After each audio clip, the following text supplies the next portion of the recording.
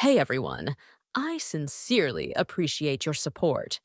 If you enjoy my audiobooks, I would be truly grateful if you could subscribe to the channel. And if you'd like to support even further, you're welcome to become a Patreon member, where you can access audiobooks of novels as long as they are freely available on the internet. Your kindness and support mean so much. Thank you. Time to move. Cedric tightened his grip on his wand. With a simple gesture, the two venomous vipers and a massive python slithered back into the hidden tunnel behind them. He turned to Sirius Black, whose mouth was no longer bound. "Let's head back to the castle. I'll explain everything once we get there, don't worry." Black massaged his sore jaw, the aftermath of having his tongue magically sealed to the roof of his mouth. It had been an unpleasant experience. As he glanced at Cedric, his mind buzzed. He'd heard all about Cedric Diggory from Percy, Hogwarts' Golden Star. Tall, brilliant, magnetic, admired by students and professors alike. The kind of wizard who carried himself like he already belonged in history books. But Sirius wasn't buying it. He'd survived Azkaban. If an opportunity presented itself, even the faintest chance, he'd escape. Trust was a luxury he couldn't afford. "You expect me to trust you?" Black muttered, eyeing him sideways. "I expect you to give me a chance." Cedric's voice was calm, his eyes resolute. "That's all I ask." There was a flicker of something in Black's eyes. He didn't reply, but he began following Cedric through the dark passage. Cedric didn't expect immediate trust. Not from someone who'd been hunted by Dementors and betrayed by his closest friend. But he had a plan. "Percy, I need you to do something." Further down the tunnel, Percy Weasley looked up in alarm. "Yes, here," he called nervously. Cedric smiled. "Relax. "I'm not throwing you under the night bus. I've already spoken to the professors. The issue with the notebook has been cleared." Percy's face flushed. "Go back to the castle. Find Professor Lupin and Harry Potter. Then speak to Professor McGonagall. Don't tell anyone else. This won't affect your prefect status." Percy visibly relaxed. The mention of McGonagall's name and reassurance about his title settled his nerves. Ding. "You have successfully persuaded Percy Weasley. Reward, +1 talent point unlock, Weasley template card at right away." Percy nodded sharply and scrambled past Black and the snakes, crawling quickly toward the exit. "Humph," Black scoffed at his retreating figure. "What a spineless little kiss-up." But the name Harry lingered in his mind. Along with Lupin. Those names meant something. They were warmth. They were light. They were the only memories the Dementors couldn't steal from him. Suddenly, Cedric's voice broke through his thoughts. "You know, I should write a book about you." Black blinked. "A book?" He laughed darkly. "You're kidding." "No, I'm serious," Cedric said, smirking. "Your life could be used to fix this broken world." Black rolled his eyes. "You want me to write a guide on escaping Azkaban? Or dodging Death Eaters?" "Please." "You misunderstand," Cedric replied. "I want to use your story to help reform magical society, starting with Hogwarts." Black's sneer faltered. Cedric continued. "Think about it. Hogwarts isn't just a school. It reflects the larger magical world, its class divisions, bloodline bias, and unspoken prejudices. Students don't just get bullied, they get indoctrinated. The lines between houses, between pure and impure blood, they follow them into adulthood." Black was silent. "You and Snape back then," Cedric said softly. "Looking back now, who was really in the wrong?" Black flinched.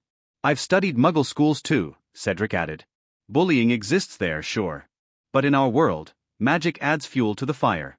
What begins as schoolyard rivalry evolves into something darker." Then, calmly but firmly, he concluded. "If we want peace in the magical world, we have to change how wizarding families think. And you, Sirius, could be the voice that starts that change." Sirius stopped in his tracks. Who taught you to think like that?" he asked, genuinely shaken. Cedric simply smiled. Sirius had spent a lifetime rebelling against his own pure-blood family. He'd accepted a werewolf as a brother. Watched his best friend marry a Muggleborn. Disowned everything his family stood for. And yet, here was this boy, not even of age, articulating truths that most adult wizards ignored. Sirius Black was stunned. Cedric, seeing the shift in his eyes, leaned in. "All of this began when I was 5 years old, when I first asked why we called him He Who Must Not Be Named." By the time Harry and Lupin arrived, Cedric had finished his full speech, the same one he'd rehearsed dozens of times before. Sirius was speechless. Again. His character sheet blinked to life in Cedric's mind. Template card, Sirius Black. Talent, Super Wizard, +5 Magic Max Cap, 95. Life Wish List. Blood and Revenge, kill Peter Pettigrew. Predator Pack, reunite the Marauders. Godfather's Duty, reconnect with Harry and clear his name. Legacy through words, share his experience, write a book, change the world. Black laughed, shaking his head. You really don't stop, do you? Cedric just grinned. Let's go. There's a better world waiting. Minutes later, they emerged to find Professor Lupin and Harry running toward them. Lupin slowed when he saw the filthy, worn-down man before him. Sirius, he breathed. Then, he laughed. You look like you've been living in a chimney. The two men embraced tightly. Nice to see you too, Moony, Black said with a smirk. Meanwhile, Harry stood frozen 5 meters back, wariness plain on his face. Cedric stepped forward, gently guiding him. Harry, meet your godfather. The one your father chose for you. Godfather? Harry repeated, blinking. Yes, Lupin added, stepping aside. Sirius is your family, Harry. Harry's mind reeled. He'd heard stories, read articles. Black was the man who betrayed his parents. The reason they were dead. Or so he'd believed. Cedric explained everything.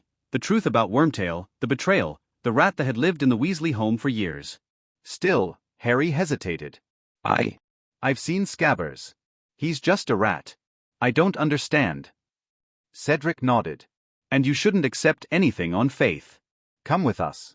Help us catch Peter. If we're right, you'll see it with your own eyes. Harry looked from Lupin to Sirius to Cedric. Finally, he nodded. All right, he said. Let's find the truth. Cedric smiled. And maybe more than that. If they were lucky, this wouldn't just be justice for Sirius. It would be the next step in reshaping the wizarding world. Time to move. Cedric stepped once more into the Shrieking Shack. On the outside, it still resembled a haunted ruin, but the interior told a different story. After several days of quiet renovation, it was now habitable. 2 curtained single beds, a solid dining table, and just enough candlelight to make the space feel less like a tomb and more like a shelter. Mr. Cedric is here. Lupin looked up first, his voice warm. Around the table, the energy shifted. Harry, Ron, and Hermione looked up from their meal with smiles. Beside them, Sirius Black looked different. Gone was the ragged fugitive. His hair was trimmed, face clean, and though still lean, he no longer looked like a man clawing his way out of hell. Cedric nodded approvingly. Now that's more like the Sirius Black I've seen in the old photos. You even look human again. Sirius ran a hand through his freshly cut hair, visibly embarrassed. You're really not letting this go, are you? At first, you hated the idea, Cedric said with a smirk. Said it was frivolous. But then I asked, do you want Harry to remember you like that?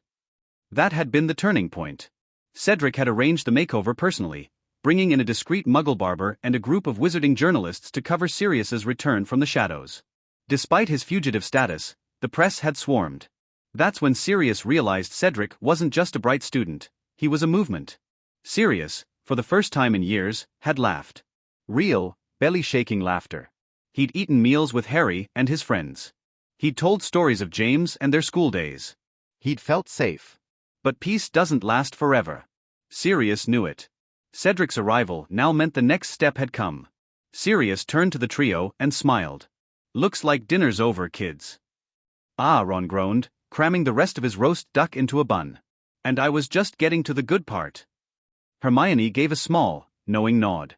We'll come again soon. Harry, however, stood frozen. He looked at Cedric, then at Sirius. Are you coming back? He asked quietly. Sirius hesitated. Before he could speak, Cedric answered for him. Soon, Harry. Very soon. With a flick of his wand, Cedric summoned 2 long black cloaks and 2 red scarves. He tossed them to Lupin and Sirius. Red scarf. Black cloak. That's the symbol. And from tonight on, you're both officially part of Team Zero. Then, without another word, he held out his hand. The 3 of them disapparated. They reappeared in a fog-covered field on the outskirts of a remote Muggle town. Lupin and Sirius expected secrecy. What they found was a full operation. More than 30 wizards, half in red scarf insignia, half in aura uniforms, stood in formation. Most had faces hidden by hoods. But all eyes turned to Cedric the moment he arrived. Sirius froze. Auras. This many? If not for Cedric's presence, he might have bolted right there. A few moments later, Grindelwald's group approached, flanking Cedric. There are 30 confirmed contact points, 1 operative reported. Half were already neutralized. Tonight, we move on the rest. He pointed to a distant farmhouse at the edge of a sheep pasture. This one's different. Remote. Quiet. We think Wormtail's inside. Cedric nodded. Prepare the anti-apparition barriers. This ends tonight. Despite having no official ministry position, the Aura captain handed control over to Cedric without hesitation. Soon, the trap was ready. Teams of broom-riding Aurors launched from the trees, surrounding the farmhouse in synchronized formation. At Cedric's signal, they cast a shared spell. Omnis Detonenture. A shell of glowing cyan light erupted around the house, solidifying, expanding, and anchoring deep into the ground. Inside, panic struck. Appunio. Reducto. 2 blasts tore the shell open. 3 shadowy figures burst through the smoke, dragging terrified muggles as living shields. They ran toward the only unguarded direction. The Auras split into 3 teams.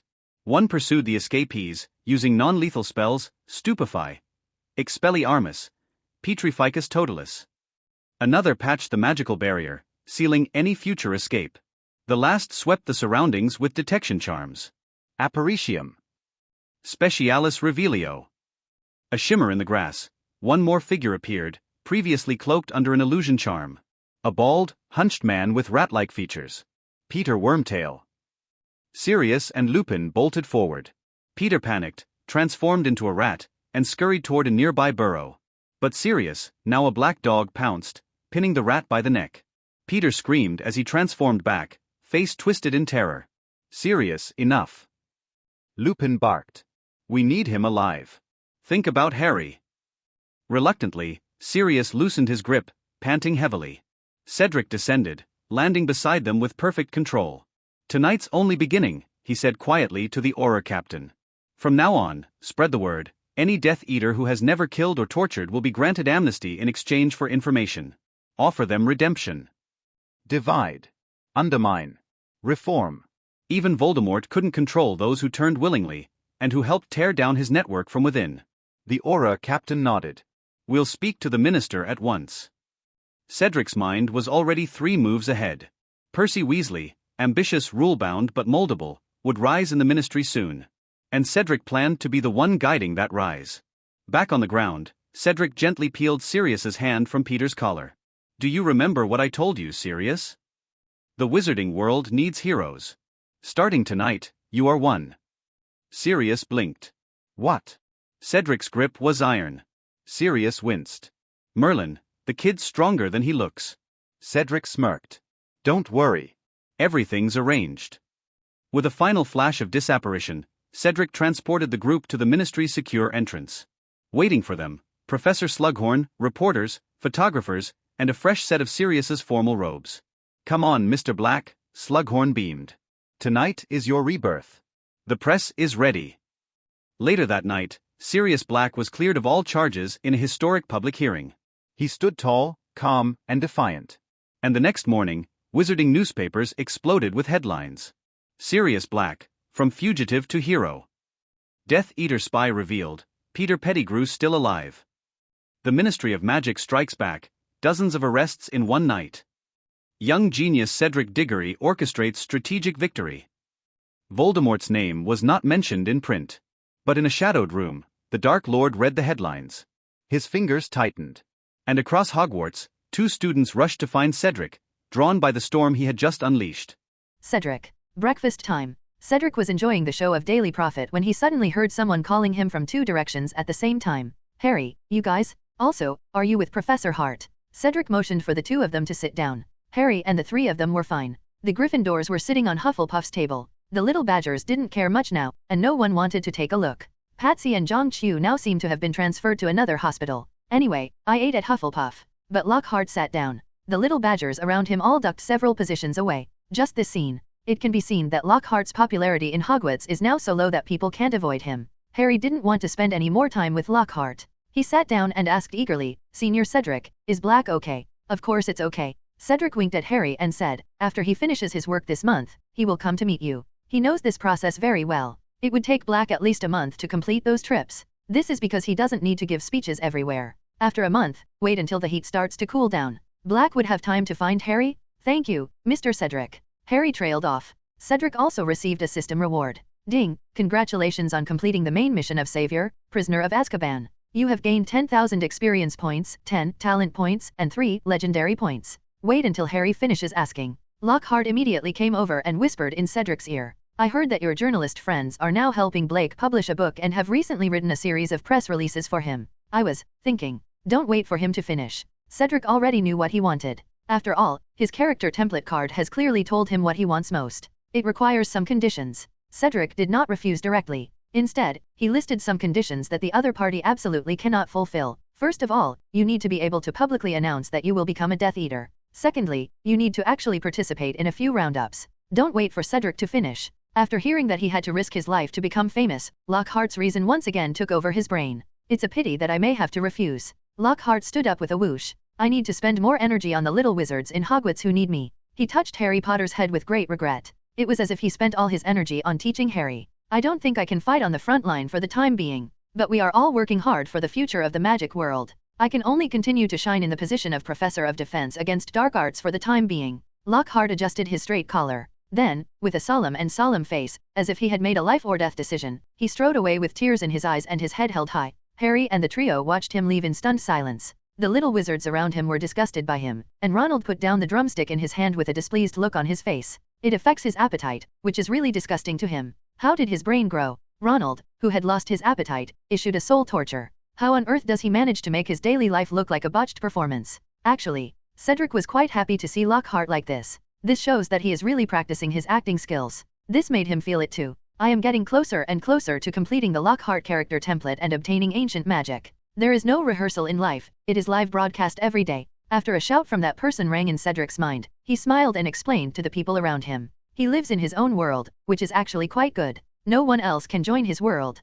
Harry shook his head with lingering fear. Then, everyone continued to eat breakfast, but today was destined not to be so peaceful. Soon Cedric saw a special owl. This is the Ministry of Magic's very own owl. It sent a confidential letter, that is, a nag letter that would spontaneously ignite 1 minute after opening the envelope, leaving no trace. Generally used to convey information that is somewhat important, but not that important. If it were more serious, there will be a blood-sealed secret message, which requires the recipient's blood to open. Dumbledore mailed one to Grindelwald. It was also the last letter he wrote to him. Cedric opened it and took a look. The content inside was very brief. It just asked him to go to the Ministry of Magic in the morning to deal with the item. That item. It refers to the Dark Notebook. It seems that it was found on a certain Death Eater during the last attack. Cedric will definitely go there for this matter. After breakfast, the little wizards all set off to the classroom or the library for self-study, while Cedric went to the hunting lodge to find Hagrid, hoping to borrow a Thestral to fly to Hogsmeade Village. The Phantom moves to the juggling department. He didn't see Hagrid when he arrived, but Cedric didn't care. After the last battle, he often went to feed these Thestrals. "We took some small animals to feed the Thestrals." Cedric then walked towards the Thestrals' habitat. They don't like light. The resting place is under the shade of a dense forest. Cedric got in and saw Luna very unexpectedly. She has fluffy golden hair that reaches her waist, and shallow eyebrows. The eyes are very big. While her eyes appear to be bright and lively, it always gives people the impression that she is wide-eyed and surprised. But this small flaw cannot conceal her advantages. Quiet, peaceful, and natural. At this moment, Luna was stepping on the grass with her bare feet, caressing the cheeks of the Thestrals, and kept picking up small pieces of meat to feed them. Look at the Thestrals eating comfortably around her. Cedric knew that this was not her first time here, otherwise she would not be so familiar with the Thestrals. He remembered Luna's character template. Item 3, silently accompany her to do meaningful things. No need to say much, just accompany me silently. Complete this wish list to receive rewards such as experience points, gold galleons, and medicinal herbs. So Cedric made no sound, just quietly watching Luna's operation. When she didn't have enough meat on hand, she stepped forward and gently placed the 2 baskets of meat she had brought on her feet. Luna didn't say thanks. She didn't even look at Cedric, she just picked up the meat and continued to feed him. Be someone else. You may find Luna very rude and get angry, but Cedric knew that she had such a unique personality, and she was able to see yucky because she had witnessed her mother's death when she was a child. So there is some personality in emotions. After observing for a while, in order to make it easier for her to hold it, Cedric also kept the basket silently at his waist. This is indeed much faster. Luna quickly fed all the Thestrals, and even had 1/5 more pieces of meat. Seeing that all the Thestrals were satisfied and dispersed to rest, then she smiled. Luna turned around suddenly, stretched out her little hand that had grasped the flesh and handed it over with a greasy palm. Sorry, thank you for bringing me the meat, but you should also know that you are not allowed to talk during the meal, otherwise it will be very inconsistent with eating etiquette. Ding, complete Luna's life wish template. You gain 1000 experience points and 1 talent point. Cedric reached out and held the greasy little hand. Because of oil stains, Luna's little hands are extremely slippery, giving people the feeling that she will slip away if you are not careful. It fits her temperament very well. I've heard that you should be silent during eating and sleeping, but usually you just don't follow it very much. I'm quite a talkative person. Cedric told the truth, causing Luna to laugh wildly. The kind that really makes you smile happily. She held her belly and laughed, not caring about the oil stains on her clothes, leaving 2 clear marks. Laughed for a long time. Luna then stopped and said seriously again, "Thank you, I knew you were a special person from the last time I saw you deal with the squib. When I see you today, I live up to my reputation. This is what I want to say too." Cedric unexpectedly felt a breath of freedom. At Hogwarts, girls generally have only 3 attitudes towards him. Or because of various reasons, I feel that it is impossible to be with him. Basically, I don't have much interaction with him, but I will look at him more when passing by. Either they like her secretly but don't have the courage to confess. When they passed by Cedric, they would tremble with excitement, and then their smiles would usually be reduced by Pansy's glare. The last one. He would watch silently from a distance, and only under very normal circumstances would he pretend to be calm and have a few words with him. Each sentence is carefully crafted to ensure there are no flaws. The goal is to leave the best impression. It's the kind that basically gives up, but doesn't give up completely. But Luna is different. She had no illusions, and the ring didn't react when she said Cedric was special. On the contrary, it was when I was passing the meat just now. The ring shrank slightly. Are you a girl who likes to get along harmoniously, naturally, and pursues compatibility? No doubt. This kind of girl is really special. Cedric then replied, "When I meet you today, you are worthy of your reputation." Luna's answer was once again surprising. Normal people would continue chatting for a few words after this conversation, but she laughed happily and said goodbye directly. "Well, I look forward to our next encounter." Goodbye. Cedric didn't stay either. It's better for a girl like this to just let things happen. When you meet someone, do something that seems boring or crazy together, and get a small reward. Think about it, it can be regarded as a beautiful embellishment in your life at Hogwarts. Cedric cleaned the grease off his hands. After choosing a Thestral and riding on it, he quickly flew to Hogsmeade Village. In the sky, the Dementors who saw him from a distance immediately turned around in a 180-degree, flew away. On the way to fly, Cedric calmed down and calculated the task before him. Wait until you clean up your notebook. Among the tasks that need to be completed this year, in order of priority, there are currently only 4 items left. 1. Continue to explore Hogwarts. 2. Find someone to study the newly obtained team template. 3. Complete Lockhart's assignment at the end of the school year. 4. Control the number of 8-eyed spiders in the Forbidden Forest to less than 1,000, complete the last extraction of poison glands, and officially build your werewolf wizard medicinal plantation. In fact, there is more to it. But Cedric calculated his energy. It seemed that the rest of the school year was only enough for him to do a few things. Time is still very tight. Cedric wants too many things. He even accumulated 380,000 experience points recently and has no time to deduce alchemy items. For the rest of the year, they will all be spent in the days of digestion and harvest.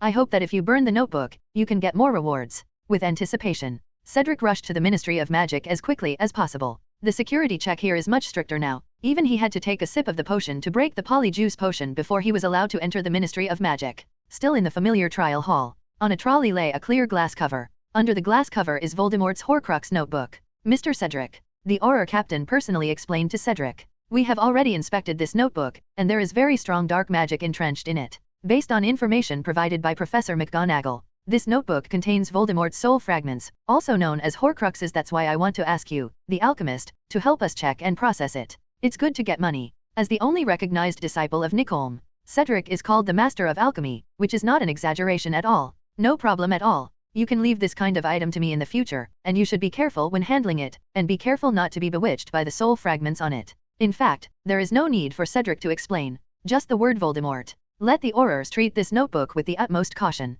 "You are right," the Auror captain also affirmed. "We had staff communicate with it for a while, and almost felt like they were betraying the Ministry of Magic. So I can only ask you to check and deal with it." The Aurors around him became nervous. I wonder if Cedric can resist the temptation of this dark notebook? "You guys, please step back." Cedric calmly asked the surrounding Aurors to disperse. The Auror captain cast a look at the 3-man team beside him. This is a record-keeping team. The 3 members of the team were responsible for video recording, text recording, and voice recording. Following Cedric's movements, the recorder's voice also sounded low and clear. On September 21, 1992, Mr. Cedric was ordered to deal with the Dark Diary, one of the mysterious man's Horcruxes. At 9:59, Mr. Cedric opened the protective glass cover, exposing the Dark Diary to the air. At 10 o'clock sharp, Mr. Cedric approached the dark notebook. At 10:01, Mr. Cedric pulled out his wand and burned the diary. No, don't you talk a word? Don't you ask him what his conspiracy is? Are you not curious about Voldemort's thoughts at all? Isn't it a bit abrupt to be so straightforward? You are so decisive, it seems that we are so hesitant and weak. The Aurors were speechless and condensed at the same time. In the dark auditorium, a tall old wizard stood up. Cedric? The tall male wizard in the audience was moved. It was none other than Dumbledore. When he saw Cedric burning the notebook without hesitation, he felt quite emotional. First of all, not all methods can destroy Horcruxes. Cedric's sacred flame is indeed very powerful, even Horcruxes can't withstand it for a few seconds. Secondly, his decisiveness moved him quite a bit. Dumbledore knew very well that he was not as determined as most people thought. There are too many people and things that can shake him. If Voldemort hadn't been completely killed right now, he might have resigned as the headmaster of Hogwarts long ago. Cedric's strong rise. In addition to keeping him vigilant in his heart, occasionally, his heart would relax for a while. There will always be a voice in his heart telling him, anyway, as long as Cedric is here, if you go out with Grindelwald for a few days, the wizarding world will not explode. Check out the scenery and try the desserts. Reminisce about youth. Who doesn't want to have a better life? Is it really because you don't like to play that you don't go out to play? Dumbledore knew that he obviously wasn't. He has also been warning himself not to let his guard down, but watching Cedric perfect little by little, those who were chasing after Voldemort and the Death Eaters, that damn sense of reliability that never went wrong. It always puts him in a trance. Recently, Grindelwald, who has been reborn, has become more and more energetic. No, I still have to keep the last line.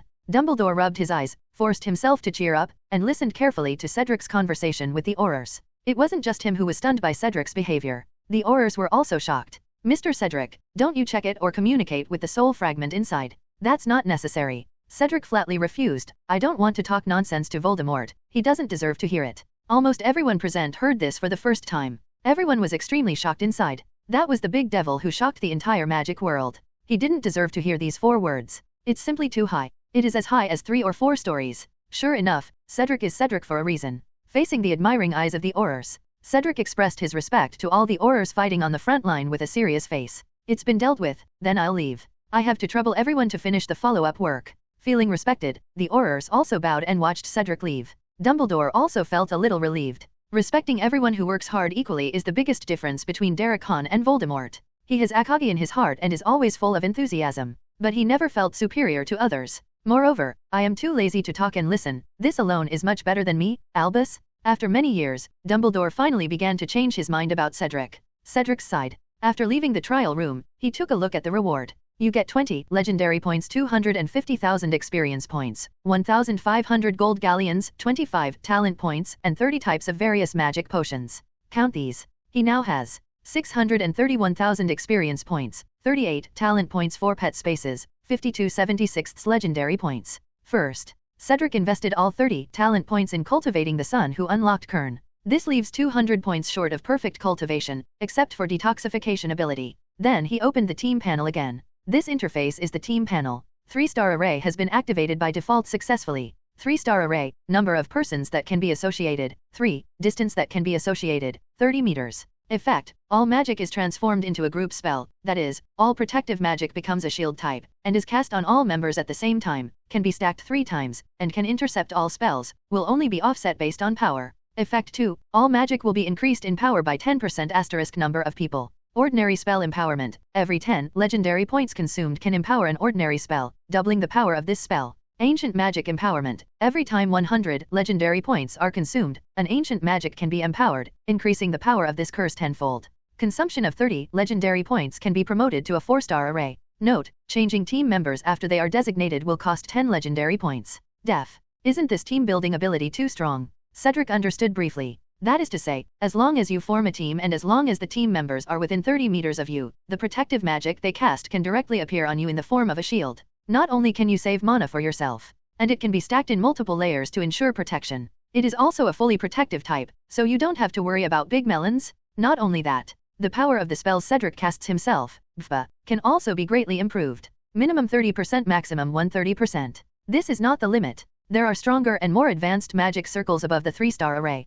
As you move up the level, the bonuses will only become more and more terrifying. There are stackable layers of protection and even damage bonuses. It will all increase with upgrading, as the number of people increases, and as the empowering spells increase. There will be many qualitative improvements in power. That is, the team members cannot change frequently. The legendary value is not bad enough. No, it should be said that all the values are not bad enough. Looks like I have to earn some data with peace of mind. After returning to Hogwarts, Cedric's life finally became relatively stable. Lead the students to do morning exercises in the morning. Depending on the number of people who come, you can get hundreds to thousands of experience points every day. At breakfast time, Cedric will enthusiastically reply to fan mail for half an hour. Then he still served as a teaching assistant for various courses, except of course Lockhart's class. Because Lockhart is an assistant coach, they all ask people to come up and play the role of the villain whom he has conquered. For example, someone who was cast a vicious spell and then had Lockhart save the village. Transylvanian villagers, replaced with a cold Himalayan snowman. There are also vampires who stopped sucking blood after his persuasion.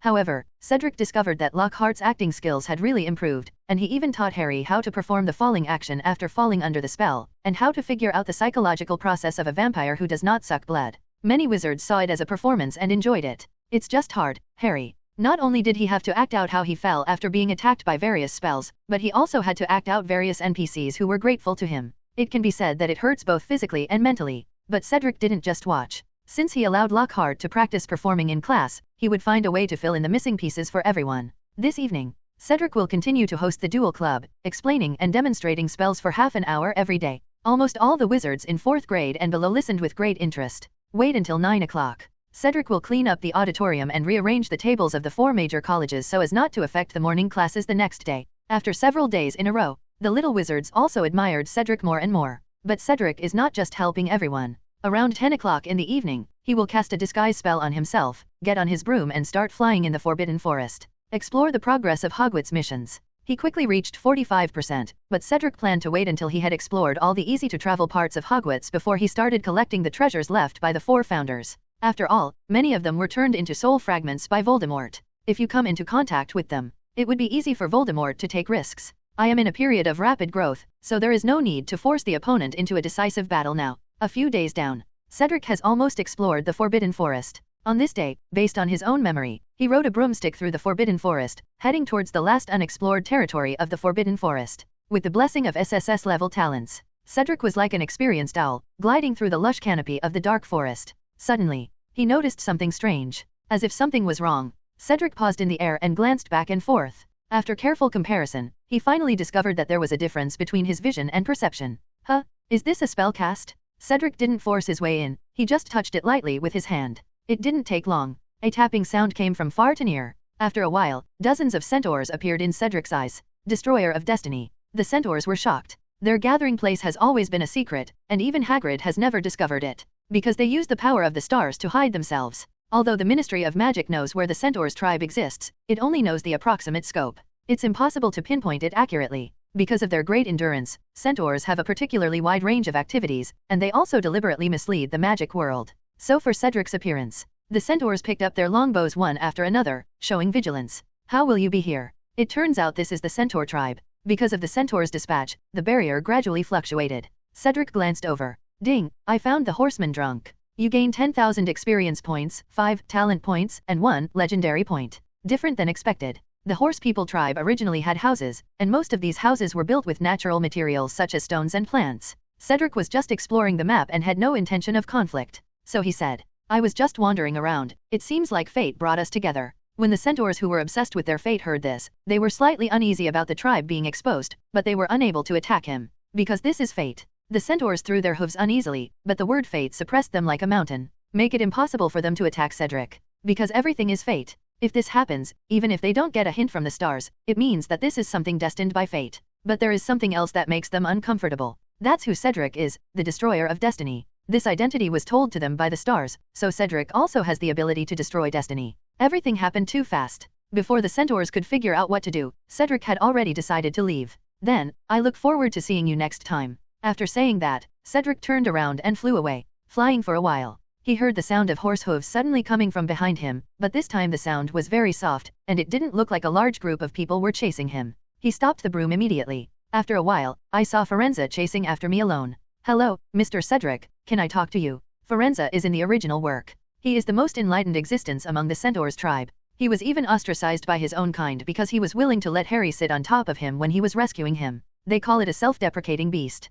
Because of a quarrel with his tribe, he was eventually expelled from the Centaurs' territory. At last, Forenza arrived at Hogwarts and served as professor of divination, and was loved by many young wizards. If that's it, Cedric was happy to chat with it. He put away his broomstick, and the two of them walked in the Forbidden Forest under the moonlight, talking about fate. It's just like what's recorded in the original work. Forenza has his own unique perspective on destiny. It asks Cedric, as for what you said last time, this can change in the future, I'm curious. Of course, that's what I think. Cedric expressed his doubts. Actually, I don't quite understand why you want to live in seclusion. Are you secretly protecting or suppressing something? Not at all. Forenza didn't understand why Cedric asked, do we have to suppress something? I mean, you must have a reason to live in seclusion, right? Cedric looked at Forenza, who was hesitant to speak. He suddenly understood.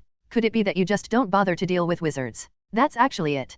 Forenza nodded helplessly, knowing that this view would appear rude. He felt a little embarrassed about this. But Cedric doesn't care about this, he cares about other things. Actually, I'm curious. Didn't the stars tell you that this way of escape is not possible? Cedric asked. Just like me, there will always be people who discover you for various reasons, because as the population increases, humans always want to figure out what various places in the world are like. Even Hogwarts is prepared. If a muggle breaks into this place, they will only see ruins, and then they will remember something very important and leave the village. But you are purely passive.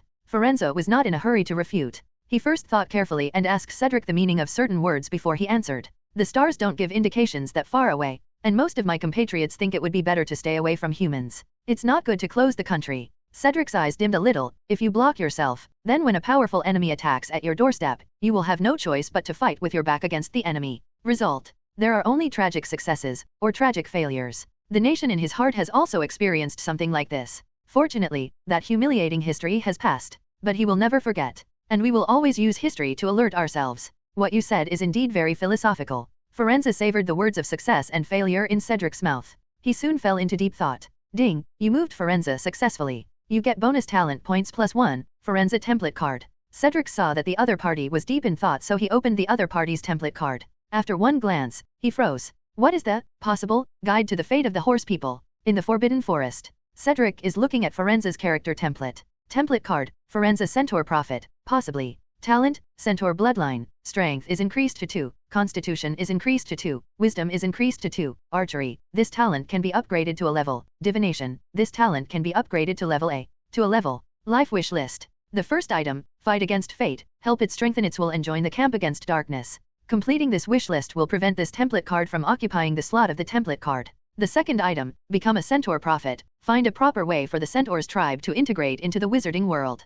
Completing this wish list will allow this template to evolve. The template content is not much but not simple. First, he provided himself with 2 new talents, archery and divination. Archery is not bad, but the talent of divination is very awesome. Although Cedric doesn't believe in fate, it is good to use it as a reference. Secondly, it just added 2 points of wisdom to myself. This is a new attribute. After Cedric put it on, he immediately felt as if his brain had been cooled down. He was thinking more clearly and calmly, and related thoughts popped up one after another. Not only that, Cedric tried it quietly, and it seemed that Ping's magic power was running a little faster. Is it so strong after only 2 o'clock? Cedric's eyes lit up instantly. If you can pull Forenza into your own camp, you can complete this mission and get the Centaur bloodline level. His previously high agility made his movements faster, but it did not increase his spell casting speed, because the mobilization of magic power also takes time. Now the wisdom can also be increased. That is to say, can you speed up your spell casting, and even start learning silent spell casting, or even challenge wandless casting? Cedric was very excited.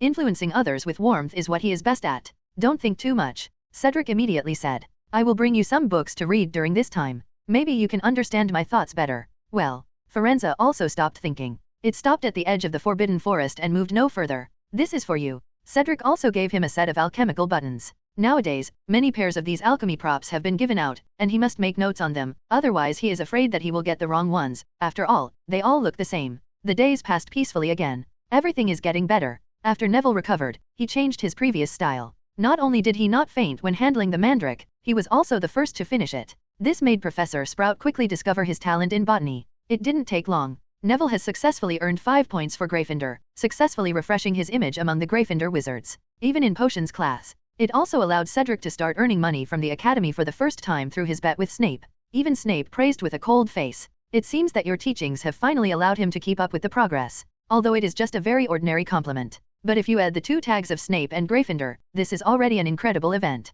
Even the Slytherins. They all chatted lively about this matter for 2 days. The changes around Cedric are also not small. His relationship with Pan Shi and Zhang Qiu has made steady progress, the contact has become less awkward, and his movements have become much more natural. The two women get along harmoniously. It's getting to the point where we're talking about cosmetics. And they moved in unison to isolate Ginny from their circle. Whenever Ginny wanted to get closer, one of the two will take the initiative, and of course, Pansy takes the initiative most of the time. Who makes Slytherin and Gryffindor enemies? Besides, the two women's dueling skills also improved rapidly. Cedric planned to wait a little longer and take them to clean up the 8-eyed spiders in the Forbidden Forest to gain practical experience. Speaking of the Forbidden Forest, after Centaur Forenza got the book he gave him, he had 2 long conversations with Cedric. Check it based on the progress of the chat. Cedric estimates, as long as some time passes, it will be completely convinced, join his camp, and fight against Voldemort together. Just need to wait patiently for another month or 2. As for Cedric himself, after the daily schedule becomes a little simpler, he focused his main energy on the deduction of potions, and his intelligence attribute doubled, allowing him to quickly make several key breakthroughs in Wolfsbane potion. There are still 2 key potions left. Cedric will be able to develop a more powerful Wolfsbane potion. The Werewolf Wizard Potion Garden was also going very smoothly. After driving away some thorns, 12 emotionally stable werewolf wizards officially joined Cedric's potion garden and started working. With the existence of capsules, they only need about 3 days off each month. The remuneration is lower than that of ordinary wizards, but considering the working hours, they are very happy to accept the remuneration. Cedric has also conducted several trainings specifically for ordinary wizards. Make sure among them, there will be no malicious discrimination against werewolf wizards. The exploration work was also very smooth. After just exploring the lake, Cedric can officially start searching for the treasures of the 4 founders. But now the weather is getting colder. Cedric plans to wait until the second half of the year, when the weather is warm, before going into the water. But the weather is getting colder. This means that the annual Quidditch match is about to begin again. Because Cedric earned a lot of points this year, Hufflepuff's points once again led the 4 major colleges. The Hufflepuffs were a little excited again. Although Hufflepuff did not appear in the first game, Cedric was on his way to the game. I hear it from time to time. Some little badgers passing by cheered him on. Cedric, we will definitely get back the glory this year. Come on, I'm already looking forward to this year's farewell dinner. If Cedric takes action, the golden snitch must be easily captured, right? The little badgers discussed happily. They could have won the Academy Cup last year. However, because of Dumbledore, Harry, and the others in the Chamber of Secrets were given a lot of points, and the outcome was instantly reversed. So, although Cedric made a big fuss at the Ministry of Magic, but the little badgers are always a little unwilling. Originally, given their personalities, they wouldn't take it to heart. But now that they could see hope, they became excited and began to think about the Academy Cup again. After all, although I don't desire it that much, no one would dislike having too little glory. Especially for Hufflepuffs. They are the house with the least honors in the entire Hogwarts. But that's not Cedric's focus today. You brought a magic camera, right? He confirmed to the 2 women. I've brought it all. Pansy patted her pocket lightly. Cedric also gave them the invisible extension charm, which allowed both of them to carry many things with them. I've taken it with me too, but will something really happen today? Zhang Qiu was still a little nervous. Among the 3, she is the one who dislikes fighting the least. Just in case. Cedric was also a little unsure. Normally, Dementors like happy emotions. When the Quidditch match starts, this place will be like a huge brazier. It will be difficult for Dementors to hold back. As for Harlot's side, Cedric didn't know how to explain it.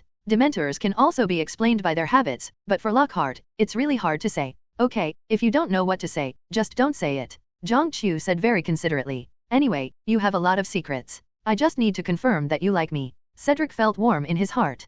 Zhang Qiu is always so considerate and will never embarrass you. He is the kind of companion who makes you feel at ease. Pansy was different. She pinched Cedric's arm. One more thing. Don't mess with little girls outside anymore, especially that Ginny. Ahem, got it. Cedric quickly walked away from the 2 of them. The 3 of them came to the stands and sat down. The 2 sides fighting today are Gryffindor versus Slytherin. They are old rivals. And this year, Malfoy also spent a lot of money to buy new brooms for all the Slytherin players. Ever since Cedric dominated Quidditch, the teams of Slytherin and Gryffindor regard defeating each other as the most important task. Sure enough, it was full of excitement as soon as the game started. Are you okay? Your head isn't cracked. Malfoy followed Harry back and forth, showing off the capabilities of his new broom. Harry didn't bother paying attention to him, just constantly searching for the golden snitch in the sky. In the commentary room, it was still Lyciaden who was responsible for explaining the game using his extremely biased mind. Good, now the quaffle is controlled by Gryffindor. Alias is carrying the ball and rushing towards the Slytherin goal. Det. A voice of regret came. The quaffle was intercepted by Warrington.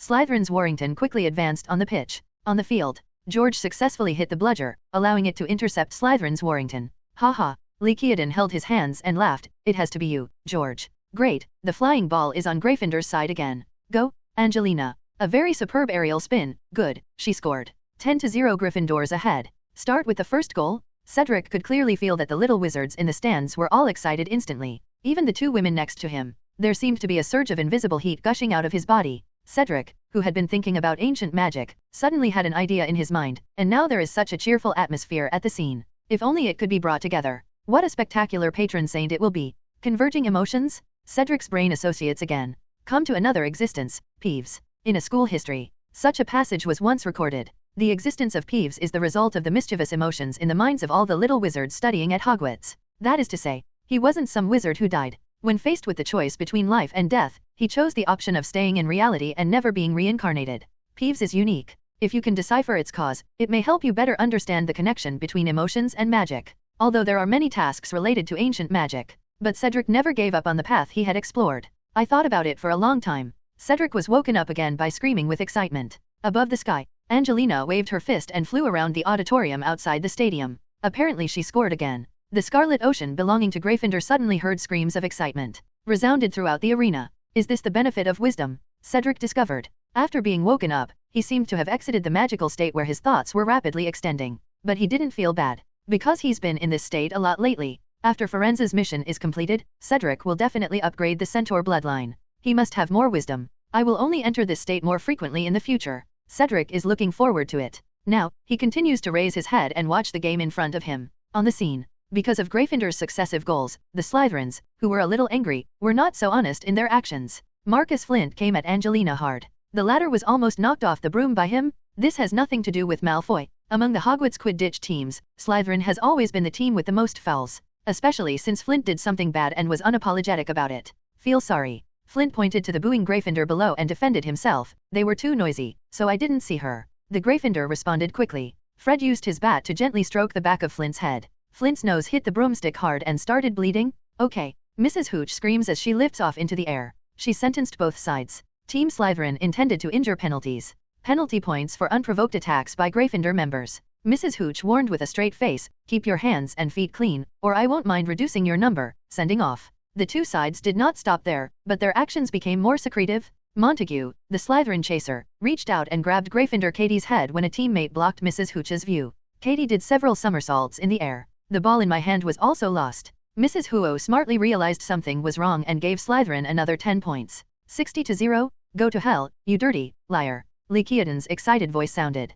The Gryffindor's curses at the scene went up to a new level, and the Slytherins responded without showing any signs of weakness. Colorful ribbons spraying each other intertwined in the stands. At this time, Cedric suddenly looked into the distance. Can you finally take it anymore? It is going to rain. Cedric looked up at the distant sky. As the Dementors approached, the weather quickly changed, and cold mist fell from the sky, turning into a pressure cooker, sealing the enthusiasm of the young wizards inside the Quidditch pitch. This state is really strange. Cedric kept shaking his head. With his super strong perception and his smarter brain, he could feel the enthusiasm and excitement constantly pouring out of the little wizards' bodies and converging on the Quidditch pitch. It's like a volcano that has been suppressed for a long time, ready to move. Suppose Cedric's magic power at this moment is 99 points. So, he felt that the energy formed around him exceeded the total amount of 5 figures. Look at these invisible but extremely terrifying energies. A thought suddenly flashed through Cedric's mind. If it is ejected or frightened by Dementors later, it will be wasted. This thought. It was not born casually. Cedric can feel it. 99 points of magic power, doubled wisdom, perception skills, and even divination talent.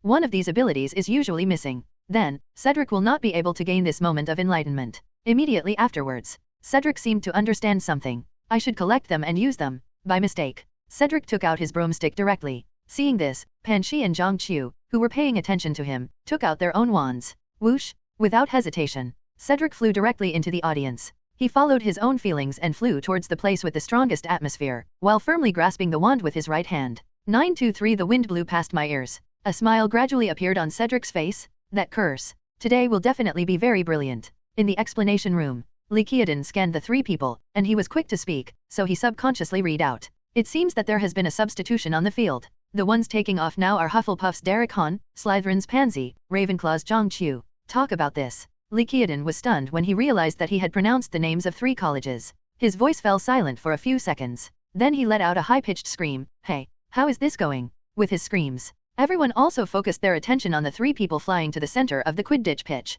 The little wizards from the 4 major colleges were stupid. No, What is Cedric doing in the air at this time? The professors were also dumbfounded. How could Cedric, who is usually the most observant of rules, do something like take the lead in destroying the Quidditch game? Is this completely different from his usual self? Are the two teams on the field also stupid? They looked at the flight path of the Cedric trio with great determination. The thoughts in my mind are cluttered. But he never thought of any reason that might cause the three of them to suddenly take off. Because I was too shocked. The players on the field also stopped. Cedric. Dumbledore's eyes were extremely deep, and his tall figure stood in the audience. The wand slipped silently into his hand. With a bang, Phoenix teleported to his side. Dumbledore hasn't taken action yet, simply because he hasn't felt any black magic fluctuations from Cedric. Cedric. A cold look flashed behind the semicircular silver lenses. Don't let me down. Dumbledore couldn't help but take a deep breath when he thought of the series of consequences that would result if Cedric turned black. At this moment, he suddenly discovered a fact. That was because he didn't know when Cedric's importance in his mind had become closer and closer to that of Harry Potter.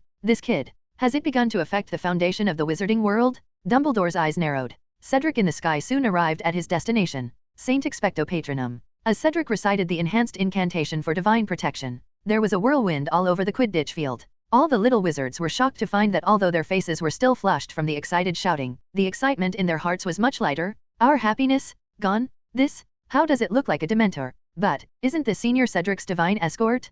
Countless eyes looked blankly at Cedric, whose wand tip was glowing in the sky. What kind of magic is this? Flitwick murmured in disbelief. Why haven't I even heard of it? It's not just him. The professors looked at each other a few times, and everyone looked blank, saying that they had never seen this curse before. It was only students on the Hogwarts Express, ignoring Lockhart. They only serve as God-calling guardians. So it was only then that the professors discovered that Cedric was not using an ordinary God-calling guard. Did he complete the improvement of the curse? Flitwick was vaguely happy. Very possible. McGonagall also pursed her lips expectantly, looking forward to Cedric's performance. Although I don't know what he is going to do yet. But the professors can all feel that the energy controlled by Cedric is definitely not a curse. Completely opposite. This is absolutely amazing. Just, why would he do this? Snape's eyes flashed with suspicion. No doubt. Cedric is not the kind of little wizard who will hit the target without aim. He was so shrewd and capable that even Snape himself was inferior to him. Therefore, he will never make any meaningless actions. Let's wait and see. Dumbledore had noticed something strange.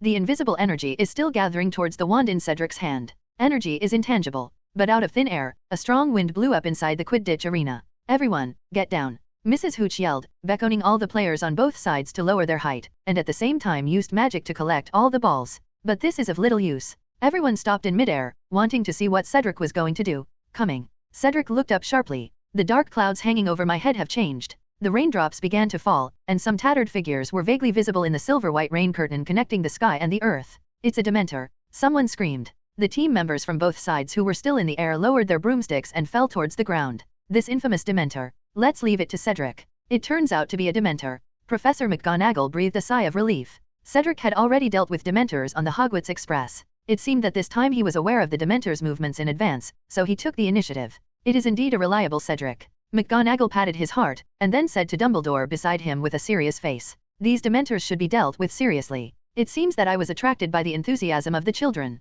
Professor Flitwick made an accurate guess. There's still something wrong. Given Dumbledore's status, he still knew many secrets. For example, letting the Dementors out to capture Black was just a scam. This is Cedric's mission to destroy the Dementors. So it was just a scene with the Ministry of Magic. This time the Dementors attacked the children at Hogwarts, and Cedric happened to take action to eliminate them. As for Azkaban, it had been taken over by the Aurors a long time ago, and a few dragons were even transferred to serve as guards. Otherwise Blake would be a hero by now. How come these Dementors are still placed in Hogwarts? Cedric is just waiting for the opportunity? It just puzzled him. What exactly is Cedric's invocation guard? McGonagall, you said that Cedric's divine guardian is an invisible beast, right?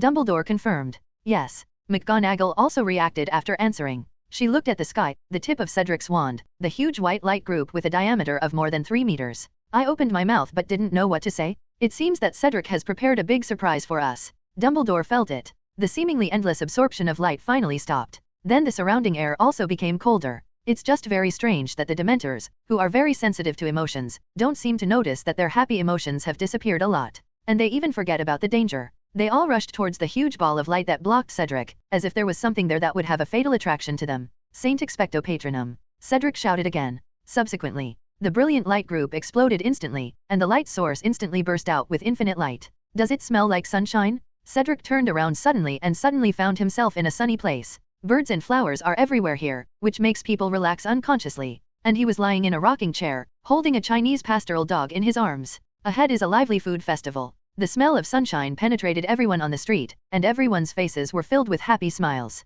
It's a dream. Cedric smiled. He took a deep breath, the scent of the sun lingering in his mouth, nose, and chest. Then quickly escape from this fantasy. It's not difficult, because this kind of happiness is originally generated in compliance with his own will. After opening my eyes, Cedric found himself still in midair. The Dementors in front of him have disappeared, the clouds have also dissipated, and the sky is blue and clear. He turned and looked behind him. The two women following him also clamped their broomsticks tightly at this moment, closed their eyes tightly, and immersed themselves in the happy environment with rosy faces. Further away, this is also true for most of the Slytherins and Gryffindors participating in the competition. Mrs. Hooch is rather unique. She closed her eyes tightly, but her body controlled the broomstick, slowly circling in the sky, and even opened her arms to embrace the power. Further away, it seems that the professors and young wizards in school are more changeable. Most of them have their eyes closed tightly and their faces are filled with happy smiles. But there are many exceptions. For example, there were 2 clear tears on Snape's smile. Although Professor McGonagall was smiling, he was also covering his mouth and his body was shaking slightly.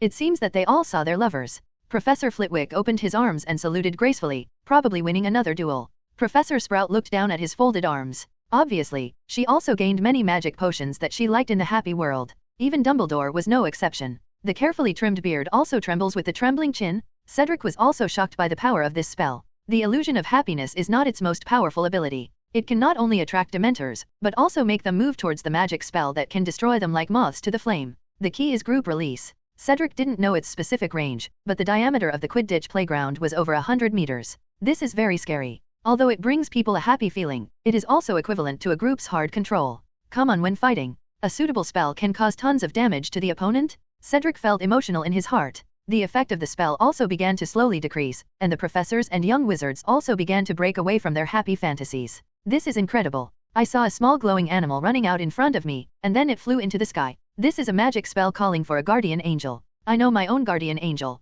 but I haven't learned the Patronus charm yet. One of the keys to the Patronus charm is to recall happiness. I believe that when you go back, it will be very easy for all of you to learn this spell. Yes, when you recite the mantra, just recall the scene just now. Oh my god, how did Senior Cedric do it? How did he mobilize the happiness of so many people at the same time? I was really happy just now. I really want to experience this feeling again. It's amazing. Cedric was like a magic god just now. Ding, complete ancient magic, happy, and get 20 legendary points. Until the system beeps. Only then did Cedric react. So, was what I just completed an ancient spell called happiness? But why? What I released was obviously the Holy Guardian Charm? If you want to say that this is a happy ancient magic, this is obviously wrong. It would be more correct to say that it is a bright ancient magic. Why is it judged as happy? Cedric began to try hard to remember everything about the spell he had just released. Just as he was thinking quickly, Zhang Qiu, who was beside him, suddenly pointed at him and exclaimed in a low voice, "Cedric, there is something on the back of your hand." Thing. Cedric bowed his head. It was discovered that a very mysterious golden symbol appeared on the back of his right hand. The symbol had clear lines, soft and cute corners, which made people feel at ease just looking at it. He didn't know the writing. When Cedric raised his hand to touch it, something magical happened. "Beatus?" An extremely majestic but emotionless voice sounded in Cedric's mind. Is this the pronunciation of this symbol? He looked down at his right hand, but found that the runes on the back of his right hand had disappeared. Close your eyes. The voice just now was still very clear in his mind. Beatus. After Cedric finished reciting, he found that some invisible substances spread out from his body. He quickly approached Pan Shi and Zhang Qiu. His eyelids were twitching wildly. This kind of ancient magic that is not yet fully understood, I don't know what will happen when I meet people. Developing new spells is the most dangerous thing you can do. There are quite a few people who have been injured or killed by the curse. Careful? Cedric was about to speak, but it was too late. The ripples spread quickly, and after encountering the human body, they were quickly absorbed by their bodies. Are you okay? Cedric quickly came to the two of them. Okay, very good. Pansy raised her hand to fan her red face.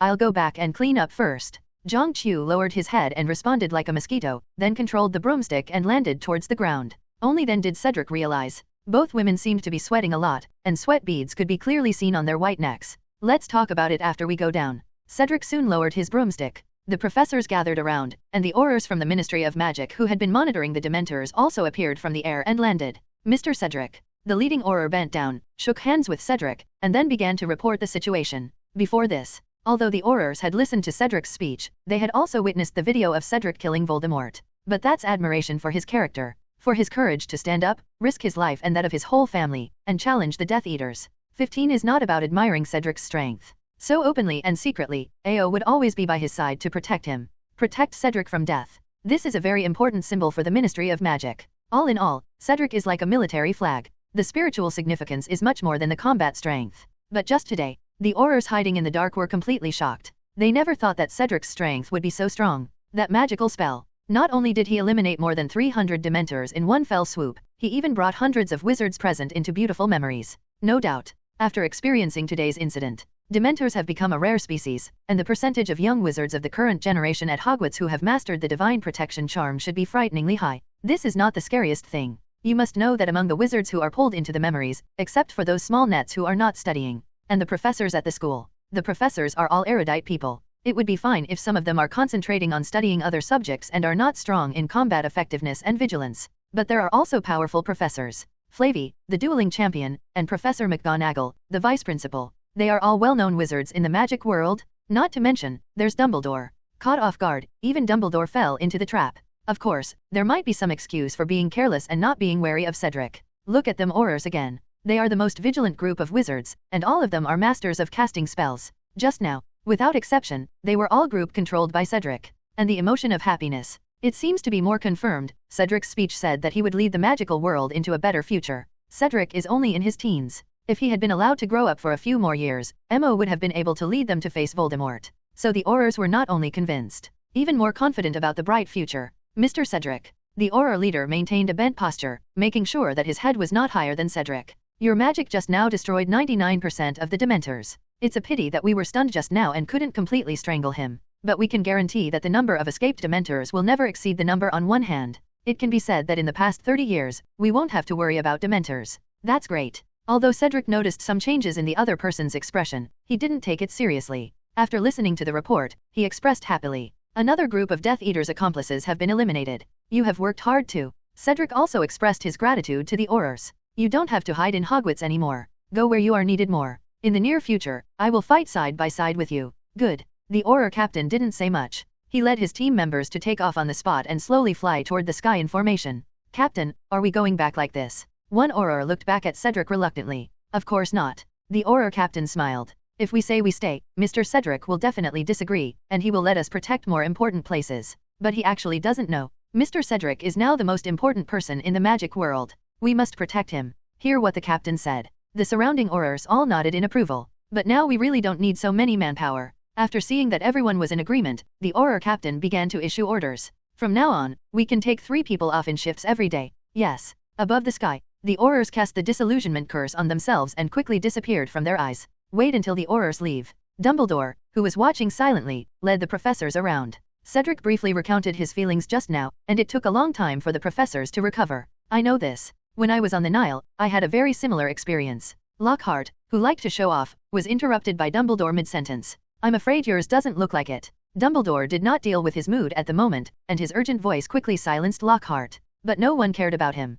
Everyone's eyes were on Cedric. No doubt. You have just touched the threshold of an ancient magic, Cedric. Dumbledore continued. What you do next? Just keep fusing it with other magic spells, trying to find a spell that matches the gender, so that you can truly master an ancient magic. Lockhart's eyes widened. On ancient magic? This is something he wouldn't even dare to brag about. Isn't this an area that only magic god-level wizards like Merlin dare to talk about and touch? Oh my god, this is too scary. Lockhart looked at Cedric with eyes filled with envy and jealousy. I see. Cedric's brain was working rapidly again, because he didn't show any joy. Such performance. This made the professors admire silently in their hearts. To be able to be so calm and composed at such a young age, I can only say that you are indeed worthy of it, Cedric. Good students at Hogwarts. A great role model for little wizards. Beloved disciple of all professors. But you have to be very careful. Dumbledore slowed down his speech so that Cedric could realize the importance of his next words. Researching new spells is very dangerous. Although you triggered a positive ancient curse called happiness, you must also take protective measures. You have to think about it. If you make a person completely lose happiness, or fall into happiness forever. Cedric shivered. His fast-moving brain was also interrupted. I see. Thank you for your reminder. I will be very careful. Cedric solemnly thanked Dumbledore for teaching him seriously for the first time. Honestly, he was almost ready to give it a try just now under the rapid operation. After hearing this reminder, I also realized the horror. Lose all happiness? Is this ability similar to the Dementor's kiss? Despite the fact that Blake relied on hatred to survive, except for him, an unrecorded animagus, has anyone else successfully escaped? Otherwise he escapes. Can you immediately become the #1 escaped prisoner of the Ministry of Magic? These all illustrate the horror of the Dementor's kiss. There is only happiness in my mind. Oh my god, isn't this just like eating uncooked mushrooms? If you try to think about it, if a person is in that state his whole life, doesn't this mean that you are simply crazy? These two consequences are so serious that they are scary, so you still have to plan carefully. Okay, now that everything is clear, let's compete. Dumbledore restored Lady Hawes to the game. There were too many big events caused by Cedric, and the nerves of the little wizards at Hogwarts were also tempered. Soon, laughter and laughter resumed on the ghost court again. The Slytherins faced off against the Gryffindors again. The result is still the same as the original work. Harry Potter caught the golden snitch and once again gained the right to challenge Cedric. In the following days, Cedric also began to experiment with the ability to be happy. He first loaded happiness into the alchemy tool for refining the eight-eyed spider's venom glands. The results are very significant. Just a little bit of happiness can increase the working efficiency of alchemy tools by 20%. But no more will do. If there are more, refining alchemy items will have an effect similar to being drunk, which will actually reduce work efficiency. So Cedric began to perform microcontrol. Finally, he found a suitable dose. When this dose is added, the efficiency of refining alchemy props can be increased by 30%. After continuous infusion for 3 days, more magical effects appeared. A mouth-like crack appears on the refining alchemy tool, and it calls Cedric its master, and starts a conversation with Cedric. And the dialogue has a strong personal style. Grid. For example, the first question it asked Cedric was, "Master, after I help you refine all the eight-eyed spiders, will you abandon me?" It might have happened before, but definitely not now. Cedric answered very seriously. Isn't this kind of existence with self-thinking exactly the artificial intelligence 490 that he had always wanted to get? He wouldn't be stupid enough to give up. I should strengthen you and transform it into alchemy tools for other uses. That's great. The two ends of the line used by the poison gland to refine the alchemy items were obviously raised. Not only does it move a little faster, and he also suggested in a cheerful tone, "Master, I think I am qualified for that kind of key props that are not used normally, but are very useful at critical moments. I'll think about it seriously." After Cedric achieved success with alchemical tools, he soon wanted to conduct experiments on humans. Think about it. For the time being, the only targets are Panshi and Zhongqiu, because he can load the emotions of love on two people, which can protect them. Just control the amount. As long as the upper limit of love emotional protection is not exceeded, it will not affect the two of them. Certainly. Before the experiment, Cedric first asked for their opinions. Not too surprised, after fully understanding the situation, both of them agreed. "I believe in you, you will protect me well." Zhongqiu's eyes were firm. "Thanks." Cedric was very moved. After all, this is a very dangerous curse. They can agree to it. It is equivalent to putting safety in your own hands. Although the relationship between the three of them is getting closer, Cedric is still a little excited. "I don't even know how to thank you. Senior Cedric, you obviously know this." Pansy blinked and said very naughtily, "Announce the two of us, so that we can block other women." Cedric's mouth dropped open. This is the first time Panshi has publicly stated that he is willing to share himself with Zhongqiu.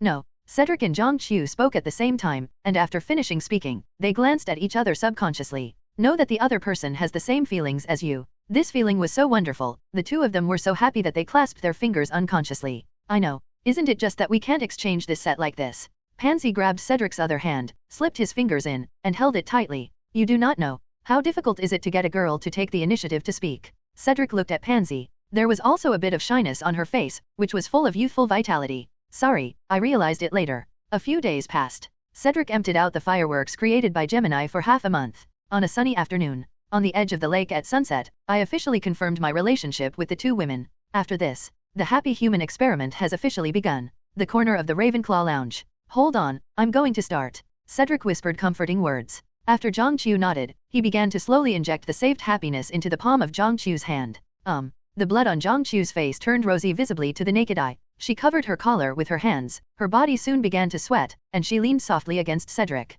After feeling it carefully, Zhongqiu said with some regret, "My heart beats very fast, I am very happy, but there seems to be nothing else." "Well, it seems that we really need to change our thinking." Cedric stopped trying. This kind of operation has been done 2 or 3 times, but the acting effect is not good. Without triggering the protection of love emotions, it can only make Zhongqiu happy. It's useless even if it's triggered. If you go too far, you will be blocked by the emotion of love, and you will not see the effect. Cedric decided to change direction. It seems that it still has to be used in combination with magic spells. This direction has been thought about for a long time. However, once the magic spell is combined, what may happen is unpredictable. There are a lot of curses after all. That all directly affects the wizard himself. For example, disembodiment or animagus transformation. Once these 2 spells go wrong, your body will even be separated, or you will become an animal forever. If it doesn't work, don't try it. Pansy was also a little worried. After all, in her opinion, life is going well now, and there is no need to study any new spells. It's okay, I'm still confident about a few spells. It looks like it's getting late. Cedric said goodbye to Zhongqiu and sent Pan Shi back. Talk about happy emotions. At the very least, the God-calling guard can be stacked. Of course it is the original version, not the version enhanced by unicorn blood. But before that, Cedric, who had tasted the sweetness, decided to improve his wisdom attribute. After bidding farewell to Pansy, Cedric arrived at the door of the room of requirement. Give me a place to hide my stuff. While thinking this sentence in his mind, Cedric passed by the tapestry 3 times. Then the door appeared. When Cedric walked in, what appeared in front of him were piles of towering debris that looked like hills. It's very quiet here. The things inside were hidden by thousands of students who are no longer alive. Hats, magic books, broken boxes, old chairs, various cold weapons, brooms with uneven branches. Cedric was very skeptical. There should be many young wizards who have graduated and have thrown all their unwanted rags here. He comes here. It is to find Ravenclaw's crown. The exploration level of the quest to explore Hogwarts is already very high, and it's time to get the rewards. As long as the Horcrux is not destroyed first, Voldemort will not be alerted. It's okay to get some rewards first by holding it in your hand. After getting it, perhaps you can also ask Ms. Grey's ghost to see if there is a way to remove or destroy the fragments of Voldemort's soul left inside. It was she who was deceived by Voldemort into telling him where the crown was. Maybe she will also know something about Voldemort's secret of making Horcruxes. After all, she is Ravenclaw's daughter. Cedric knows the plot well. He knew that the flying spell here was useless, but he was not searching aimlessly. On top of some large cabinet, on the stone statue of an old man and demigod wearing a hairband and a crown, Ravenclaw's crown rests quietly. He gets on his broomstick. His eyes slowly moved between the towering garbage piles. It did take Cedric a little effort, but he found it very smoothly, an old and faded thing that looked like a crown. Clean up scour jiffy. After casting the spell, it also revealed its sparkling true face. The blue gem seems to be the thoughts of a wise man, and the bottom edge of the crown is engraved with Ravenclaw's motto, "Extraordinary wisdom is the greatest wealth of mankind." It's so beautiful. Cedric took the crown in his hand and immediately felt that the love in his body was protecting him. He can feel it. There was a consciousness that was so profound that it was darker than darkness, trying to enter his brain, as if trying to erode his soul. It's really not that simple. Cedric was not too surprised and just put it into the space grid casually. That sense of invasion is also blocked. After leaving the room of requirement, Cedric arrives at Ravenclaw's tower again. It's very late now. It was very quiet here, and Cedric quickly found his target. "Hello, Ms. Grey." Hear Cedric's call. The slender figure stopped and floated a few inches above the ground, representing her ghostly identity. "Because I come to Ravenclaw often." Cedric met her often, but this was the first time he talked to her. Cedric. Ms. Grey was very beautiful during her lifetime, with long hair reaching her waist, giving people the impression of Zygia. Maybe the legend is right.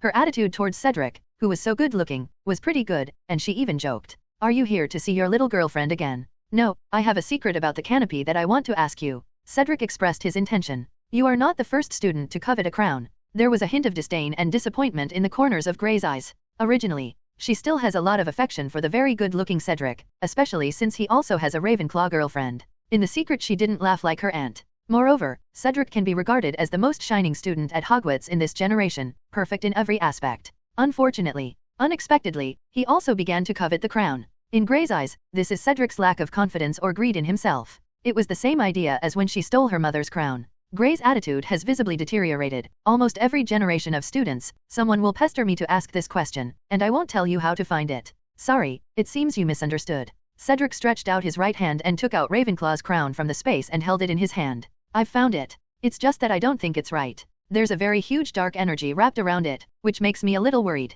"What?" The moment the crown appears, Ms. Grey immediately floated in front of Cedric. She looked up and down and quickly determined that this was the treasure left by her mother. But she also saw it. The crown is indeed wrapped with wisps of black energy that is difficult to detect. This brought back some bad memories for her. "How can you be okay?" Ms. Grey was a little panicked. "Holding it in your hand does have some impact," Cedric explained, "but if I don't wear it, it can't break through my defense." "No. You found it all, why don't you put it on?" Ms. Grey saves others by herself. Ravenclaw's crown is famous for its legend that as long as you can wear it, you can gain infinite wisdom. Cedric has gone looking for it now. Why could he resist wearing it? "No, I even noticed something was wrong, so why would I still wear it?" Cedric was also speechless. What are the questions Ms. Grey is asking? The two looked at each other for a while, and finally Ms. Grey was defeated. "I'm sorry, I saw the wrong person." Ms. Grey realized that she seemed to be judging others by herself. This made her a little ashamed. "But I'm afraid I can't help you. That one obviously did some bad things after getting it. In my opinion, he obviously separated a part of his soul and released it."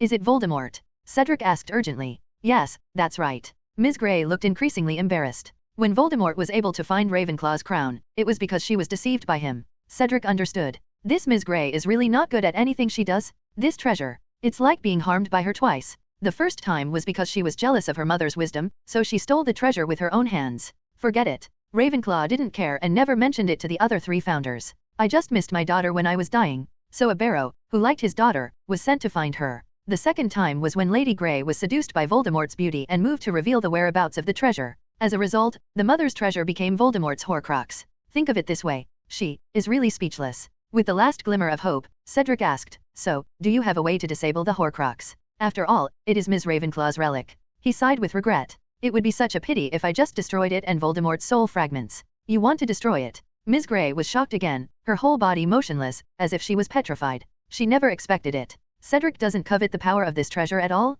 Shouldn't you feel that you are different, so you should try it on, thinking that you will not be tempted and infected by the soul inside? How? Why don't you feel no nostalgia at all? Of course, Voldemort and I are at odds with each other. Cedric shook his head seriously and regretfully. It's just a pity. Yes, after all, it is a rare treasure. Who wouldn't want it? Ms. Grey looked ashamed. It's so treasured that it's almost impossible to talk about. Cedric felt that Ms. Grey mythologized her mother too much. Although it is a treasure, it is not something that everyone wants. He said casually.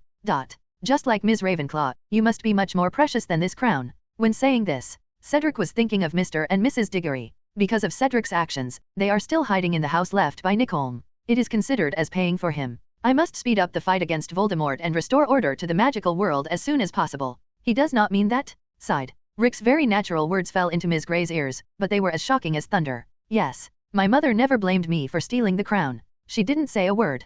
Only when he was seriously ill did he want to see me. When she realized that she was more important than the crown, Ms. Grey felt bad. She covered her face and started crying loudly. It's my fault. I was stupid and greedy. I missed my most precious thing. Not only did my mother feel regretful, but I also helped others to harm me, allowing a mysterious man to obtain my mother's belongings and defile it. There was a moment. Cedric regarded the wailing Lady Grey as Myrtle. I have no other meaning. I just wanted to ask if there is any way to remove this soul fragment. Cedric was most afraid of women crying. Moreover, Mrs. Grey was actually made to cry by him, which made him even more at a loss. Well, don't be too sad, I'm leaving first. Cedric was about to run away. Mrs. Grey, who buried her face in her hands, suddenly said, I only know that only ancient magic can have an effect on the soul. Oh, do you know ancient magic? Cedric was shocked. Finally something useful came. How should I use ancient magic, or what ancient magic should I use? Ms. Grey finally felt refreshed. She suppressed her sobs and said quickly and succinctly, forgot everything. This curse can effectively target Horcruxes. Ms. Grey added, but it must be the oblivion of ancient magic. How? Cedric gasped. It was Lockhart who restrained Voldemort? This is surprising and very reasonable. I am an ancient version of the magic spell that controls soul memory, which can restrain soul fragments. This is so reasonable. But how do I get it? Cedric asked expectantly. I have reached the threshold of an ancient spell, but I haven't yet managed to fuse it with any magic spell. Wheeze. For the third time this evening, Ms. Grey was shocked. And every time the shock is more exaggerated than the last time. Ancient magic? A field that he has been unable to touch in his whole life. How old is Cedric that he has already touched the threshold? At this moment, in Ms. Grey's heart, she even elevated Cedric to the point where he could be compared with her mother. Sure enough, there are some people. It's not just because you're jealous that you can catch up.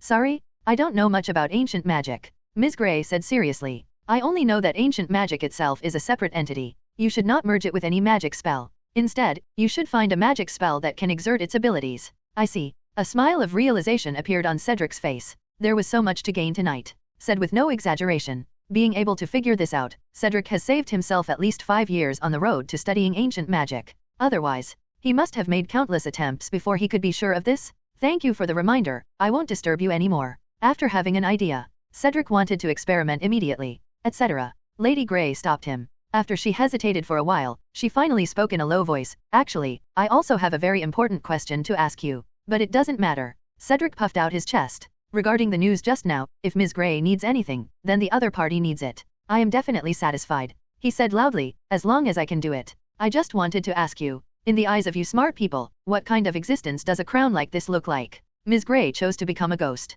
That's because she couldn't face her mother. She felt that she had no face to face it, so she cowardly chose to give up reincarnation and live as a ghost. After meeting Cedric today, after some conversation, Ms. Grey has come to regard Cedric as a teacher as smart and powerful as her mother. She wanted to know the answer to the question buried in my heart. That is, how do people like them view themselves? I will never be able to see my mother again in my life. I'm afraid I can't think of an answer to this question. Perhaps, from Cedric's attitude, we can take a bite? If this crown is destroyed, will you hate that person for the rest of your life? Ms. Grey restrained her movements and looked at Cedric intently. Hold a grudge? For the rest of your life? Isn't Ravenclaw dead? Cedric reacted quickly. Ms. Grey didn't want to ask what Ravenclaw's mood would be if this Ravenclaw crown was destroyed. But I want to know indirectly. How much Ms. Ravenclaw hates her, will she still hold a grudge against her? This problem. Cedric already knew the answer. It's said to be a sacred object, but it's actually just out of respect for Ms. Ravenclaw. Otherwise, if it had been lost for so many years, Principal Dumbledore would have looked for it long ago, and there would be no need for me to look for it. Right. Ms. Grey nodded. Dumbledore had indeed never asked her about the whereabouts of this thing. If I created such an existence, of course I would be very concerned about it. When Ms. Grey looked anxious, Cedric continued, but it depends on who you are competing with. It's definitely not as important as my parents and family, and even Pan Shi and Zhang Qiu are definitely more important than it. It's even more so when it comes to the 993. If destroying it can save my close friends and classmates, then I will destroy it without hesitation. These words are exactly what Ms. Grey wants to hear most. But she still didn't believe it. She even had a rare moment of intelligence and guessed correctly. Cedric knew what he wanted to hear. You don't have to comfort me. You caught me. Cedric didn't deny it either. But he really felt that, and Ms. Ravenclaw thought so too. He took out Ravenclaw's crown again and held it in his hand. First of all, this is a treasure made by Ms. Ravenclaw herself. If the material is not that kind of unique thing in the world, such a thing should be able to be made again. Even if it's not exactly the same. If you want to create a product with similar efficacy or a substitute, you shouldn't be helpless. Cedric smiled heartily. So of course I don't think this is more important than my irreplaceable family. Ms. Grey's whole body went numb. She had never thought about this angle before, never thought that in the eyes of someone like Cedric, such a creation could actually be like this. A replaceable treasure? Irreplaceable family? You. Ms. Grey cried again. She cried and made Cedric panic for a while. Then he suddenly laughed again, smiling with tears. There was a sense of relief in the cry. I finally understand. Ms. Grey felt so stupid.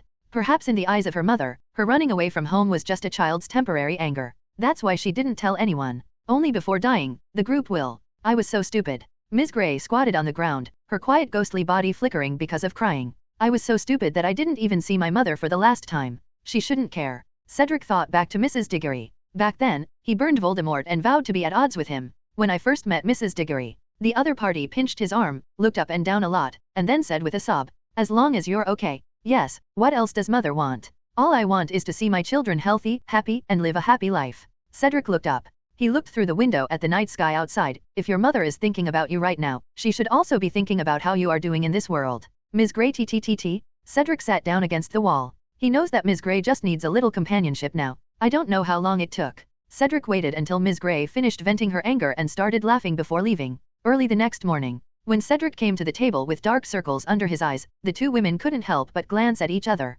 After realizing that the other party was also very nervous, he immediately said at the same time, "What did you do last night? Studying magic spells? I also found Lady Ravenclaw's crown, by the way." Cedric spooned himself a night's worth of porridge. On a groggy morning, a bowl of refreshing porridge, paired with a bit of refreshing pickled mustard, is really comforting and refreshing. Now, because Cedric gave many Chinese menus, the proportion of chopsticks used throughout Hogwarts is also increasing year by year. No curses, what? Ravenclaw's what? Halfway through Zhang Qiu's words, he stopped eating and turned his head to look at Cedric. She couldn't believe what she just heard. Pansy, on the other hand, was very indifferent. She never cared about those external objects. Ravenclaw's crown? How can Mrs. Cedric sound better? It sounds very noble when you hear it. Good morning, Mr. Cedric. Behind Zhang Qiu, Ms. Grey, who was passing by, lifted up her skirt and saluted Cedric. Good morning, Lydian. Cedric waved his hand. Not only Zhang Qiu was surprised, but also the Hufflepuffs and the Ravenclaws next door were all shocked. The ghost of Hufflepuff. A fat monk dressed as a monk flew over. Just now, Ms. Grey called you sir.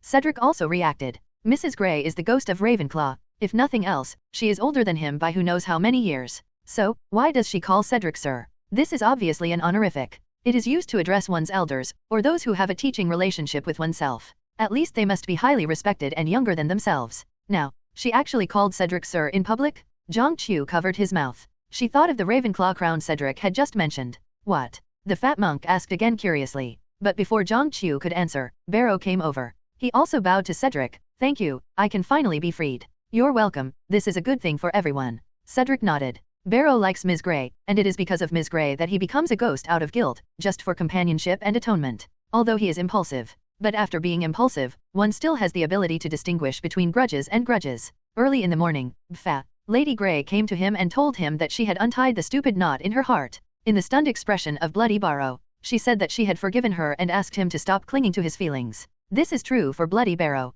It is nothing less than a good thing, like a windfall from heaven. He asked the reason carefully, and Ms. Grey, who became calm, also told the process of how Cedric helped her solve the problem. That's why he is grateful to Cedric. Of course, I will keep your advice in mind. Bloody Baylor once again expressed his gratitude, and then returned to his usual stern expression, drifting towards the Slytherin table. This time the Slytherins, Pansy, who didn't care at first, also started to be shocked. Bloody Baylor is the most ferocious of all ghosts. Even Peeves has to take off his hat and bend down to salute respectfully when he sees him. He is a ruthless person among ghosts. The villain in the Ghost of Hogwarts. Now, he says Cedric set him free? So, what did Cedric free him from? I really want to know. The fat monk's strong curiosity was like 500 kittens scratching his heart and lungs at the same time. Wait until Bloody Barrow leaves. He quickly flew to the table opposite Cedric and asked quickly. Unfortunately, someone else interrupted him this time. Cedric.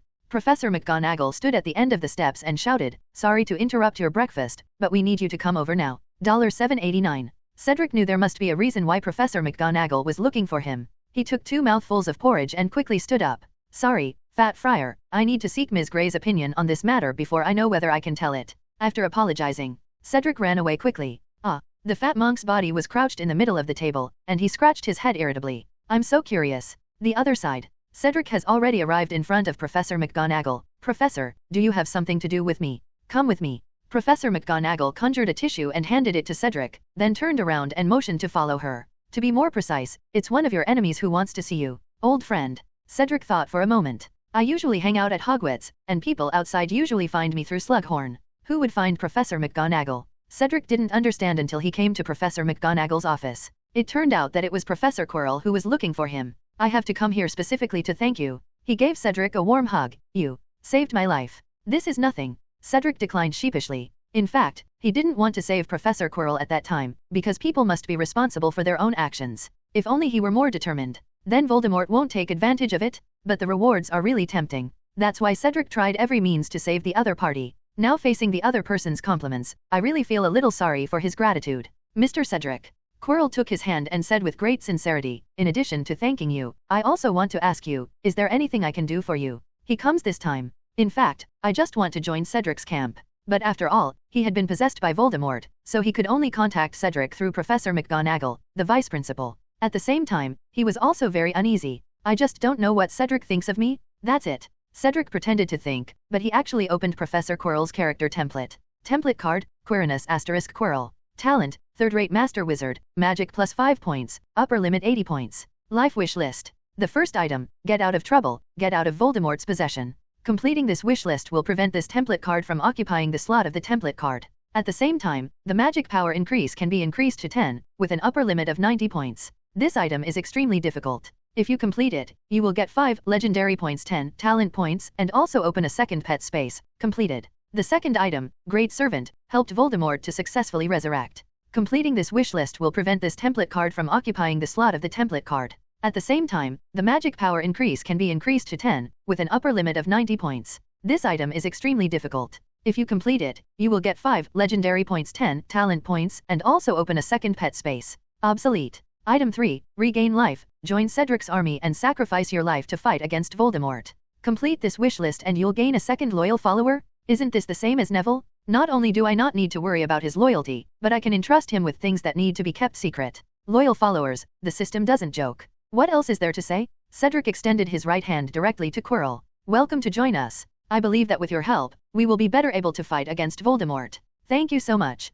Quirrell's face was full of surprise. He never thought that Cedric would believe him almost without hesitation. He held Cedric's hand tightly and said in the most respectful tone, "I will follow your footsteps closely." There was a clang. The tall figure of Dumbledore opened the door and walked in. You could tell he was in a hurry. On the shoulders of his coat, there were 2 small piles of fallen snow crawling on his shoulders. Dumbledore looked around. Finally, his eyes fell on Cedric. "I heard that you got the crown of Ravenclaw. Extraordinary wisdom is mankind's greatest wealth." Dumbledore slowly read out the inscription on the crown, and at the same time acknowledged the return of this sacred object. But his heart was heavy. The day when Cedric destroyed his notebook in seconds is still in front of him. But now, facing Ravenclaw's crown, Cedric kept it in his hand. If he hadn't gone to see Ms. Grey last night, I don't know the news yet. Dumbledore didn't even know how long Cedric had had this thing. The longer it goes, the more worrying it is. He even thought that he finally understood Cedric's heart. Is wisdom what you are looking for? So you disdain the junior Tom, but you are still attached to Ravenclaw's crown? Dumbledore was silent. He didn't even turn around, he just looked at Ravenclaw's crown and asked Cedric behind him.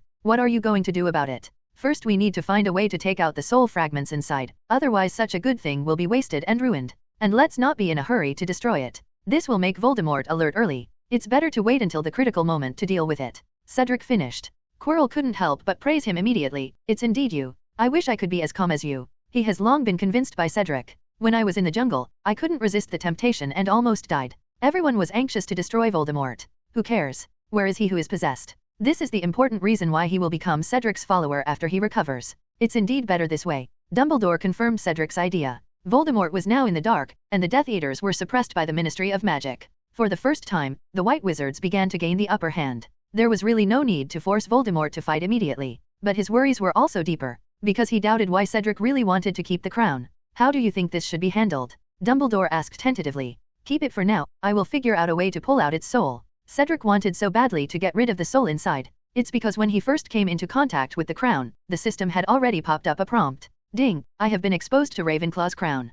40% progress reward, you get 10 legendary points and 30 talent points. After expelling Voldemort's soul fragment, you can get all the rewards. Compared to the 20% progress reward. This time the rewards are obviously less of Ravenclaw's special rewards. For example, Slytherin rewards include basilisk eggs, Parseltongue blood, and even the right to use the Slytherin locket. Cedric doubted it. Ravenclaw's reward aspect will definitely have a bonus that affects wisdom. After the last attempt, he never forgot it. It is indeed a pity, but the danger inside cannot be ignored. Dumbledore took his eyes off the crown and turned around, his tone still calm. You have to make sure you don't get tempted. Cedric didn't notice Dumbledore's searching look. He was just thinking about what to do with the crown. Put this thing on his side, it will occupy his space grid, and put it in the bag of the traceless extension spell with other things, for fear of contaminating other things. The preliminary rewards have been received. I won't be able to understand this thing for a while, and it's troublesome to keep it around. Who should I put it in first? You can also use it to operate after the research is completed. Dumbledore waited a moment. Seeing that Cedric didn't reply, he became even more worried. In order to confirm Cedric's thoughts, he asked directly, "Put it away first." Dumbledore was a little disappointed, but he still decided to observe again. He wanted to know how Cedric dealt with temptation. No, Cedric shrugged. He figured it out, it was a troublesome thing to have around, and it was useless for the time being anyway. It's still on Professor McGonagall's side. Professor, let's keep it with you first. Cedric smiled brightly at Professor McGonagall. It's always troublesome to keep this thing around, so I'd better ask the professor to keep it safe. You are really going to cause trouble for me. Professor McGonagall talks about trouble. But facing such a dangerous magic item, she was still happy that she could share Cedric's worries. Cedric was brought to Hogwarts by her. Deep in the heart, she always felt it was her responsibility to take care of Cedric. Feeling Professor McGonagall's care, Cedric also smiled. There is no way, as long as I am still a student, I will always cause trouble for you. You are still a child. Professor McGonagall's eyes suddenly became moist. In this room, Quirrell will regard Cedric as a leader worth following, and Dumbledore will be wary of Cedric's darkening. Only her. Only then do you often care about the objective fact that Cedric is still a child? It's not easy for everyone, Minerva. Dumbledore noticed that McGonagall's mood was wrong, and called her name to comfort her. Only when the mysterious man dies will all this end. Sorry, I lost my temper. Professor McGonagall quickly took out his handkerchief and tapped it at the corner of his eyes. She took out a wooden box, put the crown in it, then put it in a cabinet in the office, and finally locked it with magic. Then, I'll take my leave now. Cedric said goodbye to the two of them. Quirrell followed him out of the office, and the two of them walked directly towards the Forbidden Forest without saying anything. Just now when I was in the office, Cedric received a summons from the Centaurs, so he came here to meet him. Forenza didn't keep the two waiting any longer. It quickly appeared in front of the two people with its luggage on its back. Have you made up your mind? Cedric's eyes lit up. As long as the other person makes up his mind, the first item on his life wish list can be completed. In this case, the Centaur's bloodline will enter the bloodline template. Then Cedric can start upgrading his wisdom attributes. This is what he wants to upgrade the most right now? Cedric directly opened the system interface and waited for the other party's answer. Yes, I have made a decision and want to go out and have a look. As Forenza finished speaking, the system panel in front of Cedric was immediately refreshed. Ding, you've completed Forenza's first bucket list item. This card has been saved in the card library, and the effect is permanent, no more consuming card slots. Template card, Forenza Centaur Prophet, possibly. Talents, Centaur Bloodline, Strength increased to 2, Constitution increased to 2, Wisdom increased to 2, Archery, this talent can be upgraded to a level, Divination, this talent can be upgraded to a level. Life wish list, The first item, fight against fate, help it strengthen its will and join the camp against darkness. Completing this wish list will prevent this template card from occupying the slot of the template card. Completed. The second item, the path of the Centaurs profits, the profits among the Centaurs, which will promote the true integration of the Centaurs tribe into the wizarding world. Mission process, number of people, 1/8391, tribe, 0/179. Mission conditions, let more Centaurs truly integrate into the wizarding world intact and no longer be bystanders. The higher the degree of completion, the richer the rewards. Completing this wish list will allow the Centaur bloodline to gradually evolve. Can bloodline still evolve? Cedric thought for a second. Then isn't now a good time to upgrade yourself? Now that you are promoted, the benefits of evolution will be even greater. I opened the system and took a look. Now my legendary value has reached 83/107. Legendary value -30, remaining legendary value, 53/107 points. Upgrading Centaur Bloodline LV1 to Centaur Bloodline LV3, 30 legendary points required for upgrade. Centaur Bloodline LV3, 30 legendary points required for upgrade. Strength is increased to 4, Constitution is increased to 4, and Wisdom is increased to 4. Talent, Astrology. At certain important times, you will get reminders from the stars. When you take the initiative to look at the sky, the stars will also give you some hints. Connection spell, show me the way, point me. Your guiding spell will be 100% accurate, and it will point to all targets within 10 kilometers of you, unless it is protected by other magical powers. Moment. Cedric felt like there were countless hands grabbing his brain. This feeling lasted for less than a second. Then there was a burst of coolness. Oh my god. Cedric entered into a feeling he had never experienced before. The speed of his brain has increased several times, and any item he thinks of can be expanded into several branches. Yes, he can even think about several things at the same time. Has my brain become a super brain? While thinking about this, Cedric was even able to talk to the Centaur Forenza at the same time. I don't recommend that you leave the Centaurs tribe immediately. You can understand the outside world as quickly as possible and then exert a subtle influence on your tribe. When Cedric said this, I have already imagined the future a long time ago in my mind. In the memory of past lives, the stories of prophets recorded in various books and movies quickly flashed through his mind.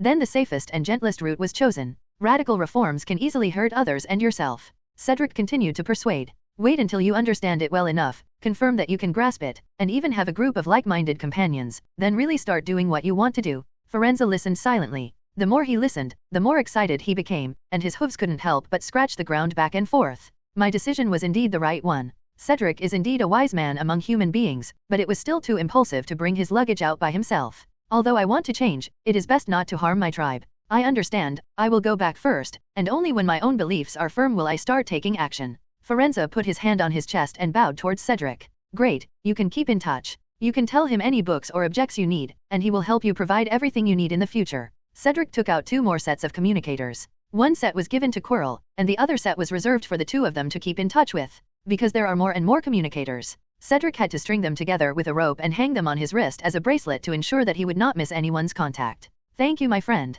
Forenza's eyes were no longer confused. 0. After establishing a contact point with Quirrell, he quickly ran back to the Forbidden Forest and returned to his tribe.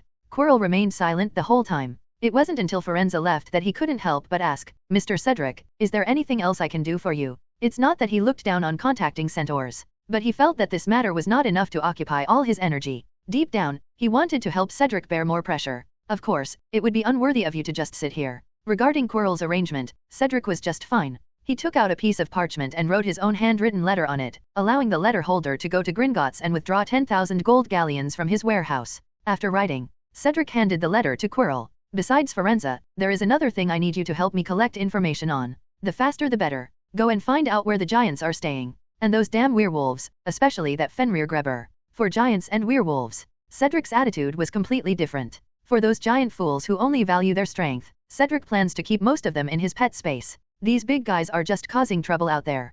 Putting most of them into the pet space can actually help yourself. Just let it out on the right occasion. You can give the enemy a big surprise at a critical moment. Such a secret thing. Cedric didn't even want Grindelwald and the others to know. Fortunately, Quirrell has appeared, and his plan to conquer these alien races can officially begin. Okay, sir, I will never let you down. After listening carefully to Cedric's instructions, Quirrell saluted respectfully, took 3 steps back, turned around and left. Cedric stood there. He closed his eyes and continued to experience the high-speed state of his brain just now. Soon, in Cedric's mind, countless thoughts about war and alchemical props appeared one after another. He then tried his hand at alchemical deduction. It was found that except for those deductions with an upper limit of 100 years, all other deduction projects had a time limit of about 1 to 3 times. This also proves how terrifying his current thinking is. But it's not right. Cedric quickly frowned and opened his eyes. It had only been 5 minutes of trying. He discovered the serious consequences of this model, that is, his thoughts were actually showing signs of fragmentation. If this continues, will I split into different personalities?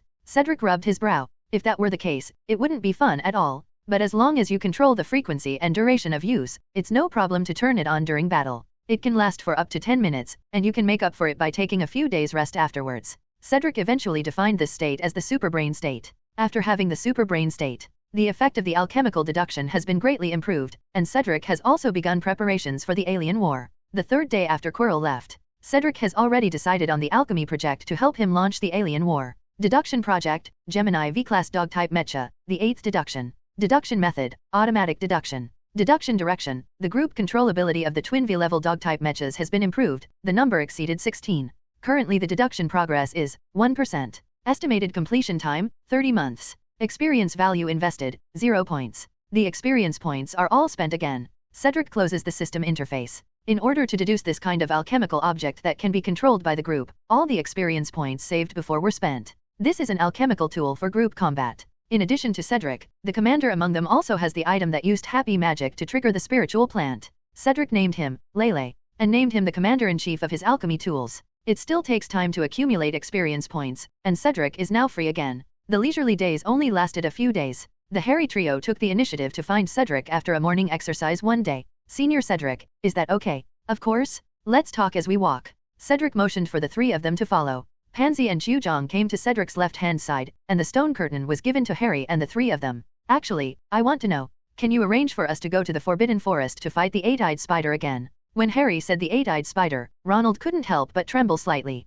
It seems he hasn't quite gotten over his fear of spiders yet. But it's much better than before. What is 377? Cedric was a little confused. Now that Blake's matter has been resolved and the Dementors near the school have been resolved, why does Harry still want to improve his combat abilities? I've been thinking a lot these days, and I've also talked a lot with Black and Mr. Lupin. Harry's eyes were firm. I won't go into details about many of them, but in short, I realize a lot of things now. I want to become stronger. You can do more this way. Cedric's footsteps stopped, and he looked at Harry and the other three who were a little panicked because of his sudden stop. The reaction came to his mind quickly. Who do you want actual combat experience to prepare for fighting? Cedric started walking towards the Great Hall again. Without waiting for Harry to answer, he had opened the Harry Potter character template, and sure enough, new information appeared. Template card, Harry * Potter. Talent, none yet. Destiny, savior of the Harry Potter world. Life wish list. The first item, Destiny and Revenge, kill Voldemort, defeat the Death Eater Legion. Explanation, Harry is aware of his mission. He wants to take the initiative and work hard to achieve the final victory in the confrontation with Voldemort. You can choose to help Harry complete his mission as a savior, or become the savior yourself. Special note, once the choice is made, it cannot be changed. Without hesitation, Cedric immediately chose and became the savior himself. Ding, you have activated the destiny of the savior. Ding, your destiny has changed. You will appear under the hints of the stars and the gaze of some prophets. Ding, you will be able to deal a fatal blow to Voldemort and have the authority to kill him. Ding, your legend will be more widely spread in the magic world. Ding, you will be hated by dark creatures. Ding, you will be regarded as a thorn in the flesh by the Death Eaters. After they meet you, they will have a high probability of attacking you. Ding, your probability of being thought of by your enemies is greatly increased. Ding, your probability of getting crises and opportunities is greatly increased. Ding, you have obtained a grid for bloodline magic. You can put any magic spell into it. This magic spell will match your bloodline and can exert a super effect. Blood feud, and blood curse? Very good. Cedric closed the system interface with great satisfaction. Even if you don't choose this, he is never afraid of confronting enemies in the dark, so for him, the grid of the blood curse is a pure surprise. Cedric was even happier. He will no longer be the destroyer of fate in the eyes of the Centaurs. From the perspective of destiny, I am exactly the same as the original protagonist Harry Potter. After making this choice, Cedric is becoming more and more energetic. There seems to be an invisible air current around him, making people unable to help but stare at him, and even feel that his figure is constantly changing before their eyes. In short, after Cedric was selected, his weight in this world increased. The same thing. Everything he does after this, every behavior he makes, will have a more far-reaching impact than before. The impression left in people's hearts will be more profound. Just standing here will attract more eyes than before. This effect kills both men and women, regardless of age. Although Cedric simply walked towards the auditorium where breakfast would be, he didn't know how many times he had walked this road. But this time it's different. The little wizards walking in front of him would turn back keenly. After noticing that Cedric was walking behind them, they would instinctively pull aside to let him pass first. Behind and before him, the eyes staring at him became even hotter. Neville clenched his fists. Even the pace of progress silently changed to the same rhythm as Cedric. His eyes were fiery. As long as Cedric gives the order to charge, even if he doesn't have a wand in his hand, he will rush out without hesitation with the bench in hand. Girls can't escape either. Pan Shi and Qiu Zhang, the two real masters, took action directly and legitimately. The moment they touched Cedric's arm, they both held it tightly and were reluctant to let go. Harry Potter was pushed out. After looking at Cedric for a while, he suddenly blinked. Do not know why. Harry felt as if Cedric had become a completely different person, as if he was becoming more closely integrated with the world around him. Ronald was nervous and didn't dare to speak out. He felt that the air around him had solidified, which made him, who was already frightened, even more afraid to make any small moves. Hermione, who was closest to her, had also changed a lot. She clasped her hands tightly together in front of her body, and couldn't help but stir the hem of her clothes, which made the real person look crazy. The flame that was extinguished long ago, it was burning fiercely at the moment, her blood flow accelerated, and her beating heart seemed like an urging war drum. Let her stop being shy and express her love bravely as soon as possible. Cedric. Cedric. Two different tones of greeting soon sounded in the corridor.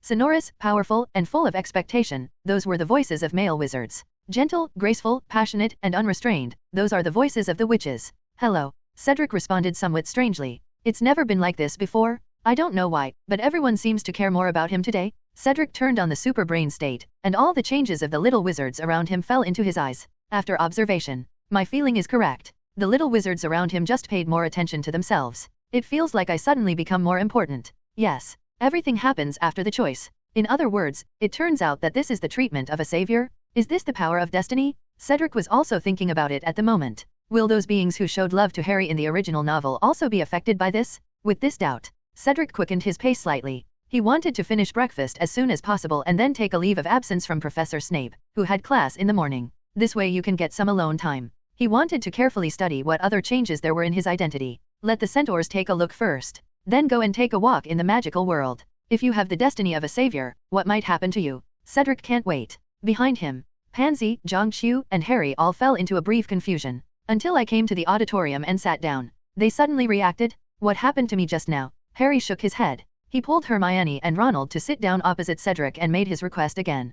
Can you take us to the Forbidden Forest again? Can. Cedric was in a great mood and agreed directly. Originally after the war started, he planned to take Zhangqiu and Pan Shi to practice fighting again, and he only needed to bring Harry and the other three. Cedric recalled the time and confirmed. But you have to wait until Christmas is over and the second half of the school year starts in early January. You can prepare in advance. $7.89. Harry and the three were overjoyed. Originally, they had considered asking Blake or Lupin to take them. But first they weren't in school. Secondly, Cedric, who now often teaches young wizards in the dueling club, has long left a strong impression on the three Harrys. You guys too. Cedric looked at Pan Shi and Zhangqiu beside him. I've expected it a long time ago. Your recent research is probably all in preparation for this. The thoughtful Zhangqiu had already thought of it. Pansy said nonchalantly, anyway, no matter where you go, take me with you. No. Cedric said no more. At 9 o'clock, after the little wizards went to the classroom one after another, he went to the potions classroom and asked for leave from Snape. Then he pressed the communicator. Make an appointment with Forenza to meet at the edge of the Forbidden Forest.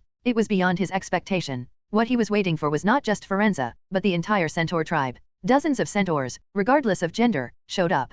At the edge of the Forbidden Forest with sparse trees. The sight of dozens of male and female Centaurs appearing together was truly spectacular. Even Cedric. I couldn't help but take a few more glances. Those horsewomen I'd never seen before? Sure enough, they all look very beautiful. This is... Cedric was a little confused.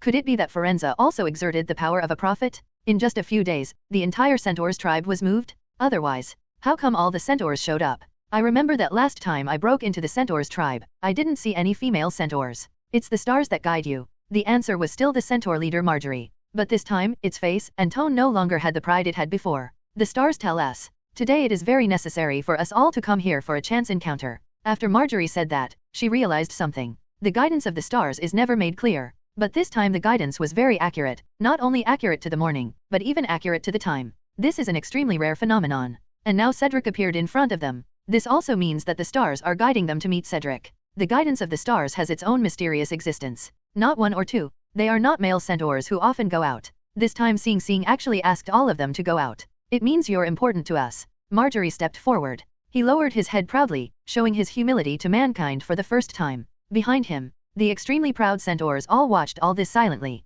They look solemn. 3.6 seems to be witnessing a great moment, and also seems to be watching a serious sacrifice. They will remember this moment in their hearts. Mr. Cedric. Marjorie stood up and continued, if you need it, you can always call us in the future. $7.89. Cedric was secretly shocked by the Savior's amazing power. At the same time, I also started thinking, why doesn't Harry get this kind of treatment? Soon, in his Superbrain state, he got the most likely answer, that is the gap in strength. Display according to the system. Both he and Harry have the destiny of being saviors. Then the degree to which destiny affects the world should be linked to one's own strength. Harry always found good fortune in every situation. And because of my own strength, the turmoil will become even more intense. There will definitely be times when I need you in the future. What Cedric wanted to verify on the Centaurs has been accomplished. Next, he came to the place where Yechi was again. Next time, he was going to go to Diagon Alley. He wanted to know, what fun things will I encounter there? Come to where Yechi is. Cedric first picked up a pair of shoes, but did not find Luna. He didn't think much about it.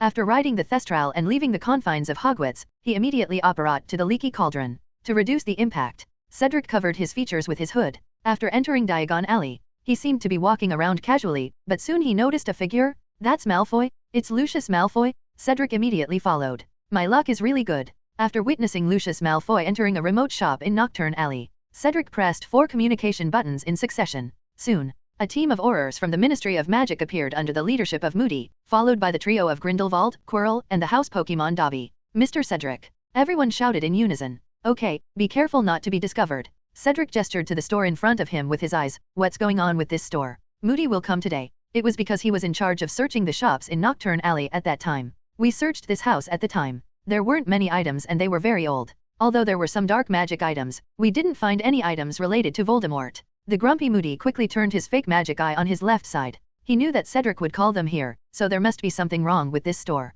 Observed by the magic eye, Moody discovered there were 2 people inside the shop whispering. However, his magic eye can only do this, and cannot see more specific situations. I'll take people to search now. Moody paused hard on the wooden stick in his hand and started to move. Searching for contraband was originally the job of Aurors, but unexpectedly, Cedric discovered the problem. He suddenly felt annoyed that he had not done his job well. Don't worry, I'll go in and take a look first, you just need to surround the outside. Moody wanted to offer some words of advice, but Cedric had already walked out. Dobby, come with me, your master is inside, remember to act accordingly. Dobby, who heard the call, tiptoed behind Cedric. We'd better prepare quickly. Quirrell saw Cedric enter the store and quickly took out his wand. Stop worrying. Grindelwald, who covered his face with a red scarf, comforted him. This kid will be fine even if he faces a dragon. Moody glanced at the 3 Grindelwalds. These 3 people all covered their faces with red scarves, but for some reason, their 15 eyebrows always gave him a very familiar feeling. This made him a little uneasy. But now Cedric's matter is more important. Today the red scarf tied on my left hand has all come apart. They are already familiar with the terrain here. After Moody's instructions, the Aurors quickly secretly occupied a favorable position. The other side. Cedric had already opened the door and walked in. At his feet, Dobby, who had cast a disguise spell on himself, also sneaked in quietly. Cedric glanced around. This place is indeed very Nocturn Alley. Withered human organs, blood-stained clothes, and jewelry, dim gemstones inlaid on human bones, and various rusty metal instruments. Something here. Nothing should be on a shopping list at Hogwarts. As they enter, 3 withered heads tied together by hair, with their mouths depressed, muttered like a toothless old woman. We have guests. The 2 people who were talking in the store immediately stopped their conversation. They looked at Cedric at the same time, and their expressions changed instantly. You are not welcome here. The shopkeeper, a slovenly male wizard who was comparable to the original Filch, bared his yellow teeth and said expulsion. Under the counter, the shop owner had already tightened his wand in his hand. Lucius Malfoy next to him pursed his lips and said nothing, but his accelerated breathing rhythm had exposed his inner nervousness. It's not up to you. Cedric smiled lightly. Ministry of Magic search. Between the lightning and flint. He and the shopkeeper raised their wands at the same time. Break to pieces reducto. Petrificus totalis. After the sloppy male wizard shop owner issued the spell, he was immediately hit by a yellow spell. His body instantly became stiff and grey, and then he fell straight to the ground. The other side. Cedric threw an alchemical creation with his left hand. The alchemy creation grew bigger in the wind, and finally turned into a big umbrella, which was blown to pieces by the curse of the sloppy man and shop owner. There are many such alchemy props in his space grid. In one-to-one situations, this kind of prop that can be enlarged by the wind when running out is not very useful as a defensive method. Hey. Cedric turned the wand and pointed it at Lucius, who was already holding the wand. You should think carefully before you act. His smile was smug. The sloppy male shop owner did not hesitate to cast a harming spell, which made him even more certain that this shop had some ulterior secrets. After 2 breaths, glancing at Lucius Malfoy on Cedric's left hand, he finally chose to give up. After all, Slytherin knows how to protect himself and not be embarrassed. It's not the first time he's done this. When Voldemort first lost power, He used a large amount of bribes to save his family. While raising your hands, Lucius did not forget to defend himself. I'm just here to buy something. Whether it's as simple as coming here to buy something, you'll find out when you get to the Ministry of Magic. Cedric tapped the wand in Lucius' hand. Lucius Malfoy's chest rose and fell rapidly. Although it was embarrassing to be pointed at and threatened by a young wizard, surviving was more important than anything else. Just live. With their family's financial resources, everything can still turn around. I do not know anything. Lucius Malfoy emphasized loudly again, then quickly threw his wand on the counter and squatted down with his head in his hands. Cedric immediately sensed something was wrong. While throwing the alchemy tool in his hand with his left hand, the life shield of his left hand was instantly activated. Avada Kedavra! Avada Kedavra! Avada Kedavra! 3 dazzling green lights spurted out, even the grey windows were illuminated. This is an attack from behind the counter. A disintegrating curse blasted through the wall, and then 3 Avada Kedavra curses flew out from the gap. Damn it! The Aurors outside the door couldn't help it. They couldn't be more familiar with this familiar green light. Aurors who have experienced the last Dark Age can each recall the sad scene of more than one comrade falling under the green light. Rescue Mr. Cedric! Moody yelled. He rushed out of the darkness regardless of the danger, his prosthetic legs hitting the black slate floor like a drumbeat of charge. Several red lights suddenly appeared. Break to pieces reducto. Half of the wall of the entire corner store was blown away in an instant. Only 2 lonely pillars remain? The Aurors, led by Moody, struggled forward amid the falling dust. The wizarding world cannot live without Cedric. Quirrell ran out from the opposite alley wailing. The 3 of Grindelwald followed closely behind, looking sharply at the familiar figure among the ashes of the ruins. A little further away, the Aurors who followed Cedric closely also appeared and isolated the shop and the surrounding streets for 100 meters. The entire Nocturn alley instantly became a venue for a battle between the two sides. The first moment when the conflict broke out, Lucius grabbed the wand on the bar back into his hand. But he did not attack, but carefully lay on the ground and put on an armor to protect himself. At the very beginning, he looked expectantly in Cedric's direction. If those hidden Death Eaters could kill Cedric, then all he had to do was escape. No one knew he had been here today, but he was soon stunned. The windows and walls of the shop that were more than 10 meters long in front of you were all blown to pieces by the magic spell. Faced with danger without regard for one's own safety, the Aurors rushed in like roaring bears. The Death Eaters hiding behind the store immediately launched the most violent second attack. Green light flew out again. The store was blown to pieces. This time, more than a dozen curses flew out, and many Death Eaters fled to the streets, spreading the war outside. But the most dazzling thing on the entire battlefield, it was the same figure standing in the center of the store, under the golden shield. Cedric has been rapidly casting spells to counterattack. The most skillful thing he used was the transformation spell. The statue chess pieces kept slipping from his fingertips, and after falling to the ground, they turned into tons of statues to guard him. But there are many enemies. The green light spells come in 3 or 4 at the same time every time. The huge statue guards were blown up one after another, and their remains turned into a pile of rubble, which soon piled up on the ground as high as half a person. In the gap, 2 or 3 green lights passed through the gaps guarded by the statue and hit the life shield behind again. The sharp-eyed Death Eater shouted excitedly. Hit, I hit him. Hearing this, everyone's mood changed. The Death Eaters suddenly shouted excitedly. Dead? Cedric is dead. Victory will eventually belong to the Death Eaters. We are going to win, and the Master will not let you go. Just wait to die. Listen to these sweet cries. Lucius had a proud smile on his face. As long as Cedric dies, the magical world will still be the familiar magical world. The great Demon King will once again rule the world. And I have made a great contribution today. Don't blame him for having these thoughts. In the past 6 months, the lives of Death Eaters have become more and more difficult. Even the outer door of his house is always guarded by Aurors. Life is no longer as comfortable as the werewolf wizards. Today he had a hard time getting out to send money. Such a frightening and restless day. Lucius only experienced this after Voldemort's first fall. But now everyone knows that Voldemort can be resurrected and the savior Harry did not kill him. So, just kill Cedric. Then the belief in the magic world will collapse again, and their good days will come back. Harry is still just a child. Not just any kid can mobilize the entire wizarding world to become enemies of the Death Eaters like Cedric. Lucius turned his face and looked in Cedric's direction. It's just a pity. Tall statues of chess pieces blocked his view. Unable to confirm the situation of the battle, Lucius could only continue to hide under the bar, letting the dust and debris fall on his head. He didn't even dare raise his wand. He was afraid that those Aurors who rushed in like crazy would give him a blow and break him to pieces. Yes. After hearing the shouting, the Aurors went crazy. Have you ever seen the Aurors who rushed in despite 3 Avada Kedavra curses? Such a crazy and life-threatening guy. There are a dozen of them in this small shop.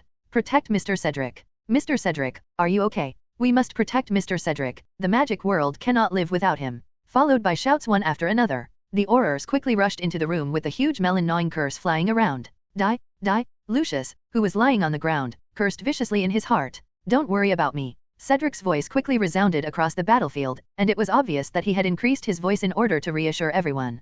eliminate and capture as many Death Eaters as possible. They gathered here, there must be some important event, no one can be spared. Cedric's shout became a turning point on the battlefield. Yes, Mr. Cedric. Don't worry, none of these damn guys can escape.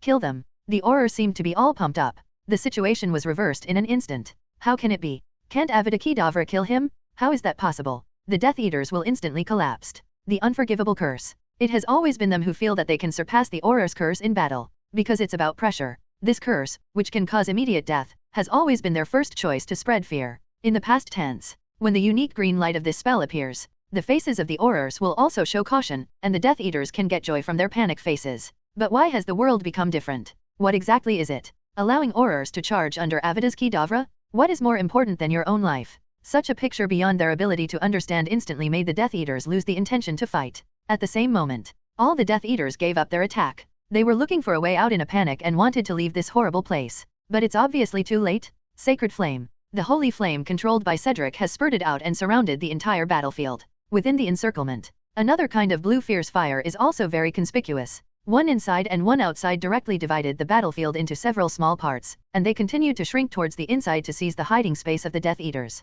The Aurors who had the numerical advantage also showed their advantage. They quickly locked onto their enemies, but more than 10 seconds later, more and more Death Eaters were hit. The battlefield soon became quiet. At this time, Cedric, surrounded by statue chess pieces and Aurors, walked up to Lucius. Get up, now we can be good. Get up, now we can have a nice chat. Hear Cedric's voice. Lucius Malfoy still managed to maintain his composure. He first handed the wand in his hand to the Auror, and then slowly stood up. Look at Cedric. He was still defending himself. I was coerced by them. Coercion. Cedric smiled. He waved his wand, summoned an old piece of clothing buried in the ruins, and then threw it towards Lucius Malfoy. Just wipe it. When we get to the Ministry of Magic, I hope you can be as tough-talking as you are. This old piece of cloth. It was originally worn on a skull-type product in the store, and the blood stains on it were black and even rotted with many holes. Plus it's covered in dust. It was so dirty that even a rat in the gutter would find it disgusting. But when Lucius looked at the old clothes and made a lot of marks on himself, he felt more relaxed. This shows that Cedric is angry. He wanted to humiliate himself in this way, which only proved that he had been carried away. Thank you. Lucius Malfoy threw away the old clothes in his hand. But he didn't expect that. With eyes occupying 1/5 of the head, Dobby the house elf suddenly appeared. It excitedly grabbed the clothes thrown over its head. He held it in his arms as if it were a treasure, and shook the dust off it proudly, as if it were some rare treasure. Master, gave me a piece of clothing. What? Lucius' pupils trembled, and his horrified voice was mixed with anger. What are you talking about? Dobby got a dress. Dobby once again showed everyone the treasure in his hand. This was thrown by the master, and Dobby caught it. Dobby is free now. I've fallen into a trap? Lucius Malfoy stood there blankly, glaring at his house elf with burning eyes. 1 second later, he suddenly stretched out his hands and rushed towards Cedric uncontrollably. You damn boy. Boom! A dull sound came. Immediately afterwards, Lucius heard the sound of his brain being fractured from inside his brain. This was quickly followed by numbness on the left side of his cheek. Then his feet lifted off the ground and hit the ground painfully. Lucius suddenly jumped up from the ground again and rolled twice on the ground. When he landed just now, 2 stones hit his back. One hand touched his cheek and the other hand touched his back. He couldn't tell the difference for a moment. Which part of me hurts more? Damn guy, I'll see how you run away this time. The Aurors quickly pulled out and tied Lucius with magic ropes. Times have changed. Cedric put the fake anger on his face away. He knelt down and extended his fist to fist bump with the happy Dobby, then turned to Lucius and said sternly, I really want to know, this time, can you still get away with bribery? Lucius's heart sank. He looked at the Aurors around him who were glaring at him one after another, and knew that he might not be able to replicate the last incident. Especially this time. Cedric also cost him Dobby. How much Dobby the house elf knew about him was unknown even to him. Let's go back to the Ministry of Magic first. Moody came over with a huff. Soon, Cedric and others came to the Ministry of Magic together. This time the feeling is completely different. There are many more people coming in and out than before, but everyone behaves in an orderly manner. Although busy, there is no feeling of panic. On the contrary, it gives people a sense of smooth and efficient operation. Cedric arrived here 5 minutes later. The trial about Lucius had already begun. He and Dobby were in different places, accepting questioning from Ministry of Magic officials. Were interrogated together. And the Death Eaters who were caught just now. The battlefield in Nocturn Alley is also being cleared, but according to Moody and Cedric, at least 13 Death Eaters were captured this time and at least 4 were killed. That's the last half year. The biggest harvest ever. Don't underestimate these 13 people. After interrogating them separately, almost everyone can connect many people. It can even be inferred. What are the Death Eaters doing now? You can even calculate Voldemort's current location based on the tasks each person performs. Compare with them. Lucius Malfoy seemed even more insignificant. It didn't take long. Lucius's wife, Narcissa Malfoy, née Black, came to the Ministry of Magic accompanied by Aurors. As Mrs. Malfoy, she also needs to be questioned by the Ministry of Magic. Waited for a while. After receiving the questioning, Dobby came out accompanied by Moody. Now it can be confirmed that Lucius must be in contact with the Death Eaters, but the other party is now biting him to death. I was threatened by the Death Eaters. And that's it. Narcissa Malfoy didn't give us any breakthrough. Of course, sending him to Azkaban for a few years is enough. Moody explained. Just deal with it. Cedric didn't intend to interfere too much in the Ministry of Magic's affairs. He was more concerned. How much did the events triggered by his destiny hinder Voldemort's plan to estimate the power of his savior's destiny? Today's battle. But it was the most shocking battle in the Ministry of Magic in half a year. Cedric needs to be evaluated if he will encounter such danger at any time. Then he will encounter something like this again. You must be more cautious, and even conduct strict screening of the strength of your peers. Today he was bitten by a big melon. This time the curse almost exhausted less than half of the love emotion in his body. That is to say, if his love emotion storage does not exceed the upper limit, he can withstand 2 big melons. Like Pansy, Zhongqiu, and Hermione. At most, it can only resist 1 strike. This is still too unsafe. But that's all a story for another day. Now that the battle is over, it's time for Cedric to go back. By the way, he can take Dobby to Hogwarts. There is news from the Death Eaters. Please remember to send me a letter. Cedric said goodbye to Moody and prepared to leave. But suddenly there was a slender figure blocking him. Miss. Behind him, Quirrell took half a step forward, the wand in his hand already held at his fingertips. The person coming was none other than Narcissa Malfoy. She originally went to another room accompanied by an Auror, but rushed over after seeing Cedric. She had met Lucius just now. Although the two couldn't exchange a few words under the watchful eyes of the Aurors, they still knew that this incident was all caused by Cedric. The accompanying Auror also came to her side. Sorry ma'am, you can't move around just yet. With that said, the Aurors were about to take her away. Narcissa Malfoy struggled violently and shouted at Cedric. You don't even dare to talk to me. See her growling at Cedric. The 2 Aurors escorting him were immediately dissatisfied. They grabbed Narcissa Malfoy's arms from both sides and gave her a stern warning. Madam, please watch your words and actions. Although there is currently no evidence that you are related to the Death Eaters, if you continue to cause trouble in the Ministry of Magic, we will also arrest you. Hear the Auror's warnings. Narcissa Malfoy also had to stop struggling, but she still wasn't willing to give in. She continued to shout at Cedric, you targeted our family on purpose, didn't you? That's why you didn't dare to confront me. A very poor way of provoking generals. Cedric stopped and stood there, looking directly at the other person with gentle eyes. If it were Lucius, Cedric didn't bother to talk to him, but Narcissa Malfoy was slightly different. In the original book, it was she who falsely reported that Harry was dead for the sake of Malfoy's safety, and as a result, Voldemort was severely cheated. Even she had never joined the Death Eaters. She didn't care who ruled the Ministry of Magic, or even the Wizarding world. Same as Mrs. Weasley. Narcissa Malfoy only cares about her own child, Draco Malfoy. Cedric answered her words. Just because of her maternal love. Personally, I really don't like your family. But this dislike is not enough for me to frame your family. If you really had not taken refuge with the Death Eaters, no one would do anything to you. Narcissa Malfoy was shocked. While Cedric was speaking, she kept looking at him, but what she saw was not a scheming look in his eyes, but a pair that is extremely clean and pure. It seems that it has completely escaped the eyes of vulgar taste. She has never seen such a person among the so-called noble holy blood family, covered in nobility and elegance. It is precisely the arrogance and madness of these pure-blood nobles. Narcissa Malfoy suddenly realized. Cedric is an existence that she cannot measure based on her past experience. No words are even needed. She was willing to believe that what happened today was indeed not deliberately framed by Cedric. Lucius was indeed unclear about the Death Eaters. She also understands this. What makes her despair is that her son will soon lose his father. Think of this. Narcissa Malfoy's arrogance also disappeared, and she only felt sorry for her son Malfoy. It seems you can understand. Cedric saw the change in her expression. This made him more patient. Madam, the world is already changing, and this matter, in a larger sense, affects the entire magical world.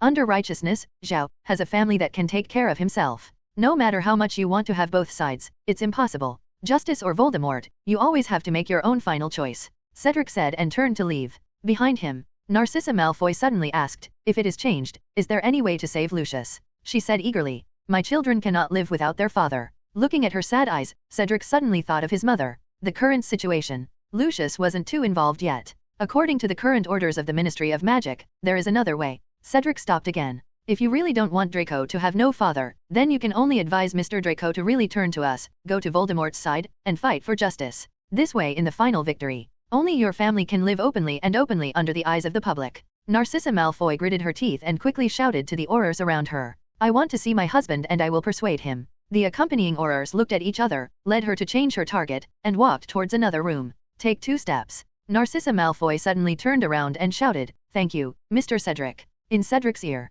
the system sound appears again. Ding, you succeeded in moving Narcissa Malfoy middle. You get bonus talent points +1, Narcissa Malfoy template card. Good luck to you, ma'am. Here, thanks. Cedric waved his hand without looking back, and then opened her character template. Template card, Narcissa Malfoy. Talent, third-rate master wizard, magic +5 points, upper limit 80 points. Life wish list. The first item, beloved, my son Draco, guard Malfoy, complete this task, and you will get everything from her. Completing this wish list will prevent this template card from occupying the slot of the template card.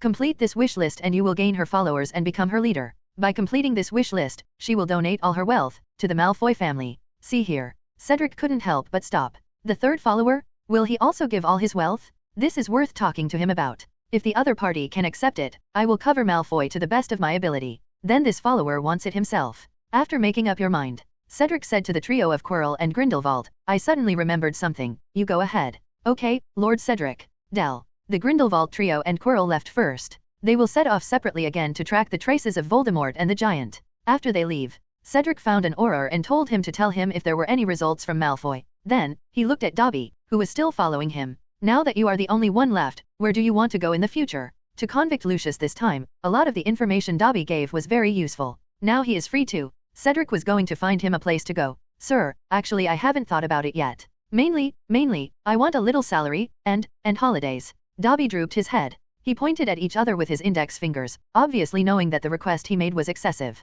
Certainly. This kind of excess actually seems very reasonable in Cedric's eyes, but he found it very interesting. After coming into contact with the Centaur prophet friends, Cedric suddenly felt that Dobby might also have the potential to be a prophet. After all, after so many years of inertial brainwashing, it is a rare awakener. Moreover, the magic of house elves is not weak, but more importantly, they are too ignored by wizards. Well used. It can be regarded as a powerful little assistant. I can accept you. 093. Cedric decided to take him in. You can stay with me, and I can give you 10 days of leave per month, plus 100 gold galleons as a reward. Dobby was still listening with wide eyes and longing, but after hearing Cedric's announcement of the holiday and the number of gold galleons, it suddenly covered its ears, as if it had heard something very scary. Too many, sir. Dobby screamed, attracting the attention of many Aurors. But Dobby didn't realize it. He was so excited now that his voice began to stutter. I want work and freedom, but you give me too much, I just need, well, 1 gold galleons per month.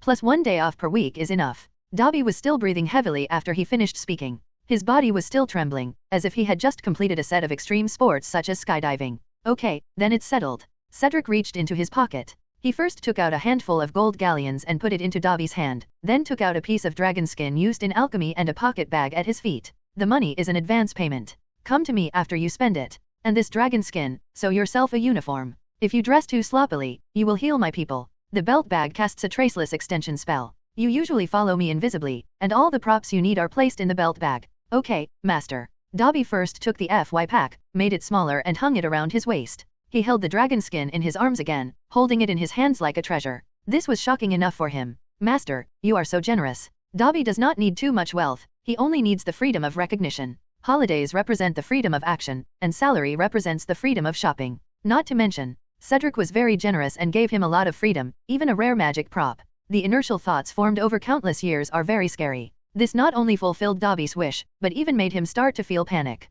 But I only need 3 gold galleons. That's already a lot. Too many. I don't know how to use them. Dobby trembled and picked up 3 pieces in the golden glow. Then he knelt on the ground and kowtowed to Cedric. BFCJ, his voice was filled with gratitude. This is enough, master, please take back the others. Good. Cedric didn't force himself and kept the extra gold galleons. After reaching an agreement, Dobby grinned and sat on the ground. He summoned a needle and thread from somewhere and began to sew the dragon skin that Cedric gave him. House elves sew themselves clothes out of dragon hide. In the eyes of other wizards, this seems really weird. Sir, please forgive my presumption, but if you need a house elf, I can recommend a better one to you. One Auror couldn't help but speak. Cedric recognized the person. He patted the empty part of the bench next to him and motioned for the other party to sit down and talk. After the speech at the Leaky Cauldron, he would ask everyone to sit next to him, and then continue walking with them for a long time. Thank you, sir. The Auror took off his hat and gently placed his body on the chair. He turned his body 60 degrees so that he could better listen to Cedric's guidance. I remember your name was Matthew Morgan.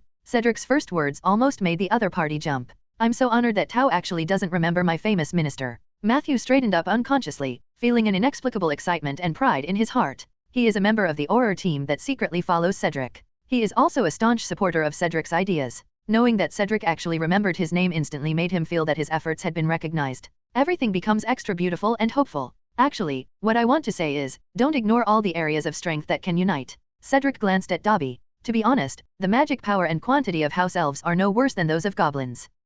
Matthew glanced at Dobby in great surprise. House elves are usually invisible at home, and many wizards don't care about their existence. Goblins are different. The first Goblin Rebellion occurred in 201 AD, and another Goblin Rebellion occurred in the 18th century. Especially later this time it was quite famous. Hearing Cedric give such an example, Matthew was really a little scared when he thought about it. But just a little. This is impossible. Matthew shook his head. House elves have almost integrated into the lives of wizards, just like when you turn on the faucet, tap water will flow out. It's hard to imagine that the faucet would stop working. Nothing is impossible in this world. Aren't you going to be a house elf who wants a salary today? Cedric patted Matthew's shoulder meaningfully. Maybe someday not too far away. You will see centaurs fighting alongside us. Matthew was stunned for a moment. If the rebellion of the house elves was still something he could not imagine, there was movement among the centaurs that day. All their followers have heard about it. Under their gaze, the centaurs, who were so arrogant that they had never contacted the Ministry of Magic, all saluted Cedric in unison. Use the horseman as a metaphor. It felt more real to him than even the Goblin Rebellion.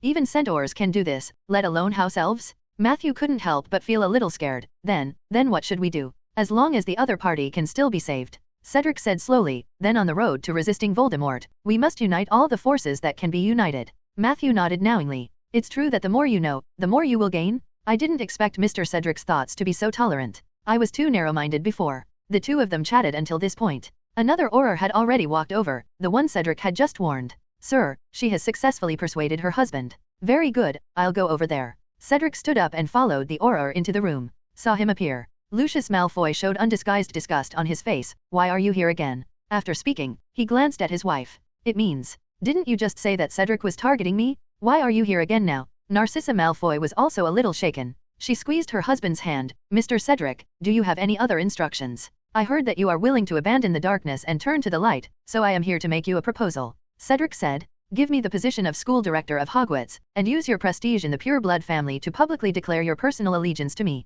In return, I can promise you that I will take care of Draco when I have time at school. Lucius finished listening. I just felt extremely ridiculous in my heart. How could someone say something like, when proposing an exchange, he would only take care of me when he has time to spare? He smiled disdainfully. This is the first time I've heard of such outrageous conditions. Beside him, Narcissa Malfoy opened her mouth slightly, but in the end she remained silent. It does sound outrageous, but that's because I won't lie. Cedric's expression did not change. He just gave it a try. There is a gain if you succeed, and there is no loss if you don't succeed. If I said, based on the conditions just now, that I would risk my life to protect him, wouldn't it sound ridiculous to you? It is indeed absurd as your proposal. Seeing that Lucius didn't seem to agree, Cedric, without further ado, he stood up and prepared to leave, etc. Narcissa Malfoy broke away from her husband's hand and took a step forward. Do you think you can beat Voldemort? Even after he is resurrected, he is just a powerful netmaster? Cedric knew that Narcissa was more persuasive than Draco. You can imagine it. If Voldemort was looking for you like he is now, wouldn't you follow him?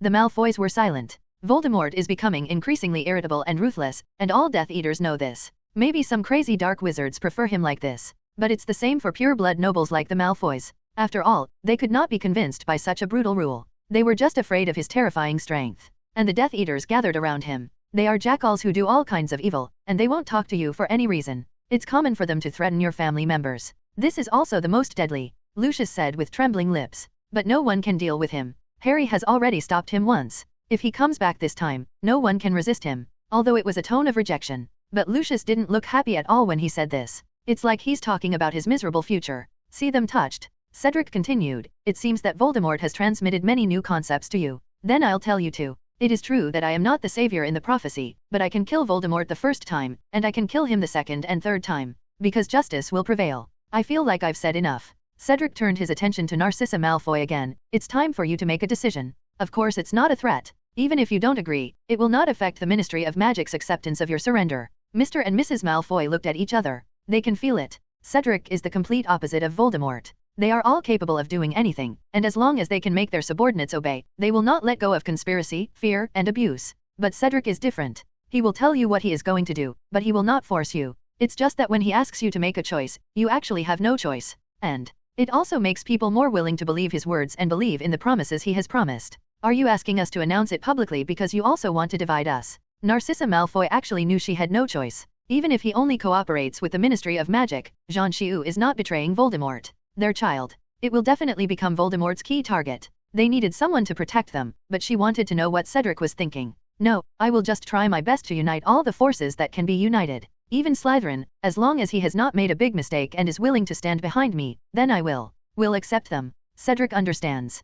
Pure-blooded Slytherins actually belong to the private territory of Voldemort's faith. If we can open up the situation here, this meant snatching people from Voldemort's men. I promise you, Narcissa Malfoy said solemnly. Okay, ma'am, please write to Draco as soon as possible and ask him to come to me. Cedric stood up and left. With Draco as an opportunity, it was time for him to pry into the Slytherin's corner. Fortunately I caught up. Lunchtime. Cedric sat at Hufflepuff's dining table with a look of joy on his face. Saw him coming back. Panshi and Zhang Qiu also stood up and came to his side. Two sharp-eyed people. He soon discovered something was wrong with Cedric. Not only did he come back from outside the gate, there was also dust hidden in the gaps in his robe. This is obviously not the trace left by dealing with the eight-eyed spider. There won't be so many stones and debris in the Forbidden Forest. What's wrong with you? You shouldn't have done anything dangerous again behind our backs, right? Faced with the questioning of the two women, Cedric could only raise his hand to signal them to calm down. Don't be impatient. No big deal, just a trip to the Ministry of Magic and a small fight. Do not lie to me. Zhang Qiu keenly saw something was wrong from Cedric's somewhat jerky expression.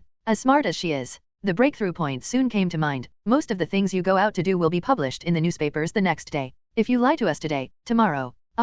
Pansy nodded repeatedly on the other side. Haha, Cedric didn't expect that. Zhang Qiu could actually think of this method, especially when he and Panshi formed a tacit understanding, attacking him from both sides. All right. Cedric had no choice but to reveal a little. I just met some Death Eaters, but I went with the Aurors, so it's safe. Death Eater, you still say it's safe? Nephew Pansy took a breath. They are still students at Hogwarts now. In their world, even if the Ministry of Magic and the Death Eaters are causing trouble outside, they are still the ones being protected whether at Hogwarts or at home. Before knowing Cedric, they even felt that the Death Eaters were extremely far away from them. After all, the Wizard War was more than 10 years ago, and they were only babies of a few years old at that time. Unexpectedly, Cedric disappeared all morning and went to fight the Death Eaters. This is too scary. Pansy took a deep breath. As a Slytherin, she heard more about the Death Eaters' deeds, such as torturing and killing children, killing them cruelly, and the like. I don't care, you must take us with you next time, Qiu Zhang emphasized. We are also wizards. We don't want to suddenly hear that something happened to you one morning. Yes, we want to be with you. Pansy also chimed in. But you can't just leave Hogwarts. Cedric tried to change the subject. Faced with his excuse, Pansy said very arrogantly, then wait until we can leave before taking us there. Zhang Kaiu's is very flexible. Then get us some candies to skip class. You always have a way, it's just whether you want to take us with you or not. And we still have that. Zhang Qiu stretched out the hand that Cedric grabbed last time. The thing you gave me last time can protect us. All right. In the end, Cedric still couldn't win over the two women. But he also thought about it. At most, we can take them to hunt spiders or something like that. Death Eaters are out of the question. I'll take you with me next time. After hearing Cedric finally let go, the two women spared him for the time being. Pansy brought him a lot of food. Zhang Qiu took out his wand and started to help Cedric clean the dust off his body. Just as Cedric lowered his head to eat, Harry and the three of them sat across from him, and they obviously heard the conversation between the three of them. The butt has not yet been placed on the stool. Harry said impatiently, take us with you, we also want to deal with the Death Eaters. Apparently, Harry, who has established his life aspirations, is now more proactive.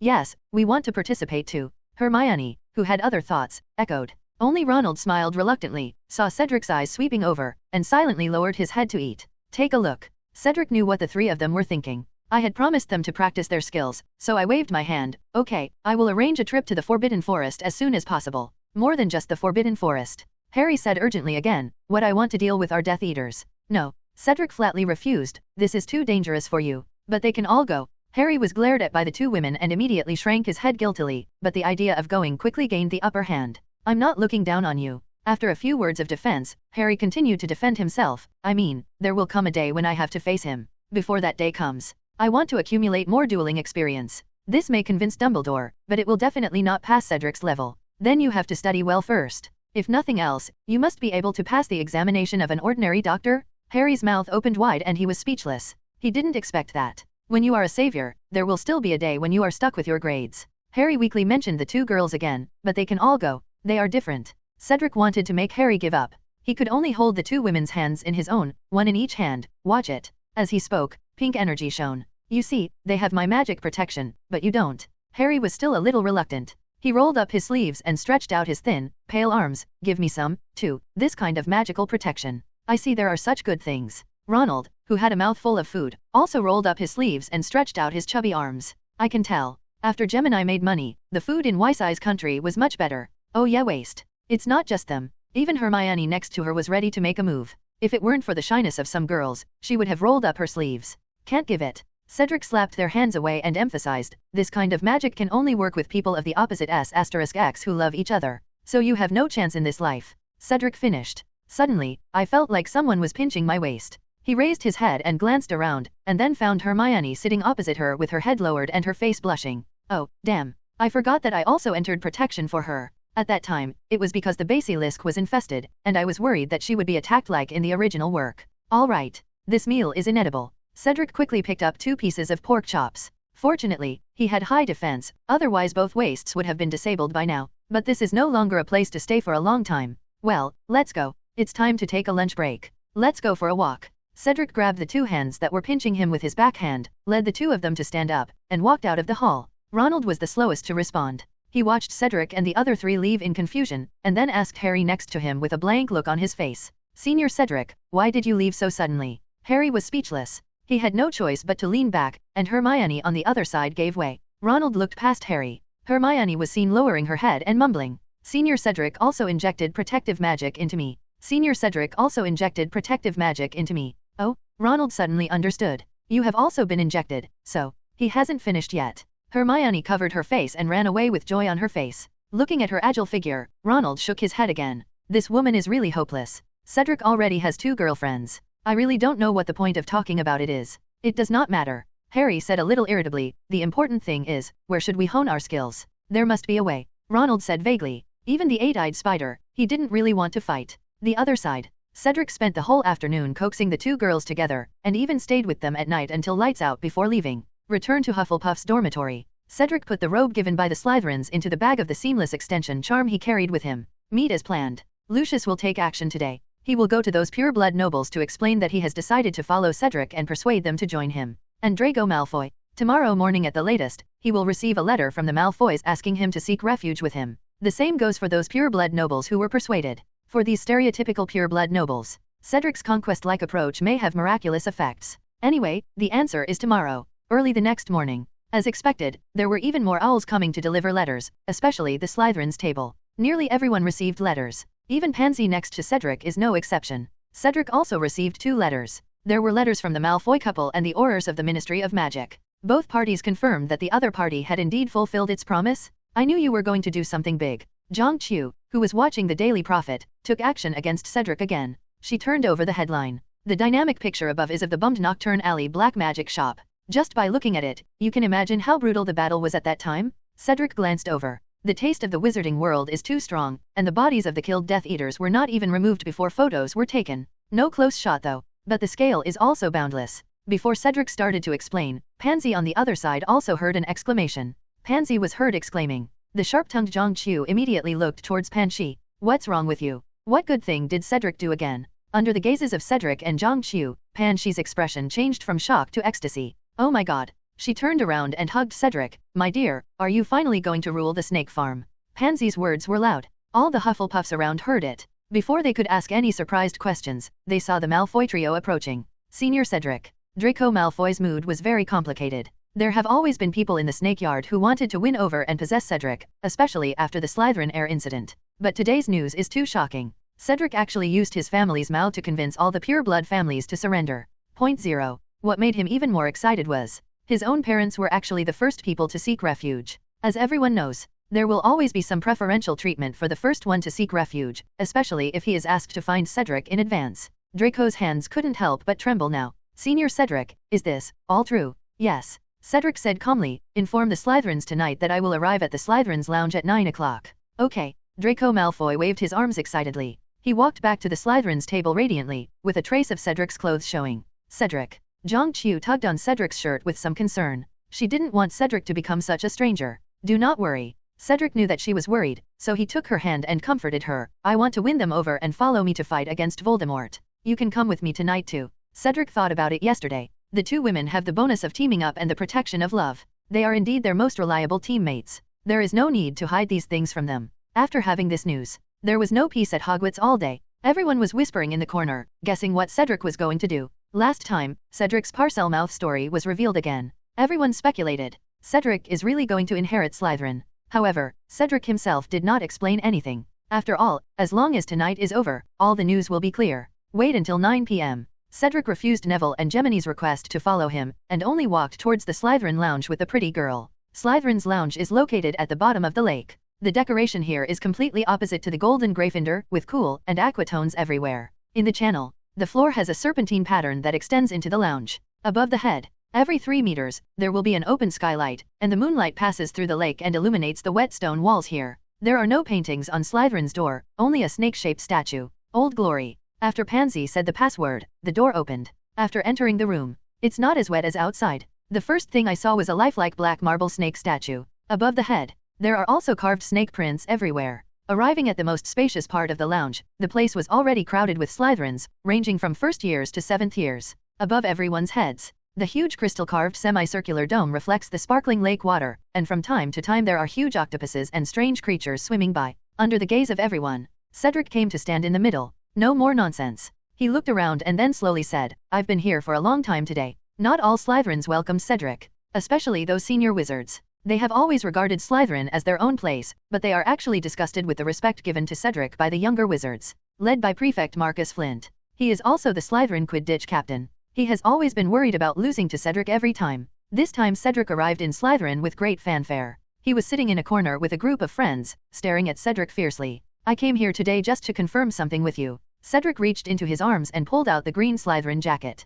There was a crash. The robe flew through a full arc in midair, flying towards the exquisite dark green carved chair in the corner. This is a corner where 2 windows intersect. It is usually the favorite position of Marcus, the Slytherin prefect. Before the green robe started flying, he sat here calmly with his feet up, staring at Cedric in a high-spirited manner. But at this moment, Cedric's casual words broke their disguise. What if this green robe represents Voldemort? Hear this. Marcus' face instantly turned green. When the green robe flew towards him, he could no longer maintain his pretense of calmness and jumped up from his chair. That's Fu, the mysterious man? That is a person whose name I dare not even mention. Marcus didn't have the guts to sit in the seat representing the mysterious man. What is the difference between this and courting death? Werewolves, wizard killers, and the mighty Voldemort himself. They have enough reasons to fear 547. It's not just him. The Slytherins who were originally crowding behind Marcus also showed frightened expressions and moved away. A piece of white space suddenly appeared among the dense crowd. They were all as afraid of that green robe as snakes and scorpions, and they didn't even dare to look directly at it for a long time.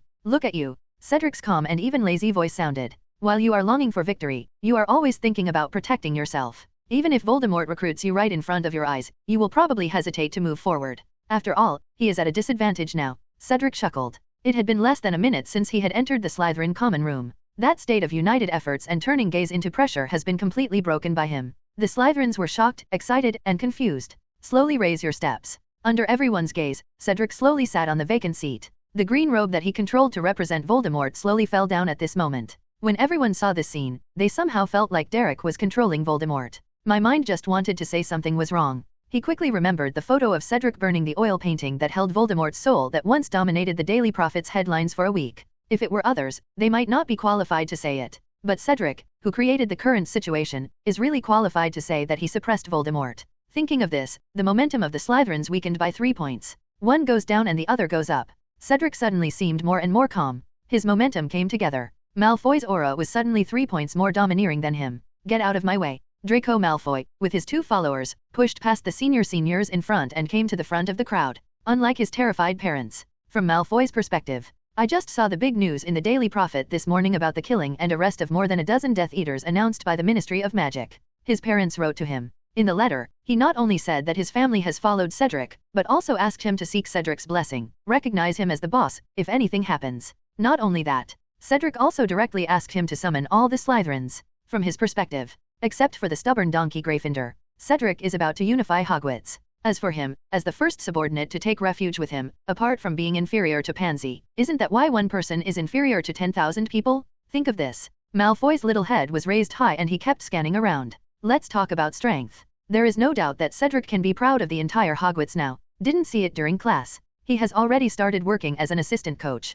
And there's even more exciting news? Don't forget the news you heard today. Malfoy snorted proudly. The Slytherins looked at each other. There is indeed a piece of gossip circulating among the Slytherins today. That was the attack that was reported on the news this morning. Cedric took part in it and even killed a Death Eater himself. This message. It came from many parents, and the information is very reliable. In the eyes of the Slytherins, the fact that Cedric had killed someone was even more exciting than the fact that he had destroyed Voldemort's soul fragments. After all, the former is death. Strictly speaking, the latter only defeated Voldemort once. No more nonsense. After all, you already know who I am, what strength I have, and what my philosophy is, so I don't need to say more. Cedric suddenly stood up. Like an ancient well, his deep eyes without any fluctuation swept across the entire Slytherin common room. I just came here to confirm one thing. If one day I fight Voldemort, who will you stand behind? Especially those from the Holy 28 families, your parents should have given you the answer. Now, if you are willing to join the fight against Voldemort after graduation, please come behind me. Cedric finished. The Slytherins near the chair dispersed like startled fish.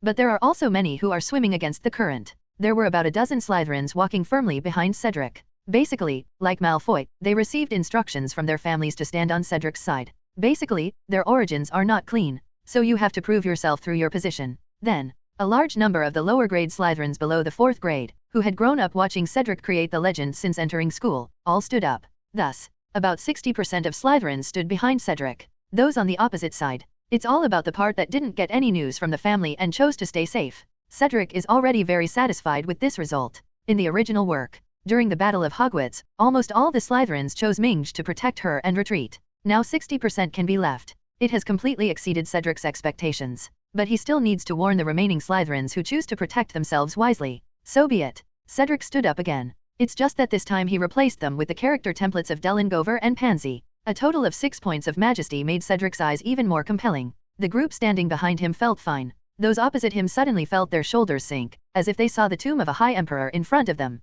It was like the substantial domineering energy turned into sharp dragon claws. At this moment, it was pressing on their shoulders, and the sharp blade was close to their cheeks, cold and sharp. It made them so angry that they dared not speak out. You can choose to protect yourself wisely, but I need to advise you and your families, never become a Death Eater, and never commit an unforgivable sin. Otherwise, you will become my enemy. It wasn't until Cedric finished speaking that the Slytherins dared to let out the turbid air in their chests and resume breathing again. Then I'm leaving. Cedric strode towards the direction he came from. As he waited for the door to open, the last warning came. Once a Death Eater, always a Death Eater. Keep it in mind. Ding, complete the legendary event, the Slytherin's choice. You gain 10 legendary points. From this day forward, no one would dare to sit on the chair where Cedric sat, even though it was the best seat in the lounge. This chair is covered in green robe, just like the medieval tapestries on the stove that tell the story of Salazar's furry trap, and the corners filled with portraits of Slytherin greats. It has become a legend in the Slytherin common room. After this day, Cedric's training plan officially begins. At night, after Harry answered the fan mail for Lockhart, the 6 of them quietly left Hogwarts Castle and came to the vicinity of the Forbidden Forest.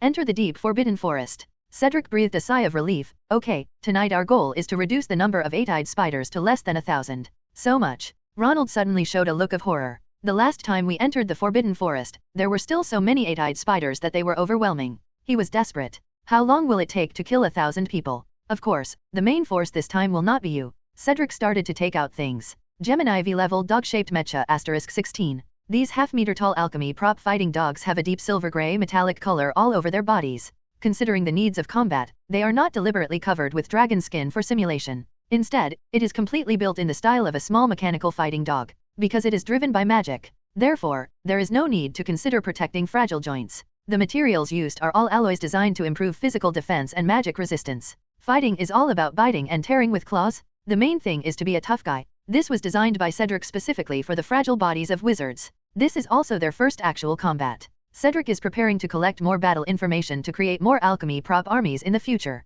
Among all the Gemini V-class dog-type mechas, the conscious Lele is the most lively. It keeps running back and forth, feeling the outdoor space that is rarely felt. Cedric activates all the fighting dogs one by one. Then he summoned Lele to his side, hugged its big metal head, and whispered in his ear, "You will clear the way later and only attack. 8-eyed spider, you must be responsible for the command, and pay attention to my commands." Cedric let go. Lele happily jumped half a meter high on the spot. "I understand, master. I'm ready, master." "Very good." Cedric straightened up. He warned the Harry trio, Pansy, and Zhang Qiu, "Just follow them. But today is training for you. If my life wasn't in danger, I wouldn't take action. Think about it for a moment." Cedric still called Hermione to him, injecting love into her as a protection. "Watch this operation." Ronald bumped Harry with his elbow with a look of disgust on his face. "It's still true? Hermione can really do it." "Okay, just forget about that." Harry helplessly motioned to his friend to tighten his wand. Let's think about spiders. Hear what you fear most. Ronald couldn't help but shiver. After regaining consciousness, he held his wand and muttered the spell he would use later. Petrificus. It can be called an example of sharpening one's skills in battle. The preparations were completed quickly, and Cedric immediately issued the order for action. Let's go, let's go, Lele said in a cheerful tone, leading the fighting dog to take the lead in the charge. Soon, the team entered the territory of the eight-eyed spider. Come out, come out. Ronald soon discovered the first eight-eyed spider. 1.3 Woo. Lele growled. 16 combat dogs immediately rushed out like a gust of wind. Zizzy. The eight-eyed spiders let out angry roars from their mouthparts, and squeezed their big claws until they made a crackling sound. The battle begins instantly. Break to pieces reducto. Apuno. Expelliarmus. Petrificus totalis. The sound accompanying the spell was the sound of combat dogs fighting hand-to-hand with the eight-eyed spider. Click, click, click. The eight-eyed spiders were unable to break through the fighting dog's body and made a series of crisp sounds of hitting metal rods. But they soon had a plan to deal with it. A large amount of cobwebs will slow down the fighting dogs, and the venom can also cause corrosive damage to them. Watch out for toxins in the air. Cedric waved his wand. A large amount of wind blew by, turning the venom into poisonous mist and blowing it behind the eight-eyed spiders. This battle was very intense. Facing the eight-eyed spiders who are still like a tide, the fighting dogs soon suffered heavy losses. In just 10 minutes, Cedric sent out his statue chess pieces. Still they work. Cedric experienced the battle with the Death Eaters and the battle with the eight-eyed spider. It's been decided. Define transfiguration as your own blood magic. After seeing that the front line was stable, Cedric opened the system and started operating it. Don't even say it. After putting the transformation technique into the grid, the feeling immediately changed. Bloodline Curse, Transformation. Bonus 1, your transformation spell can be cast without a wand. Bonus 2, your transformation spell can be cast silently. Bonus 3, your transformation technique can transform 5 individuals at the same time. Bonus 4, after your transformation spell is finally formed, you can gain an additional 30 points of magic defense and 30 points of witchcraft defense. Bonus 5, after your transformation spell is cast, your mind will be clearer. This series of prompts surprised Cedric. I thought it was just to increase the power, but now it seems that it is simply an epic enhancement. Cedric looked straight ahead. Soon, the statue chess pieces on the battle line began to become violent. The first thing to change. It's just that the attack effect of the eight-eyed spider has become worse. The scene where Big AO was able to hit the statue and make stone chips fly away disappeared, even if it means spitting venom. In the past, as long as you sprayed it correctly, you could melt an arm directly. Not anymore. Even if it is sprayed accurately on the joints, it will be completely consumed after a third of it is slightly corroded. Compared to the defensive power, it changes quietly. The offensive changes of the statue chess pieces are even more dramatic. The most basic soldier chess piece is in the form of double swords. Before the enhancement of transfiguration, it was just a mechanical and numb slashing back and forth. At most, it raised its head and slashed at the eight-eyed spider that was rushing towards it. Now he is like a martial arts master. Not only are the steps very changeable, but the probability of being sprayed with venom is reduced by half. From an attack perspective, the double sword soldier can even turn 360 degrees in the air and split the three-headed eight-eyed spider in half. Because of the increase in defense, after the toughness of stone weapons has increased significantly, even the damage has become stronger. Not only that, even the chess pieces have learned to cooperate with each other. A soldier with 2 swords jumped up high and killed an eight-eyed spider that fell from the sky and wanted to attack the chariot from 15 directions above. 10 seconds later, the chariot roared past again, knocking away 2 eight-eyed spiders surrounding a certain double-sword soldier, and trampling the 2 eight-eyed spiders to death under the stone horse's hooves. The battle suddenly became full of artistic feeling. This improvement is so awesome. Cedric scanned the battlefield. The fronts that were still barely holding on are now not only stable, but are also moving forward rapidly. The 4 little wizards all started to trot. It's obviously much easier. However, this obviously violated the original intention of the training. Cedric reduced the number of chess pieces to control the degree of danger to a level that could bring them enough pressure. After this, it is obvious that the statue chess pieces are more useful. Cedric strode forward. Soon the corpse of an alchemical fighting dog appeared in front of them. After squatting down and checking for a while, it was confirmed that this fighting dog was completely beyond repair. Soon, Cedric recovered the remains of the fighting dogs. Except for the astute Lele, who can still be repaired, all the other battle Tianhees have been damaged to about 30%. The cost of a fighting dog is about 100 gold galleons. The loss is calculated as 30 gold galleons per head. In this battle, he lost 450 gold galleons. No wonder no one uses alchemy items to fight. The average loss in a battle is 500 gold galleons. Who can afford this injury? You must know the eight-eyed spiders. But they can reproduce in large numbers as long as they are fed with flesh and blood. But Cedric is actually not at a loss. As long as the venom is extracted from the eight-eyed spider corpses on the ground, he can still make his money back. Lele, take them to extract the venom. Cedric took out the automatic venom extractor. Hear this. Lele was visibly frustrated. Returning to the job of extracting venom means that it has retreated from the leader of the combat unit to some real assistant. A bit worse. From now on, the number of times Cedric summons it will be greatly reduced. This is the scariest thing for it. Cedric was still very concerned about his first conscious alchemy item. Looking at Lele, who became obviously depressed, he touched its head, which was missing an ear, and comforted. I will repair you when you get back. From now on, your mission will be mainly reconnaissance and sneak attacks. You have to sum up your experience. You must do your duty as a sentinel from now on. Hear this. Lele's metal-jointed tail immediately began to sway rapidly and frequently. Okay, master. Stay with me, master. The next scene didn't have much ups and downs. Cedric kept the fight at a certain level of intensity, and when the four of them ran out of magic power, he immediately announced the end of the fight. It's exciting this time. Ronald shook his sore arms with excitement on his face. I dare say that neither George nor Weasley have ever experienced a scene like this tonight. It's really a big improvement. Harry's arm felt even more sore. Not only did he write at least 100 replies that night, he also waved his magic wand for a long time, because of nervousness. Every time they swung, they almost went all out, and their arms hurt after a few moves. The third girl is better. Until there is love protecting them, their emotions will be more peaceful. Plus, girls mature early, so their performance is much better than Ronald and Harry. But they were also excited. Killing dark creatures at such a high frequency increased their level of fear, getting closer and closer to the auror. Okay, let's go back, take a shower, and go to bed early. After Cedric saw off a few people, he was still thinking about the statue chess pieces on his way back. Since the transformation technique is so powerful, then I will definitely have to spend more energy on research. The statue chess pieces can be learned from Professor McGonagall, but I don't know if this transformation technique will affect my animagus state. Cedric thought for a moment. Then he opened the pet space and entered the place where Norbert was. The time here is the same as outside. However, the fire dragon's vision and sense of smell are very good even at night. Not long after Cedric came in, he saw a point of fire flying into the sky in the distance.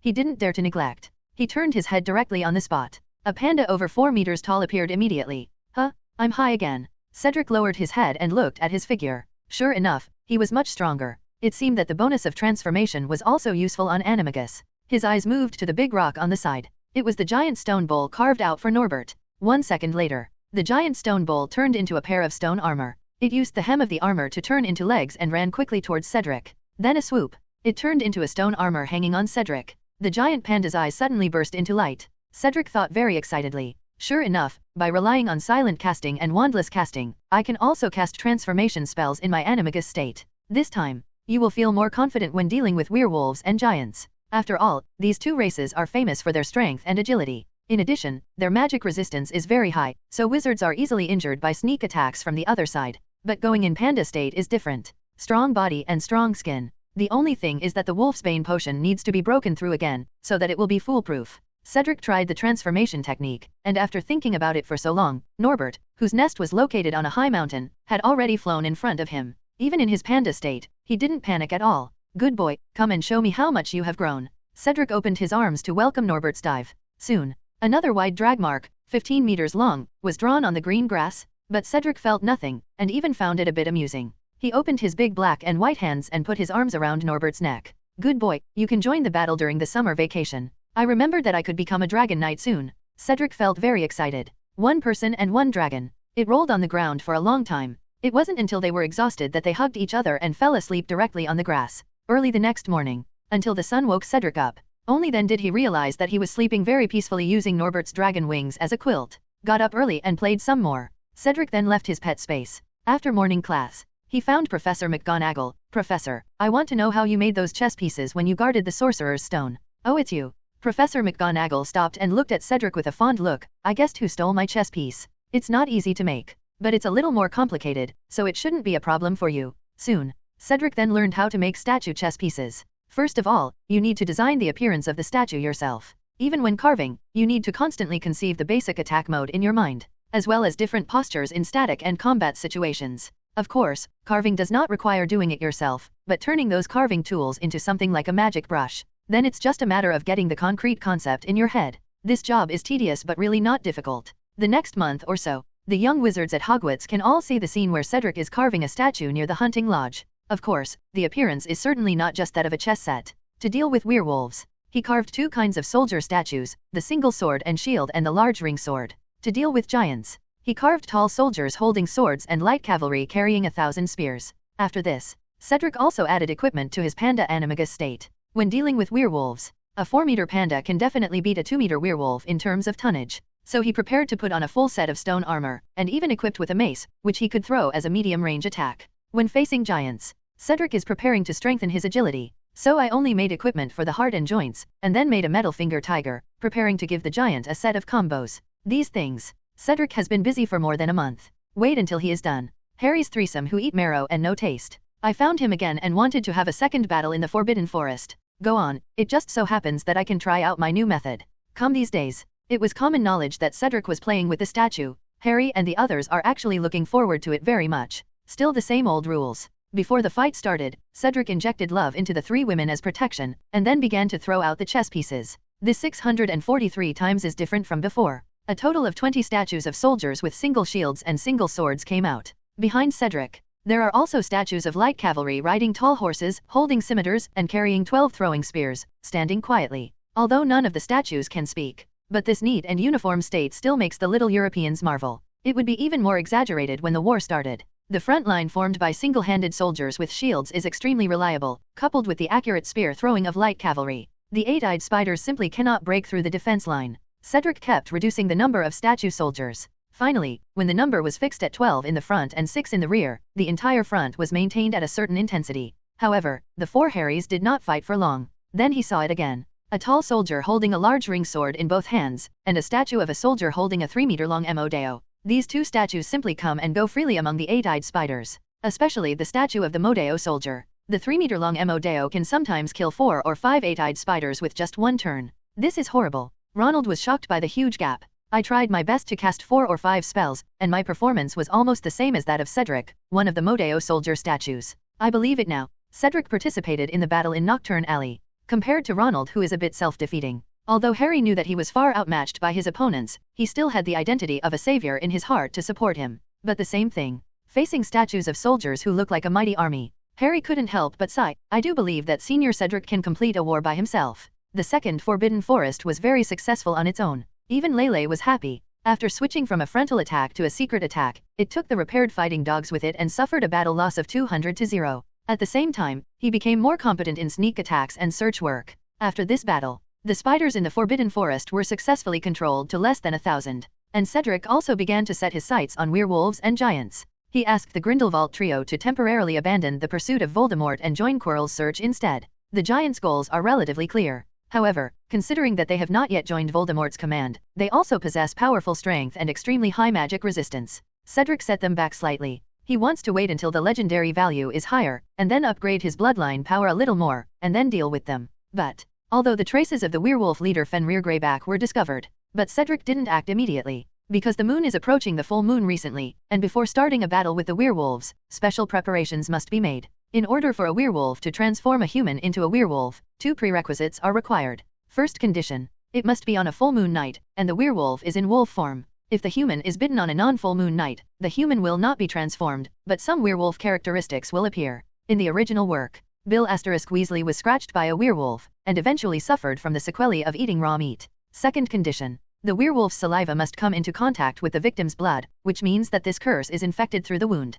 If it is just scratched, it will not transform. However, the scars left behind cannot heal on their own. Only by applying a mixture of silver powder and white blood on the wound can the wound heal and prevent people from dying of excessive bleeding. Cedric grows a lot of fresh vegetables in his own potion garden. Silver powder is ground with silver and can be bought with money. The Ministry of Magic also purchased a batch from the market and quickly produced a large reserve of wound medicine. This time, Cedric decided to take Pansy and Zhongqiu with him, to accommodate their time. The action event is set after the Quidditch match between Slytherin and Ravenclaw, under the Good Flying Broomstick sponsored by Malfoy. The Slytherins defeated the Ravenclaw without any doubt.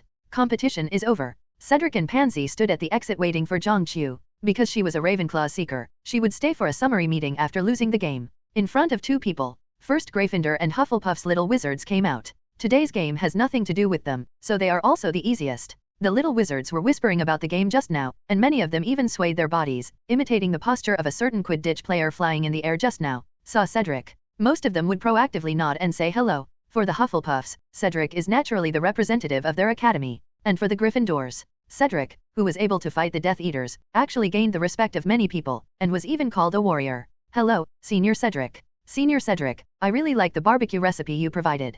Goodbye, Senior. After smiling and responding to the students from the 2 colleges, the community teachers from Ravenclaw came out next. Have to say, the game of Quidditch is still very popular among young wizards. Most of them who lost the game were walking listlessly, which was in sharp contrast to the cheerful Slytherins who were walking at the end. The Slytherin who won the match cheered and celebrated the longest in the venue. After all the young wizards from the major colleges left, they also came out and arrogantly increased their speed, trying to pass through the frustrated Ravenclaws. But after seeing Cedric, there was soon some commotion in the ranks. Slytherin's little wizards quickly divided into 2 parts, one of which, under the leadership of Malfoy, continued to maintain the previous speed. Senior Cedric, we won today. This victory. Please allow us to share it with you. Malfoy took advantage of the handshake to hand a note to Cedric. Finally, he led everyone and moved on. When passing by Cedric, they would clenched their fists and hit their chests to express their respect for Cedric. The other wave is different. After they saw Cedric, they got very close to each other and gathered into a group before passing by Cedric. Vaguely, you can also hear sounds similar to those of pure blood traitors.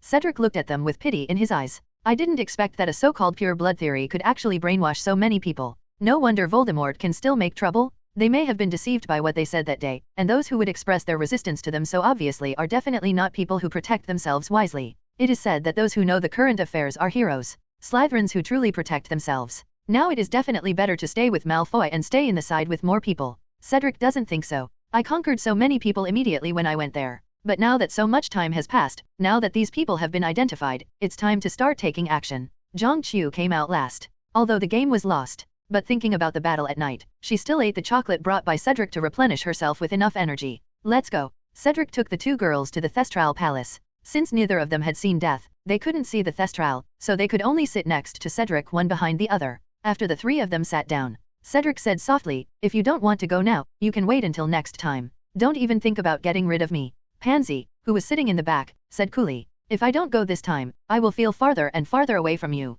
Zhang Qiu tightened his grip on the reins very nervously, but his tone was very firm. I will protect you. Cedric swung the reins, and it jumped hard on the ground before slowly taking off. The combined weight of the 3 of them is really not light. In order to reduce wind resistance, they also hugged each other tightly. The silent night wind flew past their ears, and the hearts of the 3 of them became more closely connected. Fortunately it's not far away. Thestrals finally sent the 3 of them to the edge of Hogsmeade before exhaustion. Cedric falling. A large number of heavily armed aurors appeared in the darkness, and the trio of Quirrell and Grindelwald were naturally among them. Please keep a close eye on these people's homes. Cedric took out the list just now and handed it to Moody. Of course it's just for surveillance. Don't take more drastic action before confirmation. Clear. Moody turned around and handed the note to another auror. The auror immediately disapparated and reported to the Ministry of Magic. Let us start. Cedric glanced at everyone, then took out a red scarf and tied it around his neck. This red scarf is unique. It still has some defensive power when tied around the neck, which can be regarded as adding some protection to the fragile neck. Saw his actions. Everyone around them also tied red scarves around their necks. The position of the department is different every time, which can be regarded as a code for their actions. Ready to go. After a series of apparitions, the team quickly arrived outside a suburb. Cedric frowned quickly after landing. Although this town is considered remote, but looking at the number of houses in this town, there are obviously over 1,000 people living here. Moody saw his concern. There's nothing we can do about it. They never stay in one place for too long. It was because someone among the last batch of people who were arrested in Nocturn Alley knew their fixed footholds, so we tracked them down. He pointed at 3 houses in the town. These 3 buildings are their destination. The difficulty this time is to let them try not to catch as many ordinary people as possible. After all, this is what they are best at. Although Moody brought a lot of people. However, aurors do not dare to fight too closely with highly agile units like werewolves. Although they must try to protect ordinary people, their own safety is obviously more important. Almost everyone here has a wanted warrant. Cedric confirmed. Not all werewolves are wanted. Only those werewolves who have been proven to have maliciously infected the Wolfsbane curse, or who have attacked or killed other wizards will be wanted.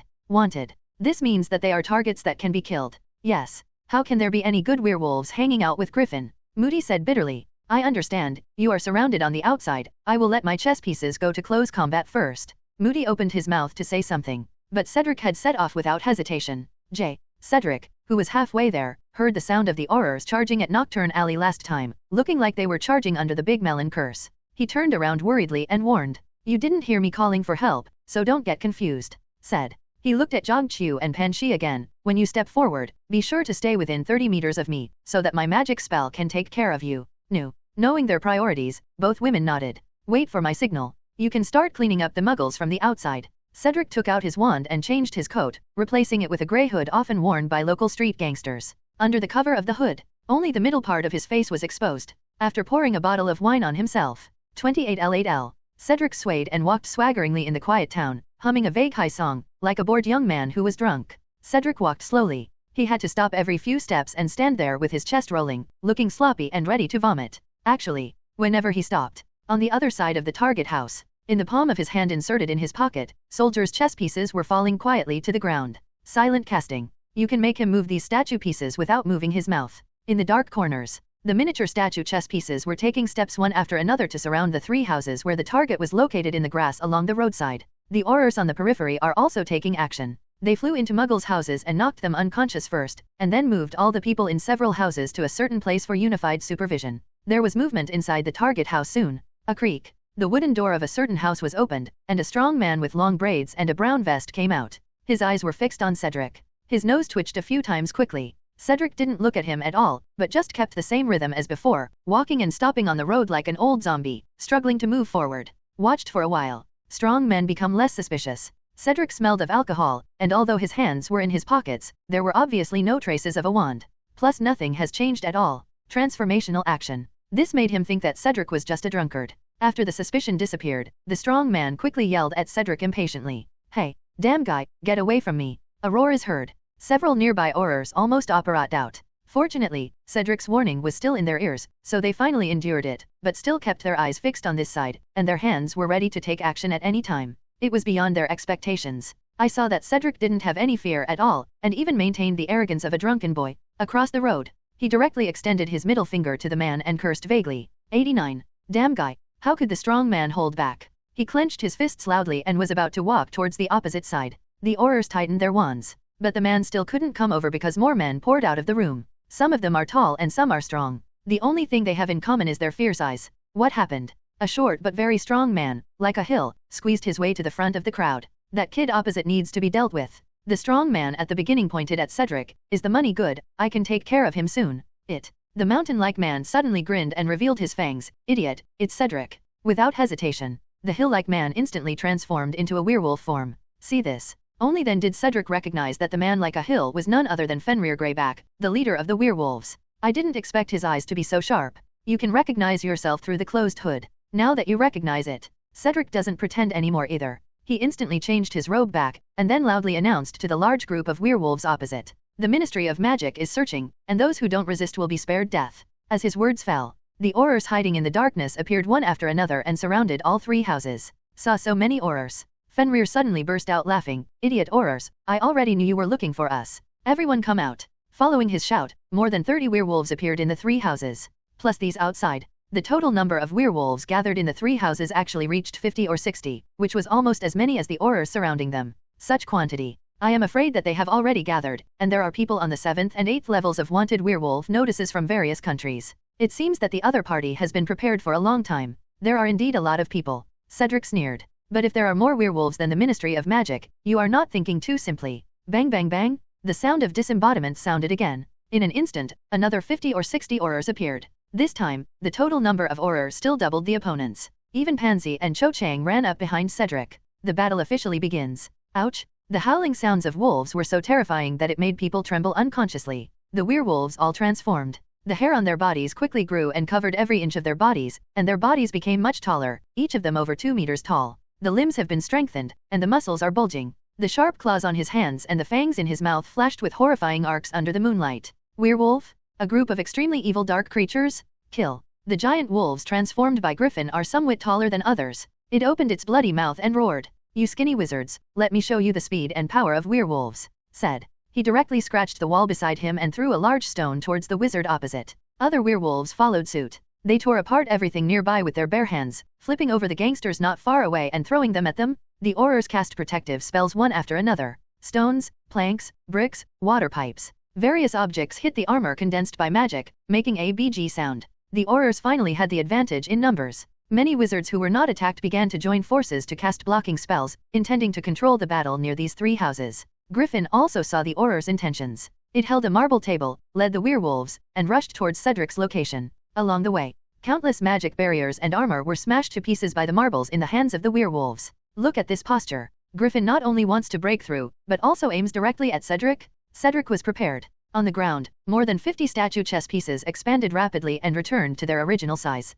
They are like an orderly army. They attacked the werewolf team from all directions. On the rooftop not far away, the reporters who were the first to become Cedric's followers were frantically recording all this. Be there for them. Slughorn paused the ruby scepter in his hand vigorously. Be sure to record it well. This time, we will give the dark forces another 10 head-on publicity blows. We want the people of the wizarding world to understand. 697 only by following the footsteps of the great Mr. Cedric, then he will lead us to glorious victory. Clear. Reporters have a clear division of labor. Some of them shot the whole thing, and some just stared at Cedric. On the battlefield, the strength of the statue soldiers was still slightly lower than that of the werewolves, although they successfully blocked the speed of the werewolves. But the losses are also great. Cedric wasn't prepared to wait any longer. Please be careful and stay 30 meters away from me. 8 statues of soldiers were left behind to protect the 2 women, and Cedric quickly began to fight back. Holy shield. Protective shields appeared on 3 people at the same time. Then Cedric took out the armor and enlarged it and placed it on the ground. Finally, he twisted his neck and transformed into the animagus form.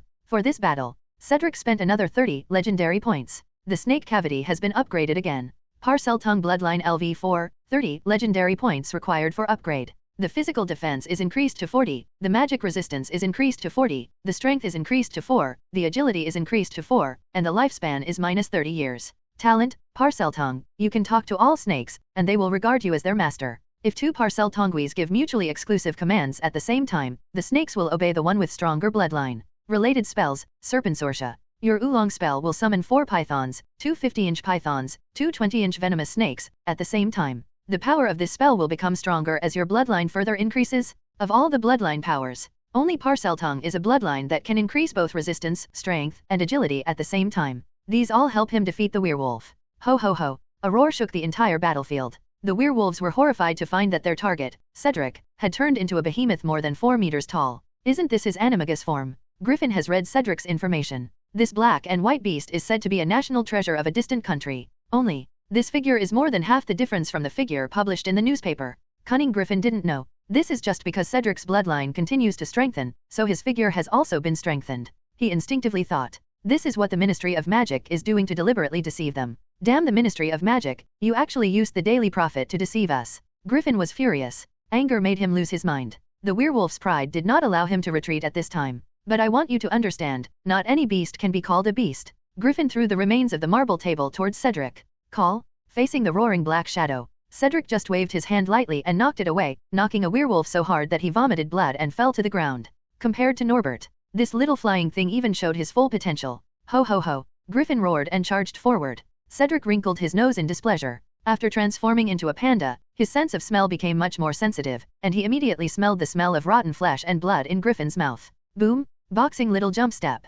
Pay attention to the distance between Griffin and yourself. Then, retract his right arm, and then, straight punch. Cedric's seemingly bulky body instantly punched out a standard straight punch. Puff. Griffin grunted, and was beaten back again, and a little blood spurted out from his open bloody mouth. Punch to the face. There are even obvious wrinkles and scars. Ho ho ho. After knocking down 2 werewolf subordinates, Griffin's anger escalated again. He jumped up from the ground. Mission patted his cheek, then shook his head and patted his own cheek to show that he was not afraid at all. Your strength can't hurt me at all. Very good. Cedric stood there and put on the armor and the tailor-made alloy finger tiger very calmly. If it explodes in 1 or 2 blows, that would be so boring. Looking at Cedric taking his time, Griffin, who was still furious at first, felt as if he had jumped into an icy river in the dead of winter, and instantly felt chilled from his heart to the tips of his hair. That blow just now, he was just being stubborn when he said it didn't hurt. Now take a closer look. Cedric not only wears a finger tiger, but also has a very agile boxing pace. He is actually Kung Fu Panda? Griffin was afraid.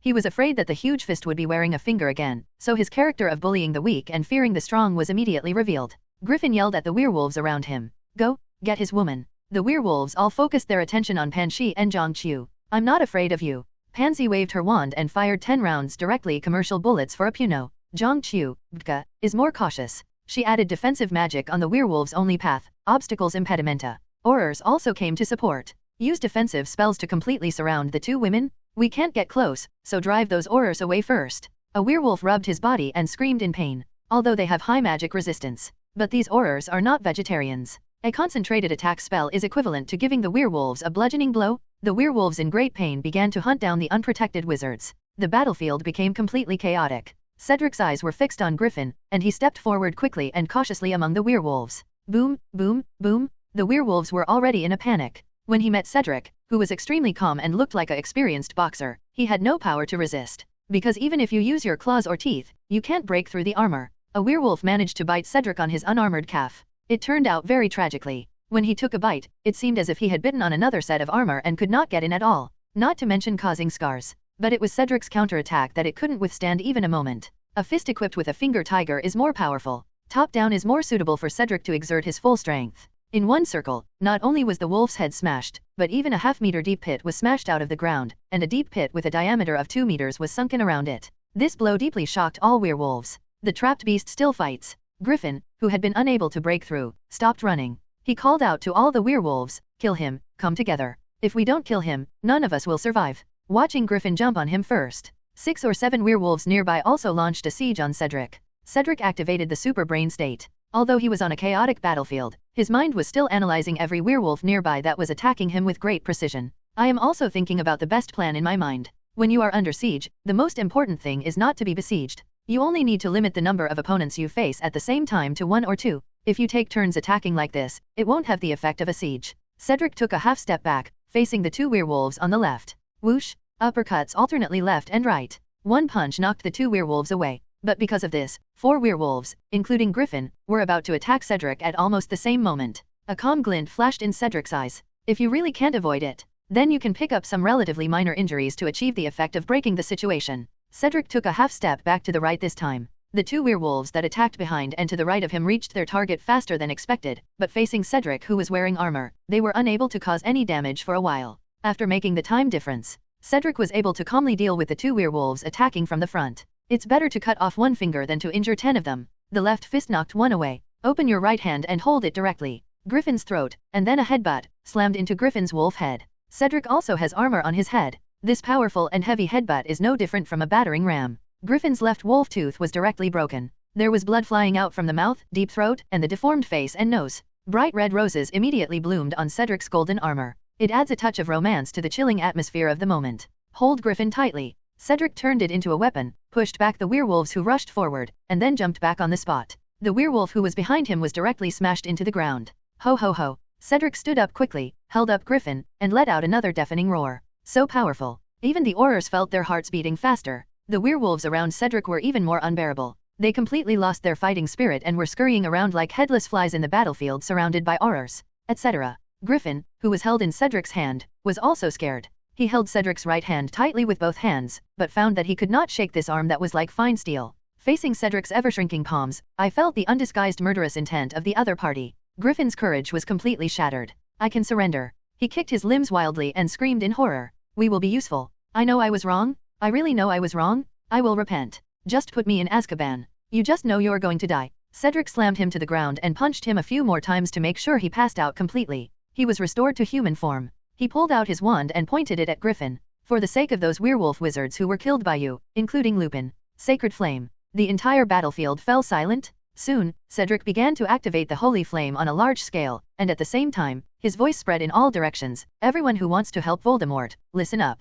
Anyone who wants to help Voldemort, listen up. Cedric knew that the Ministry of Magic would record this battle, so these words were not just for the werewolves. Rather, it is said to all creatures in the magical world. The reporters focused their cameras on Cedric on the battlefield. Now he has his life back. Under his control, the Holy Flame circled him and the unconscious Griffin. Some of the werewolves around them collapsed and ran away, some stood still on the spot, and some fell to the ground and howled. In short, they were in a state of complete defeat. We were going through some long dark period. Even now, I still can't guarantee to you that I can protect everyone in the magic world in a battle sometime in the future. Under the lens, Cedric's voice was clearly recorded. But we are determined and mentally prepared to give everything for it. I totally believe it. If each of us performs our duties and carefully prepares every battle, then we will eventually defeat all darkness. Finished. Cedric held his wand high. The Holy Flame followed his guidance and turned into countless flame pythons, 3 of which wrapped around the unconscious Griffin at the same time. The Holy Flame is coming. The unconscious Griffin suddenly let out bursts of shrill howls, and it kept twisting its body in the sea of fire, trying to put out the flames.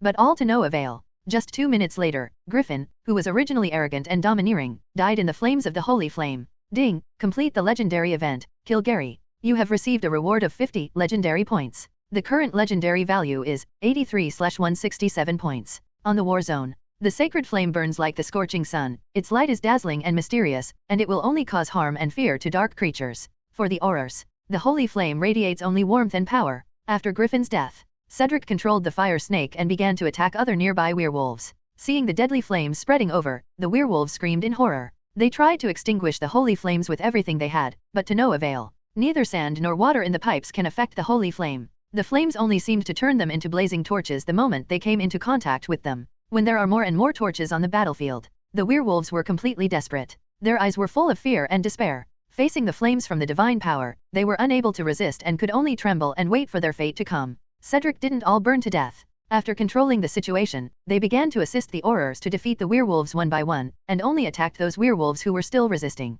Because of the advantage of numbers, in just 2 minutes, all the werewolves were either burned to death or captured. It's all done. See the battle end. Slughorn immediately urged the reporters, let's move quickly. Let this news spread throughout the magical world tomorrow morning. The reason why he was so excited. The last report on the Nocturn Alley battle was very effective. After realizing that the Ministry of Magic was becoming more and more powerful, many wizards quietly reported the situation to the Ministry of Magic, providing many clues for catching the Death Eaters. This time Cedric's flames were simply astonishing. Slughorn knew that very well. As long as this report is published, it will definitely be enough to deter more wizards and magical creatures who are still wavering. Even if you can't realize what the right choice is, even if some flaws are exposed due to nervousness, it will be very helpful to the work of the Ministry of Magic. He has already boarded Cedric's ship. Then only struggling to slide to the other side can be considered a victory. On the war zone, Cedric quickly collected all the holy flames. The Aurors organized the traces of the battlefield in an orderly manner and repaired all the damage caused. Some of them could not be repaired because they had suffered too much magical energy. They could only create a suitable excuse and then modify everyone's memory. Although the effect of the holy flame this time is incredible, but the Aurors were already used to Cedric's new movements. It's nothing more than a new magic spell. How can it be more shocking to have a 4-meter-tall, armor-clad, boxing-capable tabby cat? However, when the two women participated in the battle this time, they were really frightened. Especially seeing Cedric kill Griffin and other werewolves, it was a huge shock to them. Cedric didn't say much until he sent them back to the dormitory. Have a good rest. Cedric didn't explain too much, he just gave them each a warm hug. If you have anything to say, let's talk tomorrow. In fact, he has already thought about it. The two women may be greatly affected by this incident. But this is also inevitable. Battles like this will only become more and more frequent in the future, although the Ministry of Magic has the upper hand. However, there is obviously reliable information that Voldemort has gathered a large number of Death Eaters around him and is already starting his resurrection plan. Just don't know. Will he stare at Harry's blood this time? In short, they are still Cedric's most suitable comrades, but they are still half-grown children after all. War and death? Not everyone has the courage to face all this, even until the next morning. While eating in the auditorium, Cedric could feel that the two women were not in good spirits. But they are still the same as usual. Cedric didn't say much, he just ate breakfast silently as usual. Their atmosphere was awkward. Even Harry's trio across from them noticed something was wrong. Did they quarrel? Ronald asked the two friends in disbelief. This matter has reached an incredible level in his heart. After all, the relationship between the three of them has long been as good as one person. Only one night has passed. He could not imagine anything that could shake their feelings. There's definitely something wrong. Hermione agreed. While observing, she was still a little excited in her heart. If Pansy and Zhongqiu broke up with Cedric, then won't your opportunity come? Isn't this possible? Harry glanced at the three people opposite him with suspicious eyes. Although he didn't really want to believe it, the three people in front of him acted very unnaturally, and it was very obvious. Do you want to do something? Just as the Harry trio were thinking, suddenly there was darkness above their heads, and the owls with flashing wings began to enter the scene again. Looking at the very familiar black mass, the Harry trio immediately realized that Cedric had gone to work again last night. Watching a flock of owls about to land, Ronald hurriedly put the last few mouthfuls of braised pork rice into his mouth, took another mouthful of soy milk, and then wiped his mouth with great satisfaction. I'm so envious of Cedric. Everyone comes to school. Those in 3rd grade and above can only go to Hogsmeade a few times in a school year. Not only does he come in and out at will, but he is also in the newspaper every day. He has become a famous person before he even left school. Speaking of which, Ronald lowered the noise and said, I heard that Lockhart is thinking of ways to please Senior Cedric. If you were as capable as a senior, you would naturally be able to do this. Hermione said slightly proudly. No. Ronald looked at Maintenance Cedric and Hermione, and wanted to say something, but the owls had already begun to land. Since Gemini made money, the Weasley family is doing much better, and Ronald has ordered himself a daily profit. The owl that delivered the newspaper dropped the newspaper and flew away with a piece of fried chicken in his mouth. Look what's going on. At Harry's urging, Ronald quickly shook the newspaper open. Just a glance. The faces of Harry's trio were instantly illuminated by the holy flame as bright as day.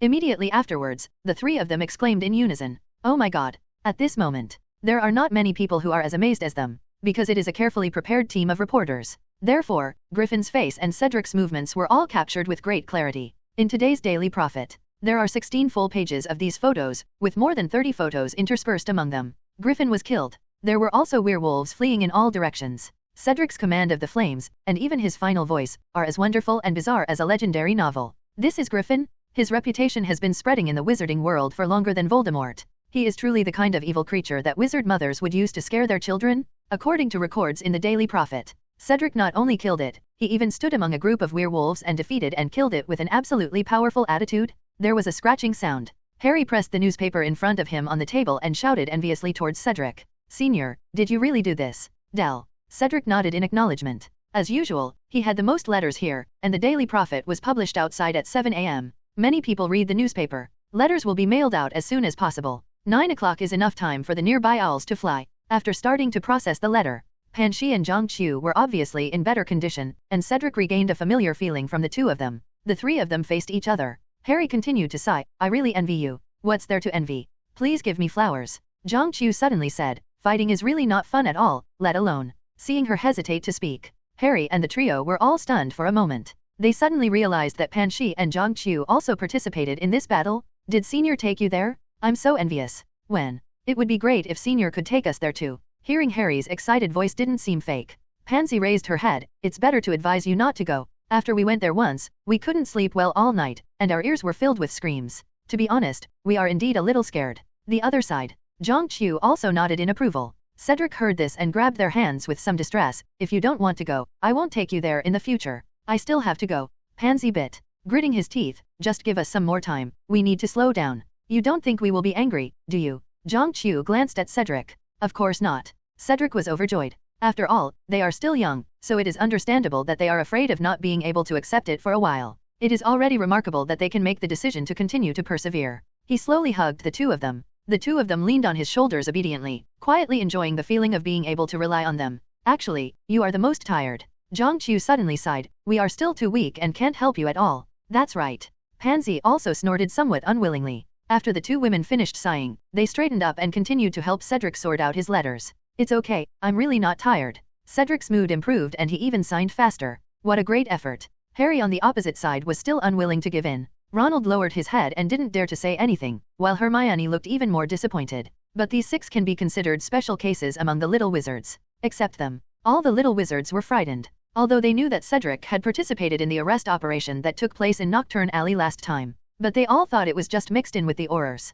The legends secretly circulated among the Slytherins that Cedric had killed people were just legends. Very few people take it seriously. But today's battle to round up Griffin is completely different. Not only was it clearly recorded the scene of Cedric killing Griffin, but also the scene of him controlling bright flames to burn several werewolves to death. Follow the position in the photo. The horrors were all located on the periphery of the battlefield. Cedric was the only one standing among the werewolves in the inner circle, which was enough to show that he took the lead in the action. This is very scary. Gemini and Neville came to Hufflepuff's table immediately. "Boss, you can call us for this kind of thing in the future." Gemini is also quite loyal. They had been supporting Cedric in Gryffindor ever since he helped them embarrass themselves in front of Mrs. Weasley. "This time I recommended myself. Want to join Cedric's action team?" Neville was naturally not far behind. "Me too, Mr. Cedric." "And I." A slightly arrogant voice sounded. Everyone discovered that Malfoy had also come to Cedric's side without knowing it. But very rare. For the first time, what he said did not arouse anyone's disgust. "As long as you are willing, it's good, but it's not yet." Cedric was actually very happy.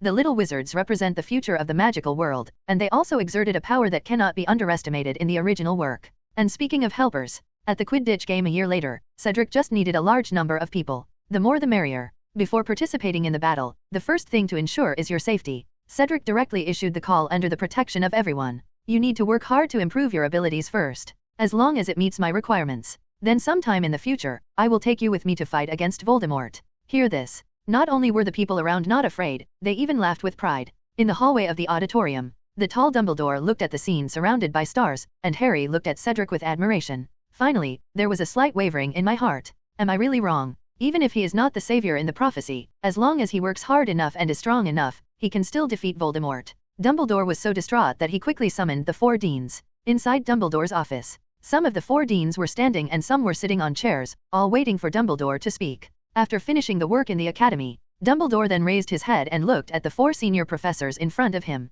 Sorry to keep you waiting. He took off his glasses. He pinched the tip of his nose a little tiredly. Although Cedric and the Ministry of Magic have been so high profile recently, in fact, Dumbledore, leading the Order of the Phoenix, has been working hard to deal with Voldemort. It's just that they have no control over the Daily Prophet, so the news is not as high profile as Cedric's. Actually, the main reason why I invite everyone here is to get to know the student Cedric. It wasn't the first time Dumbledore asked Cedric. The 4 deans also spoke in an orderly manner. I don't have much here. The main thing is that he bought a lot of potion seeds from me. The one he bought the most last time was by Cien. Professor Sprout was afraid that everyone would not understand, so he made a special statement. This is the magic potion that can heal the wounds of werewolves. Oh, by the way, the Quidditch team led by Cedric is not bad either. Snape spoke next. He made a 1-2-0 stance among the Slytherins, allowing the Slytherins to choose whether they would follow him to fight the mysterious man. Talking about fighting, Professor Flitwick also added, the spells taught by Cedric are very practical during the dual club class in the evening. Cedric's influence is growing. Professor McGonagall is the professor who knows Dumbledore's thoughts best, so all she focuses on is Cedric's influence. Especially this morning, when we were having dinner in the auditorium, there were many people around Cedric, and everyone said they would study with him. Inside the student union, many people have suggested that Cedric can be the prefect of Hufflepuff next year, or even the president of the student union. At Hogwarts, the prefects have begun to enjoy many privileges. For example, it has its own separate bathroom, and there is even a huge bathhouse where you can take a bath. What happens usually? It is also the prefects who will lead the students of their own college, not to mention being the president of the student union.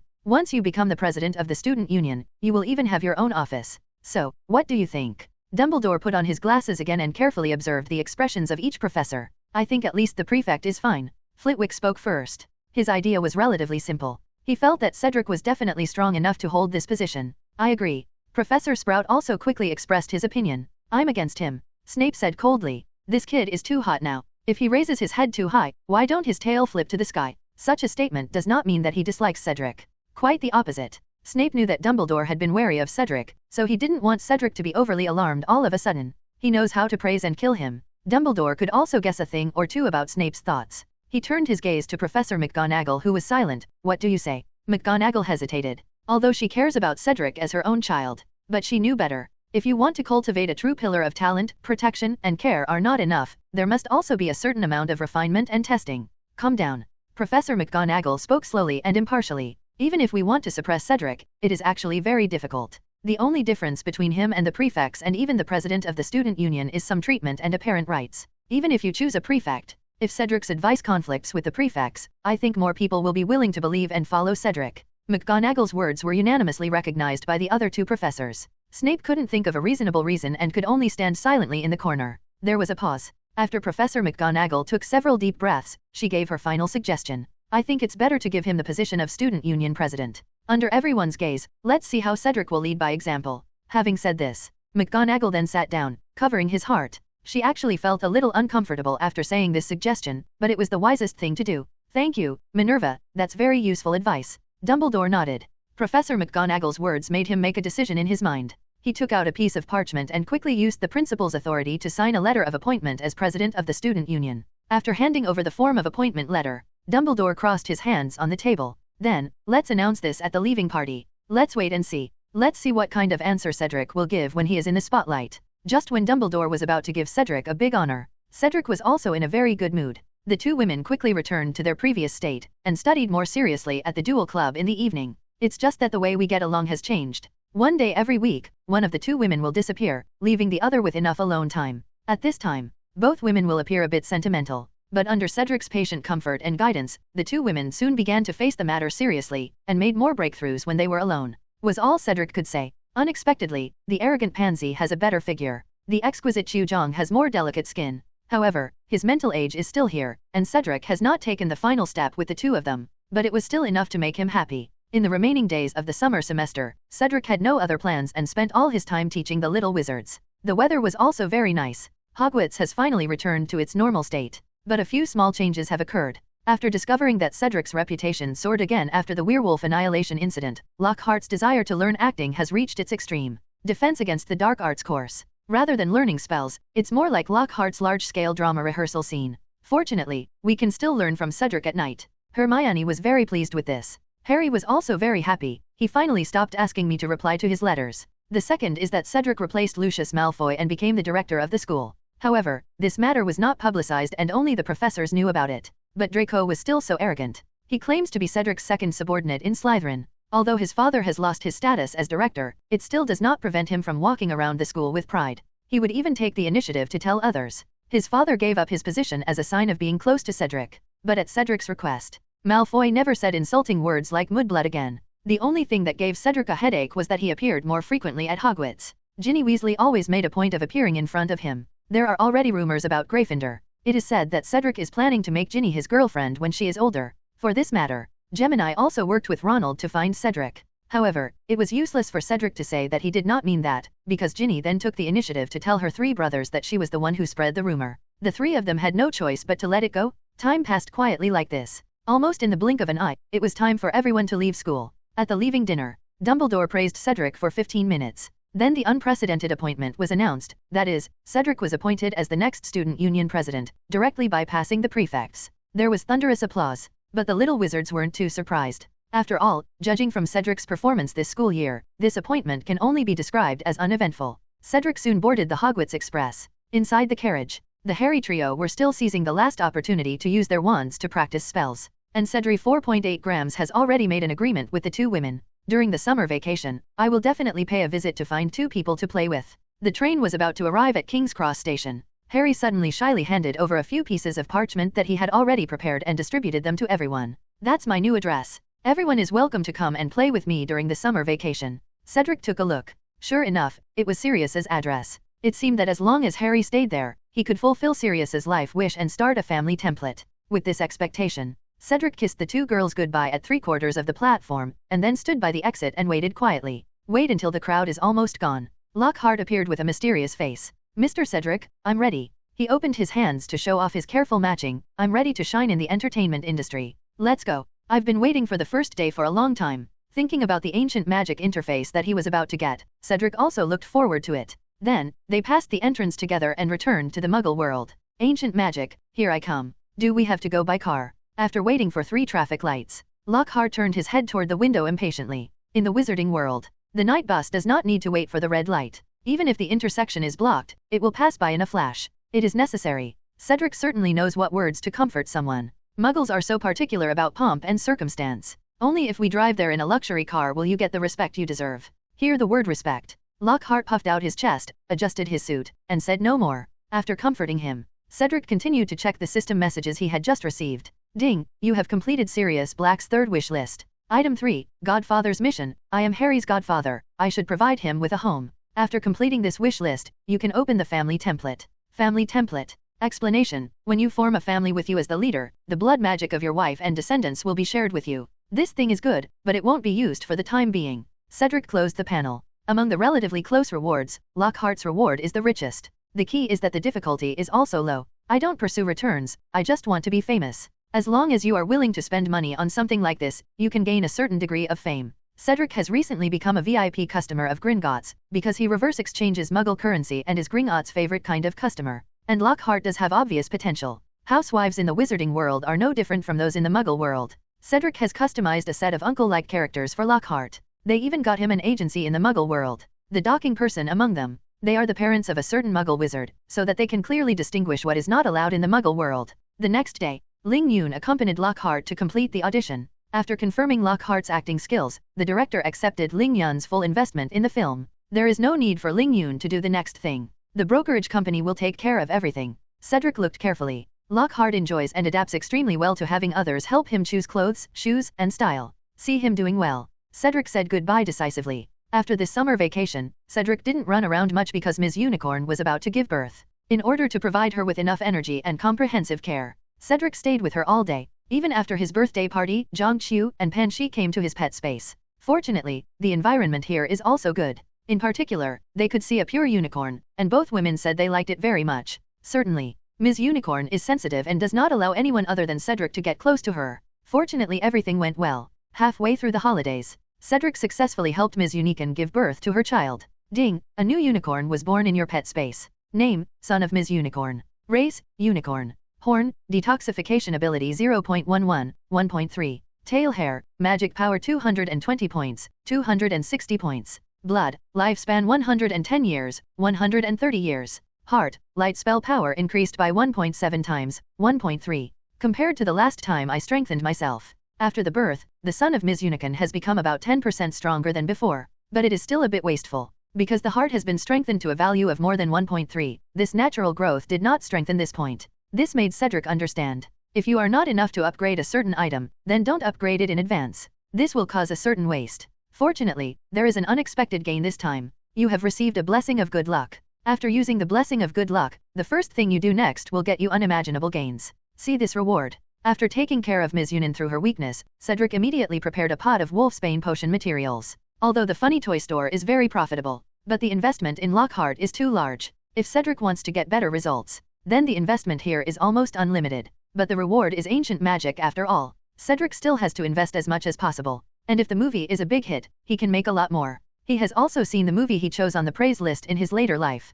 I just don't know whether it will be a big hit. Fortunately, he can always have the income from the movie, and there will always be a day to make the money back. And the Wolfsbane potion. It is something that can make him super famous. Although if it is researched, it means that his Wolfsbane potion capsule business will be cut off, but the fame it brings is definitely unparalleled. In addition to the talent value and experience value rewards that will definitely be there. There is also a great possibility of obtaining a large number of legendary points. Legendary points are the most difficult to obtain, and Cedric now has a big gap in blood. After all, giants are much stronger than werewolves, and he planned to subdue them secretly, so he could only bring a few people, only his confidants. Secondly, once the movie Howard's End shot by Lockhart is released, then he will open the panel of legendary spells. It goes without saying that legendary spells will definitely consume legendary points. Cedric thought for a long time. There is no chance to earn legendary points in the next school year, only in the year of the Goblet of Fire. From the Death Eater's disruption in the Quidditch game to the Tri-Wizard tournament in the Goblet of Fire, this series of events is the best way for him to earn legendary points.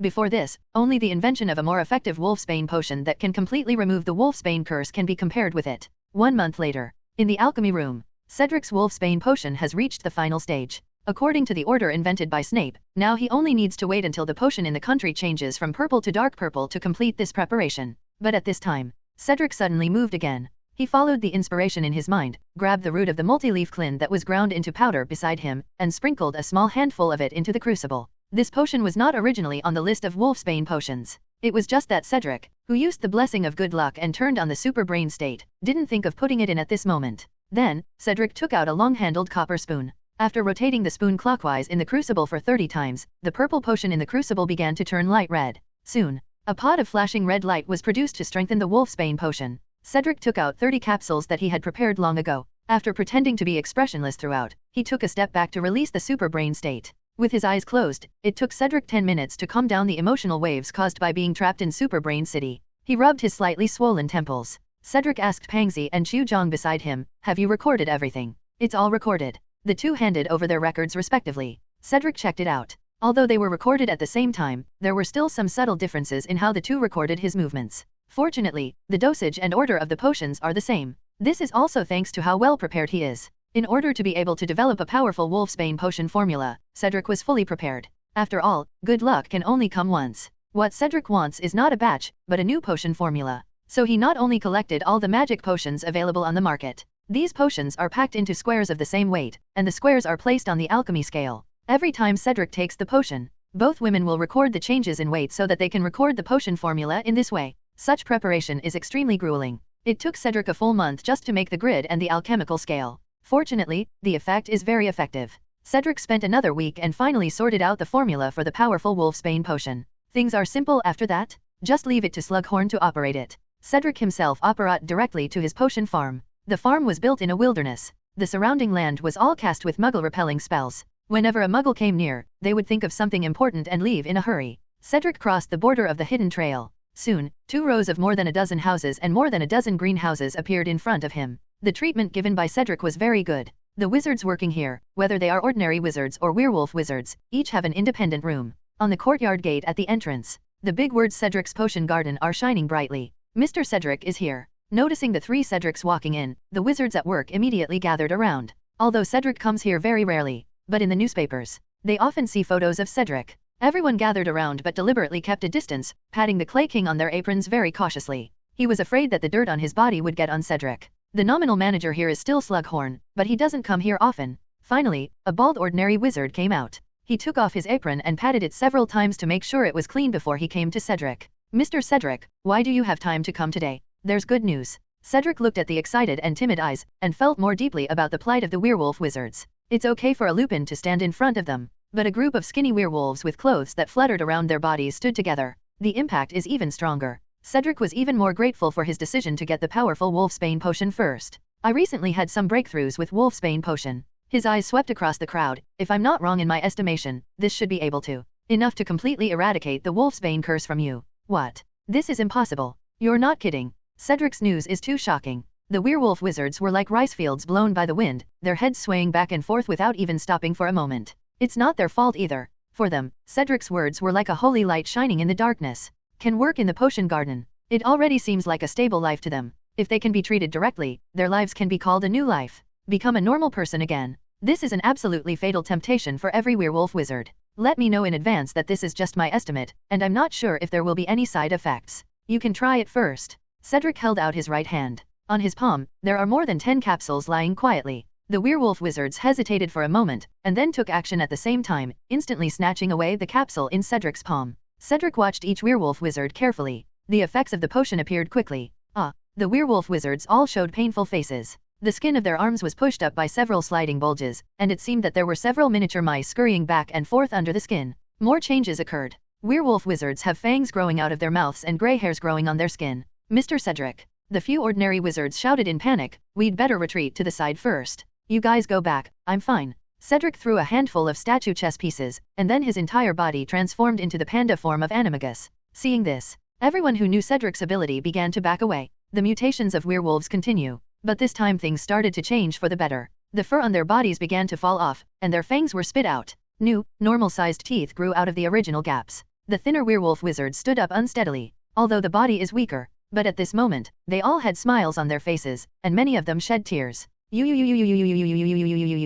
Okay, finally done. At the same time, Cedric heard continuous sounds in his ears. You gain a new follower. *4. Is there such a good thing? Cedric couldn't help but feel joy in his heart. I originally thought that only plot characters could have character templates, so I had always ignored contact with ordinary people. Never imagined.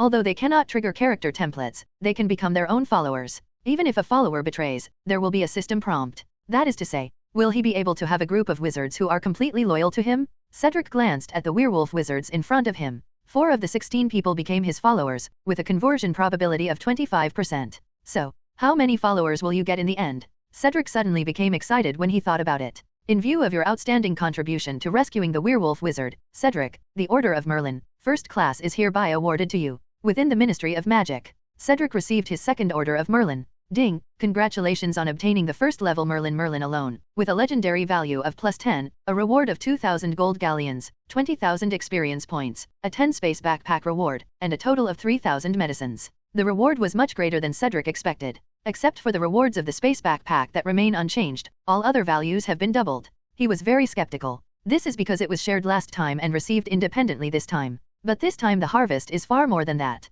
After the interview, Cedric quickly returned to the potion garden with the 2 girls and Slughorn.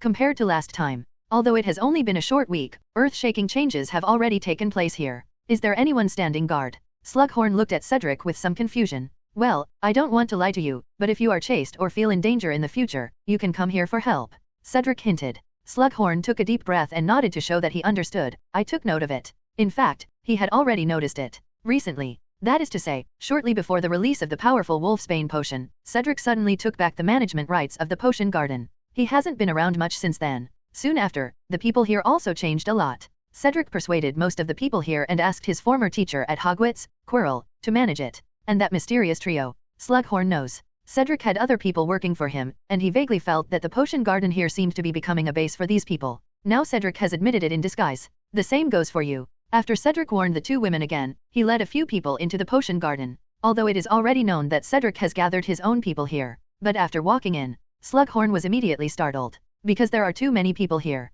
In the past, there were no more than 20 people in the potion garden, but now there are far more than 30 people here. Even counting Quirrell and those 3. There are also more than 26 wizards gathered here. Judging from their appearance, they all look like werewolf wizards. Although I haven't recovered my body shape yet. But every wizard in the potion garden is in high spirits and performs their duties, and the wizards standing guard are not slacking off at all. Even the work in the potion garden has not been left behind. With so many people here, is safety guaranteed? Slughorn couldn't help but feel worried. On the eve of the upcoming war with Voldemort, it was very safe to have an escape route where he could seek help. That's what he's worried about now. Cedric gathered so many subordinates so quickly. Could there be spies sneaking in among them? This is not a large number of people. Cedric pointed to the area behind where new houses were still under construction. In the next 3 months, more than 20 people will come here, and within half a year the number of people here will definitely exceed 60. What's more important? You can definitely trust the people here. Cedric is so confident, of course, because of the system prompts. If someone rebels, then it will be displayed here immediately. Naturally, the two women trusted Cedric's words without reservation. Slughorn hesitated for a moment, but finally chose to believe Cedric. Although I don't know what methods he has. But Cedric has created too many miracles, even if it is said that he invented the magic spell to test loyalty. Slughorn believes it too. Of course, he is not the most excited person in the potion garden now. In a certain room, Neville, who was on vacation, was having lunch with his parents. After lunch, Neville's admiration for Cedric reaches new heights. Ding, Neville has been upgraded from a follower to a die-hard loyalist. Senior Cedric, you can give me any orders if you need anything. Cedric helped Neville, who was kneeling in front of him. We just need to help each other and defeat Voldemort together. Then we can all live a happy life. Neville nodded vigorously. During the following summer vacation, Neville spent all day with his parents in the potion garden in the name of helping Cedric. Many people had a great time this summer vacation. Harry moved into Sirius's home and spent the happiest summer vacation in his life under the care of Sirius and Lupin. Even in parting, I also heard my cousin Dolly's apology. Mr. Weasley still won the Daily Profits jackpot. Ronald traveled abroad with his family for the first time and took all the photos on his new camera. Hermione also traveled to France with her parents. Soon, it's time for school to start. This time, Cedric and the two girls arrived at the station early as before and stood by the pillar to guide the new students' registration and enrollment. Neville knew this too. He also came early and stood behind the three of them. Been doing the same thing for several years. But this year it feels particularly different. Malfoy was quite shocked and puzzled by this. Sir, you don't have to do this kind of thing again, because, in his mind, Cedric is now a well-known figure in the wizarding world. I even received a second order of Merlin during the summer vacation. He was also a great figure who entered Slytherin alone and forced the 28 pure blood families and their descendants to take sides. The price of the delivery is really low. If you want people to listen to you and follow you, intimidation is just the lowest method. You are happy to help others, and those who are enlightened will help more. Maybe you will understand in the future? Cedric didn't explain much. Although Malfoy didn't understand, he decided to stay and take a look. So he asked the attendant to put his luggage in the car, while he stayed and continued to observe. Unexpectedly, many people came as well. First up was Hermione, who was being cautious. She also arrived early, and after putting away her luggage, she quietly squeezed in between Neville, Malfoy, and Cedric. Malfoy glared at her. Not to be outdone, Hermione stared back. Neville didn't pay attention to them at all, but he was always paying attention to Cedric's movements. Meet a petite first-year student. Neville took the initiative to step forward and push the card in for the other party. Soon the time came to the peak time for students. This time 2 first-year students, both very thin, appeared, and Neville once again took the initiative to take the card from one of them. It's your turn. Hermione urged Malfoy beside her. What? Me? Malfoy was angry and annoyed. This means that now he also follows Cedric by default. Otherwise, he could scold Hermione directly. He pointed to his brand new robe. I'm not here to help others push the cart. No one is born with a job in mind, and helping others is not a priority. The first half of Hermione's words made Malfoy even more angry. But after watching Cedric step forward to help push the cart, Malfoy suddenly had mixed feelings in his heart. Have you seen? Hermione pointed at the junior who kept thanking her. The way to gain respect from others is not just to point your nose at them. Friendly reminder, that looks ugly. Kr. Malfoy was so angry that he raised his hands to hit Hermione. Are you looking for death? Pansy in front turned around and shouted to him coldly, you can either come up and help, or shut up and get back to the car. In front of other people, this Slytherin with a bad temper did not face Cedric's seductive arrogance. But she behaves like a big sister. Such momentum. After she experienced the murderous battlefield, she became countless times stronger than ordinary people. There is a simple example. After the battle to eliminate the werewolves, both Panshi and Zhongqiu were able to see the Yeki. Normally, the more experience she has, the stronger her momentum will become. Even Zhongqiu has the majesty of a queen. Pansy grew furious. More like an angry python? Malfoy trembled and stepped forward to accept the push from the next schoolgirl. After delivering it to the car door, Malfoy, who was a little unbalanced, called out his 2 followers to help. So in Cedric's first year as student council president, a magical scene happened. The freshmen who entered this year felt the spring-like warmth from their seniors. Cedric, the student union president, took the lead. Students from the 4 major colleges will appear at the door. They will enthusiastically help you push the cart and even tell you some tricks from the school. Let me introduce it by the way. The gentlest and greatest head boy Hogwarts has ever had, Cedric. Such a reputation is not formed in a day. Cedric has many honors outside of school, but not many of them can reach Hogwarts. But the student union president is definitely the most powerful one. He is above all students and second only to ordinary professors, although Cedric has had this power before. But this time it's different. In the past, appointments would take place during holidays and would be sent along with the book list for the next school year. Cedric is different. He was appointed at the school's farewell dinner. Although the students thought it was very reasonable, they would inevitably have the same thoughts as Malfoy. You are already the president of the student union, why are you here to greet the new students? Under this premise, not only did they meet Cedric, they even met many students from the 4 major colleges. Hufflepuff students stay because of respect. Slytherin students stayed because they obeyed. The Gryffindor students stayed in admiration. Ravenclaw students stay because they appreciate it. On the platform of the Hogwarts Express, for the first time, a happy look appeared. This look is not only discovered by freshmen. The parents were also shocked to discover this, and they wrote letters directly to Hogwarts after returning. Some of them brought home. Their letters arrived in Dumbledore's office faster than the Hogwarts Express. Dumbledore called the 4 heads of house and shared the letter. Wheat. Professor G.E. praised without hesitation, Cedric can always do better than you imagine. We made the right choice. Professor Sprout was also full of surprise. So, I want us all to go take a look and see the changes Cedric has made. In order to see a more realistic effect, Dumbledore took the 4 deans to the station before the Hogwarts Express arrived. They all stood in the corner and used the disillusionment charm to hide their traces. The train soon arrived at Hogwarts, laden with smoke. Cedric jumped down first. He stretched out his hands to help the 2 women get out, and shouted loudly to the car. Come on, let the first-year students get off the bus first. Yes, that's right over there. The kind-hearted Hagrid and Mr. Filch will lead you to experience the majesty of Hogwarts in a very unique way. Don't worry about your luggage, it will be sent to school automatically. On the platform, a young-looking freshman was let out of the car first under the watchful eyes of his seniors. Before running towards Hagrid and Filch, many of them turned around, bowed and nodded to the people waiting patiently in the car. Thank you, senior. Zhao Zhao, amidst the continuous thanks, even Malfoy turned his lips into a smile. Inside and outside the train, overflowing with extremely kind laughter. By the way, I would also like to remind the old students here. Cedric blinked at the tall Hagrid over there. You can make the monsters calm down by just touching the spine of the monster book. It seems that this year's magical biology professor will be a very interesting person. Hagrid grinned. He gave Cedric a thumbs up to express his gratitude, and the nervousness of becoming a professor for the first time disappeared a lot. Okay, next are the 2nd and 3rd grade students. In Cedric's shout, all the students at Hogwarts got off the bus in an orderly manner and showed humility to each other. When it's the turn of the 4th or 5th graders, after Gemini got out of the car, he turned around very naughtily and synchronously, and shouted to the students who were still in the car. Thank you, senior/senpai. The roar of laughter suddenly resounded throughout the entire platform. For the first time, the students at Hogwarts all felt the joy of being helped and thanked. When Cedric took Pansy and Zhang Qiu and got into the last carriage and left, the 5 Dumbledores came out of the corner.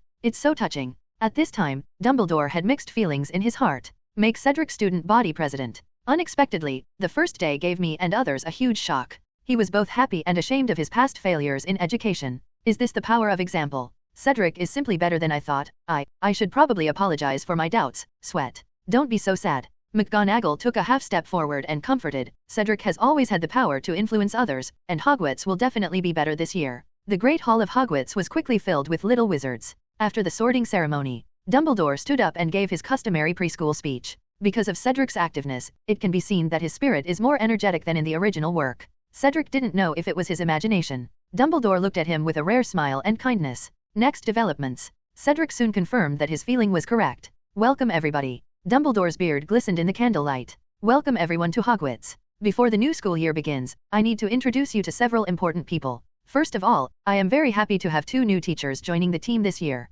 The first is Professor Lupin, who readily agreed to fill the gap in the defense against the dark arts course. Dumbledore guided his left hand to Professor Lupin, who stood up. It's different from the original work. Because Black was acquitted a year in advance, he got help from Black, and took super powerful Wolfsbane potion during the summer vacation. Lupin's body was no longer shabby. Because he has completely gotten rid of his identity as a werewolf wizard, he now feels quite high-spirited. Harry and the other 3 took the lead in giving him applause. Snape is so angry. Ronald couldn't help but whisper in Harry's ear. Harry shifted his gaze. He found Snape on the long table staring intently at Professor Lupin. This look was all too familiar to Harry. Snape would often cast such a look on his face. Harry knew that he had always wanted to be a defense against the dark arts teacher, and he had learned last year that Snape had conflicts with his father and friends at school. Seeing Snape unhappy made him feel happy. There's a second teacher. Dumbledore waited until the applause of Harry and the three stopped, then continued. Professor Kettleben retired at the end of last year as Care of Magical Creatures teacher, and I'm delighted to have found the right person. Hagrid. Hagrid, who was sitting at the end of the teacher's desk, stood up quickly. Because the body is too strong. Even the teacher's desk was moved by him. I'm very happy. Hagrid has agreed to take on the role of teacher of the Care of Magical Creatures class in addition to guarding the 750-person hunting ground. Harry's palms were bruised from the slap. He was almost standing up from the stool. Hagrid was also looking at him at this moment. His face was flushed, and under his messy black beard, he smiled very shyly. We should have guessed this. Ronald pounded the table with his fist, his excitement second only to Harry. After all, who else would ask us to buy a book that bites people and use it as a teaching material? Hagrid was extremely moved. Cedric clearly saw Hagrid wiping his wet eyes with the tablecloth. Because many people know Hagrid. The applause given to him lasted longer this time and was louder than Lupin's. At last, Dumbledore spoke up and suppressed Harry's applause as he continued to applaud. This person is an acquaintance among everyone's acquaintances. I am honored that Hogwarts can have him in this difficult era. I can even say that he meets the 10th standard of what people expect from Hogwarts students. Dumbledore paused. He waved to Cedric. Come to the front, let everyone see you, Cedric.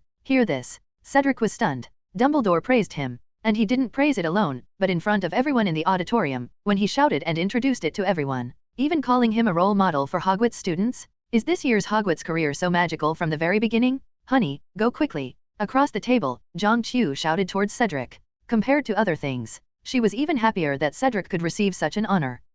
Cedric stood up and came to the teacher's desk. There was unprecedented loud applause in the auditorium. This time, even the freshmen were not left behind. After all, the first wave of warmth they felt when they came to Hogwarts was given by Cedric. Introduce. Dumbledore's voice suppressed the applause again. Cedric is our student union president at Hogwarts. Every morning at 8 o'clock, he will lead everyone to exercise in the courtyard. Every Wednesday at 8 p.m., he will hold spell dueling courses in the auditorium, and interested students, bjeg, can come and participate. Warm applause sounded again. The little wizards whispered among themselves. Although Cedric had been doing these things for a long time, the meaning was completely different when it came from Dumbledore's mouth. It's like official recognition. This is definitely another deed that can be written into the history of Hogwarts. Except for professors. Cedric is the only student who can teach at Hogwarts. One last thing? Please let me continue to explain. The applause was so loud. Dumbledore waved his arms for a long time before the Great Hall fell silent, but there was no trace of helplessness on his face. Still smiling. The last thing is that I need to apologize to everyone first.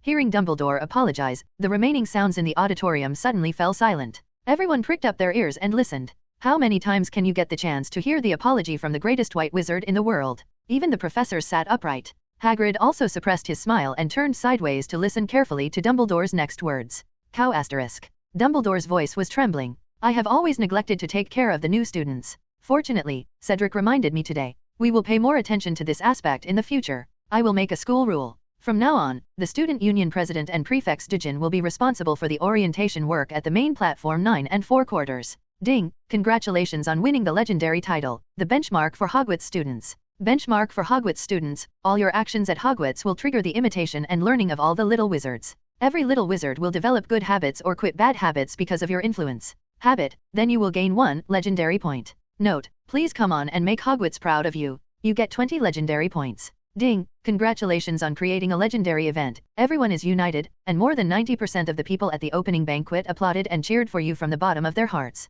You get 10 legendary points. Ding, congratulations on creating a legendary event. A professor who is not a professor. You get 20 legendary points. Ding, congratulations on creating a legendary event, leading the new school rules. You get 20 legendary points. Cedric's brain was numbed by the dense sound of prompts. This series of compliments came down. Not only did he get 70 legendary points in one go, but what was even more shocking was that, for the first time, he also had a long-term channel to obtain legendary points. The number of students at Hogwarts has increased year after year. There are now more than 700 people studying there, and the number of first-year freshmen alone has increased to more than 100. If 90% of them can develop the habit of exercising with him, that's more than 90 points of legendary value. And this is one of them, if Cedric launches some other activities. Stop bullying in schools. Improve the study atmosphere and create a trend of evening self-study in the library. If only these were done. Cedric simply couldn't imagine how many legendary points he could get in a year. Lockhart's movie is about to be released. The large amount of legendary value gained on my side can be spent on ancient magic. After all, it starts from this summer vacation. The biggest chaos in the wizarding world is about to happen. First at the International Quidditch Tournament, Death Eaters will launch attacks and riots, and then at the later Triwizard Tournament Voldemort will find a way to obtain Harry's blood before completing the true resurrection. It seems that I really need to put more thought into this year. Cedric glanced at Hagrid, then at Harry Potter. Talking about education. These two cannot be forgotten either. First, in order to fulfill Hagrid's life wish, he added the giant's bloodline to his own bloodline list. Then his marriage must be facilitated. It is very important to complete the wizard examination and secure his position as Professor of Protection of Magical Creatures. In the end, Hagrid failed to accomplish anything good with Madame Maxime. Cedric suspected that it must be related to the fact that Hagrid had an unimaginable job and even his residence was very sloppy. A big change must be made to Hagrid this year. And there's Harry. When it comes to education, this savior must not be forgotten, and the rewards for correcting his behavior will definitely be more than those of ordinary primary school teachers. After having him in this world, Harry lived a very happy life. Harry's life has been on a high since the summer when he moved into the Black House. But happiness does not speed up human growth. Quite the opposite. People who live a happy life are generally well protected, but this will have the opposite effect on growth. Let me add a little bit of reality to your life. Cedric narrowed his eyes. At this moment, he had decided to let Harry know more truth this school year. Although it will definitely make him uncomfortable. But only suffering, and losing such negative emotions, can people grow better. Just need a suitable opportunity. Thank you, Cedric, you can go back. Dumbledore's voice woke Cedric, who was thinking. Thank you, Mr. Principal. Cedric thanked Dumbledore sincerely for the first time, and then returned to his place in the middle of the week. Wait until he takes a seat. Dumbledore's voice sounded again. Okay, the important things have been said, let's start eating. The auditorium was instantly overwhelmed by the noise. What happened just now even suppressed their love for food. Everyone is talking. How everything that happens tonight will change their future lives at Hogwarts. Cedric was still thinking. Suddenly I felt a heavy weight on my legs. Look down. Crookshanks was sitting securely on his lap, looking at Seth with his squashed face. Derek's yellow eyes were full of anticipation. Little guy, why did you come to me? Cedric knows. Although Crookshanks is ugly, he is a very spiritual cat. He must have been attracted by his pet affinity talent. Come and get something to eat. Cedric chose some suitable food and fed it to it. The first dinner of the school year came to an end amid chaotic discussions. Starting from the next day, Cedric could clearly feel it, as more people came to participate in morning exercises in the morning. After finishing morning exercise, several familiar people immediately came to his side and ate with him. After almost eating, Cedric took the opportunity to put forward his idea. In order to better help everyone, except for Wednesday and Sunday nights, on other dates, I will come to the auditorium for evening self-study from 8 to 10 p.m. Answer everyone's questions. He sent an invitation to Zhang and Hermione. If you have time, I hope you can come and help me with my evening self-study, and also help other little wizards answer their questions. I'm okay. Zhang replied immediately. It's no problem for me either. Hermione agreed expectantly. Thank you very much. Cedric turned to Ronald and Harry. Come on, too. If you want to improve your strength, learning is also very important. Good. Harry nodded. He still hasn't changed in wanting to become stronger. The one who doesn't want it the most is Ronald. Okay. He replied in a long tone with a frown on his face. After arranging the evening self-study, Cedric quickly found Hagrid. In the original book, Hagrid's first care of magical creatures lesson went awry. The hippogriff scratched Malfoy. Malfoy had his father threaten other school governors, coerced Dumbledore, and had the Ministry of Magic convict the hippogriff and eventually execute him. Although there is no such worry now, but Cedric was ready to make Hagrid's first lesson even more amazing. What, you want the kids to meet a unicorn? Hagrid was very excited. Yes, consider it a gift to you. The children will be deeply impressed by these, but we need to make some preparations so as not to expose my pet space. Okay, go ahead if you say so. After a brief discussion, Cedric returned to Hogwarts Castle and was quickly found by Professor McGonagall. He was taken to Dumbledore's office. Here, he saw Hermione, who was also a little surprised. Hello, Mr. Cedric. Beside the corner of the office, an official from the Ministry of Magic greeted Cedric. Hermione and the Ministry of Magic? Cedric suddenly thought of something extremely magical. Shouldn't it? Will Dumbledore give him this thing too? It is indeed this. See the golden timepiece hung by a gold chain. Cedric knew that he had guessed correctly, and he was indeed distributing time converters to them. It's just that I clearly didn't apply. This object is so buggy that it can travel through time at will. In the original book, Harry and the other three used this to save the hippogriff. Harry even saved himself? Hermione originally applied alone. But I thought you might also need it, so I took it upon myself to apply for it for you. Professor McGonagall solved Cedric's question and cooperated with Ministry of Magic officials to explain the usage. Time turner, for learning only. Each spin can push back 1 hour in time, but remember, it cannot change the already destined past. Cedric's eyes narrowed. Unable to change the already doomed past? But the Harry trio in the original book clearly used the time turner to change the future. This is their warning to us. Or, because of the special bonus brought by the Savior's destiny? Now I also have a Savior destiny, so can I change my destiny? This is yours now. Remember, never let yourself see yourself. After Professor McGonagall handed over the 2 time turners to the 2 of them, Dumbledore behind the desk suddenly said, I hope this will be helpful to your life and studies. Cedric heard between the lines. There is nothing wrong with my studies, then there is life. Do you hope that you can be a good student union president? Or do you have other considerations? Be sure to pay attention. The Ministry of Magic official reminded. The effect of this prop is so special that the International Ministry of Magic has reached a unified agreement and decided to destroy the ancient magic core that supports its operation at some point in the future. You may be the last people to use them. After listening to what he said, Hermione caressed the magical prop in her palm with great treasure. I'll put it to good use. Cedric hung it directly around his neck. Okay, you go ahead and discuss with each other how to use it. If you don't understand, you can ask me. $7.89. Hermione clenched her palms with joy. When leaving Dumbledore's office, she followed Cedric and couldn't help but look up frequently at Cedric's back. Although learning is the original idea. But with this, does it also mean that I and Cedric have a common secret? The book says that after having a common secret, the relationship between the two people will quickly become closer. Hermione thought about the words in the Book of Love. Suddenly everything went dark. She bumped directly into a strong body. Are you okay? Cedric looked helplessly at Hermione, who had her head lowered. He turned around when he was 1 meter away. He thought she would stop, but unexpectedly she bumped into her. It's okay, I'm sorry. Hermione lowered her head, her face flushed with embarrassment. What a shame. But, were those the seniors, ABS just now? I really don't see it usually. Well, actually I just want to say that we can meet in my office at 2:30 noon tomorrow and exchange experience on using it. Class started at almost 2 o'clock. Cedric's student union president's office is also relatively remote. If you go there at that time, you shouldn't be discovered by anyone. Okay.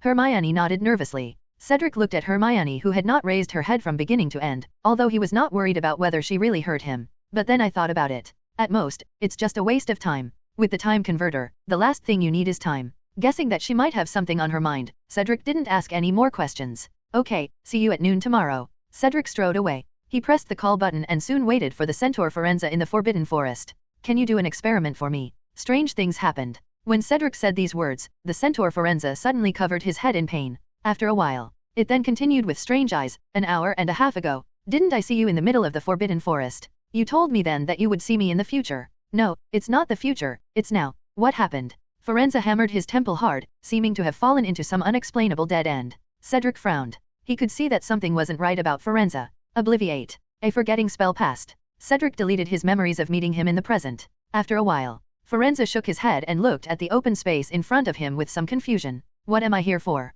Oh, by the way, it was Cedric who called me. It lowered its head and looked at the communication alchemy tool in its hand. Soon, the alchemy tools began to vibrate rhythmically, giving a signal that Cedric had something to do and was unable to come. Looks like I don't have to wait any longer. Forenza turned and walked towards the Forbidden Forest. But on the way back, he was still wondering, hadn't Cedric seen him before? Why do you want to see yourself again? He didn't say anything important. After Forenza left, Cedric appeared using the disillusionment spell. It seems that I am causing trouble for myself. To make up for the history of having seen Forenza before, Cedric went back 2 hours ago, and after searching for half an hour, he happened to meet Forenza in the Forbidden Forest. After this incident, he also summarized the first point. That means you can't mention the future to others. After a day of experiments, Cedric discovered several new rules. Second, this device seems to be locked and is useless outside the scope of Hogwarts. Third, after the time has passed, the callback cannot continue. That is to say, now Cedric can be adopted within the confines of Hogwarts for 2 days a day. This is already very good. It's like living 1 day as if it were 2 days.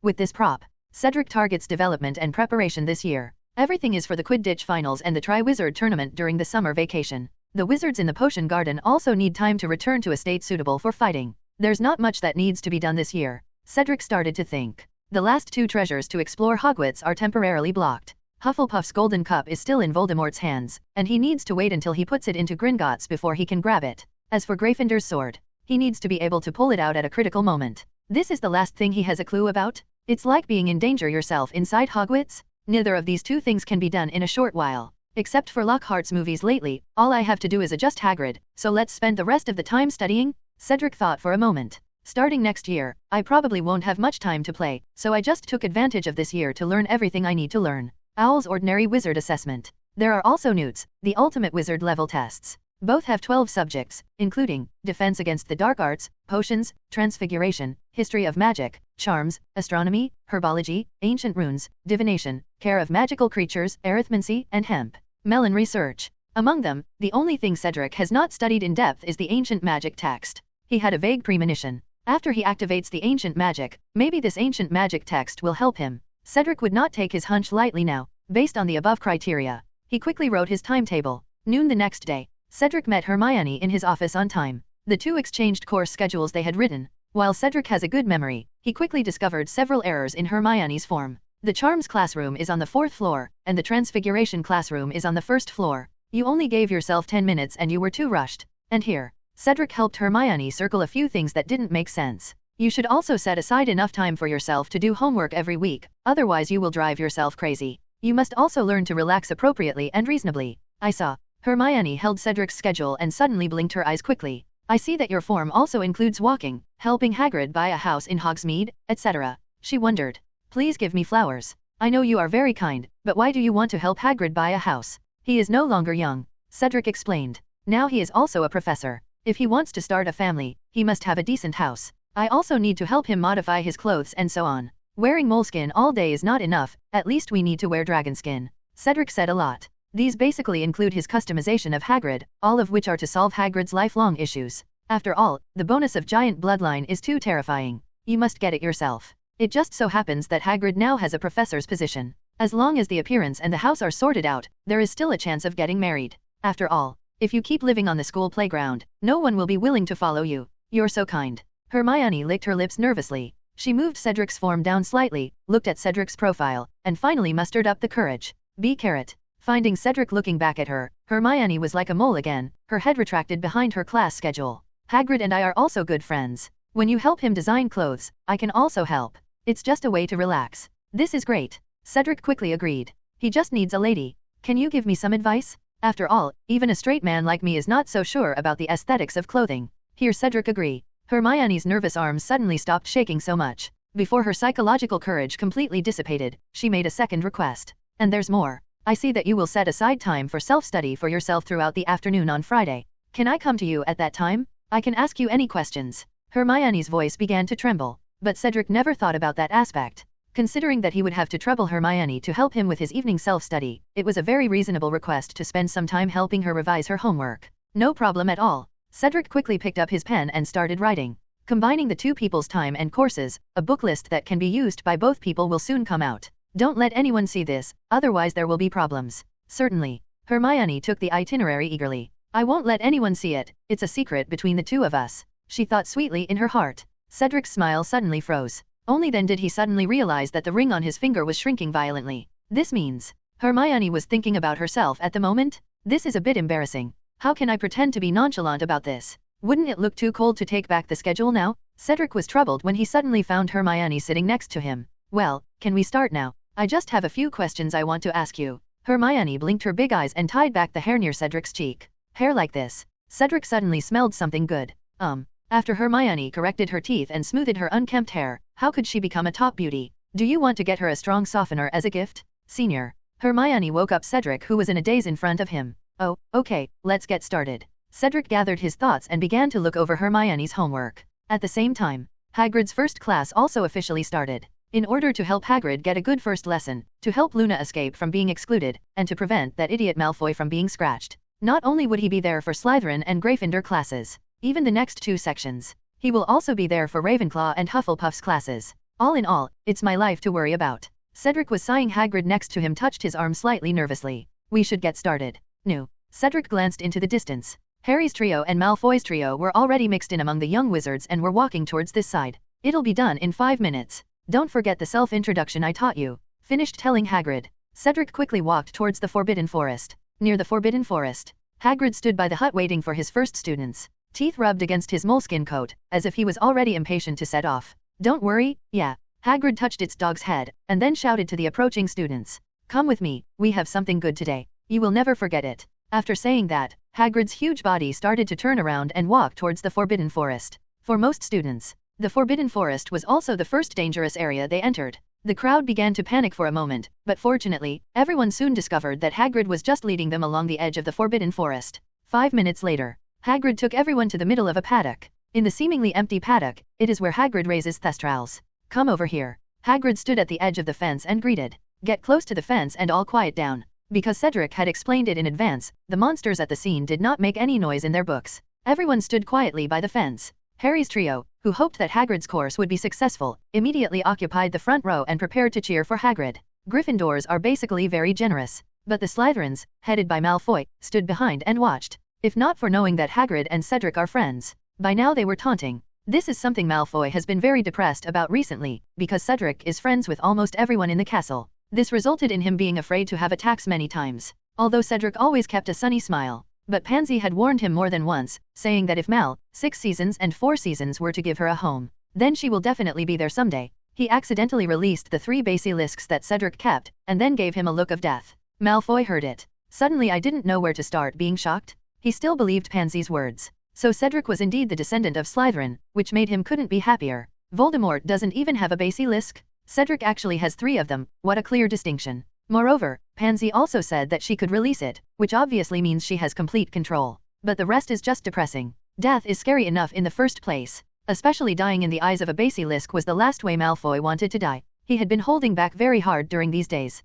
However, I also faintly noticed something different. When he began to act under Cedric, began to follow Cedric's instructions, and no longer talked about mudbloods and purebloods, more people smiled at him. Although this is not what he is pursuing. But there is a truth to the saying that you don't hit the smiling person. You see so many smiling faces every day, and you feel happier unconsciously. And Malfoy has what he wants. Although he is only in 3rd grade. But as Pansy's subordinate, among Slytherins, he can even appoint some senior students. Isn't this what he is pursuing? He never wanted to be a king, he just wanted to be a follower, so gradually he stopped being that way. Of course, the dignity of the Malfoy family still needs to be maintained. Malfoy talks much less now. Because of his delicate face and the experience of commanding a large number of Slytherins to work many times, his aristocratic aura is stronger than before. Okay, hold your breath.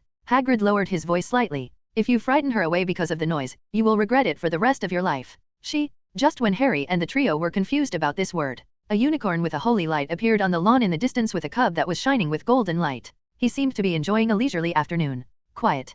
Hagrid suppressed the noise that had just emerged and began to introduce according to Cedric's instructions. Unicorn, Ministry of Magic Classification Level XXXX. They are shaped like horses, with a single horn on their foreheads. They are golden when they are young, turn silver when they are 2 years old, grow a single horn when they are 4 years old, and when they reach full adulthood after 7 years old, their hair will turn to snow white. They are full of treasures. The horns, blood, and hair all have strong magical effects. The tail hair can be used to make a wand. It is said that drinking its blood can bring people back to life, but the rest of their lives will be cursed. Don't take any chances with them either. They have a docile personality but very strong fighting ability. Even if they fight with dragons, they can still be defeated. Hagrid said with great regret. It's just not the right time. If it didn't have a baby, the witches could try to get closer, but that's not an option now. After finishing the memorized lines in one breath, Hagrid stood there and looked at the students expectantly. Hagrid looked a little worried. Harry took the lead among the 3 to give him applause. A wheezin. Harry took the lead in applauding. Under their leadership, the Gryffindors also applauded.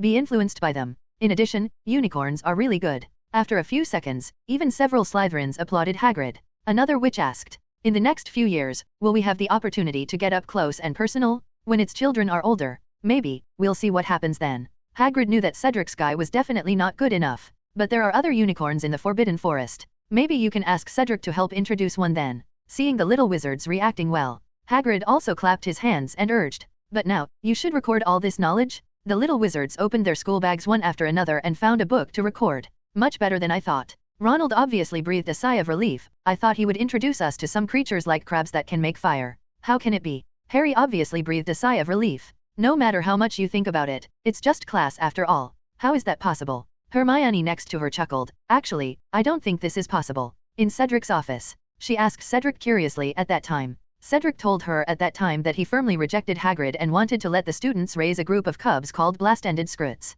Exploding Conch vs Flaming Crab. Just listen to the name. You really don't know which creature is more dangerous. Okay, wait a moment, I'm going to introduce you to today's important guest. After introducing the unicorn, Hagrid's voice became obviously firmer, because the second magical creature was prepared by himself. When it comes to this magical creature, he is obviously much more confident than introducing unicorns. In his eyes, this magical creature is not only handsome and cool, but it is also an existence that he can control. Soon, Hagrid climbed over the fence. Going to the other end and leading 12 animals, strange creatures that the students had never seen before appeared. They seem to be a combination of multiple animals. The first is the body, hind legs and tail of the horse, but what is chilling is that their front legs, wings and head all belong to the eagle. A steely beak and big piercing orange eyes. Coupled with the half-foot-long claws on their front legs, it seemed that it would be easy to catch several little wizards to death. They are none other than hippogriffs. Even more frightening. Hagrid seemed completely oblivious to their danger. Each hippogriff's neck is covered with long iron chains, with the ends of the chains fanned into the Hagrid bucket. He was walking a dog. These monsters were jogging to the fence entrance of the paddock? Something is wrong. Looking at the beast in front of me, Ronald wailed with a sad face. I suddenly had a bad premonition. Don't be nervous, maybe it just looks dangerous. Harry was a little unsure. Hermione looked around anxiously, looking for Cedric. Come over here. Hagrid tied them all to the fence. Then he happily greeted the little wizards and walked into the enclosure through the entrance of the fence. Hippogriff. He cheerfully introduced. They are so powerful and handsome, aren't they? Watching Hagrid reach out and stroke them happily, the hearts of the little wizards also dropped a lot. At first glance these guys will definitely be scared, but after the fear wears off, its majestic appearance, shiny fur, and smooth feathers come to mind. There is indeed a kind of majesty that boys like. After all, there is a ferocious beast lurking in the minds of boys. Come on, you can get up close and personal with this. Hagrid rubbed his arms with interest. You can come over here and have some. In order to give him a strong appearance, the Harry trio boldly took the lead to get closer. This makes Hagrid very happy. After blinking at the three of them, Hagrid began to introduce. The hippogriff is so proud. You don't want to offend it. According to Cedric, it can kill an unsuspecting wizard with one claw. Hagrid waved his hand. His big split mouth means that he is very satisfied with his joke. But the little wizards don't think so. When they heard Cedric said that when this guy could kill a wizard with one claw, he had already started to retreat. It's obvious. If Hagrid is compared to Cedric, they obviously trust Cedric's judgment. Even Harry and the three of them turned pale, and they only gave in after holding on. More little wizards. They have all retreated outside the fence. Seeing the students who were obviously shrinking, Hagrid suddenly became a little nervous. It does not matter. He tried his best to wave his hand. My consciousness is that as long as you know this, you won't want to anger it, right? It was obvious that his persuasion had no effect. The wizards all stood in safe positions in their hearts, and Malfoy even hid among the Slytherin crowd.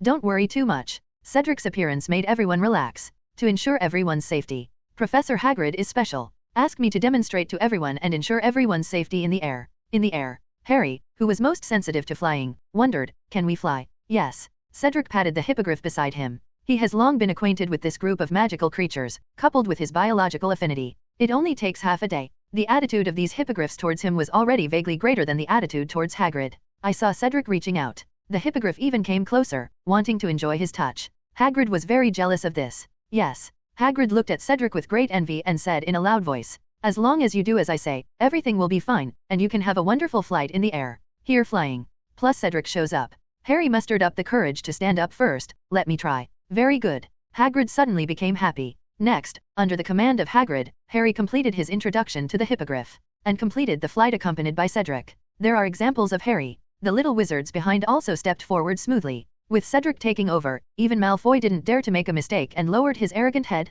The whole class ended in a perfect atmosphere. Unicorn elegance. The bravery and flight of the hippogriff. The little wizards who went back all discussed it excitedly and said it was the happiest lesson they had ever learned. Come on, there's still another class. Cedric said 4.3 to an excited Hagrid.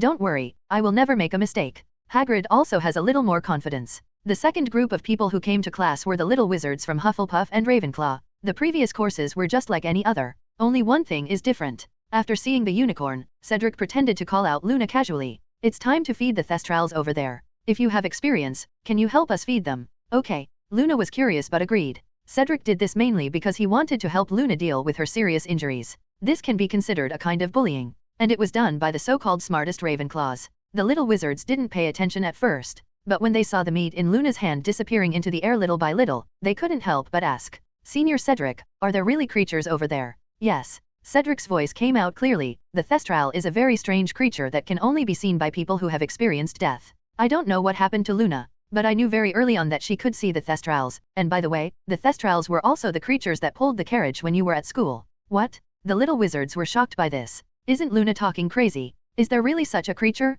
Or is it pulling our cart? So Luna she. Oh my god, then we still. Cedric's goal was achieved very effectively. On the spot, the little wizards talked about the past and showed shameful expressions. On that night, Luna found him. Give me a minute, can you? Give me a minute, can you? Hear Luna's request. Cedric subconsciously touched the ring on his index finger. There is no abnormality. It means that the other person is not thinking about liking you right now. Okay. Cedric was a little curious. How can I cooperate with you? Luna said nothing. She led Cedric outside until they reached the edge of the forbidden forest where there was no one around, and then stopped. Can you lie down? At Luna's request, Cedric lay flat on a relatively clean patch of green grass. Then, Gunna also lay down next to him. She turned sideways and lowered her head, hugging her knees with her legs in her arms. After closing her eyes tightly, a peaceful smile appeared on her baby-skinned face. Quiet like a child. Cedric rubbed the ring with his thumb. After confirming that there was really no reaction, he became more convinced of what he was thinking. Luna must be missing her mother? Maybe it's my own arrangement. For the first time, she felt that someone would care about her feelings, although a bit outrageous. But Cedric had a vague feeling that this was the truth. I'm already fine. Luna suddenly stood up quickly. When she opened her eyes again, the temperament that was completely different from ordinary people was restored instantly. Thank you for your help. I saw several lost books beside my bed this morning. Ding, correct bullying behavior. You gain 10,000 experience points, 10 talent points, and legendary points. Luna tiptoed a few steps outside. Suddenly he turned around and said, although you probably don't need me for anything, if you do, I will be happy to help you. Of course. Cedric smiled unconsciously. A pure person like Luna, as long as you can accept her cognition, there is really no pressure to get along with her. He smiled and said, if there are any new species, I would be happy to hear them from you. Luna was stunned for a moment. Suddenly he jumped up on the spot as if frightened. I can't stay 21 anymore. Luna waved and turned to leave. She took off her shoes, swung them in her hands, and ran toward the paddock. Strange to say, Cedric suddenly felt the ring on his finger begin to shrink. Why do you like it again? Cedric shook his head helplessly and walked towards the castle. Professor Lupin's first defense against the dark arts class was in the afternoon, and he was still very interested. Cedric's appearance in the classroom did not attract much attention. Soon after he found a corner and sat down. Lupin walked in carrying his suitcase. Good afternoon everyone. After he stood still, he immediately announced the news that the little ones loved most.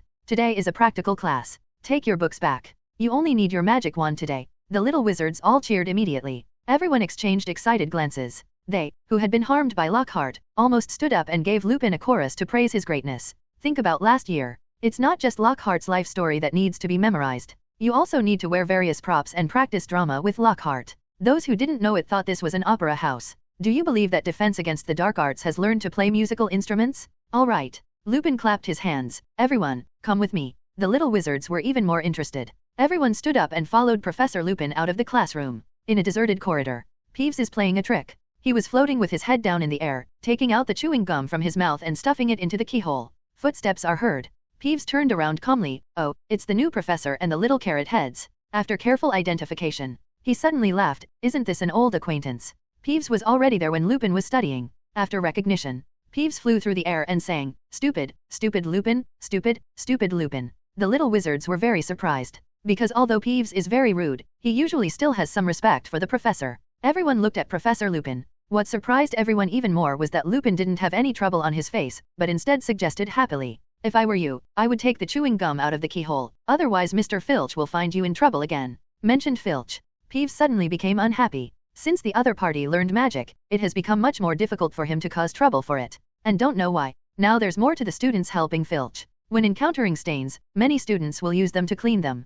Peeves smiled contemptuously. Back then, you, Lupin, caused quite a stir in the school, but now you have suddenly changed and you are teaching him a lesson again? Just as he was about to taunt Lupin, suddenly his eyes changed. I saw a tall figure in the team. Peeves shivered with fear. It turned around several times in midair, and stood up while maintaining a military posture in the air. Feel sorry. I didn't see you here, Mr. Cedric, I will disappear now. Peeves quickly conjured a branch. After popping the gum out, it quickly disappeared under the floor. Lupin looked across the crowd at Cedric. I didn't expect Peeves to be so afraid of him. But he didn't care. Thank you to our student union president. Okay, let's move on. Lupin continued to move. Soon, the team arrived at the door of the classroom lounge. When everyone comes in, Snape was sitting on a low chair inside, seemingly waiting for Lupin here on purpose. He walked proudly past Professor Lupin. Come to Cedric. Cedric, my good student. Snape said loudly, the powerful wolfsbane potion is well done, but I forgot to remind you that some people are not worthy of enjoying this medicine. Professor, that's all in the past. Cedric shrugged.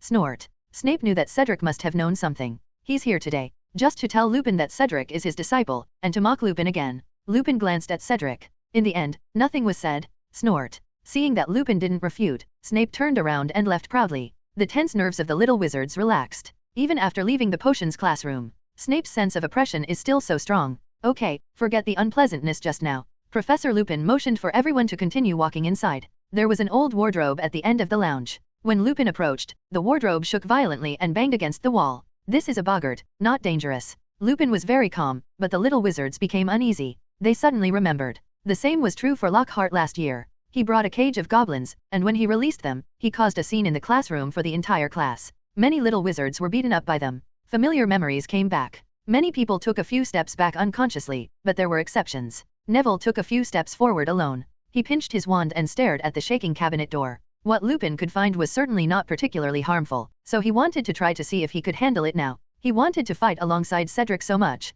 Boggarts like dark, closed spaces best, such as closets, gaps under the bed, and cabinets under the sink. Once, I found a boggart hiding in Hogwarts, so I specially applied to the principal so that it could become our training material. Professor Ruble glanced at the little wizards. So, do people recognize it? No doubt. Hermione raised her arms high in the air. It is a shapeshifter. He can transform into any image that he thinks will scare us the most. I couldn't have said it any better. Lupin gave the highest rating, 2 points for Gryffindor. Then he pointed his wand at the wardrobe. This boggart hasn't transformed into any form yet, because it hasn't decided what it should transform into yet. I'll put it out later. In this way, he will become the existence that everyone is most afraid of. In fact, we have the advantage in this regard. Does anyone know? Still Hermione. There are so many of us, so it doesn't know what to become, right? Completely correct. Lupin's tone is witty and humorous. When there are more people, it gets panicked and doesn't know what to do. I've seen it try to scare 2 people at once. It turned out to be a slug with a mop head, which is not scary at all. Then, Lupin taught everyone the spell to repel the boggart.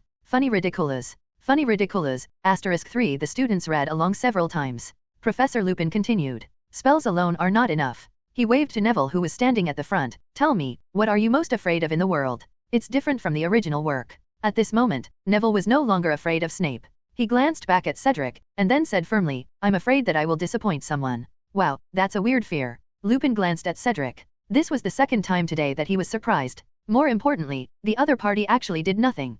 Peeves and Neville, just powerful enough to confront Cedric's 2 extremes, fear and following. Lupin forced himself to return to the teaching in front of him. But this doesn't mean it can't be changed. You just need to think about the opposite result to your fear. Neville lowered his head and thought for a moment. Then he quickly raised his head and nodded towards Professor Lupin. I'm ready. Very good. Lupin turned to look at the other little wizards. If Neville succeeds, then the boggart's attention will turn to the rest of you. He raised his voice slightly. Now, I hope you all start to think about what you are most afraid of, and then how to make it ridiculous or make you happy. The teacher's lounge fell silent. Everyone began to think about what they should be afraid of and how to deal with them. Let it die. Ronald pinched his wand and said fiercely. Although it is still scared after killing many spiders, it can already imagine how happy it will be after the spider dies. Harry thought he would be reminded of Voldemort. But when I close my eyes, the first thing that emerges is indeed a pair of rotting, glowing hands. The same coldness seemed to sweep through 697's whole body. That was the fear of Dementors hidden deep in his memory. Hermione took a rare step back, because she found with some worry that what she was afraid of didn't seem suitable to be shown in public.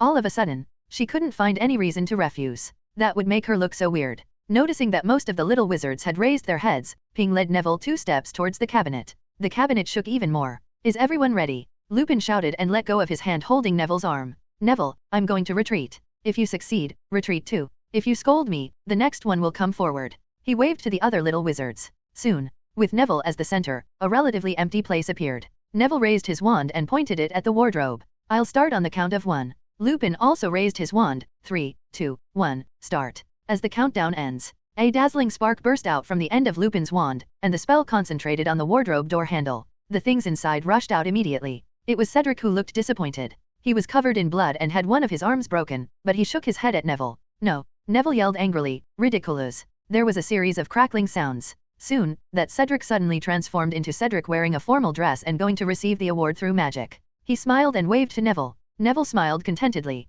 Okay, next one. Lupin shouted helplessly. Although he had known it for a long time, when he saw it, what Neville was most afraid of was that something would happen to Cedric and he would be disappointed in him. The impact still left him wondering what to say. By the way, I wonder what Cedric is most afraid of deep down? Suppress the chaotic thoughts in my mind again. Lupin shouted, Parvati, good girl, come forward. What follows is much more normal. Parvati took off the bandage of the mummy she was most afraid of, causing it to trip over her bandage and fall to the ground. Simo transformed the female ghost he was most afraid of into various forms. First it was silenced, then simply called Rat, then Rattlesnake, and Eyeball. Very good. Lupin praised. Everyone did a great job. Everyone stepped forward one by one. Ronald took off the spider's head, and the round, brainless spider rolled around on the ground. Lupin looked back. Not yet coming forward. It was just Harry, Hermione, and Cedric. No, you can't. Lupin stepped forward and stopped Harry. When Boggart saw it was him, he shook his body and turned into an extremely weak wolf. Lupin's expression didn't change at all. A flick of the wand, ridiculous.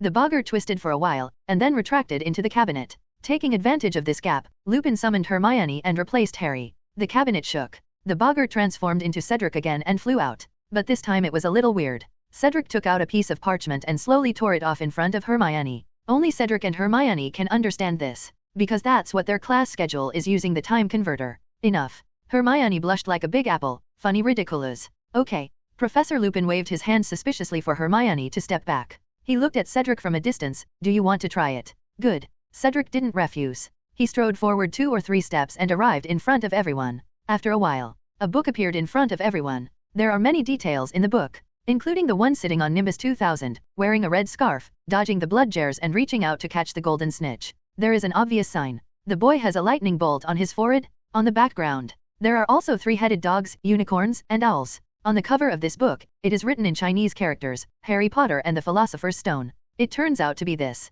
Cedric smiled. He waved his arms equally calmly. Funny ridiculous. The boggart was quickly knocked back again. This is how Lupin's defense against the dark arts class came to an end. When get out of class was over, the whole class of little wizards were very excited talking about what had just happened. You see, I'm not afraid of spiders anymore. Ronald waved his wand very happily. This class was simply amazing. This was the most successful defense against the dark arts class he had ever taken. But Hermione and Harry were not so happy. Harry was wondering why Professor Lupin deliberately prevented him from dealing with the boggart. Hermione took a few steps and looked up at Cedric. She is so ashamed and angry now. Cedric has witnessed that what he cares about most is the time he spends with him. Hermione completely lost her composure. Ronald waved for a while and found that his 2 friends did not respond to him, so he started caring about them instead. Harry, why didn't Professor Lupin let you go just now? And Hermione, why do you care so much that Senior Cedric tore off a piece of parchment? Is there any secret of yours written on it? Faced with Ronald's inquiry, both Harry and Hermione looked annoyed. They quickened their pace, forcing Ronald to jog to keep up, so he didn't have time to ask questions.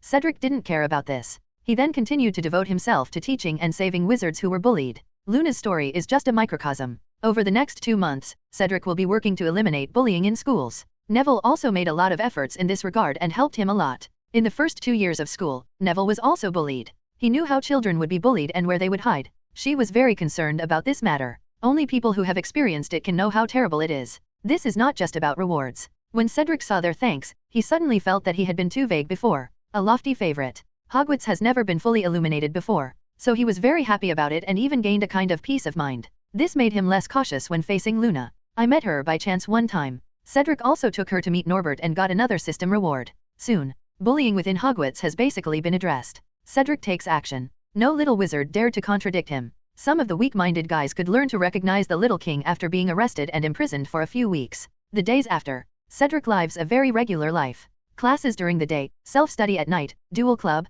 In addition to teaching other young wizards, Cedric is also studying hard himself and conquering every Owls and Newts exam question one by one. As for time converter time, he spent most of his time with Hagrid. Teach him the content of the Owls exam, and work with Hermione to help him change his clothes. Even continue to attend classes with him. After Cedric deliberately suppressed the situation and let Hagrid know that some of the dangerous creatures he liked would harm students, causing him to lose his job. Hagrid is no longer obsessed with letting students get close to them. He still likes it very much. However, they are often brought out, shown to students from a distance, and then their knowledge is explained. This can satisfy his own preferences. It can also make the little wizards satisfied with and like his courses. In terms of appearance, Hermione's advice was also very good. Hagrid's current clothing has changed a lot. It was when he was changing his clothes that Cedric discovered that Hagrid's slovenly appearance was mainly due to the fact that no one cared about him. He was actually very happy when Hermione gave him new clothes.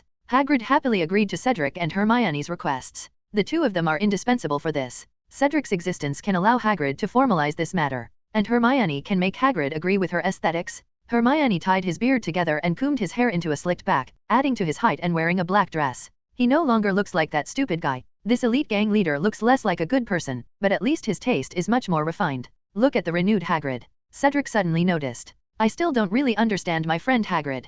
Think back. Hagrid actually didn't have a happy childhood. Maybe he likes beasts not just because of his blood. At that time, he was actually being bullied. The monster is the only thing that accompanies him. Hagrid's living habits have also improved greatly since Cedric accompanied him. Cedric also gave up his plan to buy a house in Hogsmeade. After applying, he invited a construction team to build a new house for Hagrid in the hunting ground, and also cast an invisible extension spell inside. Not only does it look much more beautiful, even the interior space will be much larger than an ordinary house. Even when viewed from Hogwarts, Hagrid's house no longer looks bleak. Besides, Hagrid was also involved in evening self-study to prepare for the Owls exam. After completing the exam, he would be able to use the wand openly. After transforming Hagrid, over the next 2 months, Cedric began to devote himself to Quidditch training. When blown by the wind, Cedric always felt more relaxed. After settling down, time always flies very fast, but Cedric has gained a lot. Just by serving as a role model, he has made a lot of money at Hogwarts. Experience value, 460,000 points. Talent points, 104 points.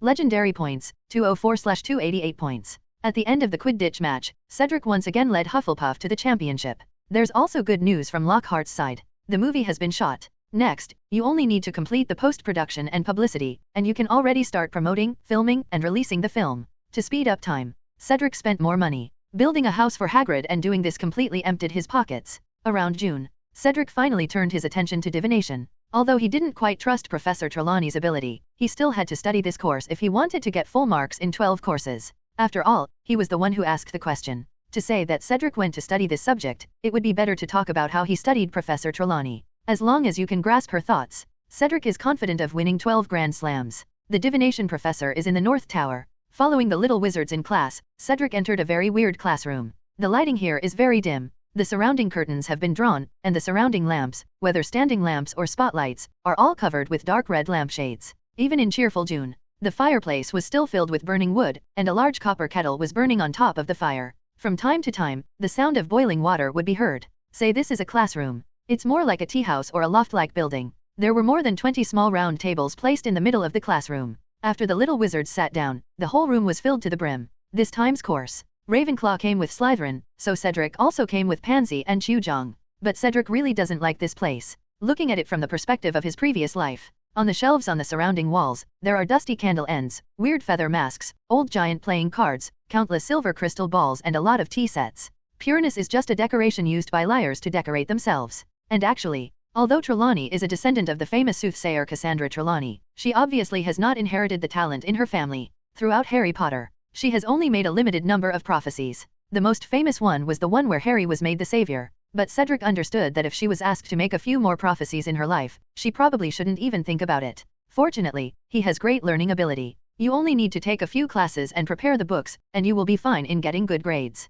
Ling Yun just sat down here. From the shadow on the side of the fireplace, a voice suddenly came out. Welcome everybody. The voice was soft and vague. It's great to be able to see everyone in the tangible world. Then, Professor Trelawney stepped into the light. She is very thin, and the big eyes on her face occupy 1/3 of her face, and at the same time, her eyes are enlarged several times. Like many gods in previous lives. Like a stick. Professor Trelawney also wears many accessories. There are countless necklaces and beads on her slender neck, and there are also bracelets, rings, bracelets and the like on her hands. Cedric pulled out the cushion he was sitting on. Such a hot place. He started to sweat. Welcome to the divination class. Professor Trelawney sat in an armchair in front of the fireplace and introduced himself. I am Professor Trelawney. You don't know that I am normal. My recent busy school life has made my days gradually blurred, but if I can teach you the art of divination, if I give it to everyone, then it's worth it for me. This is too mysterious. The little wizards were obviously shocked. No one dared to move rashly, and the scene was eerily quiet. But in Cedric's ears, this is the usual opening tactic used by liars.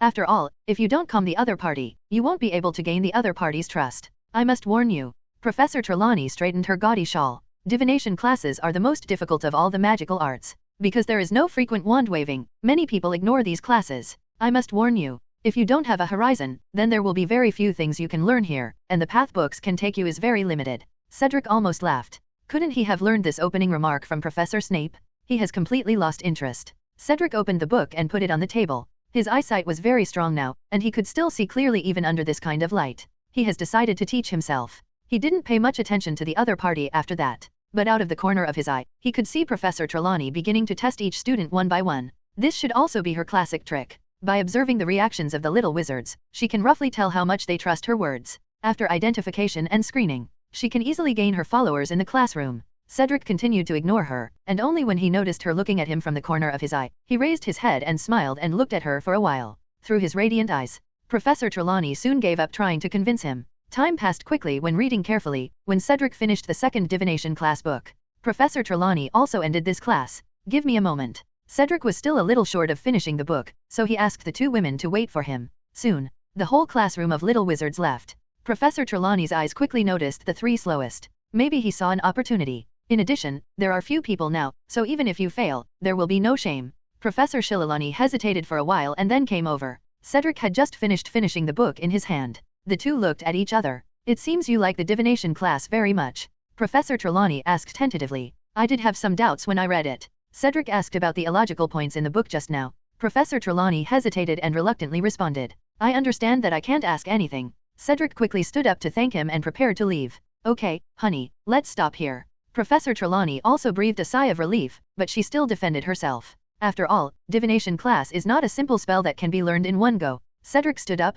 picked up his school bag, and was ready to ask. When the three of them turned around, suddenly another loud and hoarse voice came. That thing you care about. If you choose the left, it will disappear. If you choose the right, your wish will be fulfilled. Cedric turned sharply. Professor Trelawney seemed to be in a strange state. Her head drooped slightly and she was leaning on the armchair with one hand, seemingly no different from before. But her distracted gaze. There was also a body that was swaying, as if she would fall down at any time, which still revealed her unique state now. Can you say it again? Cedric kept his voice down as much as possible, for fear of disturbing some special being. Hear his culture. Professor Trelawney's eyes suddenly rolled rapidly. Then, there was still that hoarse voice, which was completely different from the voice she used to teach just now. There are flames all around. The Dark Lord's killers have fallen at your feet. Choose right. What are you saying? Cedric stood up abruptly. Professor Trelawney actually made a real prediction in front of him. There were flames everywhere. The Dark Lord's killers are dying at his feet? This should be the Death Eaters? So it should be around Quidditch time? Or is it the time of the final showdown? Is this just a choice between left and right?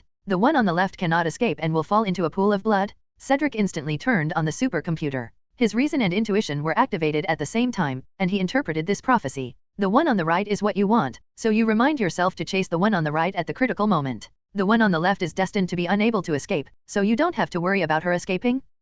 That's what it means. Cedric looked up and forward. Professor Trelawney snorted, and then her lowered head snapped up again. I'm so sorry, kid. She rubbed her temples with her fingers, as if she had no idea what she had just done. It's like sleepwalking. Looks like I made the fireplace too hot. Sorry, I just fell asleep for a while. Professor Trelawney, you are a true prophet. Cedric couldn't help but sigh. Oh, thank you. Professor Trelawney suddenly laughed. Being praised by Cedric made her visibly happy. But not long after leaving the classroom, Pansy's state seemed not to be right, and she asked a lot of questions. She really made a prediction just now, right? Falling in blood means death, right? Surrounded by flames, this should be you fighting the Death Eaters, right? Yes, yes. Cedric noticed something was wrong. Pansy's proud head was drooping now, and the bright look on her face was gone. Clearly sad. You shouldn't think that the left and right refer to you too, Cedric said. Pansy's face looks even worse. It's definitely not you, okay. Cedric comforted her for a while, but the effect was not obvious until he sent her back to her dormitory at night. Pansy's face didn't even improve.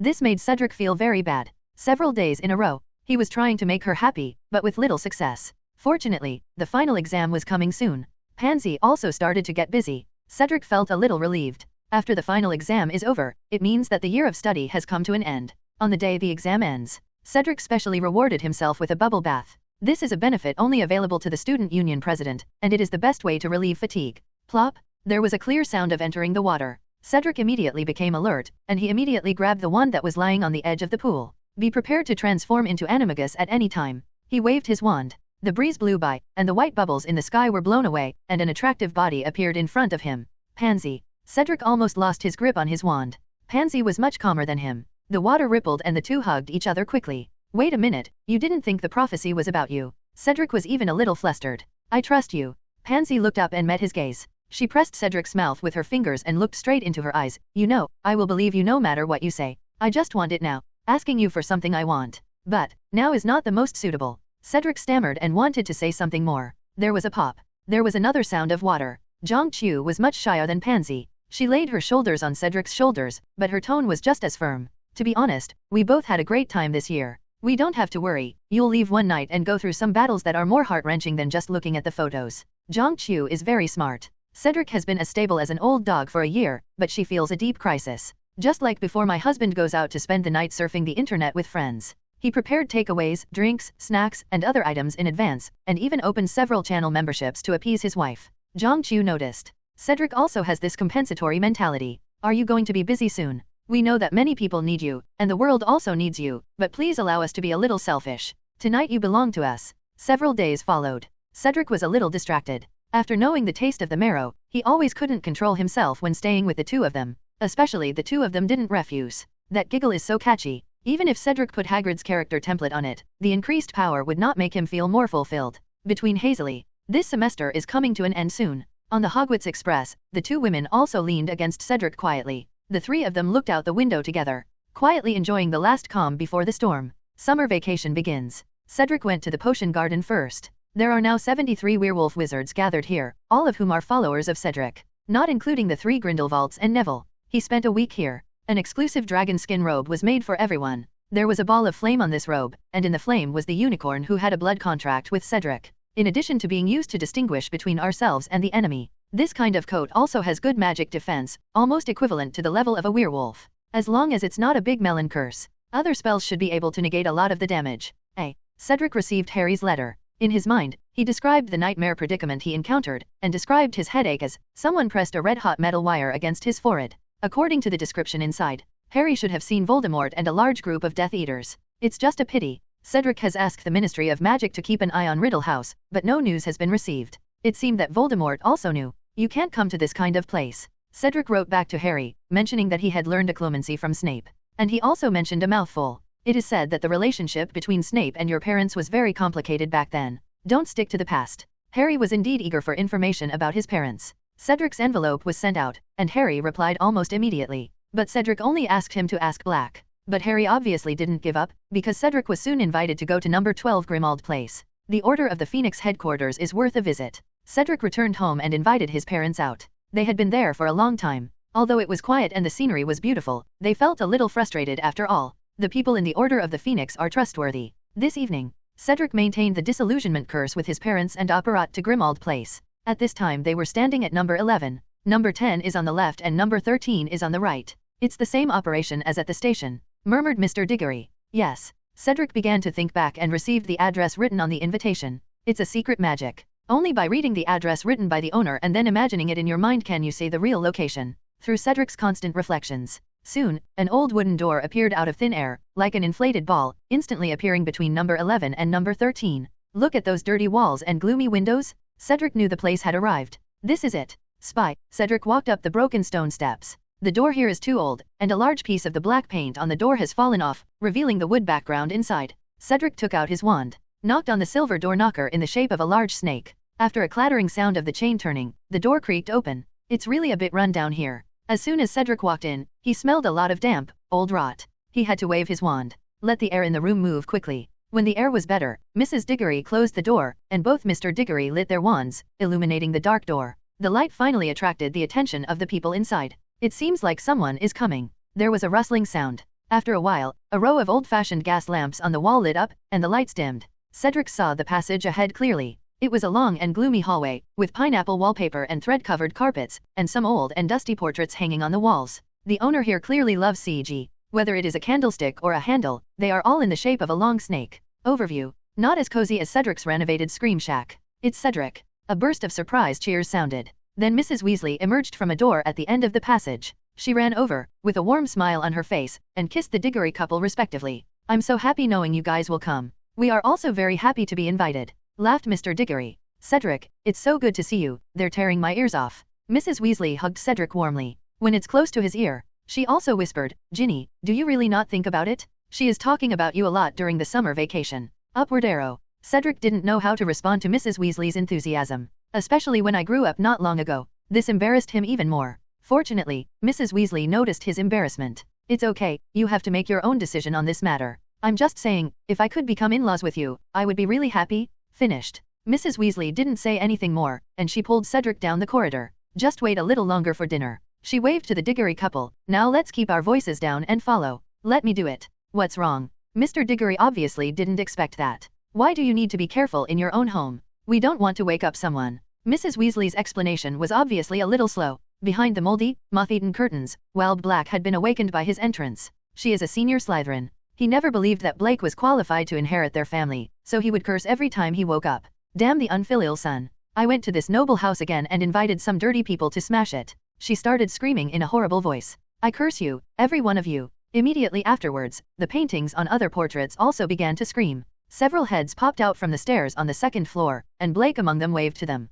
Don't worry about it, come up quickly. I remembered. Cedric, who didn't want to continue the magic sound brainstorming, immediately took out his wand and gestured to him. If you do not mind. Because of the screams. Blake also roared in response to Cedric. Of course, you can try it, but it has a permanent sticking spell on it. It's not a big problem. Cedric waved his wand, Sacred Flame. The holy fire descends. Under his control, Cedric controlled the sacred flame to penetrate into the gap between the portrait and the wall. There was a pop. The portrait of Lady Walburga Black fell to the ground. After a scream, all the portraits showed fearful expressions, and the cursing stopped. Yes. Blake almost jumped off the second floor with joy. He leaned out most of his body, which frightened Mr. Weasley and Lupin who were nearby and quickly grabbed his belt to prevent him from rolling down the stairs. Kill them, get them all. $7.89. Cedric waved his wand. Soon, he burned off the adhesive on all the portraits, and they all fell to the ground. Oh my god, I should have invited you here a long time ago. Blake laughed and rushed downstairs. He laughed wildly and pulled down the curtains, wrapped all the portraits inside, and then sent them all to a corner of a certain warehouse with a wave of his hand. It'll be fine now. Blake put his arm around Cedric's shoulders. Come with me, there are some small things upstairs, just help me clean them up. Cedric went happily. If he remembered correctly, there was another Horcrux here. Come to the second floor. The first thing that catches the eye is a spacious hall. As can be seen, it was once a very ornate and sophisticated place, with a large window overlooking most of Grimmauld Place. Cedric waved his wand. He used the holy flame to drive away the fox in the curtain, the boggart in the desk, and a bunch of corpses. There are many dark magic objects in the glass cabinets on both sides of the fireplace, including rusty dagger, animal claws, dried snake skin, crystal bottle inlaid with gems to hold blood, silver rhinitis box that can bite, hypnotic music box, etc. At last, Cedric looked at the item, the souvenir box that no one could open. Cedric knows. This memorial box that no one can open is actually one of Voldemort's Horcruxes. I can handle everything else. He held it in his hand and whispered, only this one has a special aura? At first, no one reacted. Everyone was excited that Cedric was able to burn other things. Blake had thrown these things before, but they had some bad effects that made it difficult to use them. And Kriaker would secretly steal back many of the things he threw away. If it doesn't work, just throw it away. Blake reached for it. But Cedric rolled his wrist, avoided his hand, and emphasized, there is extremely powerful dark power contained here. Simply put, it's an unexpected surprise that I came here. Blake and everyone were stunned. It's not just the Weasleys who are here now, there are also Lupin, Diggory, Harry and others. It can't be. Lupin suddenly became excited. I believe I'm not wrong. Cedric nodded to confirm. Damn it, I'm going to inform Dumbledore. Lupin quickly picked up the coat next to him and hurried out. Oh my god. Blake took 2 steps back, reached out to hold the back of the sofa, and then stopped. I actually have a Horcrux at home. The entire second floor can be heard. Everyone's eyes followed Cedric's hand moving up and down slightly. Don't be so nervous, everyone. This Horcrux is not a notebook. You have come into contact with it before. You should be fine. Cedric grabbed the souvenir box in his hand. Although it is still disguised, contact with it is enough for the system to confirm the reward. Ding, I've come into contact with Kaiju Trilon's locket.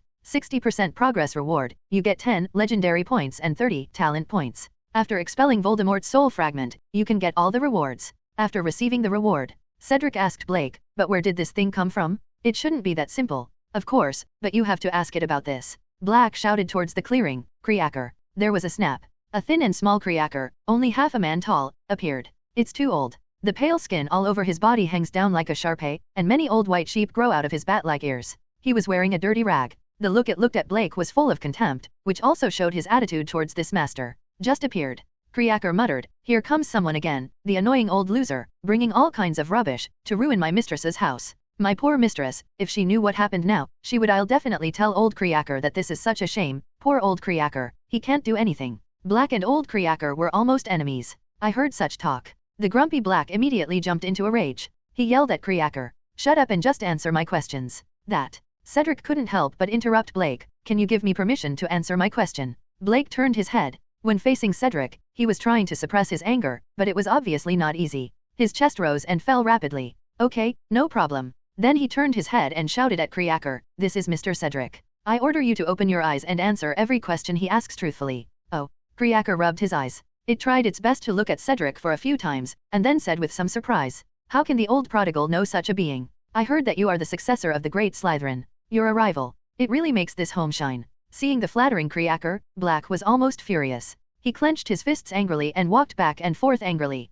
Just arrived. At this time, a white-haired Dumbledore appeared at the top of the stairs. He patted the dust on his coat and said, although the journey was very hard, fortunately I didn't miss it. Following Dumbledore, there are also Professors Lupin and McGonagall. It's just the beginning. Cedric smiled. He made an astonishing move, that is, sitting cross-legged opposite Kriaker. Thus, Cedric's eyes were almost as tall as Kriaker's. I know a house elf named Dobby, so I am familiar with you. These years. It must not be easy for you. All the masters who like you are gone. Cedric looked up at the stunned Blake. Obviously Blake isn't a gentle host either. Carrot. Creaker was a little uncomfortable with such treatment, and his big eyes widened a little wider. It seems that he took note of Cedric's appearance carefully. It talked a lot and said, I didn't expect that this old prodigal could actually meet such a person who understands righteousness like you. Yes, the days are indeed getting harder and harder. Creaker said, wiping his wet eyes, you are really a great and good person. Look at how moved it is. Everyone present could not help but frown. These days, there is no one who can't be annoyed by Creaker, especially when he keeps cursing you in a tone that you can hear. Only Dumbledore, always following Cedric. From the fact that he could quickly complete friendly communication with Creaker, it seemed that Ping had also tasted some other information. Cedric always had a unique vision. This year, he was also fond of the way he addressed bullying situations. It's not that Dumbledore didn't notice it, but he had too many things to do, and his main focus was on Voldemort. And it didn't cause any big losses for the time being. In addition, bullying is a very special matter, and it cannot be solved by the teacher's direct intervention. But Cedric solved it very well. This time too. As soon as Cedric took action, he achieved a different effect on Creaker. Correct. Dumbledore remembered. The last time Draco was able to convict Cedric was through the house elf named Dobby. Maybe he can work wonders this time too? Although Cedric has found the Horcrux. But if they could know the story of how Voldemort made this Horcrux, it would be very beneficial for them to deal with Voldemort. Let's start. Cedric is very patient. He waited until Creaker stopped sighing and then said, tell me the ins and outs of this jewelry box. Creaker was silent for a while. He looked at Cedric's face carefully, and then said, the master asked me to bring him back. After saying that, Creaker closed his eyes tightly, as if he had already guessed what Cedric would ask. It's obviously not Blake, right? Cedric smiled. So, it's Mr. Regulus. Creaker's withered chest rose and fell rapidly. After a moment, it opened its eyes and let out a heart-stopping scream. Creaker. Blake just finished shouting. Creaker wailed, Master Regulus's locket. Creaker made a big mistake. Creaker failed to complete the master's order certificate. Cedric was prepared. The snake rope flew out and tied up Creaker, who was about to harm himself. Sorry, but this will be better for you. You can continue to speak out, and maybe I can help you complete this task. Creaker's current situation is very scary. It lay upright on the cold floor, tears pouring out of its sunken eye sockets uncontrollably. It opened its mouth and howled. The tears flowed down the nose into the mouth, and the grey teeth in the mouth were exposed to everyone's sight. Stop crying. Blake cried impatiently at it. He took 2 steps forward, grabbed Creaker and sat up. You said that the locket belongs to Regulus? Tell me everything you know. That. Cedric had to interrupt Black again. He knew that if he wanted it to complete communication with Creaker, he might have to make some things clear first. In the wizarding world, after all, many people don't regard house elves as sentient creatures. But this is totally wrong. Cedric stood up and changed all the templates to be more conducive to the speech. Everyone, please look at me first. Everyone can't help but be attracted to Cedric. Dumbledore blinked. He could feel that for a moment, Cedric changed directly on the spot. If I have to describe it, then it was like a lamp that was suddenly lit. The light is still the same light. But when the lights are turned off and on, the effect is completely different. This is amazing. Everyone fell silent and began to listen to Cedric's thoughts. Give me an example. Whenever I want to protect something, I will put myself in the perspective of the attacker. Cedric paused. Then a ranking that everyone is familiar with came up, like Hogwarts. A low gasp sounded in the room. If the war spread to Hogwarts, what would the wizarding world look like? It would be more acceptable to say it was at the Ministry of Magic. Hogwarts is a school. It takes a group of children to face the war. What a situation it would be like to run out of ammunition and food. Cedric ignored everyone's shock. He expressed his opinion directly. Hogwarts actually has many defensive methods, but it actually has a fatal weakness. This weakness, in fact, it exists in the kind of existence that everyone ignores. Cedric didn't say it, but the answer is already there. Dumbledore stepped forward with a calm face, his meticulously groomed beard trembling. He confirmed to Cedric with a serious face. You mean the house elf? That's right. Cedric snapped his fingers. In Hogwarts, apparition is prohibited. Creatures that can apparate are prohibited. Things, I've only seen phoenixes and house elves. Everyone's faces showed confusion. Comparing phoenixes with house elves is an angle that no one has ever thought of. How to say? It's as bizarre as someone comparing an elephant to a tardigrade. Ordinary people would never put these two species together in their minds and seriously compare them. Dumbledore opened his mouth. No one is more familiar with Phoenix than him. But he thought about it for a long time, but still couldn't refute it. After a long time, he had to admit, indeed, I can't refute this. After all, the magic system of house elves is completely different from that of wizards. Yes. After seeing everyone accept this setting, Cedric said, I was thinking at that time, what if the Death Eaters recruited 100 house elves to serve as a commando team? What? 0. This is impossible. Dumbledore and Professor McGonagall exclaimed at the same time. Why isn't it possible? Cedric continues to use Dobby as an example. Back then, Dobby sneaked into Hogwarts many times to stop Harry because Malfoy wanted to harm him. I asked about it. It said that it once thought about letting Harry fall down during the Quidditch match and get slightly injured to avoid going to class. Dumbledore frowned. How dare it? Professor McGonagall was surprisingly angry. Harming her students at Hogwarts is completely unacceptable to her. I will never allow this to happen. She spoke firmly. Neither a house elf nor a Death Eater. Minerva. Dumbledore's voice showed a little tiredness. Cedric is right, we were too negligent. That's not the worst. Cedric continued, the most serious situation may be an elf rebellion. I think the most desperate moments are late at night. If they gather enough numbers, they can kill about half of the magic world in one night. The scene was as quiet as death. Creacker's silent wailing and the sound of his chest rising and falling rapidly were deafening in the silent living room. This is real. Harry stood up abruptly. He couldn't wait to tell everyone about the time he got up at 3:30 and found Creacker in his room. This is too scary. Harry emphasized with trepidation. But, this is impossible. Blake pointed directly at Creacker and said, no matter how much it hates me, it will never disobey my orders. There are exceptions to everything, right? Cedric's tone was very calm, but this made everyone even more scared. Because it means. He was simply expounding his own theory, without any emotional force involved. Unexpectedly, I met a lot of exceptions. Cedric continues with examples. I know a centaur who is willing to integrate into the wizarding world. I also know a house elf who wants salary and vacation. I also know 2 people who want the wizarding world to notify the wizarding world and an alternative to the muggle world. I also met a wizard who wanted to change the status of house elves. Exceptions don't seem uncommon to me. Blake. He remembered the violent centaur he had seen in the Forbidden Forest when he was in school. Mr. and Mrs. Diggory. They thought of Dobby, who worked neatly at home.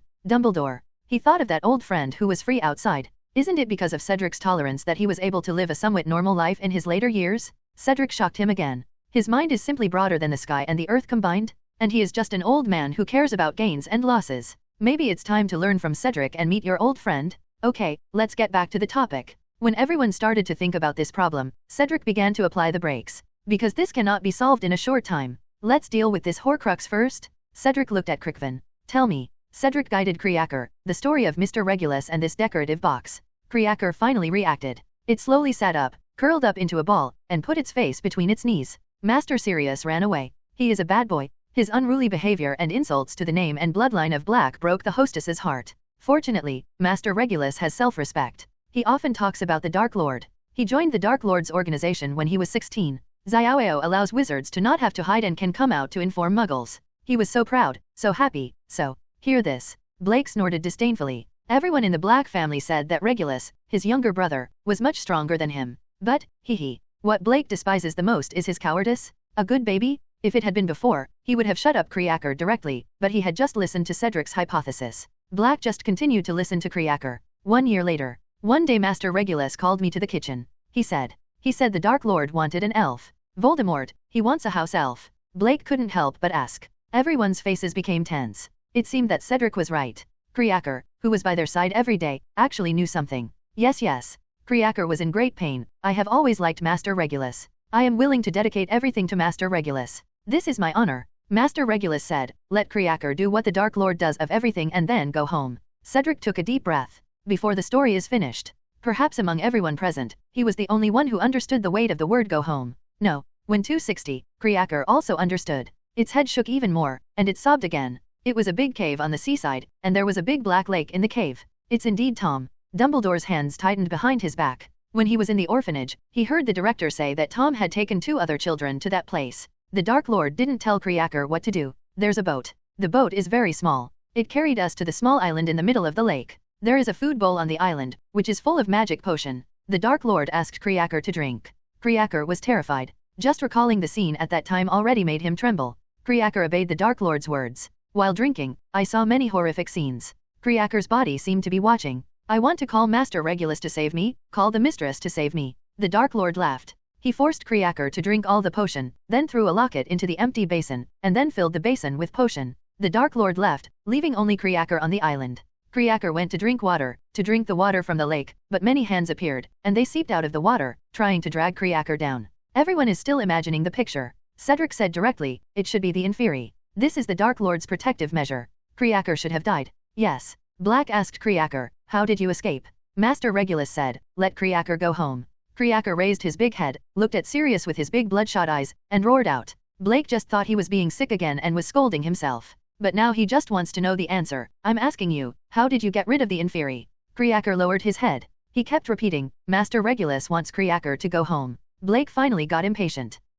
Forget it, I order you. I see. Cedric raised his voice slightly. It seems that Creacker did a good job. He praised. The loyal and brave Kriaker always remembered his master's orders, so even if he was about to die, no matter how difficult it was, he still came home. You have proven your loyalty and you have fulfilled your master's orders. Blake opened his mouth. Loyalty and bravery? This word was actually used by Cedric to describe Kriaker, but, he momentarily. I don't know what to say at all. Dumbledore also looked at Kriaker. After all, the Dark Lord was not born in the wizarding world. He ignored the differences between house elves, so he let Kriaker escape. It became a loophole in the Dark Lord's plans. However, the Dark Lord is not the only one who ignores house elves. How could we not be anymore? Dumbledore is very lucky that fortunately there is Cedric in the wizarding world. He never ignores any existence. Cedric's praise did not comfort Kriaker. Kriaker seemed to have triggered some switch. Kriaker will remain loyal to the Black family until death. After he shouted loudly, he suddenly jumped up and wanted to start hurting himself again. Cedric has quick eyes and quick hands. The slightly loosened snake rope was tightened again, preventing Kriaker from harming himself for the second time. Kriaker, unable to move, cried loudly. Kriaker is bad. He didn't fulfill Master Regulus's order. He tried many ways, but he couldn't destroy the decorative box. Kriaker is so incompetent. Looking at the extremely sad Cedric, Blake's face showed a bit of confusion. Cedric clearly said that the decorative box was a Horcrux, but why did Regulus order Kriaker to destroy it? Cannot be destroyed. It was further confirmed from the side that this was a Horcrux. But isn't he a Death Eater? Blake is a little confused. Tell me in detail. Tell us what Mr. Regulus did. Cedric continued to guide. Regulus' deeds deserve to be known to all. Hearing Regulus' name, Kriaker slowly regained his consciousness. I told the master everything that happened. Master Regulus was very anxious after hearing this. He told Kriaker to hide and never go out. One night, Master Regulus came to Kriaker's cupboard. Kriaker could see that he was very confused. He asked Kriaker to take him to the cave. He made you drink the potion. Blake looked astonished. Of course, this good boy who was praised by his family would also do such a thing. But Kriaker's reaction was beyond his imagination. He shook his head wildly and cried loudly until he could no longer make any sound. Blake, who prided himself on being brave, suddenly realized something. He stuttered for the first time. What did he do? Kriaker cried for a long time. But this time no one spoke to urge him. Master Regulus has prepared a hanging box, just like the one of the Dark Lord. He taught Kriaker how to hold the pendant box. Wait until the food bowl is dry, then replace the hanging box. Despite being tied up with a snake rope, Kriaker still slammed his big head against the floor. This memory. It's too hurtful for it? Cedric had to let the snake rope fly up a little, which made Kriaker stop his actions. Without waiting for anyone to ask questions, Kriaker continued sobbing. The master ordered Kriaker to leave, ordered Kriaker not to care about him, ordered Kriaker not to say anything to the mistress about what he did today, ordered Kriaker to destroy the first A locket, and then he drank the potion. Kriaker watched helplessly as Master Regulus was dragged into the water down. Kriaker tried all the methods he could think of, but none of them succeeded. The hostess went crazy with grief. She was so tired that the fourth young master disappeared, but Kriaker didn't know what to do. We can't even say it because Master Regulus doesn't allow it. This series of words consumed Kriaker's last strength. It lay limply on the ground, staring blankly at the ceiling. After confirming that it would not harm itself, Cedric loosened the rope that bound the snake. It seems things are clear. Cedric organized and narrated the matter. Regulus still failed to recognize the Dark Lord in the end, so he desperately replaced his Horcrux. In order to prevent his betrayal from involving his family, Kriaker couldn't say anything. Kriaker lives in pain keeping such a secret. The hostess couldn't think of all this, so she couldn't force Kriaker to find out the truth.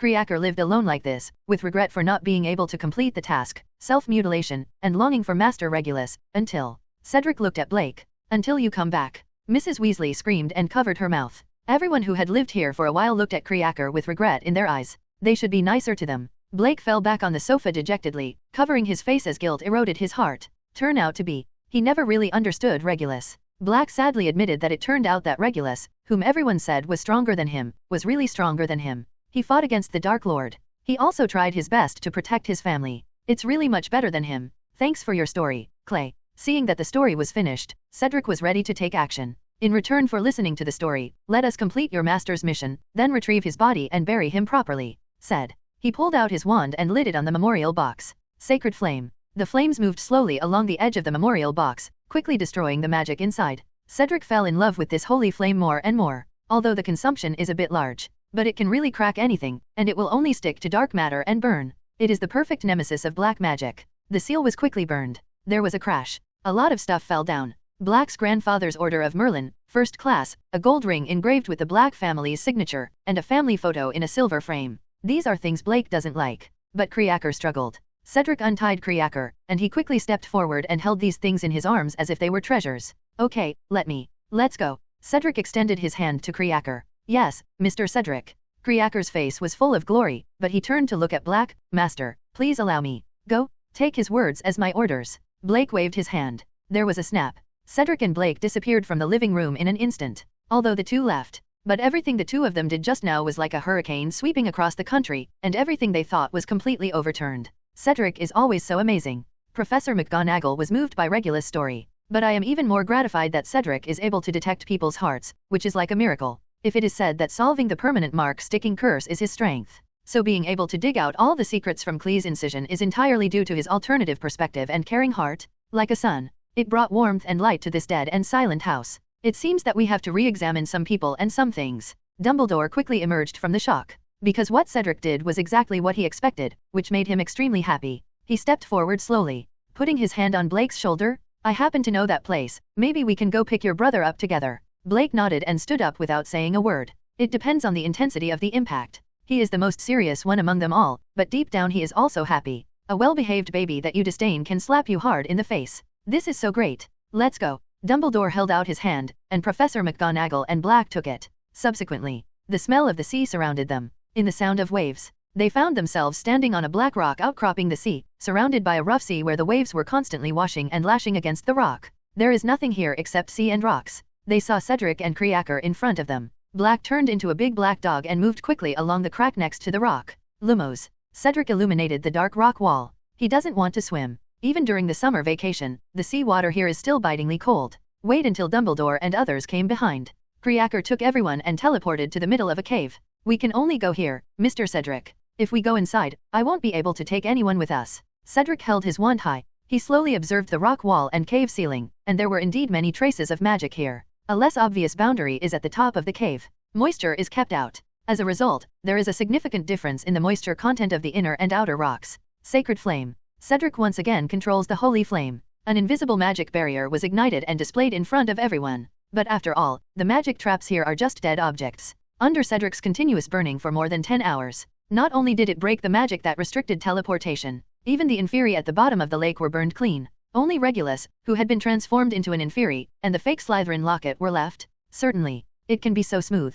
It is also because Cedric is not afraid that the items kept inside will be magically sent away or completely hidden. We are not afraid that the Death Eaters will fly in after receiving orders from Voldemort. Hit yourself. All right. Cedric used a snake rope to tie up Regulus, who had turned into an Inferi. Then he said to Creaker, "Now, in the name of great Regulus, let us go home. His heroic deeds deserve to be sung by the legal world." Cedric has already thought about how to stimulate the old bald snake. P.S. There is a bug in the original work here. In the previous chapters, it has been said that it is a commemorative box, and it also contains Black's grandfather's Order of Merlin, First Class, a gold ring engraved with the Black family's mark, and 10 inlaid inlays. Family photo in eye picture frame. However, the later description was taken away by Mundungus Fletcher, and finally it was taken away by the Pink Toad of the Ministry of Magic and hung on his body. Slytherin's locket is, strictly speaking, a necklace that can be opened at the end. The fake one contains Regulus' final letter to the Dark Lord. So this is obviously a conflict. There's no way Slytherin's locket could hold so many things, and how could the entire Order of the Phoenix not recognize the shape of Slytherin's locket? So my settings are, it's a souvenir box that also contains Slytherin's locket. In a church hall, in front of the coffin containing Regulus' body, Black was holding a written eulogy and personally seeing off his brother. After Cedric's persuasion, he also agreed to let the Daily Prophet report all of this. Compared with his own deeds, he felt that his brother's deeds were more worthy of being written about. No one knows how great he has done. Our family is at least right about one thing. Regulus is a better descendant of the Black family than me. Witnessed by a group of reporters, Black began to preside over the funeral. Regulus Black, great descendant of Black, we are holding a funeral for him here today. Black's voice was very low. Beside the coffin, Creaker had cried almost to the point of fainting. A long time ago, I misunderstood him like everyone else in the world. I regarded him as a weak and foolish brother. The facts proved it. He is indeed much better than me, as many people have told me. Black took out the letter. In everyone's memory, Regulus began to worship Voldemort very early, and dreamed of becoming a Death Eater one day, and he did it later. I foolishly thought that he was killed by Voldemort and died of his cowardice. Speaking of this, Black's chest rose and fell rapidly, but he quickly controlled his emotions. But the fact is just the opposite. He is undoubtedly the smart one. A long time ago, even before the Second Wizarding War, he saw through Voldemort's false power and his self-proclaimed victory over death. It's just a Horcrux. Black held Slytherin's locket in his hand and screamed at the camera. Regulus Black. At the age of 18, he played tricks on the Dark Lord. Black took out the note left by Regulus with trembling hands. Before starting to read, He had failed to control his emotions several times, but when he really started to read, his voice was deafening. To the Dark Lord. I will be dead before you read this. But I want you to know that I discovered your secret. I stole the real Horcrux and plan to destroy it as soon as possible. I am willing to die because I hope you will be a flesh and blood body, can be killed, when you meet your opponent. R.A.B. Black stretched his hand straight so that the reporters could take a better picture of him. Slughorn, wearing white gloves, stepped forward, took the note, and then carefully put it into a special glass container. He looked solemn. This letter will be kept forever in the Ministry of Magic Memorial Hall. It will witness the whole process of our victory over Voldemort. The funeral did not end here. The reporters pointed their cameras at Black and the Slytherin locket in his hand again. Voldemort has 7 Horcruxes in total. Black shouted out the information Cedric told him. As long as these 7 Horcruxes are destroyed, Voldemort will eventually die. Voldemort, remember this. The first person who actually got your Horcrux was Regulus Black, and the one who destroyed it was Sirius Black. After that, Black suddenly had many things in front of him. They kept whispering to him, "You can't do this. Voldemort will hate you, you are too rash to do this. This is Slytherin's relic, you should think of a more appropriate way to deal with it. Get out of here, all of you," Black roared in his heart. At this moment, he was unstoppable. Black took out the basilisk tooth that Cedric gave him and stabbed it hard into Slytherin's locket. Smoke rose up with a hiss. In the presence of everyone, another Horcrux of Voldemort was destroyed. Reporters withdrew one after another. Everyone changed into formal clothes and began the real funeral. When everyone presented their flowers, Black leaned over the coffin and talked to his brother who had not seen him for many years for a long time. After that, he called Creaker to his side. Black took out the fake Slytherin locket and put it in its hand, then held it tightly with his fingers. "This belongs to you, Creaker. You are more qualified to own it than me." When Creaker saw Regulus' locket, he was so excited that his knees became weak and he collapsed to the ground after a scream. Black patiently waited for Creaker to calm down. After that, Black held out his hand to Creaker. "I know you don't like me, but if it's for Regulus, are you willing to fight the Dark Lord with me?" Creaker hung the locket in front of him. For the first time, he straightened his hunched body, and in the silent atmosphere of silence, Creaker's voice was clearly audible. "Fight. I fight for my master, the defender of the House Elves. In the name of the brave Regulus, resist the Dark Lord. Fight. Fight." The wind outside the church suddenly became stronger. Everyone knew it was time to say goodbye. Black and Creaker regained their spirits. The two of them would personally escort Regulus to his last journey, mainly to ensure that no one could harass him after his death. After all, he had just recited Voldemort many times. Another Horcrux was destroyed. Black tapped the coffin with his wand, letting it float up and follow him. Creaker lay at the foot of the coffin. Then, when Black got on the broom, he waved to Cedric. "Come on. I think Regulus would also like to see you in the future." "Of course, it's my honor." Cedric took out the broom, and the 3 of them cast the disillusionment charm and took off together. They flew a long way. It was not until sunset that they stopped at a remote cemetery and buried Regulus. The publicity effect was very good this time. The Ministry of Magic took the opportunity to promote a wave of rebellion policies. If Song has not taken the life of others, he can be reformed. If he has killed someone, he can also reduce his sentence in Azkaban through confession and intelligence. However, there is good news for them, that is, there are no Dementors in Azkaban now. It's just a prison, but it's not that scary. A few days after the news was released, several Death Eaters came to surrender secretly. The Ministry of Magic followed Cedric's advice and did not directly let them leave the Death Eaters, but let them return to the Death Eaters team to prepare for the next war. At the same time, they let them compete on their own. They will verify the authenticity of the information they provide. All of them are in single-line contact. Even if someone wants to give false information, it is just a suicidal act. For this matter, the Ministry of Magic mobilized all the people who could be mobilized. Days passed, and the Quidditch World Cup was about to start. In order to take care of each other, Black, Lupin, Harry, and the Weasley family was all arranged in the same area. Even Pansy and Zhongqiu came. After the children were sent to fetch water and collect firewood, the adult wizards gathered together to discuss the real big things. Of course, according to international conventions, Cedric is considered an adult. This time, the manpower is very tight. Weasley began to introduce the general situation. There are probably more than 100,000 wizards from all over the world who have come here. This is the most difficult thing to control. But we also have safety measures in place. All the families of Ministry of Magic employees have been arranged in one area for our protection. This is great. Black emphasized, when riots occur, you must protect your family first. Let's divide the team into 2 groups. Cedric said, I will lead the charge, and you all just need to stay and protect this place. I'm with you. Blake took the initiative to request, I brought Creaker here too. You haven't participated in the training, so you can move around freely. Remember, those whose faces are covered with red scarves are our own. The secret code is Liu Liang is iron, followed by Ji Liang is steel. Cedric brought all the werewolf wizards with him this time. They have been trained. There is already a set of closely coordinated means to attack the Death Eaters as much as possible. During the Quidditch World Cup, together with members of the Ministry of Magic, they will also start laying magic traps. After confirming the liaison officer and responsible area, everyone returned to their respective tents and began to enjoy this rare occasion. Cedric took Panshi and Zhang Qiu for a stroll. Don't even say it. This Quidditch really attracts wizards from all over the world. The Quidditch World Cup is not all bad. Wizards from all over the world can communicate with each other, which is also good. When Cedric looked at the environment full of people, he actually felt very friendly. He suddenly had my feelings when traveling on May Day in my previous life. Sure enough, Chinese people still like to have fun. However, the wizards are indeed very exaggerated. Unlike Cedric, although he arranged 3 rooms and 1 living room in the tent, it looks like a tent from the outside. Some completely misunderstood the tent.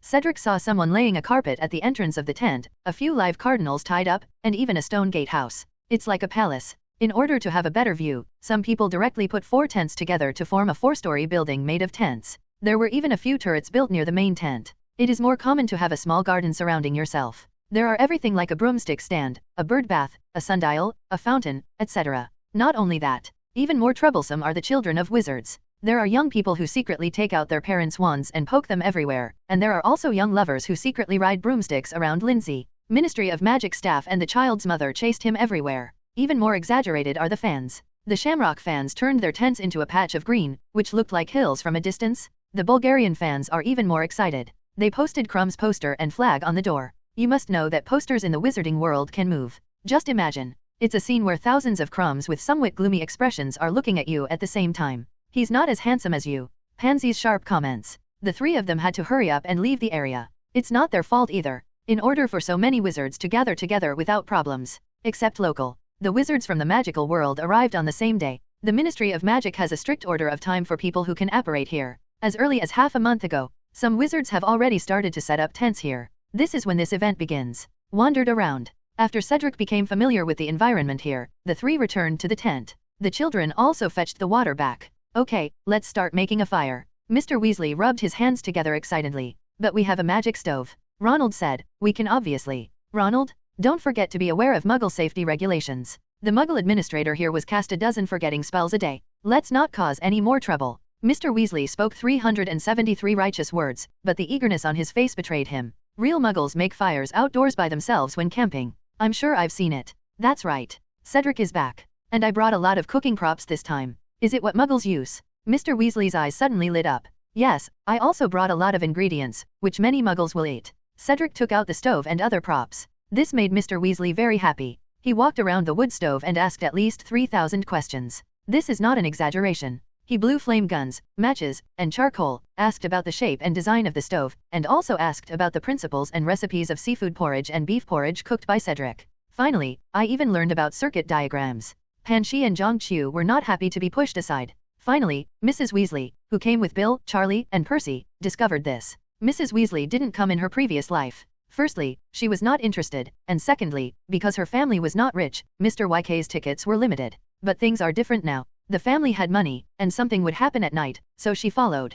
Come on, it's time for young people to get along with each other. Cedric was just happy that Mr. Weasley was called away. As a result, Mrs. Weasley pushed Ginny down beside the small table where the 3 of them were sitting. Hi, sisters. Ginny looked very nice today. She just shook her hair, and a brown-haired boy walking by to fetch water was immediately stunned. He turned back 3 times with a grunt, and only walked 2 meters in a minute. Actually, I'm happy to share Mr. Cedric's with my sisters. She just finished speaking. The brown-haired boy bumped into a tent on the roadside and poured all the water onto a rich ant wizard, causing quite a commotion. Cough cough cough. Cedric was cooking and inhaled a lot of smoke. He quickly got up and went to another table to change seats with Hermione. Result. Pansy, Cho Chang, Hermione, and Ginny sat at the same table. They kept arguing in low voices while eating. Cedric was holding the beef porridge and didn't dare to look back once, because there are officials from the Ministry of Magic nearby. From time to time, members of the Ministry of Magic would come over to say hello to Mr. Weasley. Certainly. After they found Cedric, they would talk to him respectfully for a while. The afternoon passed quickly. As the game approached, excitement spread throughout the camp like morning disgust. When dusk falls, the Ministry of Magic can no longer suppress wizards' desire to use magic. Soon, a grand event in the world of fantasy and magic begins. The whole camp was jubilant. Vendors apparat from every angle. They were pushing carts filled with all kinds of weird stuff. The most popular ones are naturally the logos of the 2 teams. Green represents Ireland and red represents Bulgaria. The clover will dance in the wind, and the little Bulgarian lion will roar out the names of the team members. Of course, the one who shouted the most was Crumb. But there is more to the sound than that. Almost every home has a singing flag, and a model of rocket fury that hovers near your head. Classic team member figures. Not only will they perform various classic moves, they can also stand on your hands or sit on your shoulders and shout with you. I like the pocket money, just for now. The Harry trio ran out happily. Zhang Qiu and Pan Shi couldn't help it. They also bought a lot, and the three of them were covered with various souvenirs. A trolley full of binoculars passed by. Panorama telescope. Noticing Cedric's eyes, the wizard vendor enthusiastically started selling. This can replay the picture in slow motion. If necessary, you can quickly return to Baitang for live analysis. Only 10 galleons. The three Harrys came over and each chose one. How long can this be recorded for? Cedric thought of other uses. He can record a whole week's worth of games if you need to. Highly recommended by wizard vendor. Cedric thought for a moment, then directly wrapped the card around. He waved. A tall, thin wizard came over. This can be replayed. When the game starts, hang around more and start shooting from the end. You can always find some flaws. Yes, sir. Cedric paid and bought the card as well. The tall and thin wizard conjured up a piece of cloth to cover the card and left. Zhang Qiu and Pansy grasped Cedric's arms tightly. They knew what this meant.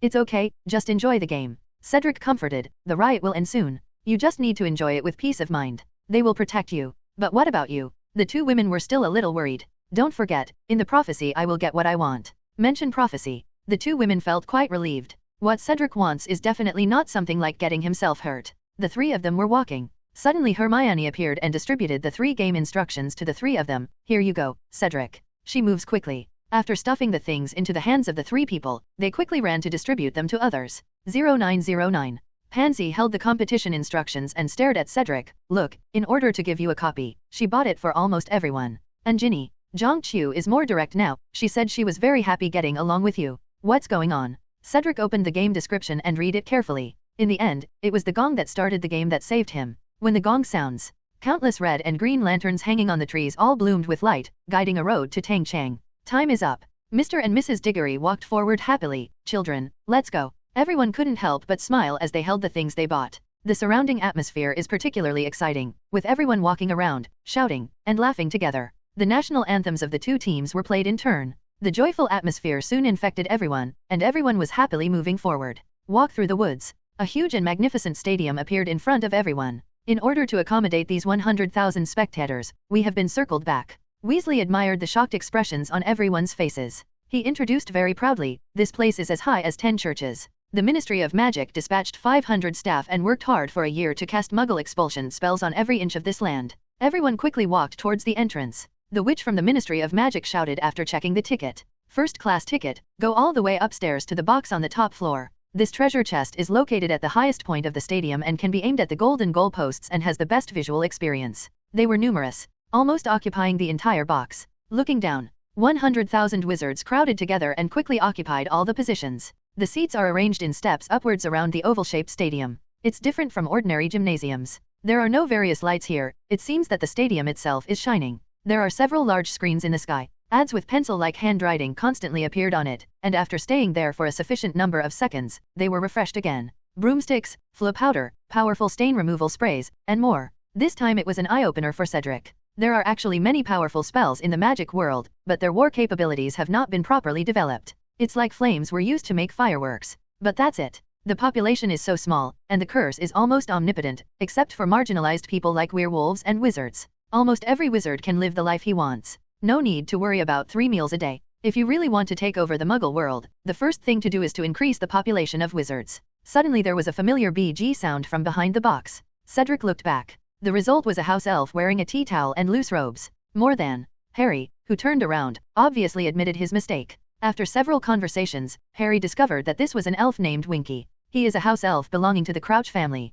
Looks like you're scared. Cedric snapped his fingers. With a bang, Duo appeared in the box. His current appearance is completely different from before. He is dressed in a straight outfit cut from dragon skin, which makes him look like a professional manager. Your friend seems a little scared. You can stay with her. Cedric whispered a few words in Dobby's ear. With Dobby by her side, Winky was obviously much more relaxed, and she pulled Dobby along to whisper. Didn't talk much. Twinkle looked at Cedric with a strange look. So he is your new master. Shining took a deep breath. That's an amazing person. Even the master will talk about his famous minister at home. When watching Cedric, Twinkle accidentally glanced outside and immediately covered her eyes in fear. Cedric smiled slightly. Crouch talks about himself at home? The one who really talks about himself every day should be Crouch Jr., right? Voldemort is indeed still thinking about him. After today, Voldemort will definitely not be able to bear it anymore and will wait for Crouch Jr. at Hogwarts. There is no need to alert others now. Cedric even kindly reminded, you can turn her around and you won't be afraid anymore. Smart master. Dobby pulled Winky and spun him around.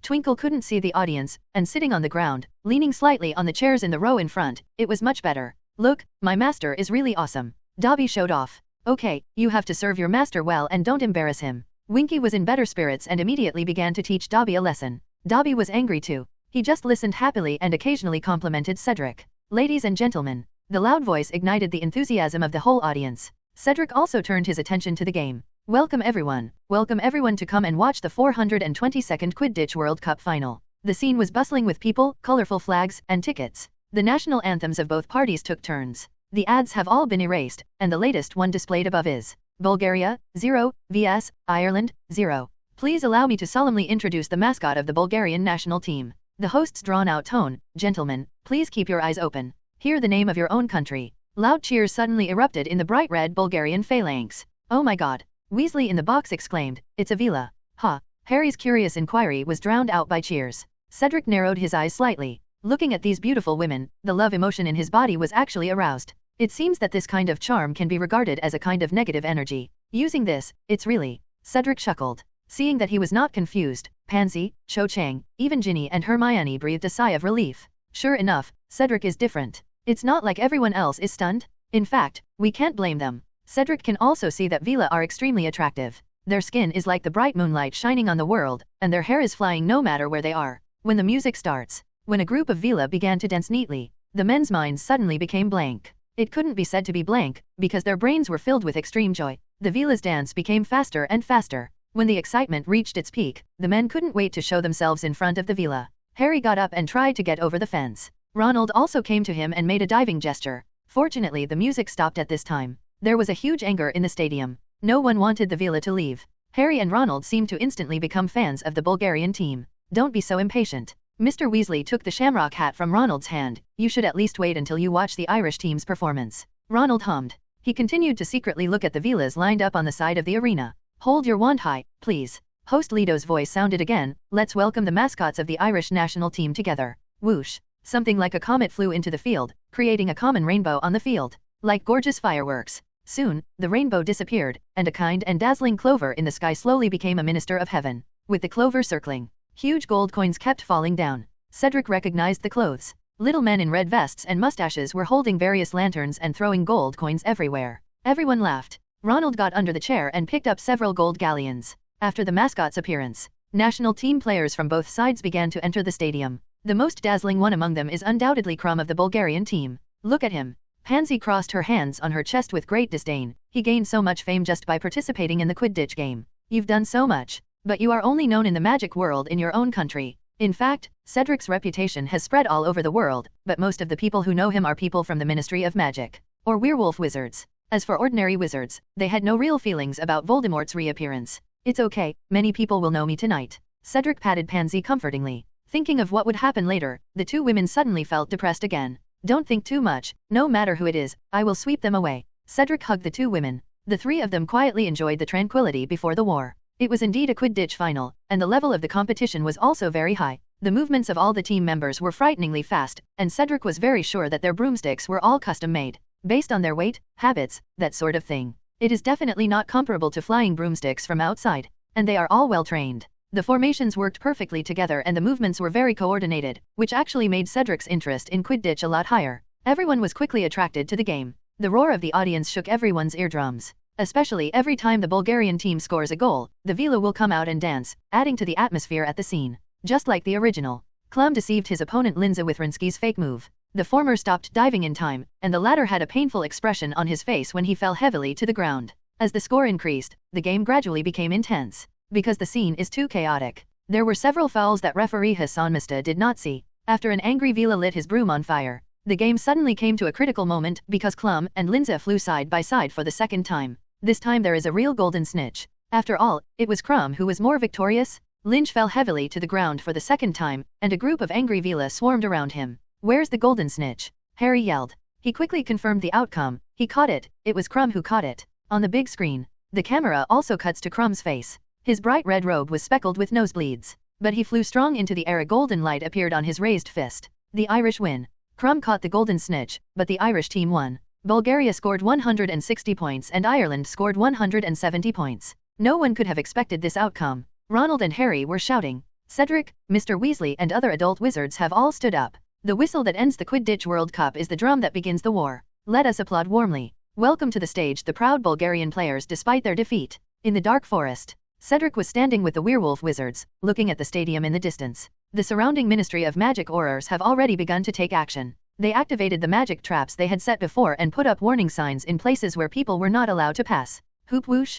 A heavy gasp came from behind Cedric, and little bits of fire flew out of Norbert's mouth. Tonight's battle. Norbert will also be one of the main players. Here we come, stay hidden. Warnings sounded in a relay ahead, and then the lanterns on both sides of the road were illuminated. The combat team takes cover. 1/10 of the people were left to maintain order outside, while the remaining Aurors all disappeared into the darkness. The noise was approaching quickly. The crowd leaving the gymnasium quickly came back in darkness. Various songs were constantly swirling in the night sky, and little leprechauns were flying above the crowd. They waved their lanterns and laughed like crows. The wizards could not be quiet even when they returned to their tents. The Aurors sprang into action. The first was the local magical community. They found all members of the Ministry of Magic and announced that Death Eaters had been confirmed here, and asked them all to take shelter in designated locations. Zhang Qiu, Pan Shi and others were also protected by Weasley Black and others. But the entire camp was unaffected. There are only a few thousand local wizards, which is only a very small part of the 100,000 wizards. Songs from both countries came and went. There were about 300 people around Cedric. Because they did not know the situation of the Ministry of Magic abroad, they did not notify other members of the Ministry of Magic in advance. But just now, they also sent emergency notices to the Ministry of Magic in various countries. At this time, Aurors from various countries were flying in on the door keys that had been prepared long ago. It didn't take long. Slughorn operated over sweating profusely. He happily ran to Cedric. More than 2,000 people have come, and everything about the red scarf has been explained. It is expected that 5,000 Aurors will arrive within an hour. Slughorn looked at Cedric. 833. To be honest, if it weren't for the English wizarding community and Cedric, who have been leading the way in dealing with Voldemort recently, it is estimated that there would not be such a unanimous response this time. But he also has concerns. They are asking repeatedly whether it will really happen, and they are also very worried about their family members inside. If there is an own goal this time, we will be humiliated internationally. Cedric wasn't worried about losing face. Voldemort couldn't hold himself back in the original novel. Now it's even worse than the original. Blake's speech was like sitting on his face and shitting. If he doesn't do something, maybe in a year or two, the Death Eater team will collapse. But be careful if Aurors get distracted because they are worried about their families. If you mess around, it will seriously affect your plans for the meeting. For that matter, Cedric still needs some advice. We are all Aurors. We all have our own professional standards. No one wants their family members to get hurt. I completely understand and agree with this. But we all gave our lives to deal with the Death Eaters. Only by completely eradicating them can the world usher in true peace. Cedric's voice became deeper. Aurors are warriors. I hope everyone can understand. Even if they can't understand, they can still cooperate with the implementation. Clear. I heard the determination in Cedric's tone. Slughorn disapparated directly and went to communicate with Auror teams from other countries. The forest became quiet again. This is a specially selected location, and the terrain is higher than the entire camp. They can already see. Several large bonfires began to be lit in the camp. Half an hour later, when the night became completely dark, everyone discovered that commotion suddenly occurred in many places in the camp at the same time. Several tents were set alight at the same time. From many remote tents, many wizards wearing hoods and masks quickly gathered together. They're all a bunch of complete idiots. Cedric sneered. Because of the existence of telescopes, all these scenes were photographed, so, kfuff, these people escaped today. Just push the screen backwards. Combined with the records left during registration at that time, the ownership of the tent can be quickly locked. Death Eaters. Not many people would think of borrowing someone else's tent and be able to do so. This way, these videos alone can identify more than 60% of the Death Eaters afterwards. Let's see how loyal you are then. Cedric snorted coldly. Are you willing to follow Voldemort and become a wanted criminal, or are you willing to surrender to the Ministry of Magic? All the werewolf wizards around laughed. The laughter was laced with hatred. Everyone began to make final preparations and took out all the broomsticks. Cedric put a seat on Norbert and sat on his shoulders and neck. The commotion soon grew larger. Soon, a strong green light flashed, illuminating everything around it. The Death Eaters raised their wands high and continued to focus their magic power into the dark mark above. This is a huge skull. It is composed of countless green stars, and a huge python comes out of the skull's mouth, which looks like the tongue of the skull. As the number of people entering increases, the skull rose higher and higher, even surrounded by green smoke. Under the dark night sky, it was more dazzling than the moonlight. Except for the dark mark, these Death Eaters also captured many people, whom they lifted into the air as shields and hostages. These include Mr. Roberts, the camp manager, and 3 members of his family. Mrs. Roberts was turned upside down, her nightgown hanging down, revealing her underwear. She struggled to pull on her clothes, trying to cover her body. Such a picture. The Death Eaters screamed and cheered happily. What's even worse is her children. The child was spinning like a top 60 feet above the ground, his head being tossed around. The rest of those people. It was also twisted into various weird shapes in the air and played with wantonly by them. Jeers, guffaws, drunken shouts. More people joined the parade, trampling on the passing tents and setting some of them on fire. The camp that was celebrating just a moment ago. It has become a living hell at this moment. Sonorous. Cedric amplified his voice and roared, "Let's go." Ho ho. Norbert looked up to the sky and sprayed out flames as high as the 3rd floor. Hunting with Cedric for the first time made him very excited. It flapped its wings and rushed down the hillside quickly. After descending several meters, Noble's wings suddenly waved, and the scenery in front of Cedric instantly began to get up. Behind them, the werewolf wizards all cast disillusionment spells, kept a certain distance, and followed Cedric. Holy shield. Cedric's voice was deafening. The pure white light enveloped Noble, making it look like a small sun. Sacred flame. Cedric held his wand high. His voice was high above the sky, as if the gods in the sky were angry. Holy flames kept flying out from Cedric's wand, pulling out long flames of light in midair. Half of the night sky was as bright as day. At this moment, the Aurors standing outside were all watching this. Seeing Cedric's sun-like figure, the emotions in their hearts were extremely strange. That's one. It was like the silent shock of seeing a god. The worries and frustrations caused by the Death Eater's actions completely disappeared in this moment. Cho Chang, Pansy, Ginny, and Hermione were all fascinated.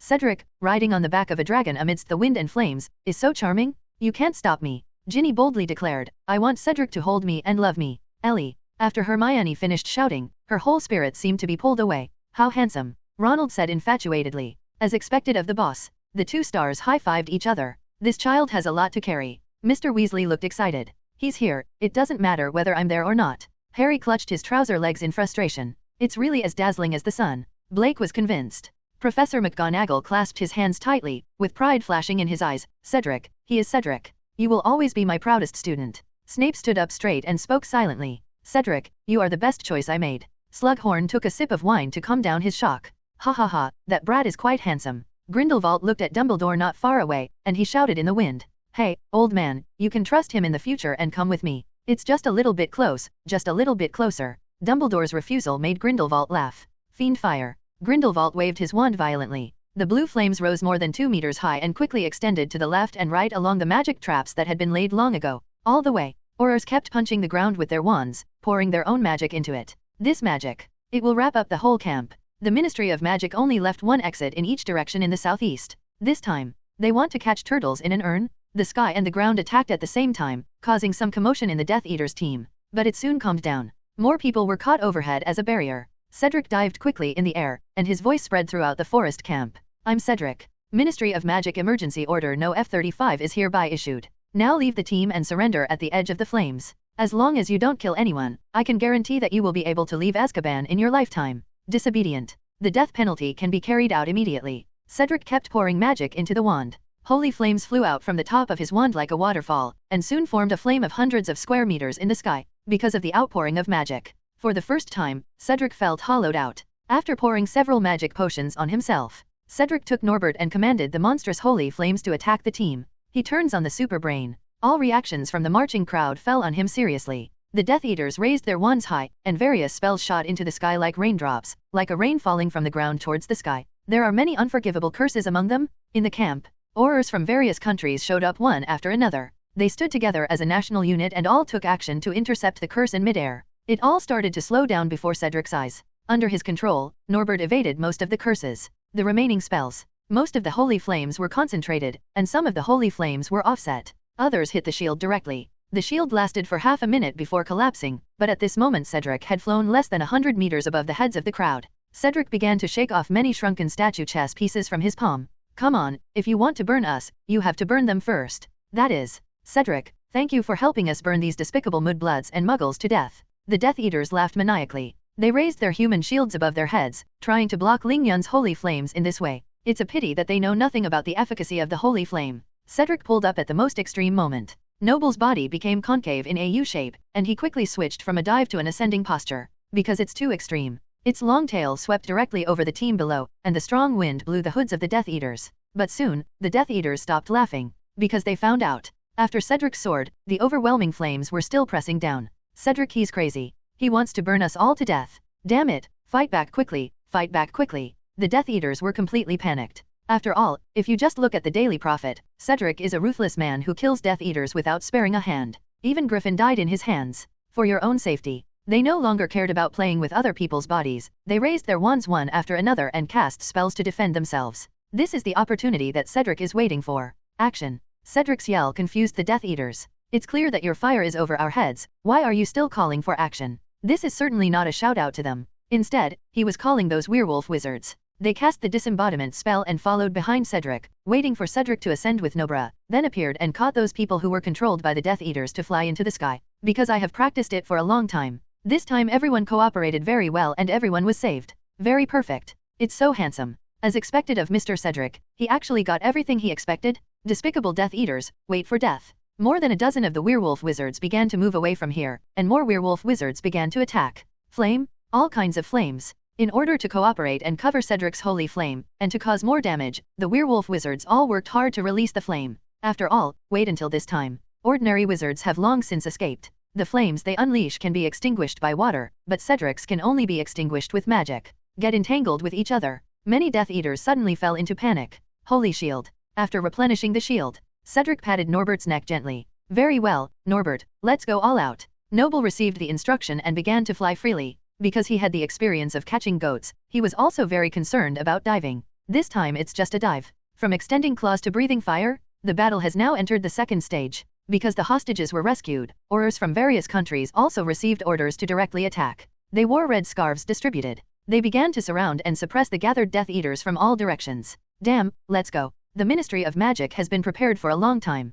Damn it, a traitor has betrayed us. Get out of here quickly. There was a wizard who twisted his body and tried to apparate away. But soon, he seemed to have hit something and recovered from the twisted state. He covered his head and shouted, "Damn it, a magic trap has been cast here, we can't disapparate." The Death Eaters suddenly became even more panicked. Some of them are not even senior Death Eaters, just blood-based ones. I originally thought it was the worst-case scenario. It was just a matter of apparating away before being caught. After all, they currently do not have the ability to confront the global Ministry of Magic head-on. But it's fine now. It is impossible to apparate directly. To understand such restrictions, it is not enough to just bring in a few wizards. It requires the Ministry of Law to start closing them down. It takes a long time to set up before it can be activated. The magic circles of various countries have always used this method to maintain peace on their borders. Want to enter various countries? Then you can only apply through the official channel. At the same time, this also means that today's ambush was carefully prepared by the Ministry of Magic in England. This discovery brought them even closer to collapse. It was obvious that he was here to catch someone off guard, but why was he tricked by the Ministry of Magic?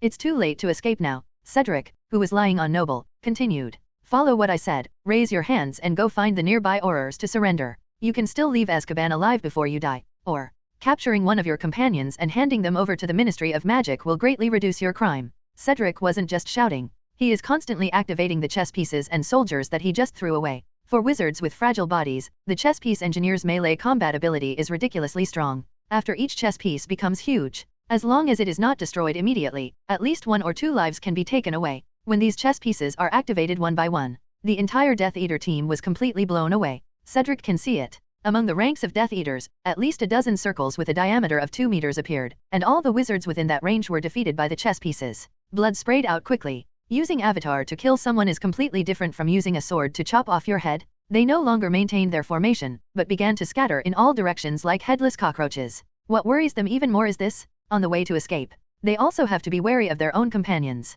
In order to reduce the sentence, they may very well give themselves a trick behind their back to knock them unconscious. Act for your own benefit. For Death Eaters, this is no psychological barrier at all. When the first wizard couldn't help but take action, this mutual attack is spreading like a plague. Soon, even the Aurors from the surrounding countries were surprised to find that more than half of these Death Eaters started to attack each other. There are those who are lucky enough to win. He used magic to hold up the unconscious bodies of several companions, and quickly ran towards them with his hands raised in the air and surrendered. This trick is really awesome. Aurors from all over the world raised their heads and looked at Cedric in the sky with respect. See now, even a fool can understand it. The man named Cedric set another big trap for the Death Eaters tonight. The Death Eaters stepped in. I have to break my muscles and bones today. What made the Aurors' emotions even more complicated was that this Cedric was not yet the boy in the prophecy. This made them feel strange. In such a dark and terrifying era, when the Dark Lord was raging across the European continent and oppressing the entire magical world, people believe it. Only the savior named Harry Potter can save them. But now it seems,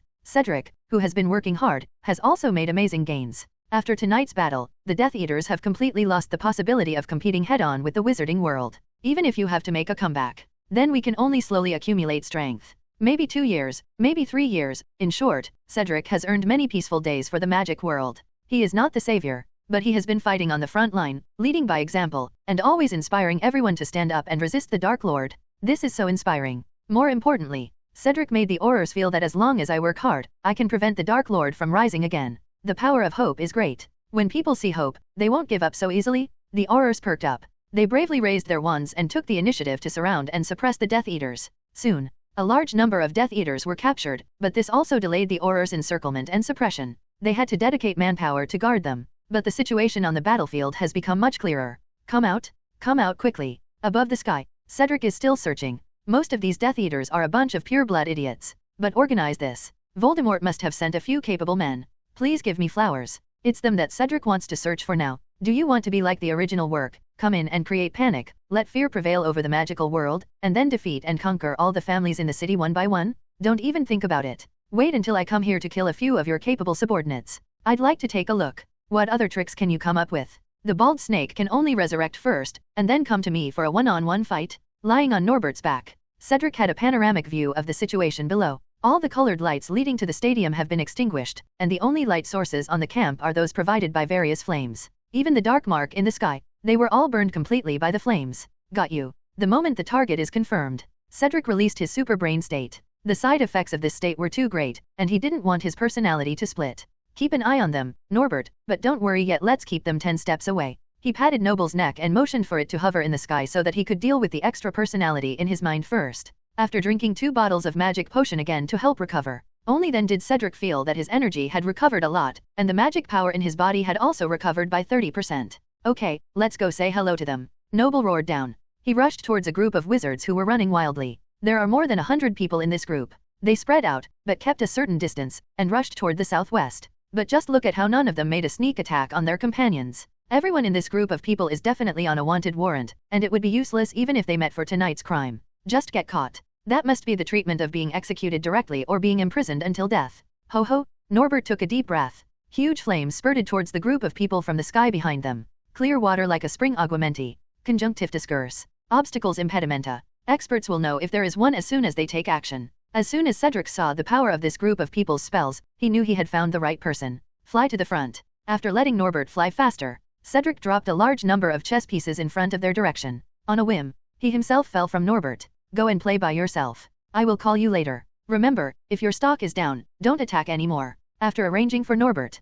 Cedric quickly enlarged the chess pieces, causing them to stamp on the ground, and rushed towards the group of Death Eaters. There were sounds of curses and explosions. Cedric watched his chess pieces being blown up one after another, but remained indifferent. Just on a whim, it reminded him of the prophecy he had heard. Bring it on. If the words are all right, then I should make a choice now. Cedric stared straight ahead. The purpose of these chess pieces is not to destroy the enemy, but to divide the enemy into left and right sides. Soon, a familiar long snake appeared. Cedric's pupils tightened. That's Nagini? That was the Horcrux that Voldemort carried with him almost every time and never left him. And now it is on his left side. So, what exactly is on the right? Cedric paused for a moment, then cast a disillusionment spell on himself, and quietly followed him to the right. This group is very strong. Cedric only observed for a while and came to this conclusion. After breaking away from the large army, they also know Voldemort's unique spell, which is the ability to turn into black smoke and fly. Snape used it when he was kicked out of Hogwarts. This is a spell that Voldemort only taught to his close followers, and it is very easy to use. This caused them to move very quickly. Cedric had to take out his broomstick to follow them closely. All the way, the Aurors intercepted several more of them one after another. Soon they came to the edge of the blue fire, and the 3 of them were intercepted again after flying high. The remaining 11 people flew past Li Huo again and continued to flee. Seeing an Auror taking off to chase after him on the ground, Cedric simply showed his body, while still calling Norbert in his heart. If I sit on Noble, I can cast magic spells. Norbert flies very fast. When it appeared in the rear, it was quickly discovered by the Death Eaters in front. Then, they saw the unmasked Cedric. It's Cedric. Someone recognized him. What's there to be afraid of? You scream like an idiot. A sharp female voice scolded. She was so angry that she even showed her body shape when she landed on the ground, and she turned back to Cedric with a big gnawing blow. Water life shield. Cedric, who also landed, raised his shield high. The green energy knocked him back several steps, but only killed a small shrimp in his shield. The life shield of water amplifies its life force field. That's why it works. How can it be? The man lowered his head and looked at the wand in his hand, not even suspecting that there was something wrong with the wand. Her status among this group of people is really high. Seeing her stop, all the other 7, 2, 3 people also stopped. The 6 Aurors who were chasing him had already scattered around Cedric. Noble was hovering in the sky, roaring continuously. Cedric already recognized her. After all, her exaggerated curly hair has revealed her identity. Bellatrix Lestrange, you escaped from Azkaban. Cedric ordered to the Aurors around him. Send someone back to report and check on Azkaban. Avada Kedavra. Bella laughed wildly and issued the death curse again, aiming at the Auror who was about to disapparate. There was a snap. Cedric flashed in front of him and blocked the death curse with his life shield again. He urged without looking back, go quickly. Leave this to me. The Auror behind him was still in shock, but when he saw Cedric's back, he felt that everything was worth it. Yes. He disappeared with a pop. What the hell are you holding? Bella was furious. Old woman, you've been in there for too long, don't you know the weather has changed outside? How pitiful you are, you have to rush here to die as soon as you escape. Cedric took action without hesitation. Sacred flame. Avada Kedavra. Cedric scoffed. This Bella is really stubborn. She can only use Avada all the time, otherwise she would have to use love to resist. But the result is the same. The holy flames spread out in the air under Cedric's control, and after evading the green melon gnawing spell, they exploded directly on Bella. She groaned and was blown away 5 meters away. After being blown away, her whole body was charred, and even her cloak and mask were blown away. Cedric didn't kill her directly. The only thing worth more than Nagia's Horcrux is Bella plus another Horcrux. Helga Hufflepuff's golden cup. In the original work, the cup was eventually hidden in Bella's vault at Gringotts. The prophecy hinted that what he wanted seemed to refer to Bella and the golden cup in Bella's vault. Gringotts is still more troublesome. They don't recognize any wanted criminals, they can only collect it themselves. Black has been in Azkaban for so long, but he can't retain so much legacy. This is really outrageous. Whether the money is used to compensate victims or to distribute rewards to Aurors, it would be very good. It seems that we still need to find a way to do this. Cedric only remembered this when he saw Bella. As the two of them fought, others also started fighting at the same time. Aurors and Death Eaters were shooting at each other with hexes. Noble swooped down from the sky. The flames forced several Death Eaters to flee desperately. Cedric locked on Bella and walked straight towards her. A piece of Expelliarmus flew inward and was blocked by his holy shield. 1 second later, Noble's flames greeted the attacker's location. Ah! The Death Eater screamed and rolled on the ground. Cedric casually added another divine shield to Norbert. With the wizard's cover, Norbert can exert his combat power to the limit. There were constant snapping sounds in the surrounding woods. That was because the Aurors who came to support had arrived one after another. The battle in this wasteland suddenly became fierce. Those Death Eaters who escaped didn't care about Bella anymore. They all phantomed and fled together. There are 2 runners who are slow. He was captured directly by the Aurors. Cedric walked straight towards the unconscious Bella, threw out the snake lock in his hand and captured her easily, and then confiscated her wand. The Aurors who arrived quickly captured her. The Auror who had just been sent to check on Azkaban also returned. He reported to Cedric. Azkaban was attacked, but because there were many Aurors on guard, the other party didn't get any relief. More than 30 people are attacking. In the end, 8 people were rescued, but 4 Death Eaters died in the fighting, and 6 more were captured. Azkaban has also stepped up its vigilance. Cedric understood. I quickly took advantage of the game to raid a wave of Azkaban. 30 people went, but in the end only 28 people left, which was a loss of 2. Wrong. Maybe Bella's group just came out. Plus those who didn't run away. Voldemort probably lost all his pants this time, and it would be better if he was so angry that he lost a few more of his subordinates. Okay, take her with you, we'll go to Gringotts tomorrow. Cedric glanced at the unconscious Bella. Early the next morning, Cedric, together with a group of Aurors, escorted Bella to Diagon Alley. All the way, the wizards who knew yesterday's story quickly retreated to both sides like Moses parting the sea. Bella was still unconvinced even though she was tied up. She bared her teeth like a bloodthirsty hyena and yelled at Master Lu on both sides. Go away, you idiots. When the Dark Lord unifies the magical world again, I will completely kill all of you idiots. See Bella so crazy. Many wizards showed frightened expressions and covered themselves and their children's faces for fear that Bella would record their appearance. The surrounding Aurors also frowned, but there was nothing they could do. This Bella was a big trouble in Azkaban, coercing others there all day long,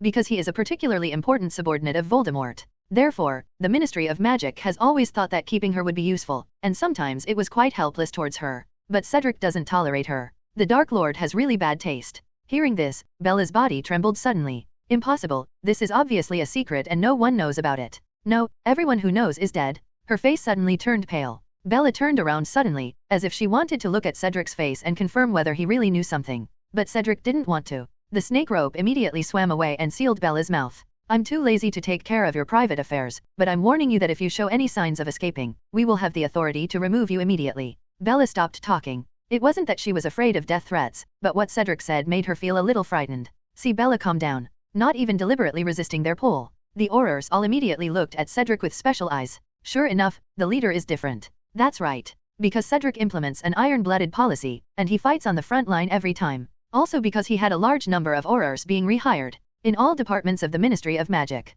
The Auror group is where Cedric has the most followers, and Cedric even saw a few followers. Privately they refer to him as their leader. However, Cedric did not intend to take charge of the Ministry of Magic for the time being, so he did not accept them. Just keep going. After stopping Bella, Cedric and others arrived at Gringotts smoothly. This is his first time here. This is a tall, snow-white building. Next to the Bronze Gate, there are 2 district masters holding inspections. After what happened last night, the goblins immediately strengthened their defensive measures. Everyone walked up the white stone steps. There are 2 fairies inside the door. Their appearance is somewhat similar to that of house elves, but their hands and feet are particularly long, their rotating eyes reveal shrewd vision, and they wear exquisite dresses. Much better than a house elf. But this is the status gained by the other party's 2 rebellions. After entering the door, the goblins guarding the door bowed to them, and then they saw the second silver door. The famous warning is engraved here. Come in, stranger, but be careful what will happen if you are greedy. The goblins bowed again. The team was then led into a tall marble hall. There is a row of high platforms on both sides of the road.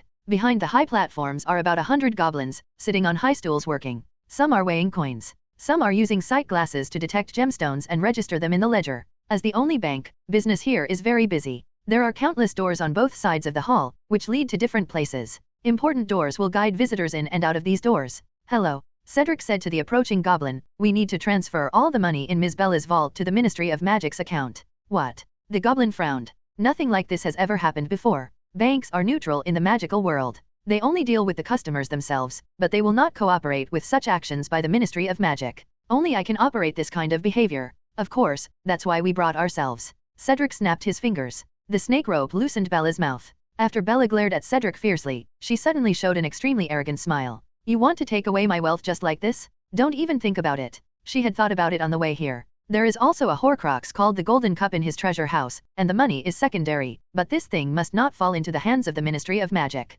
Cedric has a very good nose. Once discovered, the Dark Lord will lose another life. For the Dark Lord, even if she herself is shattered to pieces, she is willing to do so. Stop struggling. After you die, we will ask the other 2 wizards with inheritance rights to give up. In the end, all this wealth will belong to Sirius Black. Cedric is determined to win the Gold Cup. After getting Slytherin's locket last time, he got a generous reward. Ding, I've come into contact with Slytherin's locket. Full reward at 60% progress, you get an additional 10 legendary points and 30 talent points. Your Parselmouth bloodline increases by 3 levels, up to LV6. You master the way to make a Slytherin locket. Efficacy of the locket, it has the ability to give early warning and detect dangers around you. Parcel Tongue bloodline LV6, 60 legendary points required for upgrade. The physical defense is increased to 60, the magic resistance is increased to 60, the strength is increased to 6, the agility is increased to 6, and the lifespan is minus 50 years. Talent, Parcel Tongue, you can talk to all snakes, and they will regard you as their master. 2 Parcel Tongues give mutually exclusive commands at the same time, and the snakes will obey the one with stronger blood.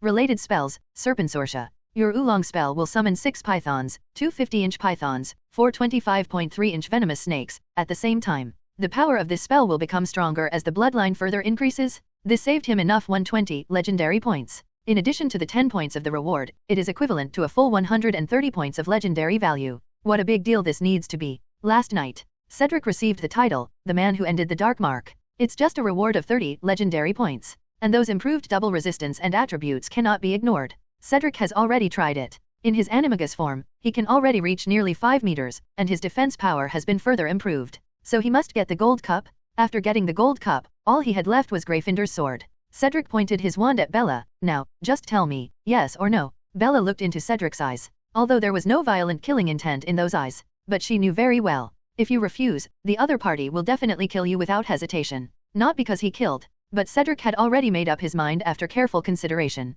As long as he messed up, he would definitely attack him. His will is like steel and cannot be shaken. Cedric's iron will even made Bella feel terrified for the 10th time. Also the first time. There is uncertainty about the Dark Lord's future. After Bella took 2 deep breaths, she finally agreed. I do. There was still a trace of luck in her heart. Cedric has always said that her wealth will be confiscated. But he didn't mention the Jinbei thing. Maybe he can bargain a bit by then. Bella thought of countermeasures quickly. Okay now. Cedric spoke to the goblin in front of him calmly, as if the threat he had just made to Bella didn't exist at all. But, please wait a moment, sir. The goblin employee in front of him was obviously a little panicked. At the end of the corridor where he returned, the eldest goblin beside him muttered.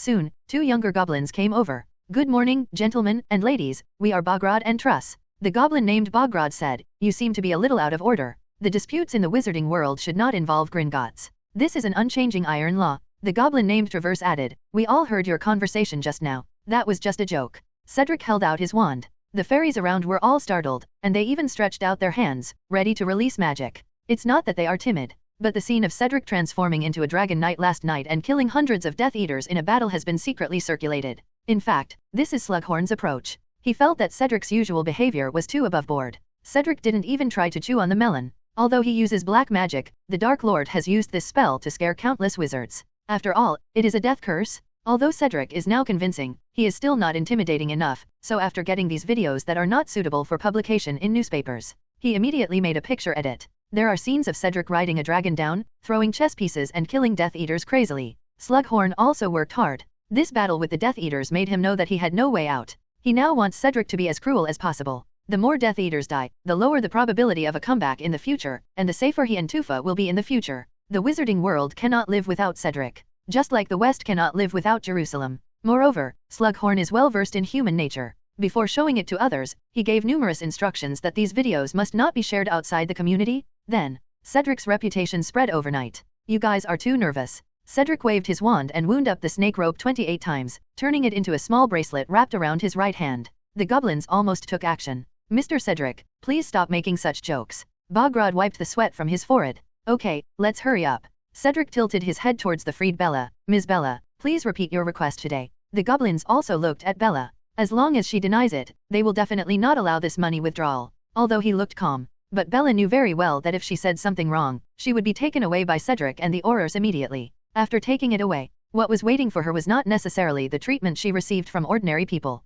"Let's wait until we get inside the vault." Bella moved her body and glanced at the shrunken gauntlet on Cedric's left hand warily. It didn't take long. Her unruly and condescending voice sounded, "Take us to my family's treasury." The 2 goblins looked at each other. At the same time, he bowed and said, "Please wait a moment." Bogrod came to the counter. "I want to use jingle tablets." The young goblin behind the counter left quickly and soon brought a small leather bag. The leather bag was filled with tinkling metal. Just holding it in his hand, Bogrod could already hear a slight jingle. "Please come with us, Mrs. Lestrange, Mr. Cedric, but the seats are limited and can only accommodate the 2 of you. Traverse currently leads the way. We will take you to your vault." He opened one of the doors. Different from the hall, this is a stone corridor, and the only lighting provided is the torches on the wall. After walking more than 10 meters, you can see a steep downhill road with a small railway on it. Traverse whistled. A small cart rushed out of the darkness along the railway track and stopped beside them. Bang bang bang! The car sped along the maze-like complex corridor, and the cold wind howled by, messing up everyone's hair. The car dived all the way down.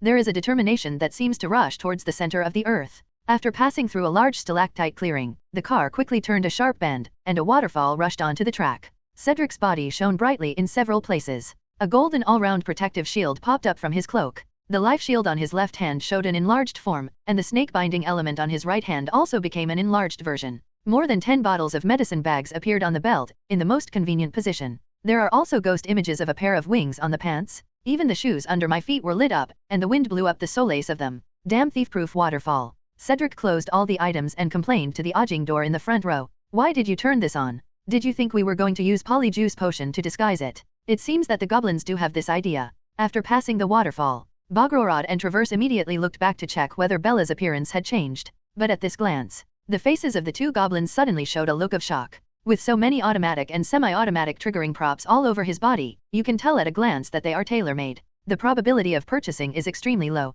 Only if you are a master of alchemy can you make a set for yourself like this. I've never heard of him being so powerful in this area before. Even the 2 goblins nodded in praise. "I didn't expect you, Mr. Cedric, to be proficient in alchemy." Beside Bella narrowed her eyes, not knowing what she was thinking. "Arrive." With the voices of the goblins falling to the ground. After the car turned a corner, a huge fire dragon appeared in front of everyone. "Right here." The 2 goblins jumped out of the car first. "We only need to pass by this dragon to arrive. It is responsible for guarding the deepest treasure house. Please don't worry, we will get through it safely." They put down their leather bags and prepared to take out the jingle pieces from inside. This dragon has been left with a psychological shadow. As long as it hears the jingle, it will think of its own experience of being chopped by a flaming sword. This is a shadow that has been imprinted in its heart when it was young. The goblins spent a lot of money. Just customized such a guard to help them defend? Pitiful. Cedric took a few steps forward. Because he often got along with Norbert, He knew very well how pitiful the Ukrainian iron-belly dragon in front of him was. Its neck, wings, and other parts were all shackled,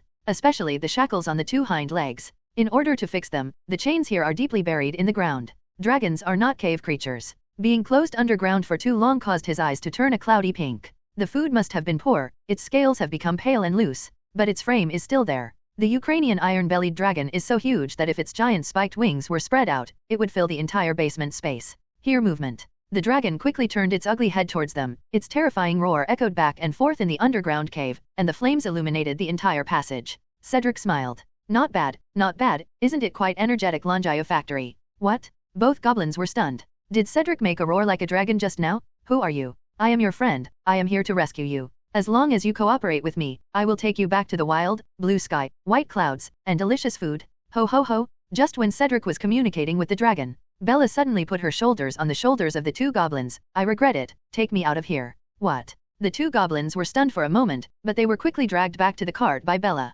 Let's go and pick him up later. Doesn't this violate your rules? Bella persuaded her very quickly. The goblins nodded quickly. They didn't want to help Bella, but what Cedric did in the hall was too much like a robbery. Gringotts can reassure wizards. It is precisely because they have neutral attributes that teachers can place them here with peace of mind. Even the Death Eaters. In the eyes of fairies, they are also customers. To them, it's just a name in the magical world. Maybe a few years later, the Death Eaters will rule the magical world and become the new Ministry of Magic? Facing Bella's instigation, they only hesitated for a moment before jumping into the car and starting up the small army again. Listen to the sound of jingle bells going away. Cedric had a smile on his face with his back to them. After the goblins left, he could show off his skills. After all, there were many things he couldn't do with the goblins present. For example, rescue this poor Ukrainian iron-bellied dragon in front of you. As for Bella, Cedric knew before he came that she would not be so peaceful, so he had already made other preparations. He speeded up. Let's go, leave here with me, I will burn your chains, don't panic. Good. Sacred flame. Cedric manipulated the flames to melt the heavy shackles.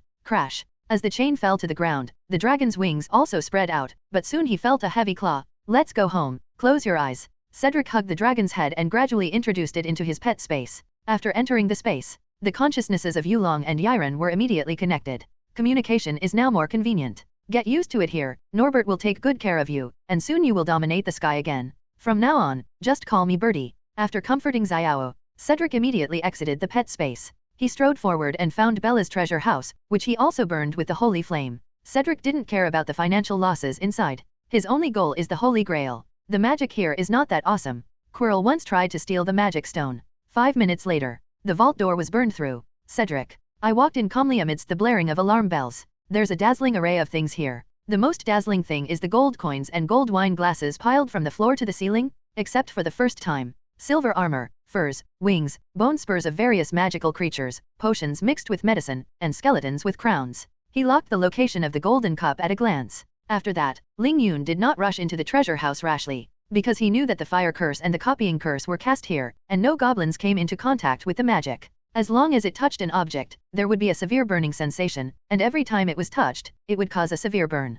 Amount of copying. Take out the broomstick. Ling Yun carefully approached the golden cup and then grabbed it in his hand. Superb magic resistance. He only felt a slight heat, and then was taken into the space by Ling 403 Yun. Space isolates everything. The goblin's spell doesn't work there either. After that, Ling Yun became more casual. He reached into the pile of gold coins and put everything into the space grid. There is one grid each for gold coins, potions, armor, and potions. Other miscellaneous items also occupy 2 grids, including the Jinbei ones. Ling Yun used a total of 7 squares to empty out Lestrange's wealth. After, Ling Yun slowly came to the railway and waited quietly. After pressing the communication alchemy tool, 3 cars soon came to the front. 4 goblins and 4 aurors. Mr. Cedric. The aurors jumped out of the car immediately. Seeing the unharmed Cedric and the empty vault, everyone suddenly slowed down. Bella has been arrested. If it's over with you, we can leave. The goblins screamed. Oh my god, you burned down the vault door. It's empty, it's all empty? All the Lestrange family's wealth is gone. Stop looking at that. There was an elf standing where the dragon had been with a look of astonishment on his face. He screamed. The dragon is gone, our guards are gone, and the dragon stole our dragon. The goblins glared at Cedric. Just call him a thief. Cedric said nothing, turned around and jumped into the car. As for the other aurors, while sitting in his seat, his eyes locked on all the invitations present. Under such pressure, the goblins didn't dare to say anything. Just now, Bella was ambushed by aurors in Gringotts. As soon as the car returned to the passage, more than 10 aurors lifted the disillusionment curse and captured her. Not a single leeway was left. The goblins were already starting to get a little worried. Although the contact time was very short, they had already discovered the differences among this group of Aurors. The Aurors who remained in the hall stood up straight and had firm eyes. The Aurors who cast the disillusionment curse were patient and careful enough that not even the goblins noticed that they were lurking in. He was very decisive in taking action and also cooperated closely. The three of them took action. The rest of them were all on guard against the goblins. This gave the goblins the illusion that these Aurors seemed to be ready to go to war with them. This is several times stronger than those we have encountered in the past, said without politeness. If they come as thieves, the goblins have little confidence that they can keep the gold coins in their vault.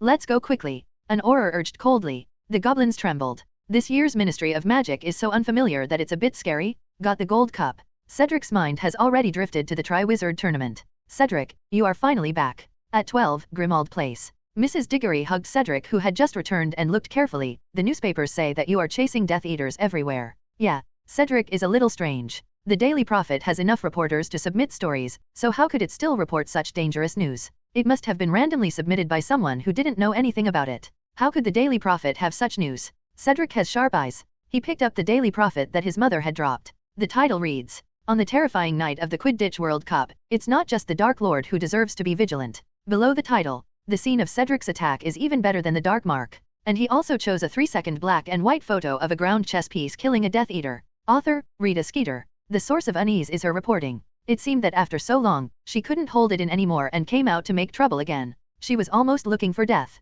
Cedric knows her biggest secret. As long as he finds the right opportunity, he can send her to Azkaban. Grab the newspaper in your hand. Cedric comforted his mother. It's okay, this reporter loves to talk nonsense. I will follow her soon. Let's go, you haven't had lunch yet. Mrs. Diggory pulled Cedric upstairs. Because of the Quidditch incident, neither the Way family nor the Diggory family lived here. The noisy photos were taken down. Creaker's food suddenly became delicious. Not only the living conditions of the Black family have skyrocketed, but Lake also likes this big family living in his home very much. Harry, Ronald, and others were even more happy. Even Hermione wanted to come and live here early, but the summer vacation was almost over, so that was all. Also because school was about to start, Panshi and Zhongqiu also went back. Cedric sat down. Creaker immediately made some tea and stood in front of him. Let's have another bowl of noodles. I want to eat some hot noodles. Cedric shouted into the air. Okay, respected Lord Cedric. Creaker's cheerful voice echoed in the air. This guy doesn't feel so lifeless now. Blake felt a lot. Find some more house elves, but you have to treat them better. These elves will often accompany your family for several generations. Cedric suggested. If you look at it from the perspective of the dynasty, Creaker can be regarded as an old slave who has served 3 generations of Black. Although there was a big age gap between the two, Blake still nodded willingly. Of course. This is Cedric. He has used his behavior to make people completely ignore his age. Even within the Order of the Phoenix, the weight of Cedric's words is second only to Dumbledore's. Soon, a bowl of hot noodles was served. This method was taught to Creaker by Cedric. Creaker learned very well and has a first-class taste. While eating, Cedric continued to read the newspaper. The Ministry of Magic was prepared in advance, but allowed the attack to happen. Cedric is so happy. The Ministry of Magic is becoming more and more domineering. The security has changed slightly, but freedom has gradually losing. The operation failed. A large number of dark wizards are still at large. Cedric's prejudice is bringing shame to this country. Very good, you are totally seeking death on your own, Senior. After Cedric finished eating, Harry couldn't help but jumped out first. Can I say something to you? Certainly. Cedric followed Harry to his room.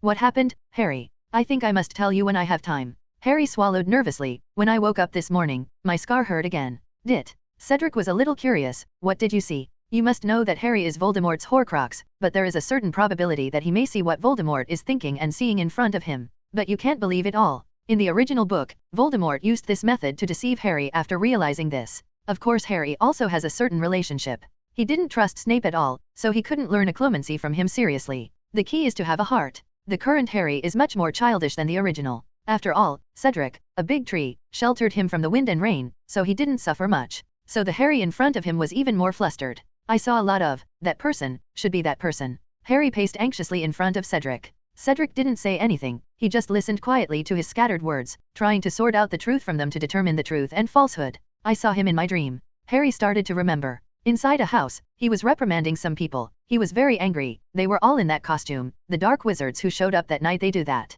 He paused. He seemed to be digesting the horrific images he had seen. Then, he killed someone with a spell, etc. Cedric interrupted Harry. He had one thing to confirm. Was it Voldemort himself who cast the curse? No. Harry shook his head. It's a big snake. Narnia. Cedric nodded. This prophecy was really ambiguous. It only said that she would fall in a pool of blood. She originally thought she would die that day. The result is not necessarily what day. From a literal point of view, there is no problem. The original prophecy did not say that he would die on that day. But now I'm thinking of Nokia? Cedric suddenly had an idea. He wants to try to change his destiny. Although a lot of the original plot has changed since he appeared, this is the first time that such a set prophecy has been made. What if he could exorcise Voldemort's soul from Nagini? He was rewarded by Slytherin. Voldemort had Parcel Tongue Blood, and it was impossible to fight against him. Without a soul, he could easily control Nagini. If it can be done, then you are truly defying the prophecy? This is very important to Cedric. Moreover, the separation of Voldemort's soul from Nagini's body can also be regarded as a practice to help Harry separate Voldemort's soul.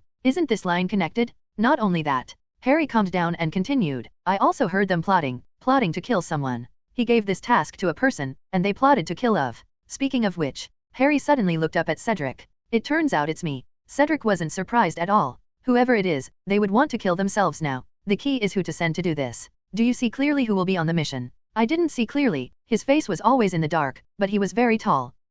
Cedric had a thoughtful look on his face. In the original work, it should be Barty Crouch Jr. who came to Hogwarts disguised as Moody. I have the Marauder's map in hand. Barty Crouch Jr. can't hide it. However, although Barty Crouch Jr. escaped from prison here, he is not very tall. Could it be that Voldemort sent someone else this time? Cedric thinks it's very possible. Because compared with the original work, Moody, who was originally a lonely old man, has now been re-recruited by the Ministry of Magic. Every day was spent with other Aurors. It's extremely difficult to get started. Cedric, did you hear that? Harry called out to Cedric, who was thinking. He has been troubled by this matter since he woke up this morning, and now that he has spoken out about it, he has gotten a little better. You have to be careful. I know. Cedric patted Harry on the shoulder and told him, but I'm more worried about you now.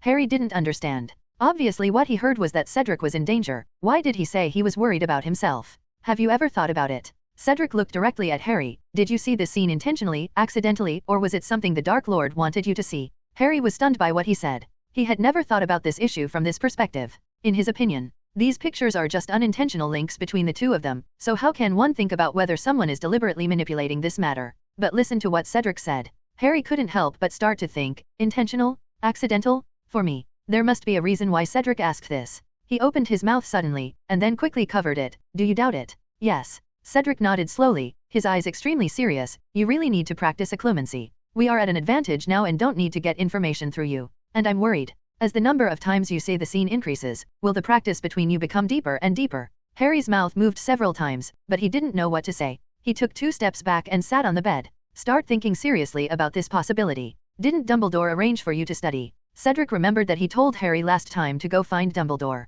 I told you. Harry shook his head in invincibility. He asked me to study with Snape after school starts. A sad expression appeared on his face. Obviously he is very resistant to this matter from the inside out, but I want to learn from you. Sorry? I don't know this technique either. In order not to arouse suspicion, Cedric used the transpalpebral method directly, and occlumency is extremely secretive. So no one knows that he has mastered this method. Of course, he also knew Harry's concerns. I know you don't like Snape, you think he is a standard Slytherin, and you had a close relationship with your father when they were studying. Cedric paused. He had talked to Lupin, hoping they could tell Harry some truth. But obviously neither Lupin nor Black made it clear. But it was hard for him to explain this clearly. After all, Snape and he had a master-student relationship. After thinking about it for a while, Cedric just said this, people are not simply divided into good and bad. I want to say that your father is not as perfect as you think, and Snape is definitely not as bad as you think. He did not continue. It's a bit over the line here. The rest is for Harry to dig out on his own. Leave between rooms. Cedric emphasized to Harry, your situation is getting more and more serious now. I can no longer pretend that I don't see it. After school starts. If you hadn't started studying, I wouldn't have pretended not to see it. Harry lowered his head in pain. Cedric's words made him start to reflect, but he just wanted him to accept it. He thought about it day and night, and his parents who sacrificed for him were not so perfect. This pained him. This is what Cedric said to him. Even if it were Ronald, Harry would have objected. Don't think too much, it's time for us to set off. The start of school is approaching. Everyone got busy. One morning, Cedric got into the Weasley family's car and drove towards King's Cross Station. Because I was concerned that Cedric needed to be the guide. So everyone set off very early. Cedric was very happy. In this year, the number of young wizards enrolled in school increased again, which was the most obvious manifestation of the peaceful era. Lively children. It always makes people feel energetic. Okay, Cedric also met up with Zhang Qiu and Pansy again, but Hermione and Ginny also came, so did Ronald and Charlie. Fortunately, the prefect's carriage is very large. Otherwise, there really wouldn't be room for so many people. It's just that the atmosphere is a bit awkward. Although Ronald was chatting with Harry, His eyes couldn't help but flicker back and forth between Ginny and Cedric. And Hermione always talked to Cedric. To make the atmosphere better, Cedric directly talked about the Triwizard Tournament, and then brought the topic to the two magic schools Durmstrang and Beauxbatons. Soon, the Hogwarts Express arrived at the station. When getting off the bus, Cedric was very pleased to find that the arrangement of getting off the bus grade by grade last year that he presided over last year was being continued spontaneously by everyone this year. Soon, everyone arrived at the newly decorated auditorium. After the sorting ceremony was held and everyone had eaten, Dumbledore stood up. The buzzing chatter in the hall stopped. I hope everyone has had enough to eat and drink. Dumbledore looked at everyone with a smile. In his opinion, the news he was going to announce later was also a symbol that the magic world was becoming increasingly safer. This made him very happy. First of all, Mr. Filch very considerately prepared stair instructions for the first-year students. The first-year students can come to him later to receive them. After announcing the ban on entering the Forbidden Forest and other matters, Dumbledore gasped. I am very sorry to inform you that there will be no House Quidditch Cup held at Hogwarts this year. What? There were exclamations in the auditorium one after another. The Student Quidditch Cup is the most anticipated event among young wizards in boring magic learning. You want to cancel now? Everyone looked at Dumbledore with dry eyes. This is because, Dumbledore continued, we will have a large-scale event starting in October, which will last throughout the school year and will occupy a lot of teachers' time and energy. But I believe that everyone will get a lot of fun from it. He raised his voice. Let your high and cheerful voice echo in the auditorium. In the next few months, we will be very honored to host, which has not been held in more than a world, the Triwizard Tournament. The audience was shocked. Oh, that's impossible. You are kidding. Dumbledore was very satisfied with the noise at the scene. He chuckled and continued to explain. The Triwizard Tournament was founded probably more than 700 years ago. It is a friendly competition between the three largest magic schools in Europe: Hogwarts, Immortal Barton, Durmstrang. Each school will select a warrior and then compete in 3 magic projects. It is held every 5 years and the 3 schools take turns hosting it. Everyone feels that this is an excellent way for students from different schools to build friendship together. Good way. It's a pity. Then the Triwizard Tournament was interrupted because there were too many deaths. Except for a few who care about the death toll. Most of the students were still excited. After all, this was a rare opportunity for communication. Cedric also thinks this project is good. Many wizards are very geeky. After all, there are many things in the magic world that are worth studying. Such mutual visits. It can promote exchanges between wizards from different countries, and can even dissolve bloodlines and promote the vigorous development of the magic world. The students in the audience were in high spirits. Dumbledore on the stage also had a high-pitched voice. We have done a lot of work this summer to ensure that every warrior will not be in danger of life. In October, the Immortal Baron and the principals of Durmstrang will lead their carefully selected competitors to come, and the ceremony of selecting the warriors will be held on Halloween. Those who win honors for the school, individuals can also receive a reward of 1,000 galleons. Thinking of the possibility of receiving such honors and rewards, the little wizard's faces lit up with excitement. There are many people who want to be warriors. Everyone's eyes gradually became fanatical. Everyone looked at Dumbledore, looking forward to his next explanation. I know everyone wants to participate. 370, but we will have a qualified judge to make the selection, and the Ministry of Magic and the participating schools agree that only students over the age of 17 are allowed to register. This is to ensure that no accidents happen. I will personally ensure that the selection rules on this point are strictly enforced. Dumbledore once again introduced the new defense against the dark arts teacher amidst the noise. Yes, Lupin was unfortunately injured on the day he rounded up the Death Eaters, once again continuing the legend that a defense against the dark arts teacher could only work for 1 year. The new defense teacher is Moody. Cedric opened the Marauder's map and checked it, confirming that he was the real target. Therefore, Voldemort's manpower is definitely not his. Who is the one? With this kind of thinking, Cedric left the auditorium with the little wizards who were extremely excited and kept whispering. Under the leadership of their prefects, they will return to the lounge of their own college. All the way, the Weasley twins kept discussing what Dumbledore would do to stop them. How about asking Cedric? Idiot, he won't help us. Amid such discussions, the little wizards gradually dispersed and returned to their own beds. Next to the warm fireplace, listening to the violent storm outside the window, even Cedric quickly fell into a comfortable sleep. The next 2 days, the little wizards are always in high spirits. Some are speculating on the competition items, while others are ambitious and want to develop twin stars that can break through the blockade and want to participate. Little Wu recovered very well. In the most suitable place for dragons to live, coupled with abundant food, its scales soon regained their luster. However, its eyes can only be opened at night. Its eyes are too weak. Cedric prepared a potion for it to help it adapt faster. At the same time, he also made a jingle piece. Cedric would transform into an animagus form, while comforting it and letting it listen to the sound of the jingle piece. This is the most difficult. Even though it has been away from Gringotts for so long, it still has obvious fear when it hears the jingle piece. Such psychological trauma. It is estimated that it will not be cured in a short time. But Cedric is very patient, sometimes even sleeping on the grass with little Wu and Norbert. As long as it is in the animagus form, Cedric does not have to worry about being cold or being crushed to death. But it was not easy for 2 days, and people began to find him. The first one was Hermione. I heard Harry and Ronald tell you about your speech at the Black family. I am really happy that you and I noticed the same thing. Speaking of this, Hermione was very generous. Can I ask you to work with me to improve the treatment of house elves? Please, you are the only one who can understand me. Hermione clasped her hands together. She looked at Cedric with desire. Although this matter has not started yet, based on her observation of Ronald, she was smart and soon discovered that wizards generally ignored house elves. She even thought that wizards were slave owners. Cedric looked at Hermione and thought about what tone to use to answer. She was able to care about the situation of house elves. This was Hermione's unique intelligence and kindness. Although the relationship between the two was another matter, he did not want to break up with Hermione on this point. Listen to me. In order to prevent Hermione from running away as soon as she heard something wrong, Cedric invited her to his pet space. Ms. Unicorn smelled his breath and quickly came over with the child. The little unicorn can run quite fast now. Cedric was because of the blood contract, and Hermione was still a virgin, and both of them were favored by the unicorn. Seeing Hermione holding the little unicorn carefully, he then spoke. It is right to liberate the house elves, but this matter must not be rushed. Why? Hermione's voice scared the little unicorn in her arms. She apologized repeatedly, then lowered her voice and said quickly,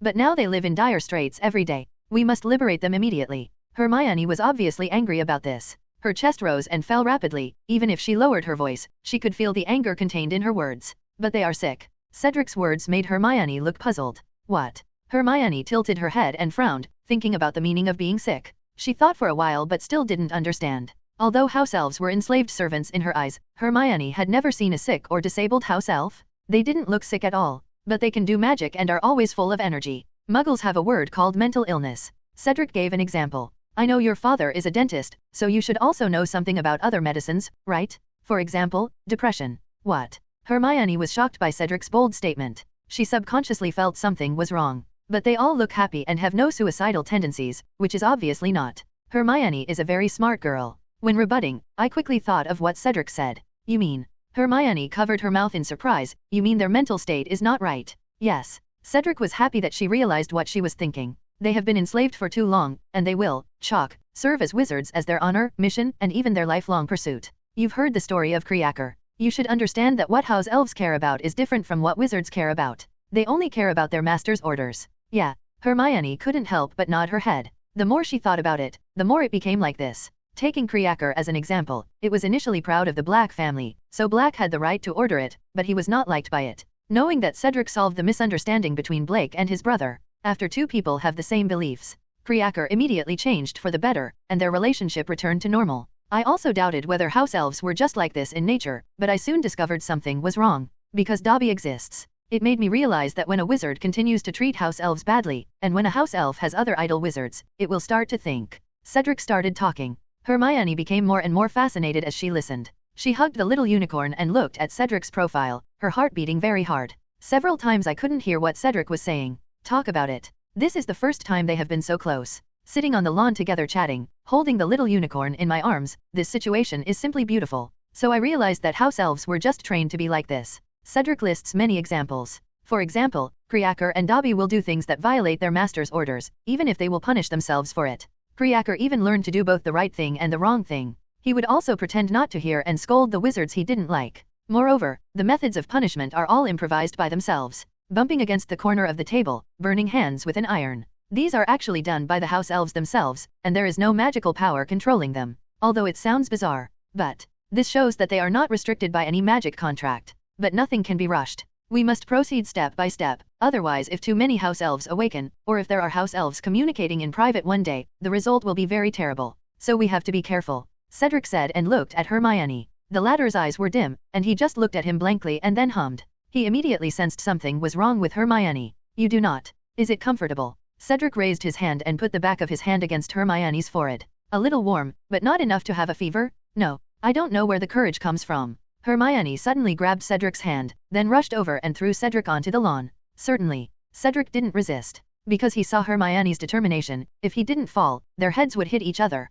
I like you so much. Before Cedric could speak, Hermione spoke her mind directly. She lay on Cedric and gently lifted Cedric's forehead, which was a little messy due to the fall. After taking a closer look, Hermione put her right ear against Cedric's chest again. The strong and powerful heartbeat echoed with her own heartbeat. I've wanted to do this for a long time. Hermione's voice became more determined. You are so outstanding and perfect. No problem can trouble you. You are simply the perfect candidate in my mind. You are so dazzling. I always secretly miss you at night, but I can't help it. Hermione's hand moved slowly. It was not easy for her to be in close contact with Cedric, and she cherished everything in front of her. A long time. She slowly raised her head, bit her lip to suppress her excitement, and asked tremblingly, "Senior, have you ever liked me?" "No doubt. Hermione was indeed a very good girl. But I already have Panchi and Zhongqiu." Cedric looked away. Hermione's smile bloomed like a flower. With her intelligence, she could tell that Cedric did not reject her. "I don't care anymore." During the Quidditch World Cup, when 4 women sat together for the first time and each expressed their attitude,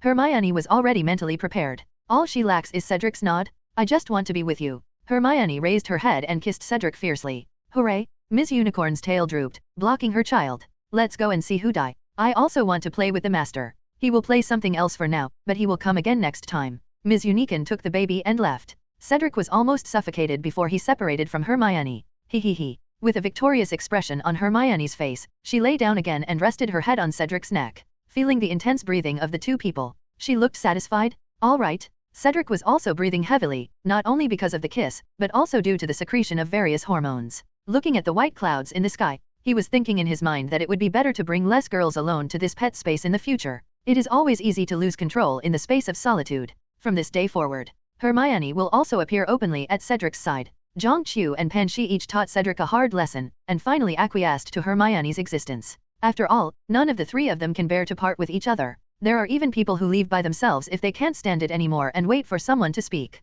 When Cedric wasn't completely used to 4 people walking together, Moody suddenly found him again. "Mr. Cedric, can you do me a small favor?" 3 unforgivable curses. Cedric was not surprised but a little curious. In the original work, when Barty Crouch Jr. was disguised as Moody, he demonstrated the 3 unforgivable curses in class. At that time, he was also imitating all Moody's behaviors. So it is completely understandable that Moody would do this himself. What he was curious about was, why did you think of letting me cooperate with you in showing these magic spells? "Mr. Cedric, you are the most qualified." Moody paused with the cane in his hand and began to explain. In his opinion, Cedric is currently the leader against Voldemort, and more importantly, after the Ministry of Magic announced the ban on the 3 unforgivable curses, he has never released them. "I want to show the 3 unforgivable curses, but I also hope that you can be a positive representative. I believe this will be very meaningful." Looking at the veteran with medals in front of him, Cedric had no reason to refuse. "Okay, Professor Moody, I will be there on time this afternoon." "Thank you, Mr. Cedric." Moody walked away with the stick. Seeing him trying to straighten his back, Cedric suddenly remembered the time he turned Malfoy into a ferret and tossed him around.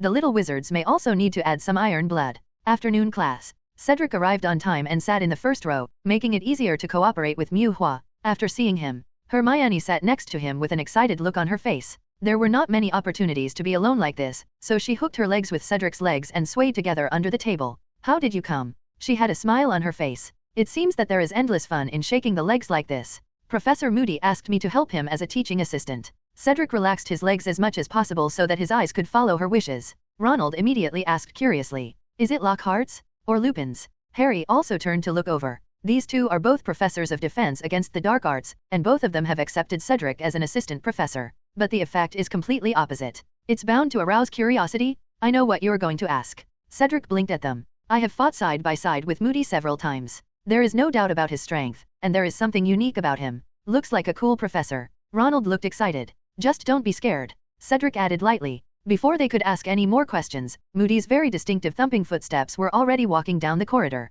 "Feel sorry. Moody still looks so weird and scary." The sound of rapid footsteps was accompanied by a somewhat breathless voice. "I just communicated with Professor Hagrid for a while and brought an actor for today's class, so it was delayed a little time." The little wizards turned to look at Moody, who was passing by in the middle aisle. Viewed from the side, they could just see Moody's claw-like wooden feet beneath his robes. This made the little wizard's interest rise sharply. No matter how you look at Moody's appearance, he is a person with a story. Moody came to the podium and shouted gruffly, "Put away all the books, you won't need them for this class. Hear this." The little wizards put their textbooks into their school bags with great anticipation. "Start the roll call now." Moody pulled out the roster. He lowered his head, his intact eyes slowly moved down the list, and his eyes with perspective magic kept turning around. After the name is called, Moody took the roster back. "I received a letter from Professor Lupin. He told me that you have learned to deal with some dark magic animals, such as red hats, bogarts, werewolves, zinkpunk, grindylow, kaba, etc." The students all nodded in agreement. "So, starting from this year, I will teach you how to deal with spells."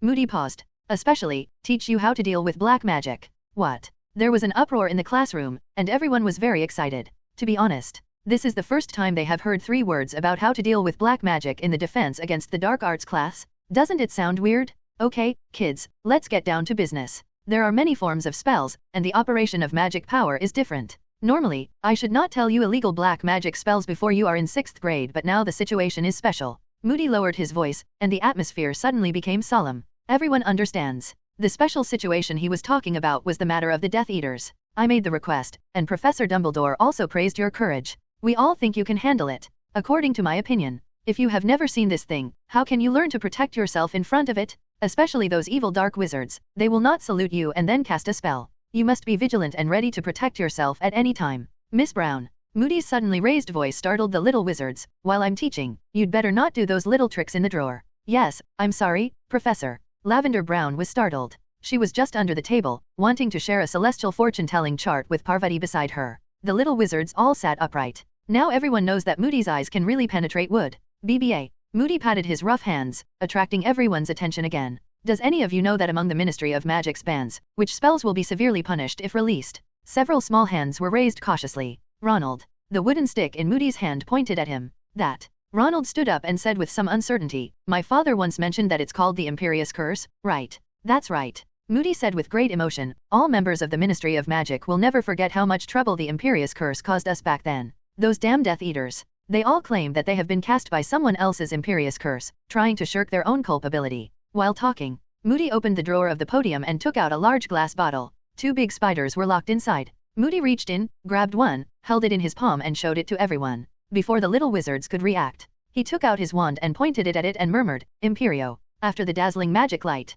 Moody put his palm on the edge of the podium, and the spider crawled from his palm to the podium. Then let's dance first. He flicked his wand. The spider immediately stood up on its 2 hind legs. It tapped the ground with both feet in turn, violating the common sense of the little wizards, and danced directly. Everyone thought it was very funny, but Moody didn't laugh, and neither did Cedric. Hermione noticed the strange movement between the 2 of them, and her smile quickly faded, followed by Ronald and Harry. Gradually, the smiles in the classroom quickly became sparse and soon disappeared completely. Do you think it's fun? Moody's magic eyes move quickly. What if I give it to you? What if you were the one dancing here? What if you were asked to give your companion a blazing fire? Or what if you were asked to jump off the roof of the building? With his constant distance, the classroom became silent. Everyone soon realized that this was definitely not something to be entertained about. Look how serious everyone is. Moody nodded slightly with satisfaction. The good news is that the Imperious Curse can be resisted, but it requires strong self-awareness and personality strength. I will teach you the method in the future, but not everyone can master it, so you'd better stay vigilant at all times to avoid being concentrated by it.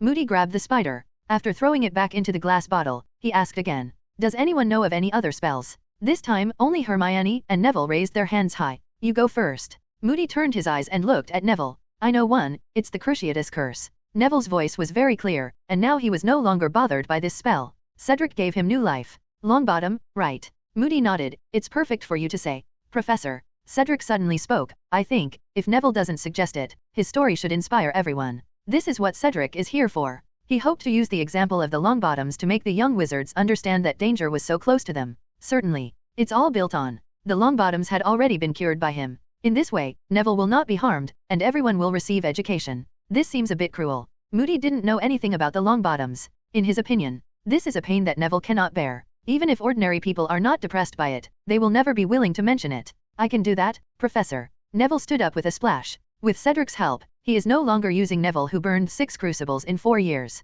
He has no fear in his heart. That's great, kid, but if you're ready, I'd be honored to listen. Listen to Moody's deliberately slow tone. The little wizards were extremely surprised. They couldn't help but whisper again. What kind of person Moody is can be seen just from the teaching just now, but at this moment. But he was so kind to Neville, and even used words such as honor and listen. Especially when it was Cedric who brought it up. As everyone knows, Cedric loves big events. Especially recently, there was a time to kill Death Eaters, although the target was Death Eaters. But after the incident spread, in addition to the excitement among the Slytherins, this news still frightened the young wizards in the other 3 houses. In the past 2 days, the number of people who went to exercise in the morning has dropped by 1/3.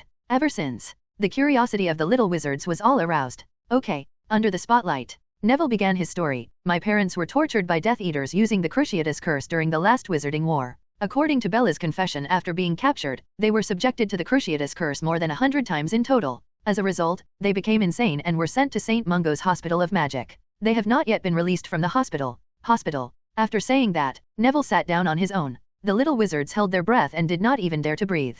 Although Neville's words were extremely plain, the information contained in them was enough for everyone to constantly associate in their minds. Oh my god, insane. The Second Wizarding War? It was more than 10 years ago, right? That doesn't mean that Neville has been. Bella? Is it the news report that Cedric pressured the Death Eater from Gringotts? Yes, some people say that Cedric is too domineering. Yes, I also read Rita Kist's report. She said that the current Ministry of Magic is depriving us of our human rights and freedoms. There was a lot of discussion in the audience. Moody's magic eyes also made money quickly. Enough. Moody roared loudly. He didn't say anything more, he just took out a bag containing the invisible extension charm from his pocket. The pockets fell down. There was a clang. A huge iron cage was thrown out. Inside the iron cage, there is an 8-eyed spider with a head that looks like a terrifying steel needle, 8 eyes, and a pair of giant claws. This is... Ronald and Harry's eyes widened at the same time, while Min turned to look at Cedric. Cedric shook his head. I didn't know he caught this. It seems that this is the textbook he just mentioned after asking Hagrid. Although I don't know that he was caught.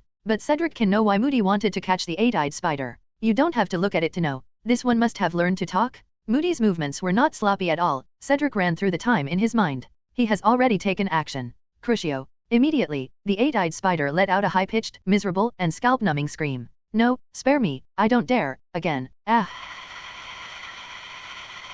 I don't dare anymore. Ah. The 8-eyed spider's legs all curled up close to its body. It rolled in the cage, its body twitched violently, and the heavy iron cage was rattled by it. The little wizards were all frightened. Most of them stood up, screamed and squeezed behind them as hard as they could, leaving all the desks in a mess. Hermione buried her head on Cedric's chest. Neville clenched his fists. His joints were white, but he still sat motionless in the front row, his eyes unblinking until they were bloodshot. Spare me, never again. Ah, cannibalism. The 8-eyed spider began to tremble all over and trembled even more violently. Moody then put down his wand. The 8-eyed spider's legs relaxed, but they would beat unconsciously every few seconds. Very good. As expected of a brave Gryffindor. Moody stepped forward and hugged Neville forcefully. He turned Neville over and asked him to face the other students, and began to introduce extreme pain. If you know the Cruciatus curse, then you don't need any tools to torture people. The little wizards were in a mess inside. There was dismay at the effect of the spell, and admiration for Neville's performance, but more importantly, he was shocked by what happened to the Longbottoms. Such pain. They have been through this hundreds of times.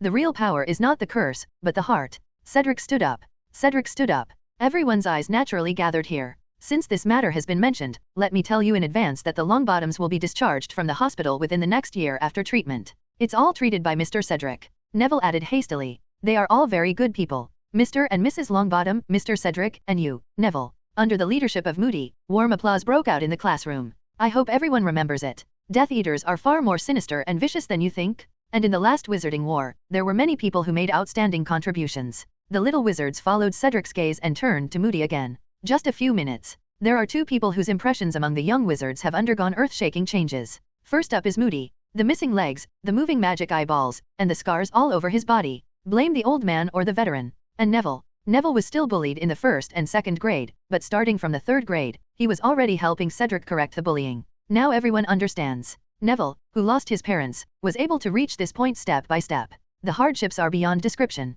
Some maternal love is overflowing. Looking at Neville, who was sitting upright, his eyes and hands were filled with tears. Okay, let's continue. Moody adjusted his mood and continued to ask, does anyone else know any spells? I heard this familiar question. Everyone began to speculate about the fate of the last spider. I know. Hermione raised her hands for the 3rd time shakily. Say it. Moody looked at her. Avada Kedavra. That's right. Moody stood up and took out the 3rd spider. This is the most powerful one, Avada Kedavra, also the so-called death curse. 2, 5, 3 is unknown. Finally, the spider seemed to know the fate he was about to face. It crawled around on the walls of the bottle, but in the end it couldn't escape Moody's fingers. After being placed on the podium, the spider also tried to find a way out for himself. It's a pity. Moody moved quickly. Avada Kedavra. Dazzling green light shot out. After the light disappears, the spider on the podium turned over and lay on its back. Although there was no external injury on its body, there was no doubt that it was dead. Death is always scarier than anything else. Someone couldn't help shouting. However, Cedric, Neville, Harry, and some other young wizards all had their eyes fixed on the spider.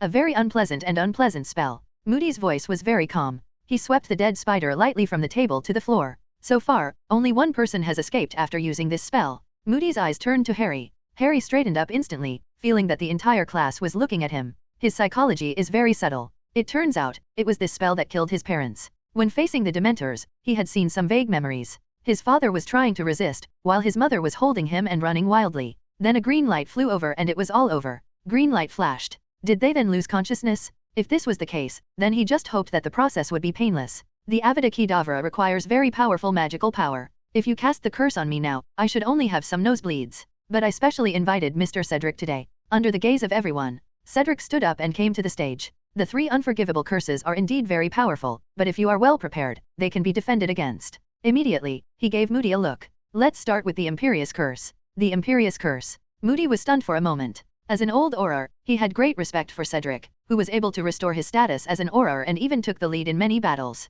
But as far as he knew, Cedric has a shield that can protect him from Avatar's killing curse. But I've never heard that he can defend against the other 2 spells. Bring it on. Cedric indicated that Moody could rest assured. Not to mention that the Imperious Curse can be countered by willpower, but his occlumency is still at full level. Say neither of these. He also has love and emotional protection. It was rare to meet a powerful wizard who could cast the soul-stealing curse. He wanted to take the opportunity to test his ability to resist the 3-day curse. $7.89. Moody didn't ask any more questions. He believed that Cedric would not mess around and had enough information about his strength. You guys watch carefully. Moody warned, then pointed his wand at Cedric. Hermione covered her mouth with her hands. She was afraid that the sound she made would disturb Cedric. Imperio. The curse flew quickly and hit Cedric directly. The little wizard's eyes widened. After a while, Cedric waved to everyone. Wow. The little wizards clapped their hands in the air. The magic spell that was banned by the Ministry of Magic and was able to control spiders to tap dance just now. Cedric actually got through it without doing anything. Incomparably excellent consciousness. Only in this way can we fight against this curse?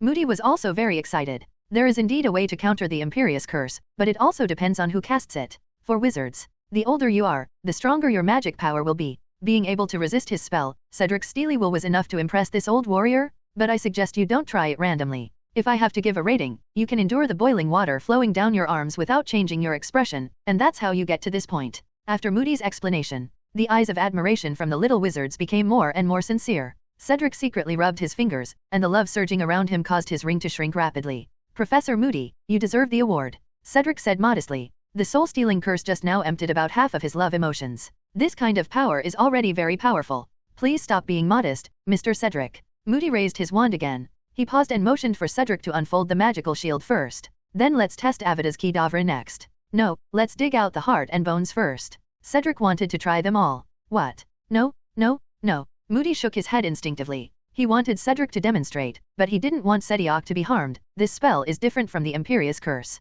Even if you can endure it, the pain is inevitable, said. Hermione couldn't help but shout. She didn't understand why Cedric would do this. Harry, Ronald, and the other little wizards also all had a blank mind. Such pain? Why would anyone want to actively feel something? It's fine. Cedric insisted, I still want to feel it. I want to know how I really feel after this curse. Just like you said, if I don't know anything about it, how will I deal with it? His expression became more serious. If one day I encounter this curse on the battlefield, I hope I can get rid of the pain as soon as possible. This may save my life. Moody was impressed by his persistence. As an iron-blooded Auror, what he likes most is such a strong-willed man. Salute to you, Mr. Cedric. Moody raised his wand and chanted the spell, Crucio. Ding, you moved Alastair Moody to success. You get bonus talent points +1, Alastair Moody template card. Template card, Alastair Moody. Talent, First Class Wizard Master, Magic +5 points, upper limit 90 points. Veteran, every time you officially participate in a formal battle, your spell release speed increases by 1%, upper limit 10%. Life wish list. The first 13 items have been completed or abandoned. The first item, Veteran's Destination, I should die on the battlefield, not be tortured to death in bed. The ultimate goal, death. Completing this wish list will increase the upper limit of veteran release speed to 20%. Item 2, Broken Body, I wish my legs could run faster. Completing this wish list will prevent this template card from occupying the slot of the template card. Item 3, Return to the battlefield, I don't want to die alone, family is not my destination. Completing this wish list will earn you 10 legendary points. Ding, you have completed Alastair Moody's third wish list. You gain 10 legendary points. I haven't read the system prompts clearly yet. Cedric felt a tingling sensation all over his body. This spell is indeed stronger. The Imperious Curse just now consumed about 45% of his love emotion, and this Cruciatus Curse even directly broke through the defense of love emotion. Counting the temporary absorption just now, this soul-stealing curse alone can consume almost 60% of his love defense. It is indeed much stronger than the Imperious Curse, said. A sharp shout came. Hermione rushed out the moment Cedric's body trembled. Are you okay? She kept looking at Cedric up and down, worry overflowing in her eyes. It's fine. Cedric patted Hermione on the back and reminded softly, everyone is looking at you.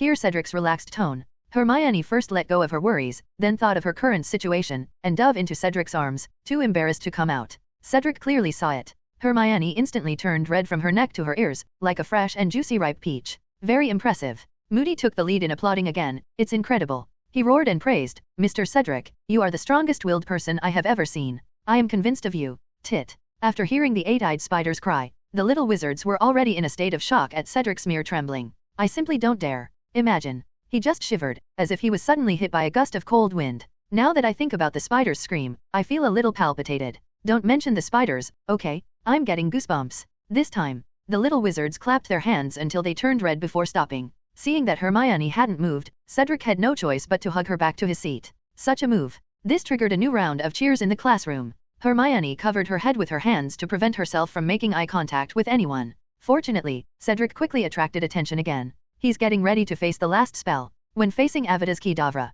Cedric summoned 2 enlarged chess pieces as a barrier. Hermione breathed a sigh of relief. If Cedric wanted to resist, she would scream and pounce on him again. After having the target, the power of Avada's Kedavra was fully demonstrated. There was a bang. The huge chess piece warrior was blown to pieces. If Cedric hadn't cast the divine shield in time, the entire classroom would have been turned grey. Even so, the little wizards were still so frightened that their faces turned pale. The remaining magic power of this spell is also very strong. Cedric spent about 5 points of magic power to repair the chess piece Tianbing. To know, Transfiguration is his least expensive spell. Usually activating 5 chess pieces consumes 1 point of magic power. Unexpectedly, repairing 1 destroyed chess piece consumes 5 points. In that case, it would be more cost-effective to prepare more chess pieces. After putting the carving of chess pieces on the agenda again, Moody and Cedric began to organize the little wizards to experience the 3 magic spells themselves. Certainly, all they will experience is the Imperious Curse. Before starting, Cedric stood on the stage and encouraged all the little wizards, come on, the will is the helmsman that controls your body.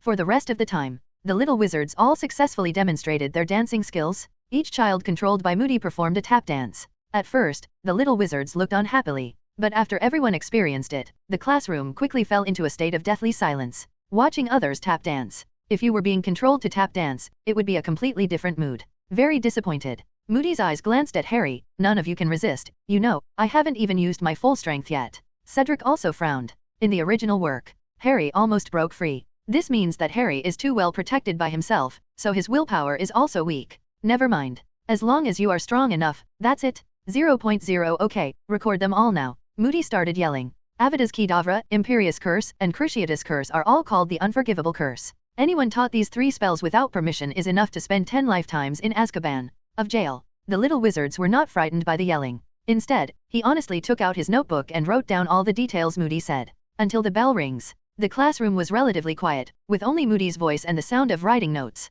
No doubt, this teaching was very successful. When Moody announced that get out of class was over, the little wizards' suppressed emotions exploded like an erupting volcano. The entire corridor was filled with their chatter. This made all the little wizards from other colleges look forward to it. The following week, Cedric almost always works with Moody as an assistant coach. Pansy, Cho Chang, and Ginny behaved differently. Pansy was determined to follow Cedric on stage from the very beginning. Zhang Qiu was the one who checked most carefully after rushing up. As for Ginny, her screams and scorching eyes in the audience made Cedric feel hot on the back of his head. Because of her active performance, even Moody, who respected Cedric very much, took him and chatted with him for a long time. All in all, it is a metaphorical reminder that there is no woman in the heart, the god of nature draws the sword, and there is only a tired life. Cedric could only accept it with a smile. But it can't be changed. After spending more than half a month like this, at the end of class one day, a notice was posted next to the entrance pillar of the auditorium. Tri-Wizard Tournament. Representatives from Bosbatons and Durmstrang will arrive at 6 p.m. on Friday, October 30th.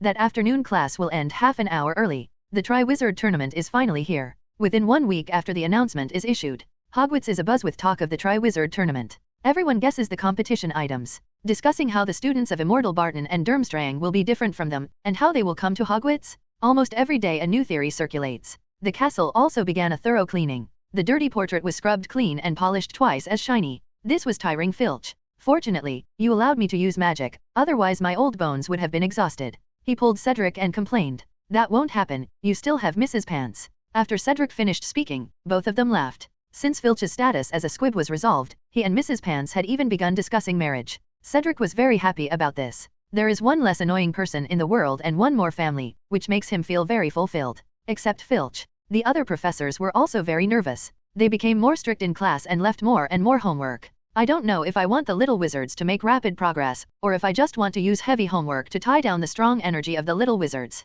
On the morning of October 30th, when Cedric passed by the auditorium to lead morning exercises, he found that the auditorium had been decorated overnight. All the silk banners of the 4 major colleges were pulled up. The one with the gold lion on red is Gryffindor. The bronze eagle on blue is the Ravenclaw. The one with the black badger on the yellow background is Hufflepuff. The green-silver python is Slytherin. Behind the desk in the classroom is the Hogwarts crest. Lions, eagles, black badgers, and silver snakes surround the letter H representing Hogwarts from 4 directions. Slave labor. Hermione spat harshly. With Cedric's advice, she stopped organizing the House Elves Protection Association. However, she often chatted with Dobby. She wanted to use the case of Dobby's thought change to find 19 ways to open the eyes of House Elves. Everything needs to be taken slowly, especially during this period. Cedric took Hermione's hand. I know. Hermione lowered her head, mainly because she was really frightened by Cedric's description of the possible consequences of the House Elves' rebellion. Different from goblins. If wizards find that the House Elves who can walk freely in their homes every day are rebellious, they are likely to carry out large-scale massacres.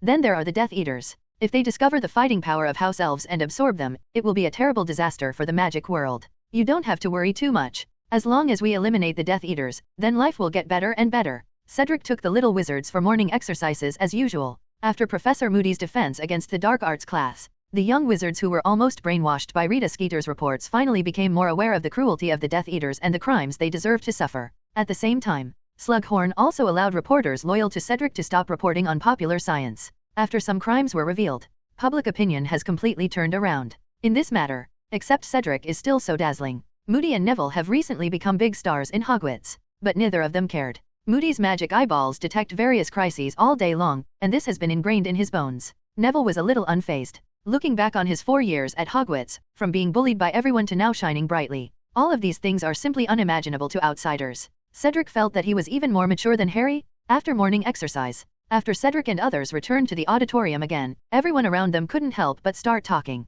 Because of him, Hufflepuff's dining table has long since lost its academy distinction. Cedric has Zhang-Chu and Hermione on his left, Pansy and Neville on his right, and opposite Ginny, Ronald, Harry, Gemini, and others. A little outside, Malfoy and his followers were sitting nearby. Have you figured out a way? Harry asked the twins first. He wanted to know this question, and he could not help but wonder whether he could participate. Hogwarts Warriors. What a nice name. Even if he failed in the end, he still showed up in front of students from 3 schools. Who can refuse this glory? No, I don't even know the selection method now. George muttered. I asked Professor McGonagall, but she only asked me to focus on transforming the raccoon. I wonder what events there will be in the competition. Ronald is also thinking about it. He confirmed to Harry, we have done so many dangerous things before, maybe we can do it too. I don't even know who the referee is now. Harry shrugged. The principal will definitely be a member of the judging panel. Hermione's words attracted everyone's attention. I remember a record in the school history. In the competition for hegemony in 1792, a chicken-bodied snake-tailed monster was out of control, and all 3 principals who were judges were injured. Subsequently, Hermione learned more about what a cockatiel is. However, even after hearing that it could hurt principal-level beings, the enthusiasm of the junior teachers did not diminish at all. In the afternoon class, no one was in the mood to listen to the class. Cedric was pulled by Filch and accompanied him to complete the final preparations. After finishing the work, he went to supervise Hagrid putting on a brand new suit. When the bell rang early, the little wizards all rushed back to the dormitory, put on their cloaks as quickly as possible, and then rushed downstairs to the foyer in 3 steps at a time. On the steps in front of the castle, the deans organized the little wizards to start lining up according to their grade. Weasley, put your hat on. Podell, take that ridiculous thing off your hair. Cedric stood in the 5th row, first from the left. The cold air did not dampen the enthusiasm of the little wizards. Everyone was discussing the upcoming 2 schools in low voices. Some people guessed that they came by train. Some guessed they would arrive on broomsticks. There are also things like portkeys and apparition. The night gradually fell silent. The professors stood still in the cold wind, but the little wizards couldn't help it. Everyone looked around, hoping that the other party would arrive quickly. If I'm not mistaken, Dumbledore suddenly shouted, the Beauxbatons representatives have arrived. Where? Where? The little wizards shook their heads, like a group of penguins poking their heads and swaying their bodies. In the sky, some students raised their hands and pointed to the sky. A huge thing was flying across the sky, flying towards the castle. It's a dragon. Don't be stupid, that's a house. Soon, the black behemoth came into everyone's sight. It was a huge pink-blue carriage. It was as big as a house, and 12 silver-maned horses with wings and the size of elephants pulled the carriage into the air. The students standing in the front row backed away in fear. After an earth-shaking loud noise, the huge horse's hooves landed on the ground with a thud. Beauxbaton's school badge is printed on the car door. 2 golden crisscrossed wands, with 3 stars emerging from the top of each wand. A little wizard jumped out of the carriage first. He opened a golden spiral staircase, and then a shiny black high-heeled shoe stretched out. Everyone noticed. The shoe is about the size of a child's sled. The woman who appeared next was also quite big. When he saw her, he was not surprised that the carriage was the same size as the silver horse. The woman quickly stepped into the light of the foyer. She is much more refined than in the movie. She has a handsome face, big watery black eyes, and a very pointed nose. His black hair was combed back. The black satin dress covered her from head to toe, and there were many luxurious gems on her neck and fingers. Saw her appear. Many young wizards turned back to look at Hagrid, who was standing among the teachers. Because they both have about the same height. What? A few exclamations. It was accompanied by many little wizards rubbing their eyes. They were also surprised to find that Hagrid seemed to be extra dressed today. Although Hagrid changed his moleskin coat to dragon skin coat last year, the full dark blue suit makes him look a bit noble. Welcome everybody. Let us welcome Madame Maxime, and the students of Beauxbatons. Dumbledore led everyone in applause. Only then did everyone notice that more than a dozen students had jumped off the carriage. They were behind Madame Maxime. Because they were too thinly dressed and without cloaks, they were all shivering in the cold wind. Dumbledore shouted again. Welcome to Hogwarts. Hear warm applause. An elegant smile broke out on Madame Maxime's face. Dumbledore was already tall, but when he was about to kiss the hand, he didn't need to bend down at all.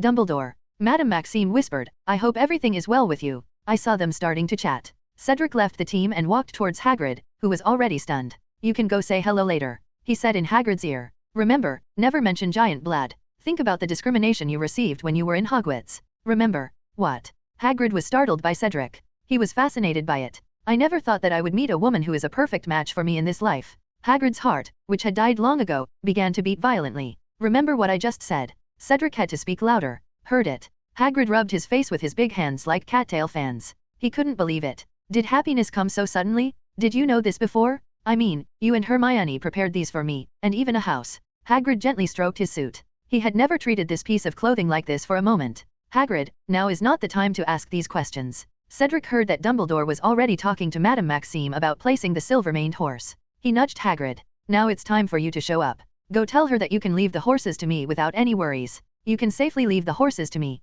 After Hagrid recited silently several times, he came to Mrs. Maxim. Just right. Dumbledore's eyes twitched slightly when he saw Hagrid. He didn't expect Hagrid to be so stunning. I quickly glanced back and saw Cedric's figure. Did you arrange it? Sure enough, you care about everyone more than me. I sighed in my heart. Dumbledore immediately took Hagrid and introduced, this is our 867 care of magical creatures teacher. He will take good care of them. Oh, that's really good. Madame Maxime looked at Hagrid carefully. Looking at Hagrid's unusual physique, she nodded slowly and did not raise any questions. Excuse me, these horses only drink single malt whiskey. You're welcome, you should. Hagrid chuckled. Cedric followed up, kicked him on the calf, and whispered, take Madame inside to avoid the cold. Deck. Hagrid trembled. It's cold outside, let's go in first. Good. Madame Maxime slowly raised her hand and took Hagrid's outstretched hand. Hagrid is currently leading the way, accompanied by Professor McGonagall. The two led the Beauxbatons students into the auditorium first. They all wrapped their heads with scarves, but many of them still looked at Cedric. Not just because of his looks. It was also because many people saw his little action just now and left some impressions on him. The little wizards continued to wait. Just when everyone looked up to the sky eagerly, suddenly there was a rumble of pumping water on the lake. It's in the lake. The sharp-eyed little wizard shouted. Soon, the lake began to stir. Huge waves began to appear on the sleeping surface, with half-meter-high water splashing against the lake shore one after another. A huge basalt appeared in the middle of the lake. The huge sail slowly rose from the whirlpool, followed by various sail locks. Between the crash, a large ship with skulls painted on it rose out of the water, shining in the moonlight. The big boat bumped on the water and drove quickly towards the shore. Drop the anchor. Place the template on the shore. A tall group of people wearing fur cloaks came out. The fur on the leading man was particularly precious, soft, and smooth, just like the long hair of a beauty. Dumbledore. The visitor shouted enthusiastically, my dear old man, how are you doing? Very good, thank you, Mr. Karkaroff. Dumbledore led the man towards the Great Hall. Under the light, Cedric saw his short white hair and curly goatee. He called a child forward. The little wizards were surprised to find that the man turned out to be Crumb. Oh my god, it's him. The Quidditch World Cup has just ended. The little wizards suddenly became excited when they saw him. Among the chattering little wizards, Cedric looked at Karkaroff carefully. Will Voldemort's manpower be him? Although in the original book, this guy is very afraid of the Death Eaters finding him, and he is also afraid of Voldemort's resurrection. But things are different now. If she knew about the Tri-Wizard tournament, she might go to him specifically. The other two schools have arrived. The little wizards were buzzing and talking as they walked into the auditorium. I can't believe that Crumb is actually here. Ronald was particularly shocked. That's Crumb, Victor Crumb. He's just a Quidditch player. Hermione rolled her eyes. Just a Quidditch player. Ronald's voice suddenly rose, and his face was full of disbelief. Hermione, he is the best seeker in the world.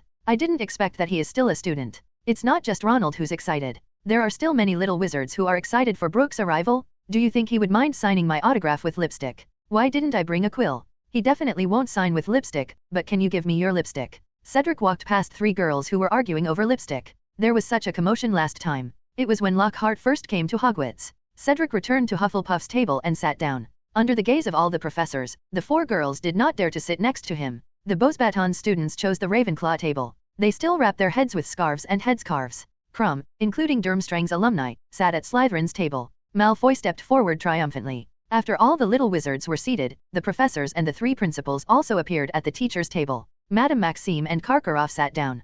Dumbledore remained standing. After the auditorium gradually became quiet, he spoke. Good evening, ladies and gentlemen, and distinguished guests, welcome to Hogwarts. Dumbledore introduced with a smile. The rain banquet officially begins when the competition ends. Now I invite everyone to enjoy the banquet as if it were at home. The dinner party officially started. The wizards' plates were full of food as usual. In order to make the guests happy, the house elves seem to have tried their best. The dishes have never been so rich, including many foreign flavors. But this doesn't suit Cedric's taste. Who can afford to look up at the stars? He took an empty plate and placed it in front of him. After Cedric muttered a few words silently, a single copper pot soon appeared on the plate. Then, various kinds of hot pot dishes also appear one after another. This is right. Cedric picked up his chopsticks and started to eat. Rarely alone, he was ready to have a good meal. When he put a large piece of mutton into the copper pot, a voice suddenly sounded next to him. Hello, I wonder what you are eating.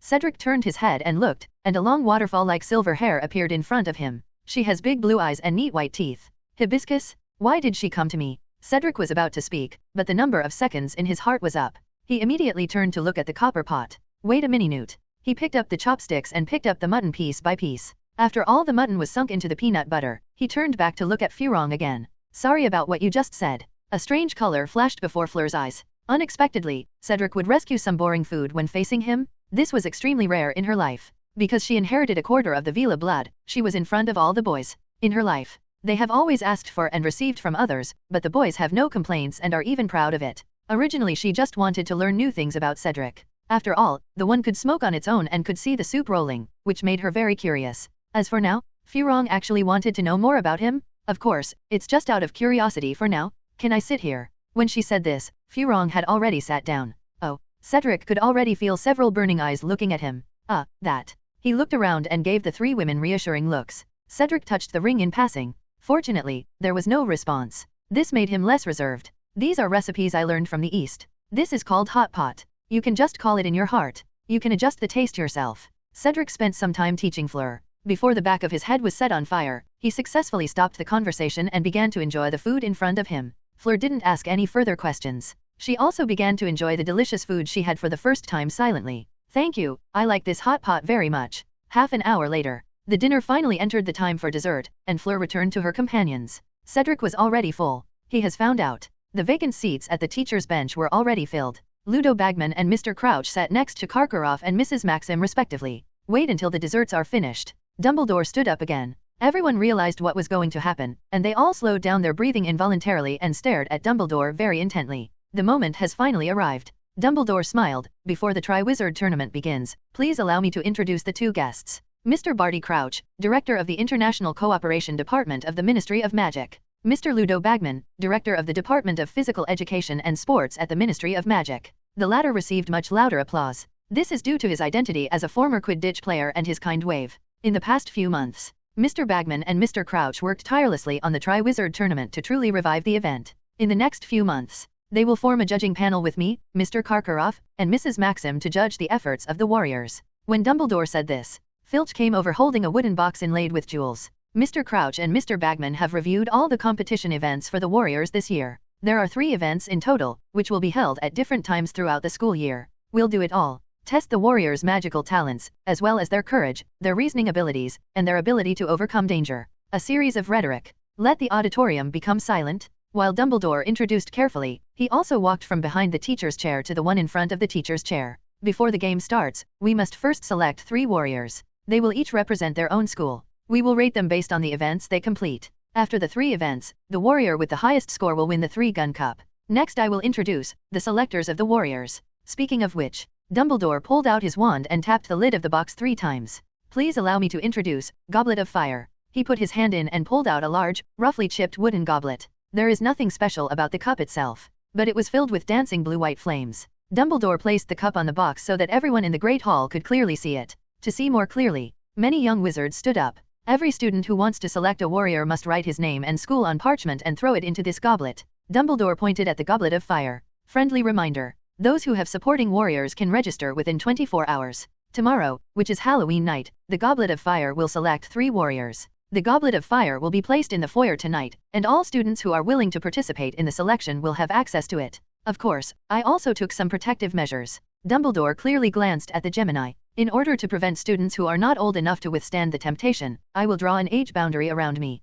Anyone under the age of 17 will not be able to cross this boundary. The atmosphere suddenly became heated. Dumbledore continued shouting amid the buzz. This competition is not a child's play. Please do not participate rashly. Based on the holy magic, once the warrior is selected, he must persist to the end. Dumbledore persuaded him for a full 3 minutes before ending his speech and announcing that today's dinner was over. The little wizards stood up one after another. Many people are discussing ways to cross the line. Harry was also among the crowd preparing to go back, but happened to encounter the Durmstrang team who were preparing to return to the ship. Karkaroff hugged Krum affectionately. Harry and the 3 stopped, ready to let them pass first. Thanks. Karkaroff glanced at it casually, and then froze.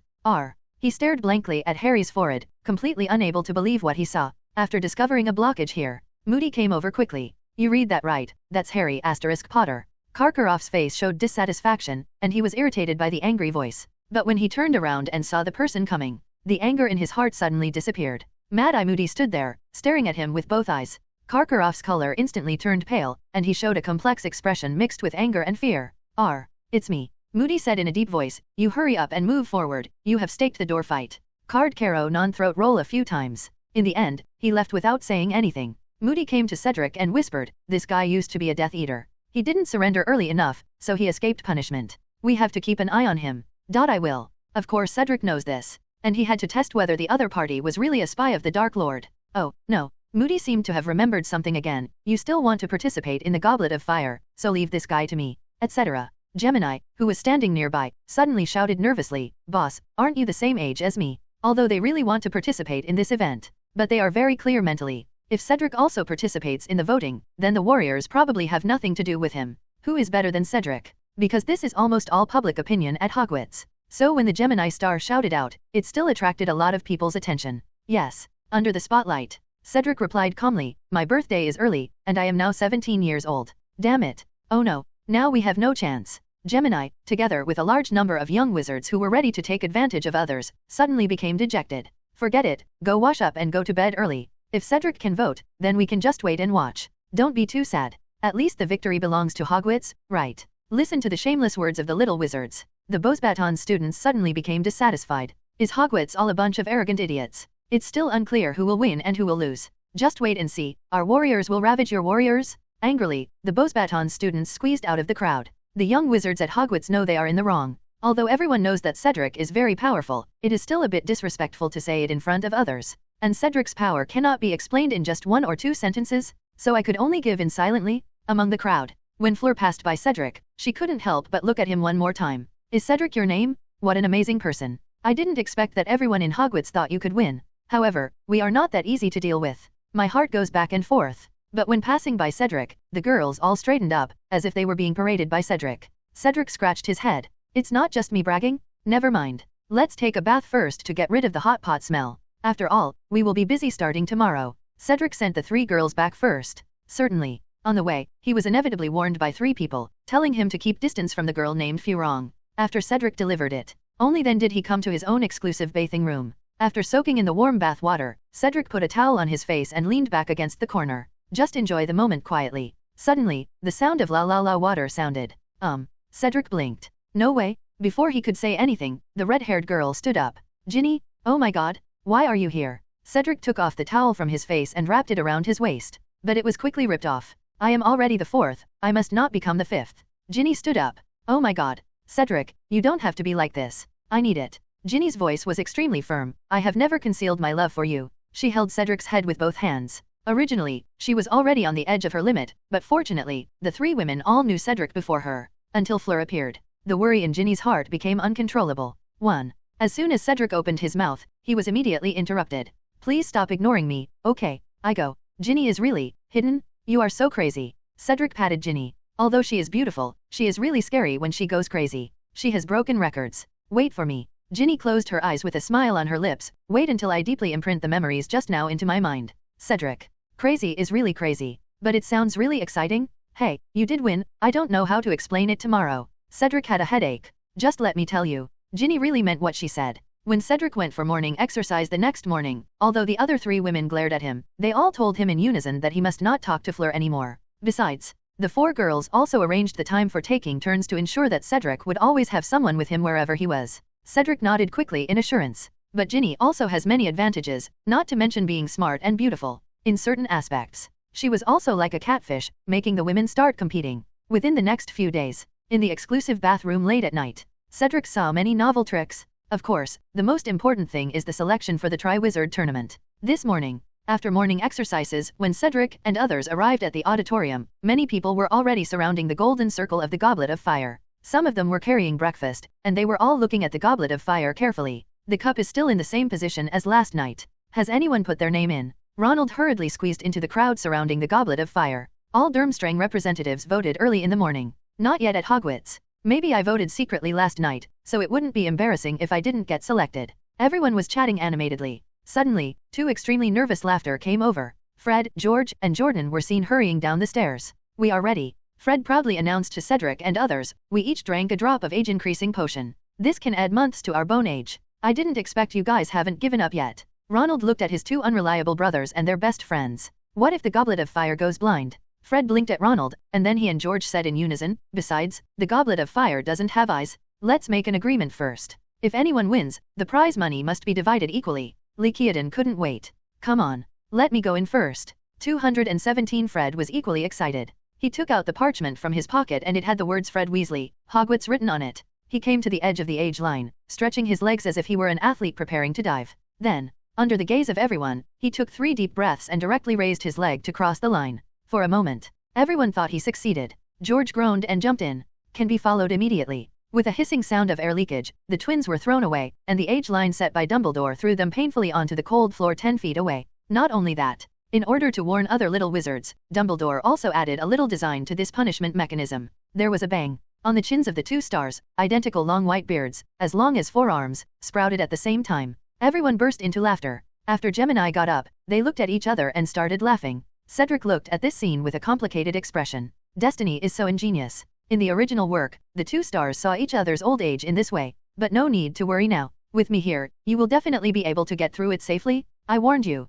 said an amused voice. Everyone turned around and saw Professor Dumbledore striding over. He looked at Gemini happily, as if he was checking how his work was doing. I suggest you both go to Madame Pomfrey's. Miss Fawcett from Ravenclaw and Mr. Summers from Hufflepuff have already gone there first. I just said someone secretly went there last night. Ronald said proudly. Gemini and Lee * Jordan walked away together smiling. Dumbledore turned to look at Cedric. Are you interested in participating? Cedric. Certainly. Cedric nodded. There is no doubt that such an event will definitely bring a lot of legendary value. Lockhart's film is already in post-editing. As long as the movie is released, you can open the legendary magic template. This legendary value must not be given up. Then go for it. Dumbledore was no longer so resistant to Cedric. Instead, he expected Cedric to set more positive, BJFJ, examples. He has already thought about it. No matter what Cedric's psychology is, if he can pretend to be a good person all his life, then he is a good person? Bring it on. Cedric took out the parchment from his pocket. After crossing the age line and putting it into the parchment, the flame instantly turned red, and then a few sparks appeared. The movements are done in one go. Although it was just a simple action, loud applause erupted in the hall. Everyone is waiting for you. Dumbledore blinked at Cedric and then left with peace of mind. It's time to go have breakfast, Cedric said to the 4 girls. 3 of them glared at him, but only Ginny came over and immediately hugged Cedric's left hand. Now the other 3 women couldn't care less about being angry. Jong Kyaxian hugged his right hand. Pansy and Hermione were watching eagerly from outside. Cedric could eat breakfast without raising his hands. It hurt Ronald, the Weasley boy, a lot. He watched Ginny feed Cedric. During breakfast, his mouth never closed. His face was full of the expression that my cabbage had finally been eaten by a pig. Anyway, the whole breakfast was full of excitement. Cedric studied the ceiling hard, because today was Halloween, and there were a group of live bats flying around the enchanted ceiling. He had been pretending to be interested in them. Suddenly there was a noise. It turned out that Beauxbatons students were walking into the auditorium. Saw Fleur appear. The 4 women beside Cedric instantly agreed to the battle line, and Ginny and Kinkai beside him leaned directly on his shoulders. Panshi and Zhongqiu on the opposite side also picked up food with chopsticks and stretched them over. When Furong saw this scene, she shook her head speechlessly. I actually have so many girlfriends? Her affection for Cedric dropped to freezing point. After casting an angry look, she didn't even look at him again until she left. Okay, now I'm satisfied. Cedric freed his hands. It's enough for the Emperor to feel it. It's more comfortable to eat by yourself. See the Beauxbatons students. Cedric suddenly thought of Hagrid. Let's go see Hagrid later. It's rare that he can meet Madame Maxime who can match him. Everyone nodded. After eating, the 5 Cedrics, plus Harry Ronald, walked towards Hagrid's house next to the Forbidden Forest. After seeing the blue carriage, the 4 girls around Cedric suddenly felt something was wrong. You don't have any bad thoughts, do you? Even Hermione began to doubt. Don't think too much about it, okay? Cedric lowered his voice. Besides, haven't you all discussed it? There is no time when I fail. The 4 girls were speechless. Soon, Hagrid's new house appeared in front of everyone. After being renovated by Cedric, this original hunting lodge is now enough to be called a single-family home. Especially the gate and yard. They are all designed based on Hagrid's body shape. Coupled with the design of the seamless extension charm, it looks big from the outside, but actually the space is larger inside. Cedric. Hagrid welcomed Cedric in with a look of surprise. I was just going to find you. I know. Cedric looked like he understood. We're here right now. Haha. Hagrid looked very happy. He put his big hands like cattail leaf fans on the shoulders of Cedric and Hermione respectively. Fortunately, you helped me choose clothes and change my house last year. He happily shook the suit on his body. She complimented me on my good taste. It seems that we need to configure some more. There are also decorations and so on. She said that my place is too sy. What? Zhongqiu immediately heard something was wrong. She held Cedric's hand, turned around and looked at Cedric. When did you get together with Hermione last year? This is getting a bit complicated. Cedric at least explained the time turner. This shocked Zhongqiu and Panshi. They didn't expect that Cedric actually had such a magical weapon. They reached out and wanted to take it out. No, I handed it back a long time ago this year. I did it last year for study. So Hermione followed. Pansy said coldly. Hehe. Cedric was speechless.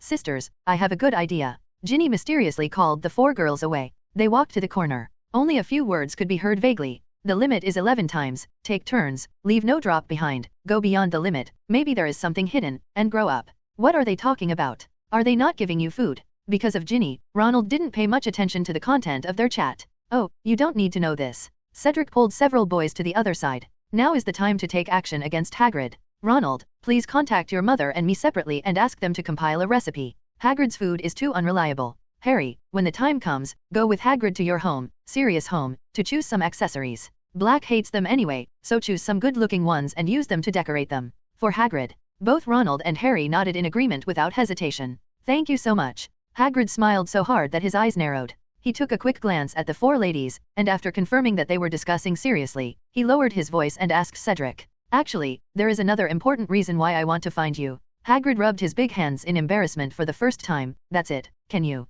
Can't. Teach me. How on earth do you pursue girls? Yeah, for Hagrid. Ronald and Harry nodded repeatedly. Their eyes widened and their ears pricked up, listening carefully. This is a bit embarrassing. Cedric scratched his cheek. Under the expectant eyes of the 3 of them, he said slowly, if I said that I have never chased a girl, would you believe it? Hagrid, Ronald, Harry. This is impossible. Ronald pointed at the 4 people in the corner repeatedly and stuttered, over there, it can't be, all, they should take the initiative. Maybe, that's it. Cedric answered cautiously. Hagrid, Ronald, Harry. I feel like I'm hurt. Hagrid covered his big heart. Ronald and Harry looked dejected. Good news, Cedric has 4 girlfriends by the way they know. Bad news, they can't learn. It's better not to know. Do not do that. Cedric quickly encouraged Hagrid. Look, all our previous efforts have been in vain. As long as you continue, you will definitely succeed. That's right. Hagrid patted his big face. After all, how many Cedrics are there in the world? Bring it on. Cedric waved to the girls. Let's help Hagrid first, shall we? The rest of the afternoon, they all discussed it in Hagrid's big house.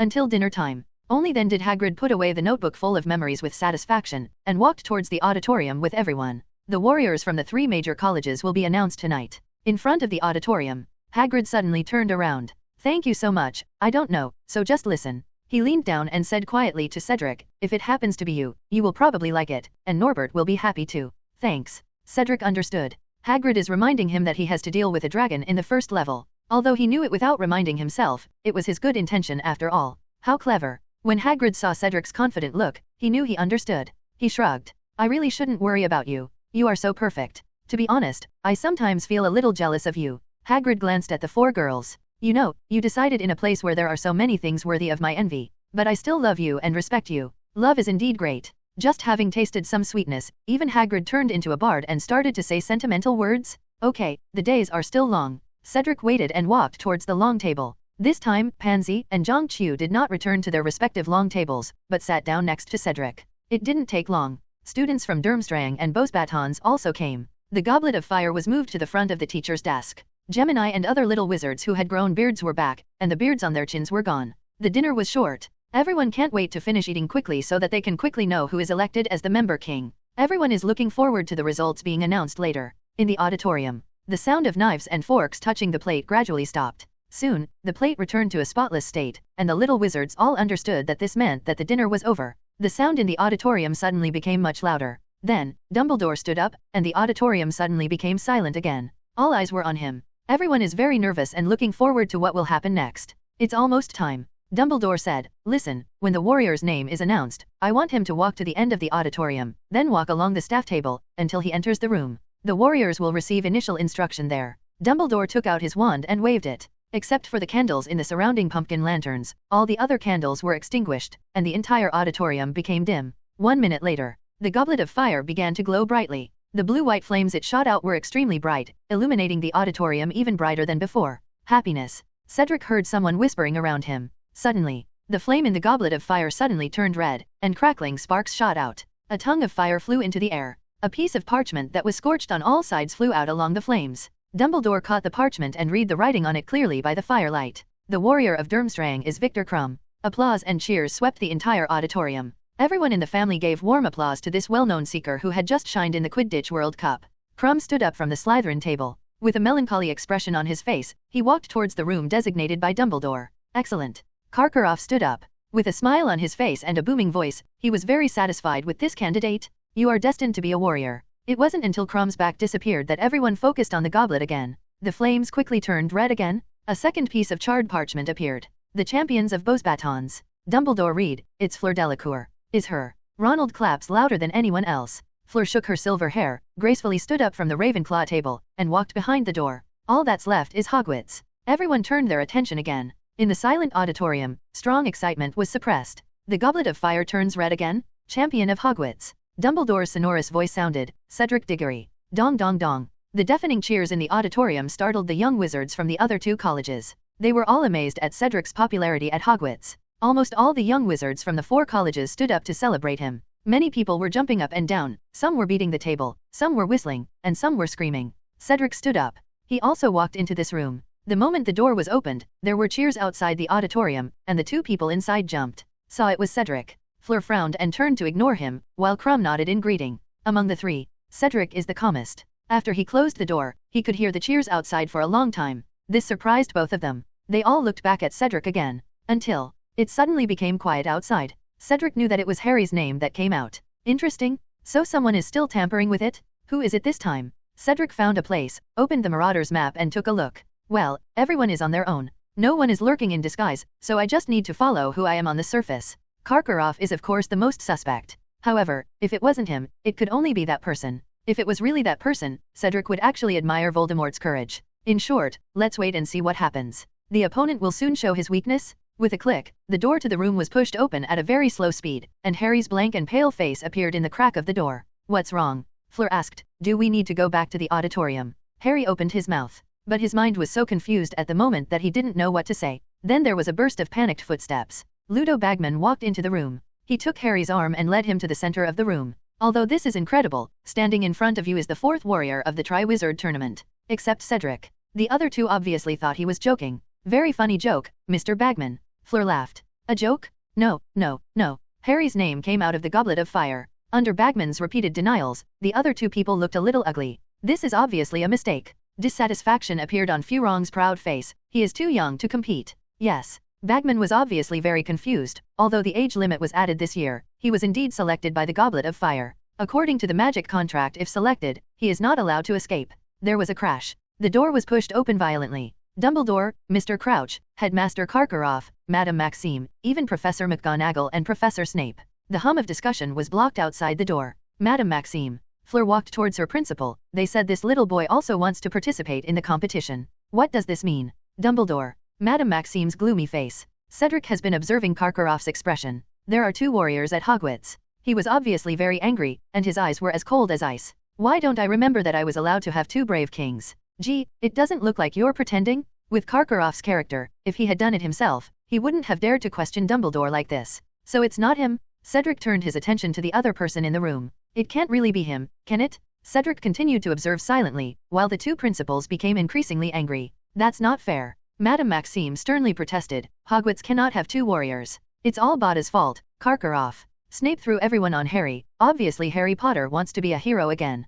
Thank you, Severus. Dumbledore spoke. Snape could only keep silent. Did you put your name in the Goblet of Fire? Dumbledore slowed down his tone, trying not to put more pressure on Harry. No. Harry shook his head immediately. Did you ask older classmates to help you put it in? Dumbledore continued to ask. No. Harry answered decisively. The atmosphere in the room dropped to freezing point. The 2 headmasters who came from afar were blaming Dumbledore, but Dumbledore just responded calmly. He should be thinking quickly about the situation in front of him. Even Madame Maxime said that there was something wrong with his magic. Dumbledore admitted that it was possible, although everyone knows that it is almost impossible. Seeing that he has encountered Dumbledore's soft nail, Karkaroff began to seek help from Mr. Crouch and Mr. Bagman, who were the referees. The rules clearly stipulate that any name that comes out of the Goblet of Fire must participate in the Triwizard Tournament. Crouch said coldly. Then let's do it according to the rules. Bagman smiled, as if he wanted to deal with the matter. Karkaroff would naturally not let it go. What happened next was the same as the original. They almost wanted to select 2 people from each college, but Moody rushed in quickly, and a roar choked Karkaroff,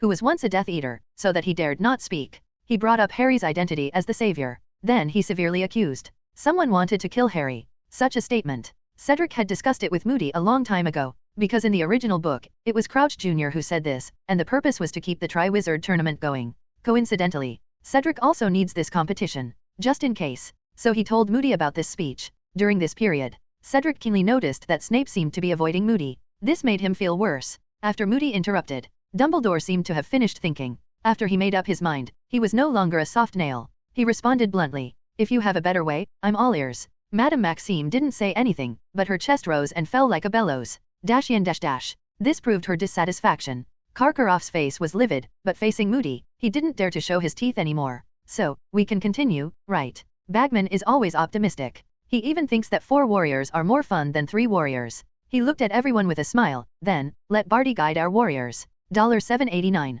Crouch was obviously not very focused. Cedric knew that he must have been distracted by his little Crouch at home. But little Crouch didn't escape. The Aurors of the Ministry of Magic were also staring at his house. Crouch sorted out his thoughts and began to introduce. The first project tests courage, so we are not going to tell you what it is. Dare to face the unknown is a very important quality. The first project will be held on November 24th, and all the students and referees will witness it with their own eyes. In addition, you are not allowed to accept help from teachers or others. Batty spoke quickly. After the first project, you will be informed of the hint for the second project. In addition, you don't need to take the annual exam. After saying that, Worry. Crouch, the son of the family, insisted on leaving. But Bagman, ready to have fun, plans to stay. The rules are explained. Dumbledore took the initiative to invite the 2 headmasters to have a drink, but neither of them appreciated it and quickly left with his warriors. 0. Harry, go back first. Dumbledore became friendly again. Anyway, I believe all the Gryffindor classmates are waiting to celebrate with you. Also, give us a word to the Hufflepuff students.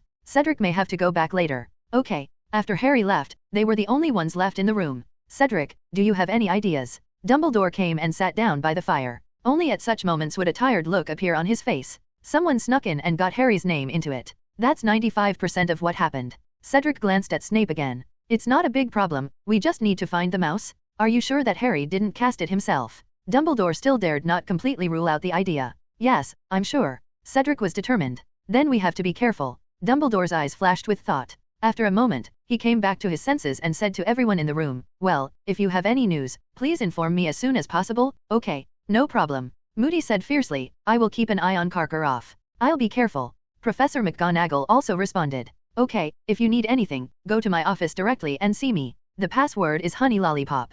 Dumbledore decided to spend some time alone. Everyone left the room. Because of a moment's delay, all the little wizards had already returned to their dormitories. Only the 4 girls, Neville, and others remained in the hall. When they saw Cedric coming out, they immediately surrounded him. Cedric, how are you doing? It's okay, the principal asked me to take more care of Harry, he's still too young. Cedric said it all. Soon, the little wizards scattered. After returning to the dormitory, Cedric walked out again. He came to Snape's office located underground. It seemed that he had expected his return. Snape was sitting upright behind the chair, his hands folded on his abdomen. This office is very spooky. There are glass jars everywhere on the cupboards, containing various flora and fauna, as well as the raw materials for potions. But Cedric is very familiar with this place. Good evening, Professor. Cedric waved his wand, lit the fireplace that Snape didn't usually use, and sat down opposite Snape. You are very smart, very, very smart. Snape's voice was slow, as if he was thinking as he spoke, but you shouldn't be here tonight. Cedric shook his head and insisted, I think if I don't come today, I will regret it for the rest of my life. Yeah. Snape lowered his head slightly. Shadows fell over his face. His hands began to close into the sleeves of his robe, holding his own wand. The office fell silent. Neither of them spoke, they just stared at each other silently. Don't be so anxious. Cedric's words. Snape, who was already hesitant, completely lost the idea of taking the initiative. If you take action to drive me away, then I will leave. We haven't had tea together for a long time. Cedric remained calm. Hold on. Snape drew his wand. The whole set of silver tea sets sprouted 3 thin legs and hands. They ran over from the coffee table and started to boil tea automatically, until the first pot of tea is over. When the second pot is added to boil, Cedric suddenly said, I believe you. Snape's cheeks twitched fiercely, and then returned to his gloomy and mean expression. I don't understand what you are saying, but as a professor and you as a student, you should naturally believe me. Can I tell Headmaster Dumbledore this? You are the president of the student union. If you have anything to do, you can report it yourself. Anyway, don't you know the password? So are there magic restrictions? There will definitely be various magic restrictions in the Triwizard Tournament. Logically speaking, the last level is the most dangerous, right? I can't say much, but that's how it should be. Use the key to open the door. Can you see the person you want to see? Hear this. Snape was suddenly silent for a long time, and then made the final decision, as long as you open the right door. I see. Cedric put down his cup and stood up calmly. Everything is very clear. Voldemort had indeed contacted Snape. And he also made a magical oath with him. Maybe it was something like asking him to bring Harry to him. It's like taking over Crouch Jr.'s job, even under Cedric's guidance. Snape 130 decided to lock the opportunity to take action at the last level, even using a door key. He walked to the door of the classroom, put his hand on the door handle, and said without looking back, Be careful, Professor. Cedric's comforting voice was low and clear. Don't just die casually. There are still many naughty little wizards waiting for you to teach them. At least become a defense against the dark arts teacher. Hey. Snape smiled a smile that Harry had never seen in his life. Move. He urged with a wave of his hand.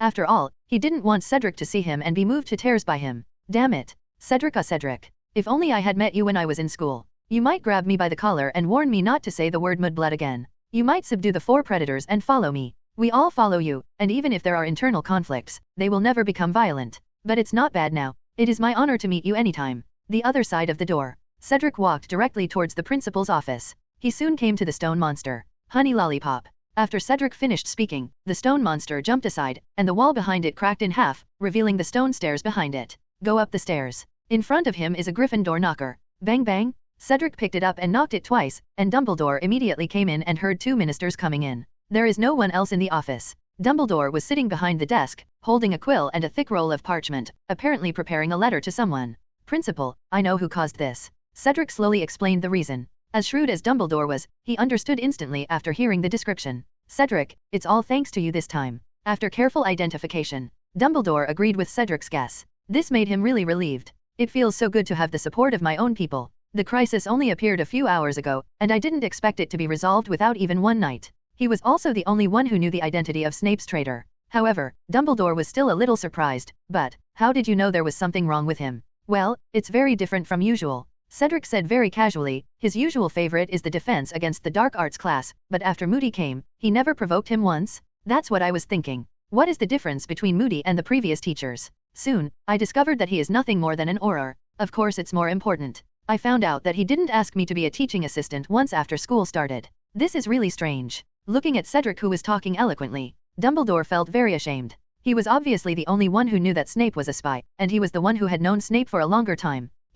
It was he who started studying Voldemort earlier. But to this day, Cedric seemed to be fully in front of him. He could also get Snape to trust him and reveal all his secrets, which was a huge risk. Dumbledore couldn't help but wonder, if Cedric and Tom were in the same era, so will he also bring Tom here? After all, he is a person who can even influence his friends. This alone makes him much stronger than himself. Even if you can't be moved, at least he could tell Tom's thoughts in advance. Cedric was never wrong when it came to people's hearts. Unknowingly, there are already many people relying on him. Professor, what's wrong with you? Cedric talked for a while, and then noticed that Dumbledore's eyes were blurred, and he seemed to be in a trance. Didn't even notice he stopped. Feel sorry. Dumbledore took off his glasses and rubbed his eyes, his face showing a rare look of twilight only in old age. As you get older, your mind will always wander. He took a piece of glasses cloth and slowly wiped it in his hand. You've done a very good job. I'm getting older recently. If you can do more, then please be more considerate. Cedric was really surprised. Dumbledore would actually say such words of weakness to him, akin to entrustment. To know,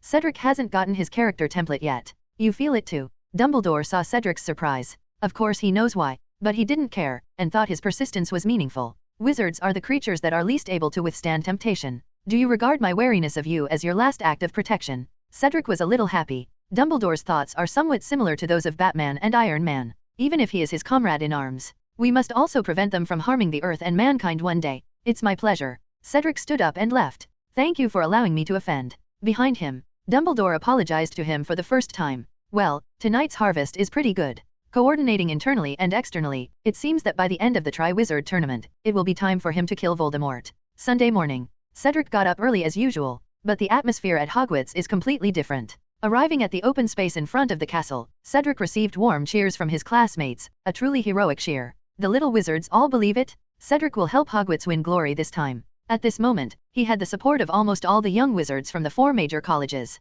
He saw it too. Ronald is standing alone in the corner. It seems that these two little guys are still at odds. After morning exercise, Ronald just took a few bites and went directly back to the dormitory. Harry complained to Hermione and Cedric with a look of discomfort on his face. He actually thought I signed up for it myself. We both know you didn't sign up. Hermione could see it more clearly. When Dumbledore revealed your name, you were stunned. Ronald is so stupid. Hermione shrugged. Besides, you know Cedric will attend, so why would you cause trouble for yourself? Harry sounded uncomfortable. Although he was very grateful to Hermione for believing in him, the reason for her belief hurt his self-esteem. Now that we have become warriors, Harry also officially placed himself on the same stage as Cedric for the first time. I may not be worse than him? He could not help but have this thought in his mind. However, he knew that Hermione would definitely not agree, and he would probably get some strange looks if he told her. Forget it, let's go find Ronald. Harry walked away in despair. Cedric didn't ask. Anyway, the two people would be reconciled soon. But in the following days, Harry's life was quite difficult. Although Cedric emphasized it several times, the Hufflepuff still regarded Harry as an obstacle to him.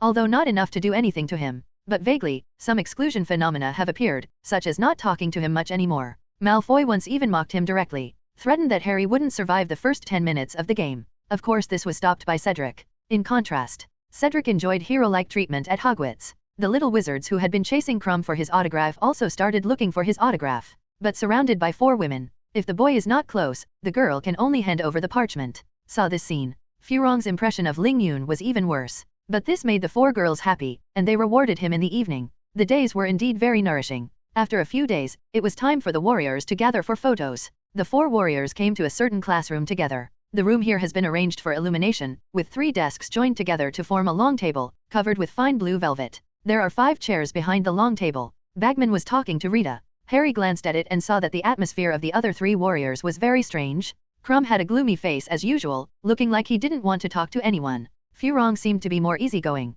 However, she seemed to have a deep prejudice against Cedric. She turned her back to him and did not make any eye contact with him at all. There was nothing uncomfortable about Cedric. He was sitting alone in the corner, with a cup of tea in front of him, and he was drinking it slowly. Harry felt certain. The table and tea were definitely not prepared by the organizer. It's good to be proficient in the transformation spell. Cedric seems to make himself comfortable wherever he goes. Harry is here. The 4th warrior. Bagman stood up and greeted Harry, who was standing at the door. There's nothing to worry about. Today is the wand testing ceremony. The other judges will be here soon. Bagman introduced the witch wearing a magenta robe to Harry. This is Rita Skeeter, who writes news for the Daily Prophet. Before we begin, can I have a word with Harry alone? Rita's eyes were fixed on Harry, the youngest warrior. You know, I can share your story with more people. Okay. Bagman was very happy to expand the influence of the event. Harry, I wonder if you are willing. Harry was still thinking. Cedric, who was sitting in the corner, spoke directly. Harry, if I were you, I would reject it outright. This is not a good suggestion. What? Bagman looked very surprised.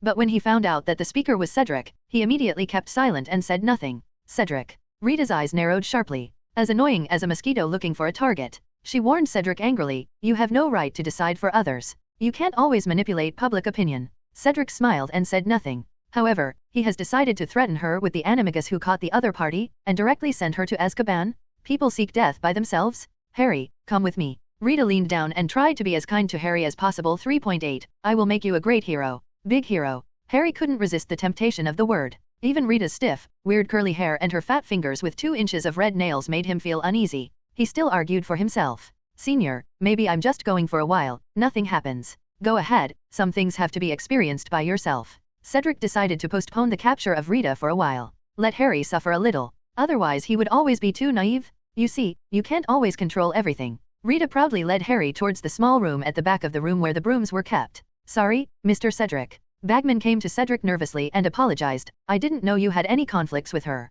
She was sent by the Daily Prophet. It's okay, Mr. Bagman, I will take care of it myself. Okay.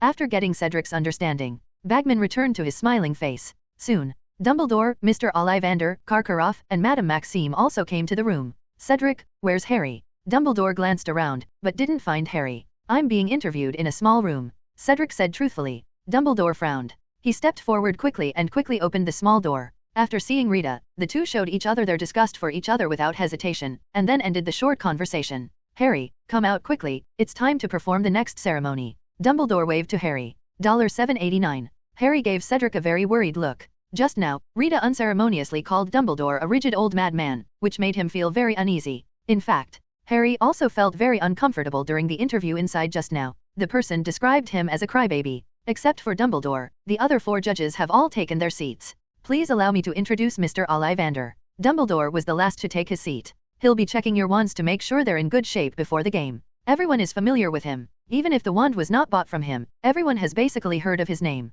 Mr. Cedric, you come first. Mr. Ollivander stood in the center of the room. Cedric stepped forward and held out his wand. I remember it very clearly. Ollivander carefully took the wand with both hands, memories flashing in his eyes. A very ancient and powerful wand, perfect for light magic. His eyes carefully scanned every inch of the wand, obviously very satisfied with Cedric's maintenance. You used it well. Ollivander tapped his wand. The tip of the wand immediately appeared, a bright but not dazzling white light. That's it, very unique and powerful. Ollivander laughed cheerfully and did not hesitate to praise. Mr. Cedric, you have successfully mastered this powerful wand village. Thanks for the compliment. Cedric calmly withdrew his wand and stepped aside. Fleur gave him a very surprised look. Unexpectedly, what he actually owned was a wand that the wand master also called a very powerful wand, and he also said that Cedric had completely mastered it. That is to say, he thinks Cedric is very powerful? This made Furong feel a little competitive. After Cedric retreated to the wall, she took the initiative and took out her wand. Is it okay for the second person to look at me? Of course, Miss Delacour.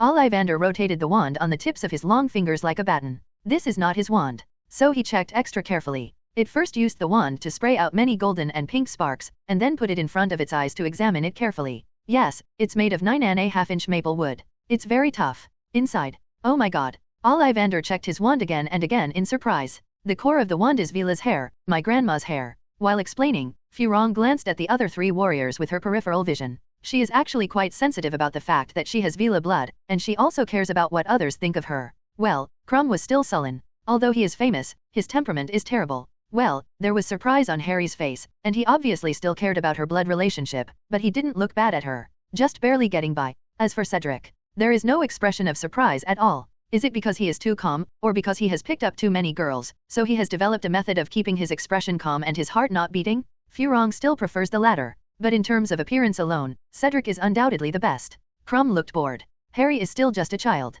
Only Cedric is tall and handsome, but he is a playboy. Very magical. The Vila blood in Fleur's body seemed to directly offset Cedric's charm. Leave her unaffected. Okay. Ollivander recovered from the shock. Although I have never used Vila hair, it will be fine if you use it appropriately. He tried his wand one last time. The orchids are in bloom. A bouquet of flowers blooms on the head of the wand. Very good, in very good condition. Fleur pricked up her ears and didn't hear any words related to powerful, but she still returned to her seat with light steps. Then, Ollivander checked Crumb's and Harry's respectively. To Fleur's surprise, neither of these two heard the word powerful from Ollivander. Forget it, Harry, he was an accident. But Clum is a global star, and he didn't expect to be able to get a powerful sentence. It seems that although Cedric is lecherous, he is also very powerful. Thank you all. Dumbledore stood up. You can go back now. Maybe you can go directly to dinner. Anyway, the afternoon class is about to end. After taking the photo, everyone walked towards the auditorium. For the next time, everyone was quietly waiting for that day to arrive. The only twist in the middle. It was the Daily Prophet that Harry dominated for almost an entire issue.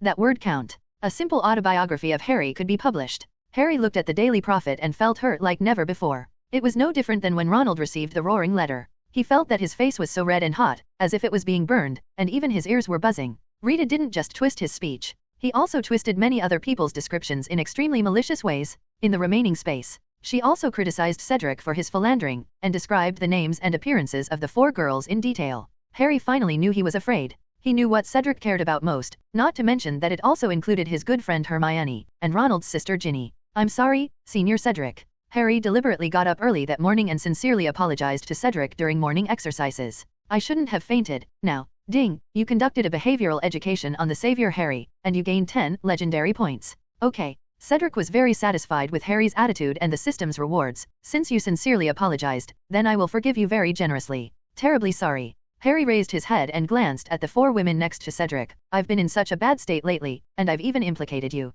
"Don't worry, Rita, I will solve it." Cedric vowed. "As for the matter between me and them, this is my responsibility originally, and I have no intention of hiding it." "Oh, dear." The 4 girls were all very moved, so that Cedric enjoyed the enjoyment of an emperor again in the next 2 days. As for the war with Rita, it ended quickly. Cedric had already been in that room in advance and put down the alchemy props for recording the scene.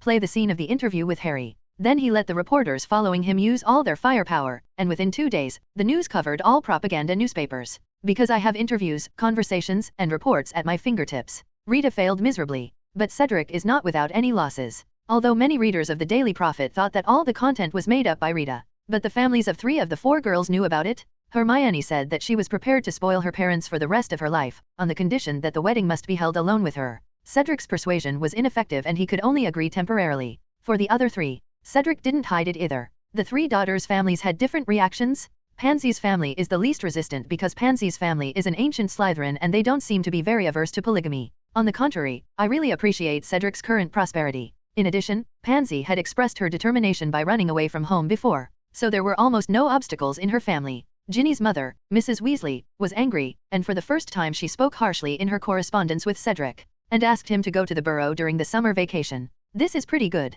Zhang Chu's family was the most opposed and even mailed letters many times asking her to drop out of school and go home. Cedric couldn't get away. Slughorn can only be asked to visit first. The latter spent a lot of energy to get this done, but he also made the decision to meet Cedric during the summer vacation. Slughorn told Cedric, "The Zhang Chu family attaches great importance to glory. If the dead can get some more famous names immediately, things will be much easier to handle. A bigger name." Cedric had already thought about it. If you have 2 orders of Merlin, a werewolf wizard, a dark werewolf killer, and a vanguard against Voldemort would be fine. These honors can only be exchanged for Zhang Chu not to drop out of school for the time being. So do the math. For Cedric's happiness, the only thing I can do is ask Voldemort for a loan and use it on my head. In this way, Voldemort has another damn reason to relax and unwind. On the Saturday before the first project started, Cedric took the 4 girls to Hogsmeade for a walk. After drinking some butterbeer, Cedric spent a wonderful night at the Shrieking Shack. From then on, the Screaming Shack has another terrifying legend. It is said that a bull-headed devil appeared there, and it would kidnap some girls and torture them there. Cedric is in a great mood. He also secretly opened the door for Harry. "Don't ask me about the source, I just know that our first project needs to be faced." Harry chose to believe this time. He found relevant books to check out. Fire Dragon is a kind of reptile with wings and can breathe fire. It is both scary and amazing. They can be found all over the world. Because these creatures can fly and breathe fire, and because they are one of the most hygienic magical creatures in the magic world, wizards who specialize in dealing with dragons are called dragon tamers, or dragon experts. Ministry of Magic Danger Level, XXXXX, extremely dangerous. Book, The Man Who Loves Dragons. Harry's blood ran cold at the sight. He seemed to be able to see himself being burned to ashes by the fire-breathing dragon. Harry found Cedric again. There is no way. He still wants to live, this is more important than anything else. The fire dragon is indeed very dangerous to you, but you don't need to defeat it. I don't think the project should be to defeat it. If you want to live, then just think about what you are best at. Enlightened by Cedric, Harry also had a goal to work towards. He has been too lazy to vent his anger on Ronald recently, he just wants to live now. Fortunately, he still has a godfather. Talking to each other. After several communications, he quickly thought of a corresponding method. Except for broomsticks. Harry also prepared several spells, but they were much more reliable than in the original book. Game day. Classes were suspended at noon. The students formed a group and went to the competition venue outside the castle. Professor McGonagall found Cedric and Harry. "Come on, you have to get ready now." Professor McGonagall looked at Harry with worried eyes. 590. You will be fine, we will take care of you. Harry responded casually. He probably didn't believe McGonagall himself. Do not think too much. Cedric could see his nervousness. It would be bad if he fell off the broomstick, it would affect his plan to hang Voldemort. You just need to do as I teach you. Of course. Harry finally felt something real. After all, Cedric's help is visible to the naked eye. Thank you, you are always so considerate. Professor McGonagall was obviously relieved. The anxiety in Xiaosu's heart dissipated. It was a cold October afternoon. Professor McGonagall led the two of them along the Forbidden Forest towards where the fire dragon was. There is a tent here. The tent just blocked the location of the fire dragon. You must wait here with several other warriors. Professor McGonagall carefully gathered Harry's robes and hugged Cedric again. She whispered in his ear, "Take care of Harry, okay? Do not worry." Cedric blinked, "We'll be fine. Of course I don't worry about you anymore. You are always so good. I will be proud of you." Professor McGonagall is gone. The two of them walked into the tent together. The other two warriors were also very nervous at the moment. Fleur lost her usual self-confidence, her face was pale, and she sat on a low wooden stool with her head drooped. Crumb was sullen than usual. "Everyone is here." Bagman stood up and encouraged several people. "Everyone, please relax, just like you are at home." And in fact, his comfort had no effect, and the three brave 10 were still pale. Only Cedric looked calm from beginning to end. But this has little to do with Bagman. "Okay, let me introduce the rules of the game now." Bagman took out a bag. "When the audience gathers, I will pass this bag to you in turn. You will pull out a small model of the thing you have to deal with. Your mission is to take the golden eggs from the nest under their feet." Bagman finished. The faces of the three warriors turned even paler. Harry felt like he was going to vomit from the nerves. Crumb's dark face has a faint green light. I don't know if it's an illusion, but even Furong's hair is no longer as elegant as before. "Mr. Bagman, could you please leave us alone for a moment?" Cedric spoke. Bagman nodded. "Okay, I'll go make sure the audience is here. Wait until he leaves." Cedric immediately made a request. "If you draw a powerful dragon later, you can trade it with me." Cedric smiled as sincerely as possible. "I mainly want to see it." In fact, he did this mainly because he wanted to see if he could abduct a few dragons.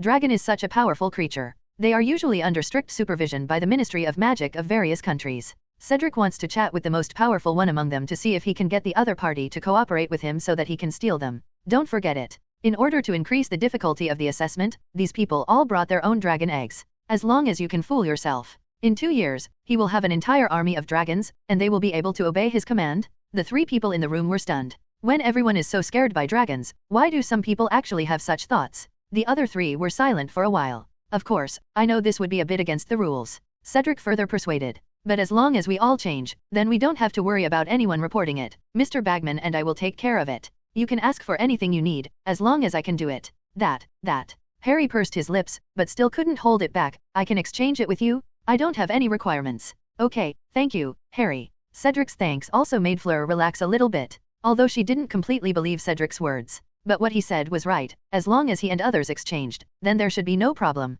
As long as Crumb agrees, I have no problem. Fleur flipped her hair. "My condition is that you let me borrow the private bathroom of your student union president. I haven't taken a bath in a long time." "No problem at all." Ling Yun agreed without hesitation. The three of them finally looked at Crumb, who frowned hard, making his face look even more bitter. "All right." He finally agreed. It seemed that he didn't think he was serious enough to ask for things. Harry and Cedric are our own people after all. After thinking for a while, Crumb also put forward a condition. "In exchange, you can teach me that thing called hot pot that you have eaten. I see that it tastes delicious when you eat it." "Completely fine." Cedric walked towards the outside of the tent. "Okay, then I'll go get Mr. Bagman." It wasn't too difficult on Bagman's side. He lost a lot of money at the Quidditch World Cup. In fact, he also took a large bet. Cedric just gave him 500 gold galleons and made him agree to turn a blind eye. The other party even asked directly, "You wanna win, man?" Cedric immediately understood what this guy meant. He wants to manipulate the outcome? "I can bet you 3,000 gold galleons. Without any additional help, I will definitely win the final victory."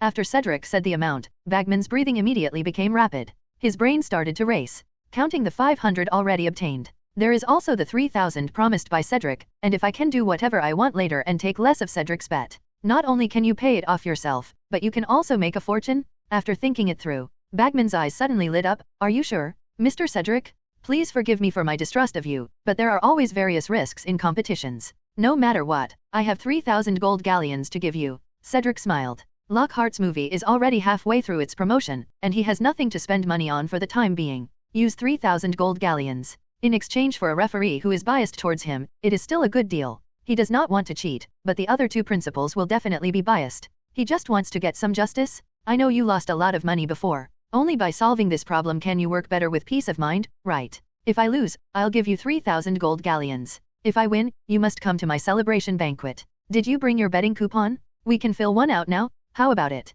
Cedric smiled appropriately, so that it seems that I don't mean to ridicule the other party at all. In fact, Bagman no longer cares about that. Thank you so much. Everyone says you are a good person. I have seen it this time. You have helped me a lot. Bagman quickly lifted up his coat. He actually carried the parchment recording the bets with him. After Cedric signed a verbal bet, Bagman carefully placed it close to his body. Everything is done. Bagman patted his pocket close to his heart, with a relieved smile on his face. Soon, the two returned to the tent together. However, Bagman did not talk about the exchange at all and just continued to comfort everyone. After a while, there was the sound of countless people passing by outside the tent. Everyone was chatting and joking excitedly, and Harry stared blankly at the tent door. He feels that he should be outside and not inside. Wait until the sound of the crowd has faded away. Bagman immediately began to untie the purple silk belt. Come on, one for each of you. The four of them went up and took one each. However, everyone was holding on tightly and did not announce it immediately. Okay, you guys confirm the number yourself. I'll go to the door to check the situation. Bagman turned and walked out of the tent. The four of them immediately got together. The Hungarian tree peak that Cedric and Harry exchanged. Harry held the Swedish Brachiosaurus in his hands and kept whispering thank you. Crumb, on the other hand, changed with Fleur, and they were almost the same. Welsh green dragon and Chinese fireball? After a long time. It wasn't until the four of them separated that Cedric took Harry and opened the tent door. Hear a noise behind you. Buckman turned around. Oh, are they all chosen? Harry, are you first? Yes. Harry swallowed nervously. Cedric patted his shoulder and comforted him. Don't worry, you can just do what I taught you. Yeah. Harry was so nervous that he couldn't speak. Let's go. Bagman walked toward the playing field with Harry in his arms. Cedric quickly returned to the tent, took out his tea set and started making tea. Just think about it. How to use the simplest words to persuade the dragon to believe it later. Watching Cedric skillfully transform a palm-sized cube into a complete set of tea sets, he began to drink tea leisurely. The other two had a sense of unreality and absurdity. Isn't this guy nervous? There was a whistle in the distance. Crumb and Fleur both turned to look at the entrance of the tent. The noise coming from there all day long told them that Harry had already begun to break through. It was extremely quiet in the tent. Both of them were listening. The audience outside was like a huge beast. They followed the same rhythm, screaming, shouting, and wondering, and suddenly fell silent. Every time it's quiet, it will remind both of them of bad images. For example, Harry was burned by fire, bitten by a dragon, or torn apart by claws. That. Cedric was just being kind. But they didn't expect the tent to be too quiet. When he opened his mouth, Fleur and Crumb both trembled, clearly frightened by him. Feel sorry. Cedric pointed to the tea set in front of him. I just wanted to say, do you want a cup of tea? It can help stabilize your mood. Thanks. Crumb stepped forward, raised one of the small teacups and drank it. DAF. He took a deep breath and wrinkled his nose and eyebrows together again. This thing is really bitter. But it keeps your brain sharp. Cedric tapped his temple. It does seem to have some effect. Crumb shook his head. The bitter and warm tea really warmed up his body, and his brain seemed to be much clearer. At this time, Bachman's exclamation came from outside. Look, our youngest warrior got the golden egg at a very fast speed. It's really amazing.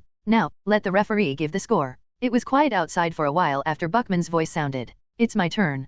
Crumb muttered harshly. He was out of the tent before Bachman called his name. Now it's Mr. Crumb. Bagman's voice floated over again. Not long after, the screams of dragons sounded in shock as the bedclothes were torn apart. 0139054119 Philo 161280220. Oh my god, he is so bold. But yes, he managed to get the golden egg. Crumb's speed is faster than Fleur thought. Fleur stood up tremblingly. She came to Cedric, picked up a glass first, and poured it in at once. This is so bitter. How do you usually swallow it? Furong's face turned into bitter gourd, but she still picked up the second cup and drank it down. She seems to think that she can get a double bonus this way. Wait until Fleur also goes out. Cedric drank the last of the tea. After he put away the tea set, the coaxing outside was only halfway through. Oh, I don't know if that's wise of her. There was some doubt in Bagman's voice. It's still a little bit close, be careful. Oh my god, I almost thought she had succeeded. Cedric waited for a while at the gap in the fence. Wait until the whistle sounds inside. Then he strode towards the competition venue. Thick round wooden boards surrounded a huge circular venue, and the surrounding high platforms were similar to Quidditch pitches. At the other end of the field, the Hungarian horntail squatted on the ground, guarding its nest of eggs. Its wings were folded halfway, and its yellow vertical pupils were staring at Cedric. Dragon? It looked indeed more ferocious than noble and Xiao. It swung its spiked tail quickly, easily leaving traces after traces on the hard ground. Everyone was sitting in high seats, watching the game. To ensure safety, each seat is at least 60 feet away from the dragon's mouth. Welcome to our Cedric. There was a hint of confusion in Bachman's voice. I don't know how he will deal with it. This is the most vicious one among the four. He didn't understand. Did Cedric bribe himself, but ended up not getting an easy dragon to deal with? But I can't care about that now. Anyway, I have 3,500 gold galleons as a base, so I just need to explain it well. Bagman had just calmed himself down mentally when he immediately screamed. Oh my god, what is Cedric doing? There were also bursts of exclamations from the audience. Cedric didn't do anything, he just walked over, like a friend visiting a friend's house. Just in the eyes of the audience, his current behavior is more like giving the evil dragon a meal, and the meal is himself. Ho ho, Hungarian horntail to Cedric's underground head. Even though it was just a roar. But as a sacred beast whisperer, Cedric clearly understood that this was what it was shouting, get out of here. I can leave, dragon language. Cedric yelled too. The Hungarian horntail shrank. These damn little words have been imprisoning them and controlling them, but I have never heard that they can still communicate with me. How is this going? Ho ho, ho, ho, who are you? I'm here to help you solve your trouble. There is a baby that doesn't belong to you mixed in your dragon egg. If it hatches, it will hurt your baby, dragon language. Ho ho, the Hungarian horntail lowered its head. This time it was not looking at Cedric, but, Xian Li Zhao, carefully moved away a little bit, and then looked down. It saw the golden egg. It lay peacefully among its lime-gray babies, shining brightly under the eyes. No doubt. This is definitely not my baby. Ho ho, when? The Hungarian horntail trembled. She was angry. These small words always make him faint, and sometimes when he wakes up from fainting, he is in another place. Now there is an extra fake egg. It doesn't matter, you can throw it out and I will take care of it, dragon language. Cedric reassured. The Hungarian horntail quickly stretched out its claws and peeled the golden egg hard, and then the golden egg rolled out. The arena was deathly silent. What about this? What's wrong with him? Is he negotiating a good deal with Long? It's not, Bagman didn't even know how to introduce it. What we were going to watch was Wizard's Quest, but you ended up chatting with it as if you were a guest. Is this some kind of special magic? Bagman didn't believe anything he said. Thank you, dragon language. Cedric possessed him and easily picked up the rolling golden egg. When getting up, he asked in passing. By the way, madam, do you want to embrace freedom? Dragon language. No wizard will bother you again, dragon language. Your eggs will always be at your feet, no one will try to mess with them, and I can even prepare food for you, dragon language. Ho, freedom. The Hungarian horntail shoots out a stream of flames that is more than 30 inches long or. This frightened the audience present. This is twice as far as the flames sprayed by the dragons just now. That's right, freedom, dragon language. Cedric is all smiles. Okay, I will go find you tonight, dragon language. Cedric finished the communication quickly, and then held up the golden elixir in his hand. Oh, yes, yes. Bagman reacted immediately. There is no doubt. Although I am very confused about how he did it, there is no doubt that Cedric has got the golden egg. If we don't count the time behind, Cedric's time is only half that of other players. As Bagman's voice sounded, now it seems to be activated again. At this moment, Cedric, who performed miracles, once again won the unanimous support of the 4 major colleges. Everyone was shouting his nickname. Seed, Seed, Seed. Dumbledore grinned. In the passage at the edge of the field, the 3 players who had finished all looked at Cedric with complicated expressions. Has he always been this good? Fleur asked Harry with a complicated expression. Everyone holds the golden egg, but she had to admit that Cedric and herself didn't seem to be on the same level at all. Yes. More memories came flooding back to me. Harry thought back to all those moments when he was struck by Cedric. If you have lived at Hogwarts, you know that Cedric is a top-notch good person, an enthusiastic senior, an outstanding student representative, and even a convincing parent. But if you want to compare with him, it's really disappointing. Fleur and Crumb both felt that what Harry said was too exaggerated. You can't say he's so perfect just because he's from Hogwarts. Fleur immediately retorted, look at the girl next to him. That is not. Harry didn't understand this either, so he scratched his head in embarrassment. I don't know what to say. I can only say that he can double the quantity at any time if he wants. Hee. Fleur smiled sarcastically. Are you saying that he has restrained himself? Harry didn't know what to say at all. Okay, that has nothing to do with us.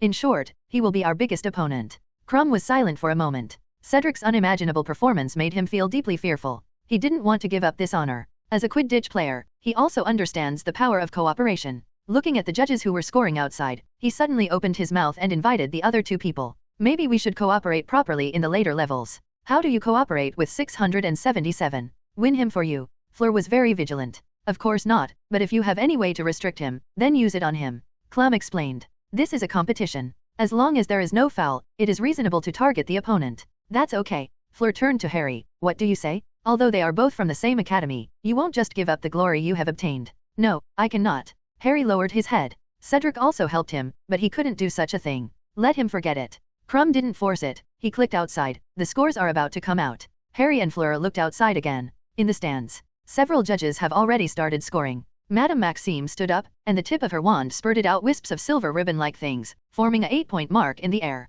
Next up is Mr. Crouch. He sprayed a 9-pointer into the air. Dumbledore also gave it a 9. Bagman not only gave it 10 points, but also complained to Dumbledore and Crouch. You should all give it 10 points. He is absolutely perfect, isn't he? You know. Dumbledore smiled. I always have to avoid suspicion. Crouch said firmly, his method is so weird, I doubt it is some bad curse. They are still talking. At this time, Karkaroff raised his wand, and he sprayed the word 3 from the top of his wand. What? Harry couldn't help shouting. Just now, he gave Crumb a perfect score. No matter how you look at it, does anyone believe you that Cedric is only worth 3 points? This is naked partiality. Fleur also frowned and looked at Crumb. Although Crumb just said that this is what competition is like, this is too much. Although Fleur also admitted it. Madame Maxime's 8 points is also a deliberately low score, and Cedric deserves at least a 9 points. Full marks are appropriate. But that's within reason. 3 points, this is really a bit underhanded. Fleur's impression of Karkaroff was even worse than Cedric's. First, Cedric is lustful though, but there is no doubt that his strength is still very strong. As for his character, it is not just about lust. It's just that I particularly care about this. But no matter what everyone thinks, Karkaroff's verdict is an irreversible fact. Cedric also came to the player tunnel. Well done to everyone. Bagman walked into the tent with a very happy face. Cedric's methods brought him closer and closer to paying off his debts, and he was as happy as if he was living with a dragon. All right. Bagman clapped his hands to attract everyone's attention. I have something to announce. The second event of the Triwizard Tournament will start at 9:30 a.m. on February 24th. Before that, you must solve the clues of the second level by yourself, which is inside the golden egg in your hands. Okay, you can all go back and rest now. Everyone walked back along the passage. Ronald caught up with him, and he and Harry started chatting, and it looked like they had reconciled. Ling Yun leaned towards the Forbidden Forest. After confirming that no one was following him, he immediately twisted the communicator on his wrist. Soon, several masked wizards appeared in front of him. 2 things. The first thing is to put all the wizards who control the dragon to sleep at night. Be careful not to be hurt and don't hurt them. Just wait until I come. Second thing. Cedric looked towards the path outside. As expected. After the first time, Rita Skeeter collapsed again. She smiled broadly and wanted to interview Harry. But Harry learned his lesson this time and ran away from a distance, but Rita Skeeter did not give up. She asked many more little wizards who had not yet responded. Then walked towards Hagrid's big house. Follow her, record her illegal animagus identity and illegal interviews, and send her to Azkaban. This is the benefit of having a following. Cedric can get rid of some annoying people without having to do anything himself. Especially Rita Skeeter. She has no role at all except to attract people's attention. She will also shake the wizards' trust in the Ministry of Magic at this critical time. It is a cancer that must be removed. Yes. The werewolf wizards resigned and left. Cedric observed again, then walked towards Fleur. He wasn't looking for Fleur. But in order to join up with the 4 girls around Fleur, they couldn't find Cedric, so they went to jointly defend Fleur. For such behavior, Cedric could only say that he was powerless to stop it. But they went a little far. Cedric lifted the disillusionment spell and quickly moved along the edge of the Forbidden Forest.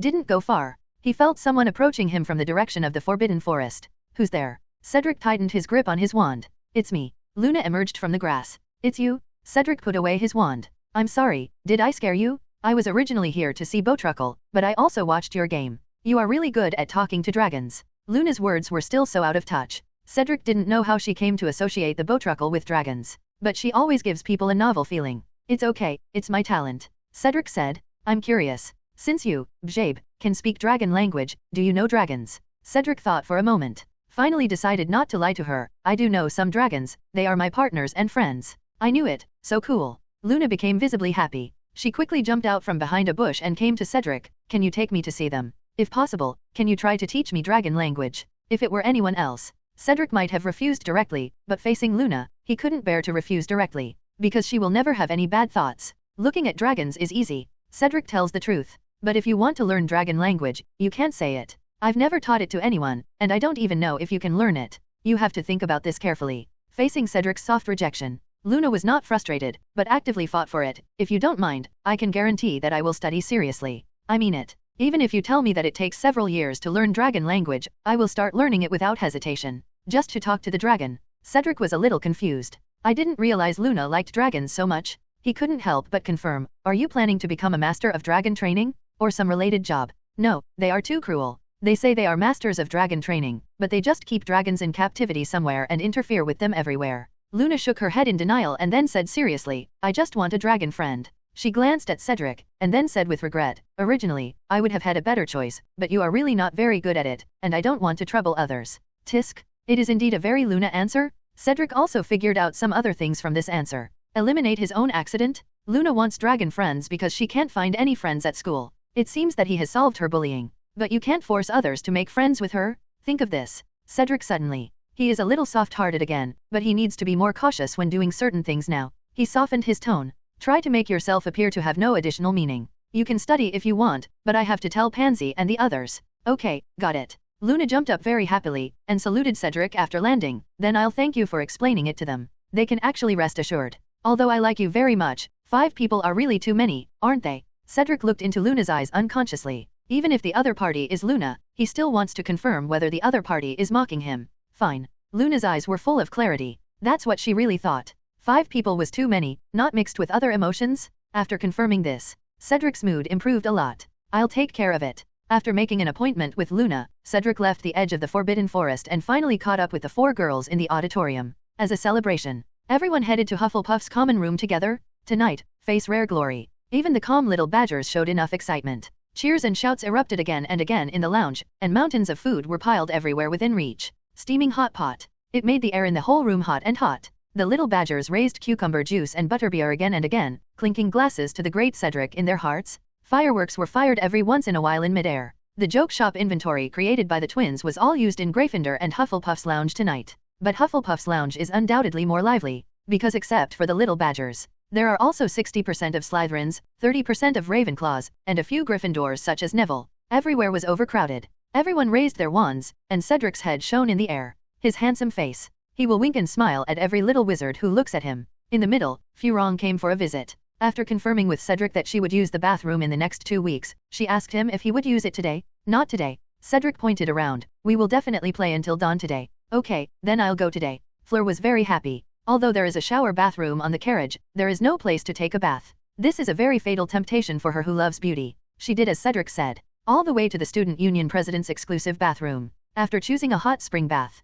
Fleur soaked all of her body in it. It's so comfortable. She let out a long moan. The shock of the hot spring washed away her skin, dissipating all the pain on her forehead all day long. Suddenly, a voice sounded behind her. Are you here to stay with Cedric too? If it is like this, I suggest you hide aside and wait for Cedric to take a bath before coming in, preferably when he chooses a bubble bath or milk bath, so that you can sneak in more easily. Go and show up directly in front of him. That's how successful some people are. What? Furong's soul was scared out of her mind. Why is there someone in Cedric's bathroom? His 4 girlfriends are clearly by his side and there is no way they would let him come? Who is it? Fleur screamed. You scared me. In Lingyun's bathroom. Because of Furong's shouting, the ghost of a short, fat girl arrived. Her face is half covered by long hair and thick pearl-colored glasses. It's Myrtle. Who are you? Seeing is the soul of a woman. Fleur was not as nervous as before, but she still held her body with her hands. I am Myrtle. After she finished speaking, she repeated the question she just asked. You are also here to squat Cedric, right? Of course not. Fleur was shocked and angry. You girls at Hogwarts are all crazy? It's Cedric after all. I tell you, I did him a favor, so in return, he got the right to use this place. He saw Furong looking furious. The timid Myrtle immediately retracted into the wall, only exposing her head and continued. If it's not, then it's not. Then I'm leaving. After seeing that Myrtle was 2/3 of the way out, Fleur suddenly called to her again. Hey, talk to me about Cedric. After today's contact, Fleur suddenly had no idea about Cedric. There is calmness, high strength, and even a lot of cost. Just because he wants to fight the strongest dragon, he is willing to pay a lot of price. She suddenly became curious. The point is that Myrtle is a ghost. No one would know that they had asked about Cedric. What about Cedric? He's very good. Myrtle popped out of the wall again. If the young wizards at Hogwarts talk about Cedric, there will be many things to talk about. Myrtle sat on the edge of the pool. I don't know which aspect you want to hear first. Strength. This is what Fleur cares about most. Strength. His strength. Then, Myrtle began to tell the story of Cedric. For example, the declaration of war against Voldemort, the extermination of the Dementors incident, and the resolution of the Slytherin Chamber of Secrets incident. Also saw it in the newspaper. He fought Death Eaters, he fought werewolves, and he fought in the Quidditch World Cup. Fleur didn't believe it at first. Keep telling Myrtle not to lie to her. It wasn't until the Quidditch World Cup incident occurred that she suddenly remembered that the aura riding a dragon and carrying flames descending from the sky was actually Cedric. Oh my god. Fleur was shocked by her discovery. He is so powerful. Why are he still studying at Hogwarts? You don't know this. Myrtle also became more and more enthusiastic as she talked. No one usually noticed her, and when they heard her crying, they couldn't even run away. But she can rely on Cedric's deeds to shock the kings of other schools. This made Myrtle feel strangely happy. Unknowingly, her introduction to Cedric also had some subjective impressions. Of course, those things she had done were not made up. For example, Cedric has been guiding his junior students at the station since he was not famous. Change Filch. There is also an incident where senior students are asked to give way to junior students when getting off the train. What concerned Myrtle the most was this. Ling Yun even spent a year after becoming the president of the student union to resolve almost all bullying incidents in the school. There will still be conflicts, but it's basically a conflict between colleges. It's not the kind of thing where a small group of people take advantage of the weak and bully someone to their death. This is the most amazing thing about Senior Cedric, Myrtle said, immersed herself in it. Her face no longer looked sad, but showed a hint of admiration. Everyone knows what happened at school. I even died because of this incident, but the bullying at Hogwarts still continued for so long. You can notice it and start correcting it. Only Cedric senpai. Sorry. Fleur was almost moved by Myrtle, but she still didn't understand why Myrtle still called Cedric Senior. I mean, your age, you should have entered school earlier than him. Because everyone wants to follow him. Myrtle is very knowledgeable about this. I forgot to tell you just now. In the entire Hogwarts, about 60% of the young wizards are proud to follow Senior Cedric.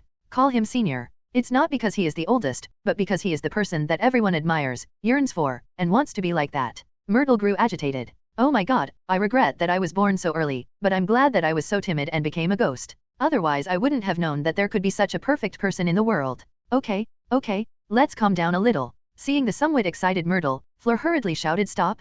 $7.89. Myrtle adjusted her glasses and changed from the fangirl back to the easy-to-bully person. But Fleur thinks this look is obviously cuter. She also threw her head into the pool. After a while, he stood up again from the water. During this period, Fleur took a good look at what she had heard just now. Okay, I admit that he is very powerful and takes good care of other students, but he is lustful, right? There's no need to say this. Fleur must find some flaws for Cedric. Otherwise, she would be a little tempted. The reason why she fell in love so quickly started with her grandmother who was a Vila. This bloodline will attract boys. But for Vila herself, if she meets someone who can attract her, her heart will beat very fast. But it's different from what people guessed. They are very loyal lovers, even to the point of being loyal to each other until death. Of course, Furong doesn't have much blood, so both effects are less obvious. But Cedric was too perfect. Once she didn't dislike him so much, his handsome face would appear in front of her from time to time. Luxury, what should I say about this? Myrtle recalled some scenes, which made her face quickly turn red with embarrassment. But she was also a little excited, because this was the first time she had found a suitable person to talk about this matter with.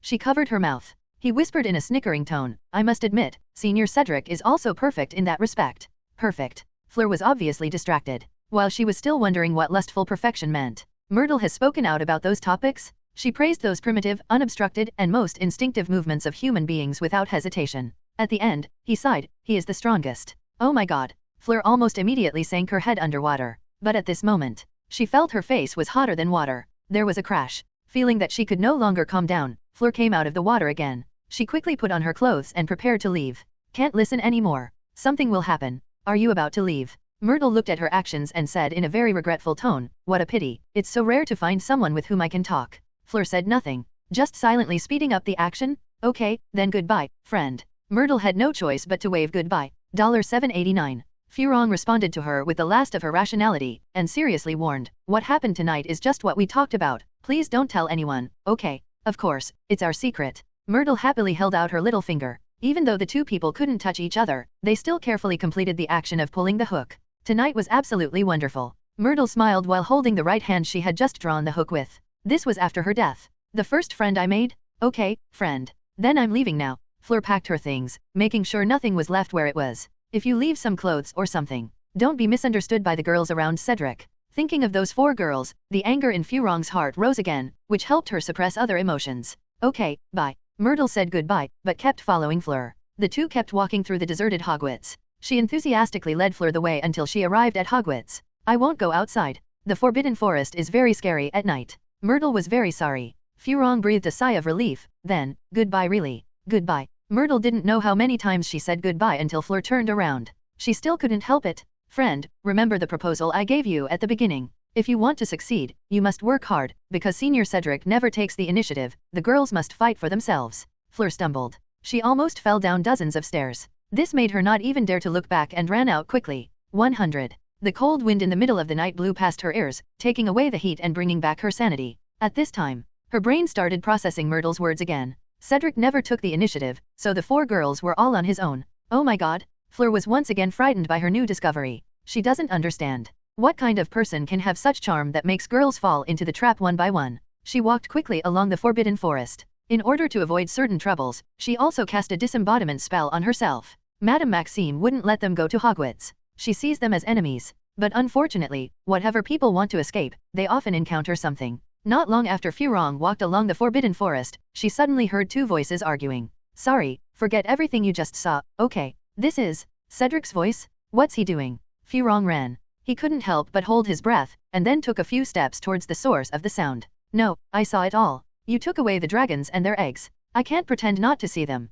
Well, it turns out to be a girl again. Wait, why am I a little angry? No, what are they talking about? Dragon? Cedric stole the dragon. Furong has never been so disappointed. Cedric, as expected, you are just superficial. You traded dragons with us this morning just to steal the dragon away, right? Cedric was speechless at this time. Oh, why am I so unlucky? Originally, everything was executed well. The four girls helped him create alibi, and then he went to liberate the dragons. Who would have thought? When he returned home with a full load, he suddenly jumped out. It turned out that she had been paying attention to those dragons. Well, I think you won't understand it if I don't explain it to you. Cedric saw that he couldn't get rid of Luna. I had to stop and patiently explain to her. You also know that the so-called dragon-taming wizards nowadays just keep the dragons in a circle somewhere. You also know that I can speak dragon language, so I actually changed their environment. Go to a carefree place. Over there they can completely restore their own habits, and they don't have to wake up and suddenly become a tool in some competition, or have several cans of blood drawn out. Oh, Fleur's mood suddenly improved again. So, Cedric is a pity dragon, so he wants to let them go? He is not stealing the dragon, he is liberating. Strangely enough, Fleur believed Cedric directly without any doubt. Okay, you have initially convinced me. See, Cedric said it sincerely. Luna decided to take a step back, but you have to take me to see them. I have to make sure they are free. Must see it. Cedric remembered. Since what happened last time with Hermione in the pet space, he has already classified that place as a dangerous zone. It's just that they are the only ones who have been to that place. Cedric could only say it politely. I know. Luna was a little frustrated, but still determined. I told you, 5 is too many, isn't it? All right. Cedric was helpless. Then I'll take you in to have a look, and then we'll go back. You have to help me keep the secret, have we agreed? As promised, I won't betray your Hendrik. Luna said firmly. Fine. Cedric was helpless. He glanced around, and soon he noticed the presence of Furong in his perception. Of course, he didn't know it was Fleur. Cedric took out his wand and whispered in Luna's ear, there is someone nearby. Pretend to cooperate with me. Then he raised his voice. Forget it, I changed my mind, you go. What? Luna also started to argue cooperatively. No, we have to solve something today. Luna stood there and continued cursing. Cedric had already cast the disappearance charm and moved towards Fleur's back silently. The accident happened again. Cedric had just walked halfway when he realized that the man had walked out on his own. Hey, Fleur lifted the illusion curse. She planned to scare the two of them, but when she jumped out, she realized that Luna was the only one in front of her. But she had already said what she had thought about long ago. Cedric, you must let me go and have a look, otherwise I won't agree. What? Cedric appeared next to Fleur with a confused look on his face. He scratched his head in confusion. Furong, are you squatting here with me too? 0. Hello, everyone. As we wrap up this video, I want to share a quick note. I have a Patreon account. If you'd like to support me and enjoy on-demand audiobooks, you can become a Patreon member. Alternatively, you can check out my Google Drive link, which has 500+ novel audiobooks available through my Ko-fi or Patreon shop. I appreciate your support.